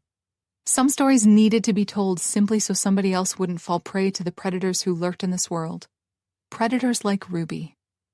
Also, she received a substantial payment on Nick's life insurance policy. Mary hadn't even known he'd had one, so that was a big surprise. However, the most peculiar thing was that she received her money back from her savings account, the money Nick had stolen from her. And she received it back from none other than Gretchen herself. Gretchen Midland, Nick's 19-year-old ex-girlfriend. Despite all odds, they'd even become friends. Gretchen called her out of the blue when she returned to New York City to visit some family and apologized for everything. She asked Mary if she would be open to the idea of meeting, and Mary, feeling shocked and curious in equal measure, said yes. They met for coffee, and Gretchen returned the money. She confessed that she'd had no idea Nick had been married. She'd only found out about that from the papers during Ruby's trial. Nick had stolen that money to give to Gretchen since she was a bit short for her tuition. Naturally, since that was Nick, after all, he didn't do that out of the kindness of his heart. That was his way of trying to control her since he had no intention of allowing her to go to college. When Gretchen figured that out, she dumped his ass. "I don't know how he got the idea that I broke up with him because of you," Gretchen reassured her. "Who knows? Nick was a complicated man." Gretchen snorted. "That's the understatement of the year." Gretchen and Mary bonded over their shared experience with Nick, but that wasn't why they remained friends. Either way, thanks to all the extra cash Mary suddenly had at her disposal, she decided to buy a house and provide herself with that extra layer of freedom. After a lot of searching for the right place and location, she settled on a nice little house in White Plains, away from the crowded districts of New York City where she was forced to live until now. She loved the city.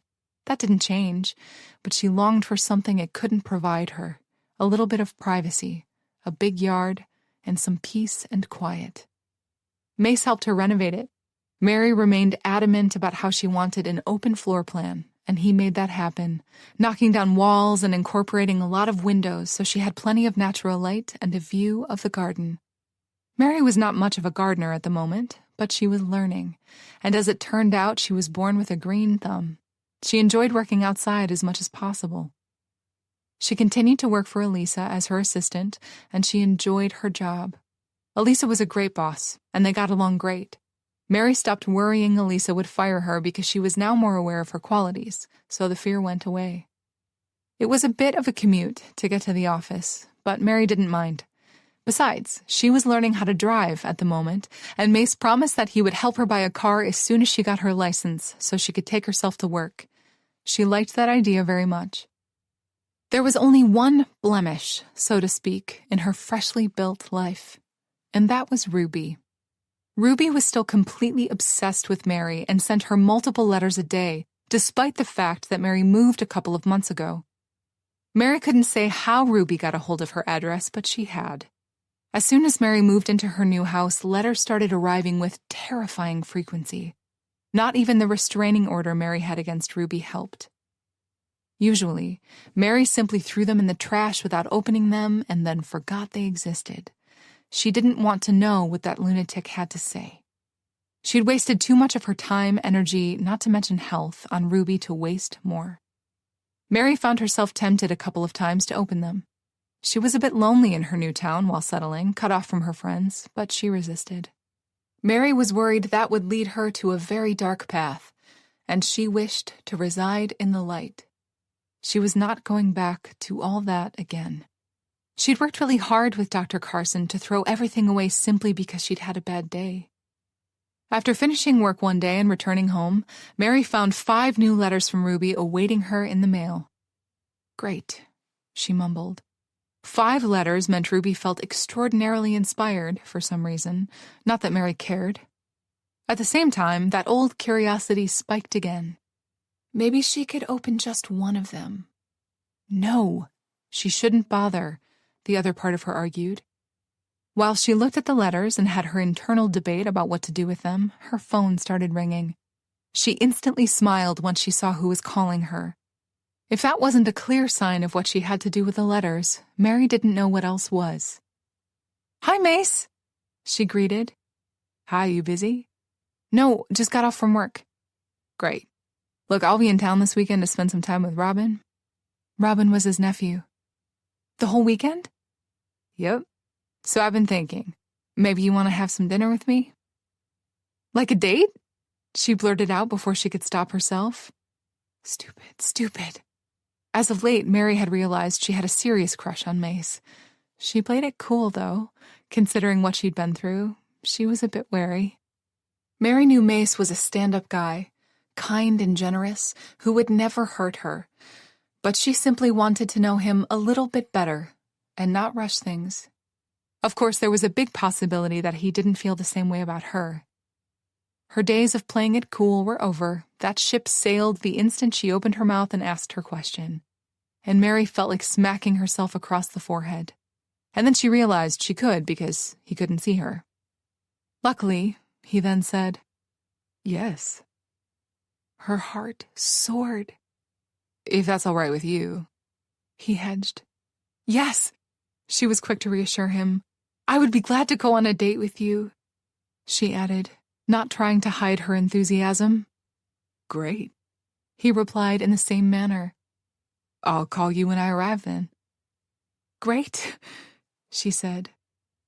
After they disconnected, she was still wearing a huge grin on her face. "I have a date with Mace. I need to buy a new dress. What shoes to wear? As she mused, she completely forgot about the letters she was holding. Without a thought, Mary dropped them in the shredder. No more Ruby. Good riddance. Game over. This recording of Trust a Stranger was presented by Dreamscape Media, LLC, narrated by Angie Kane, produced by Michael Jones.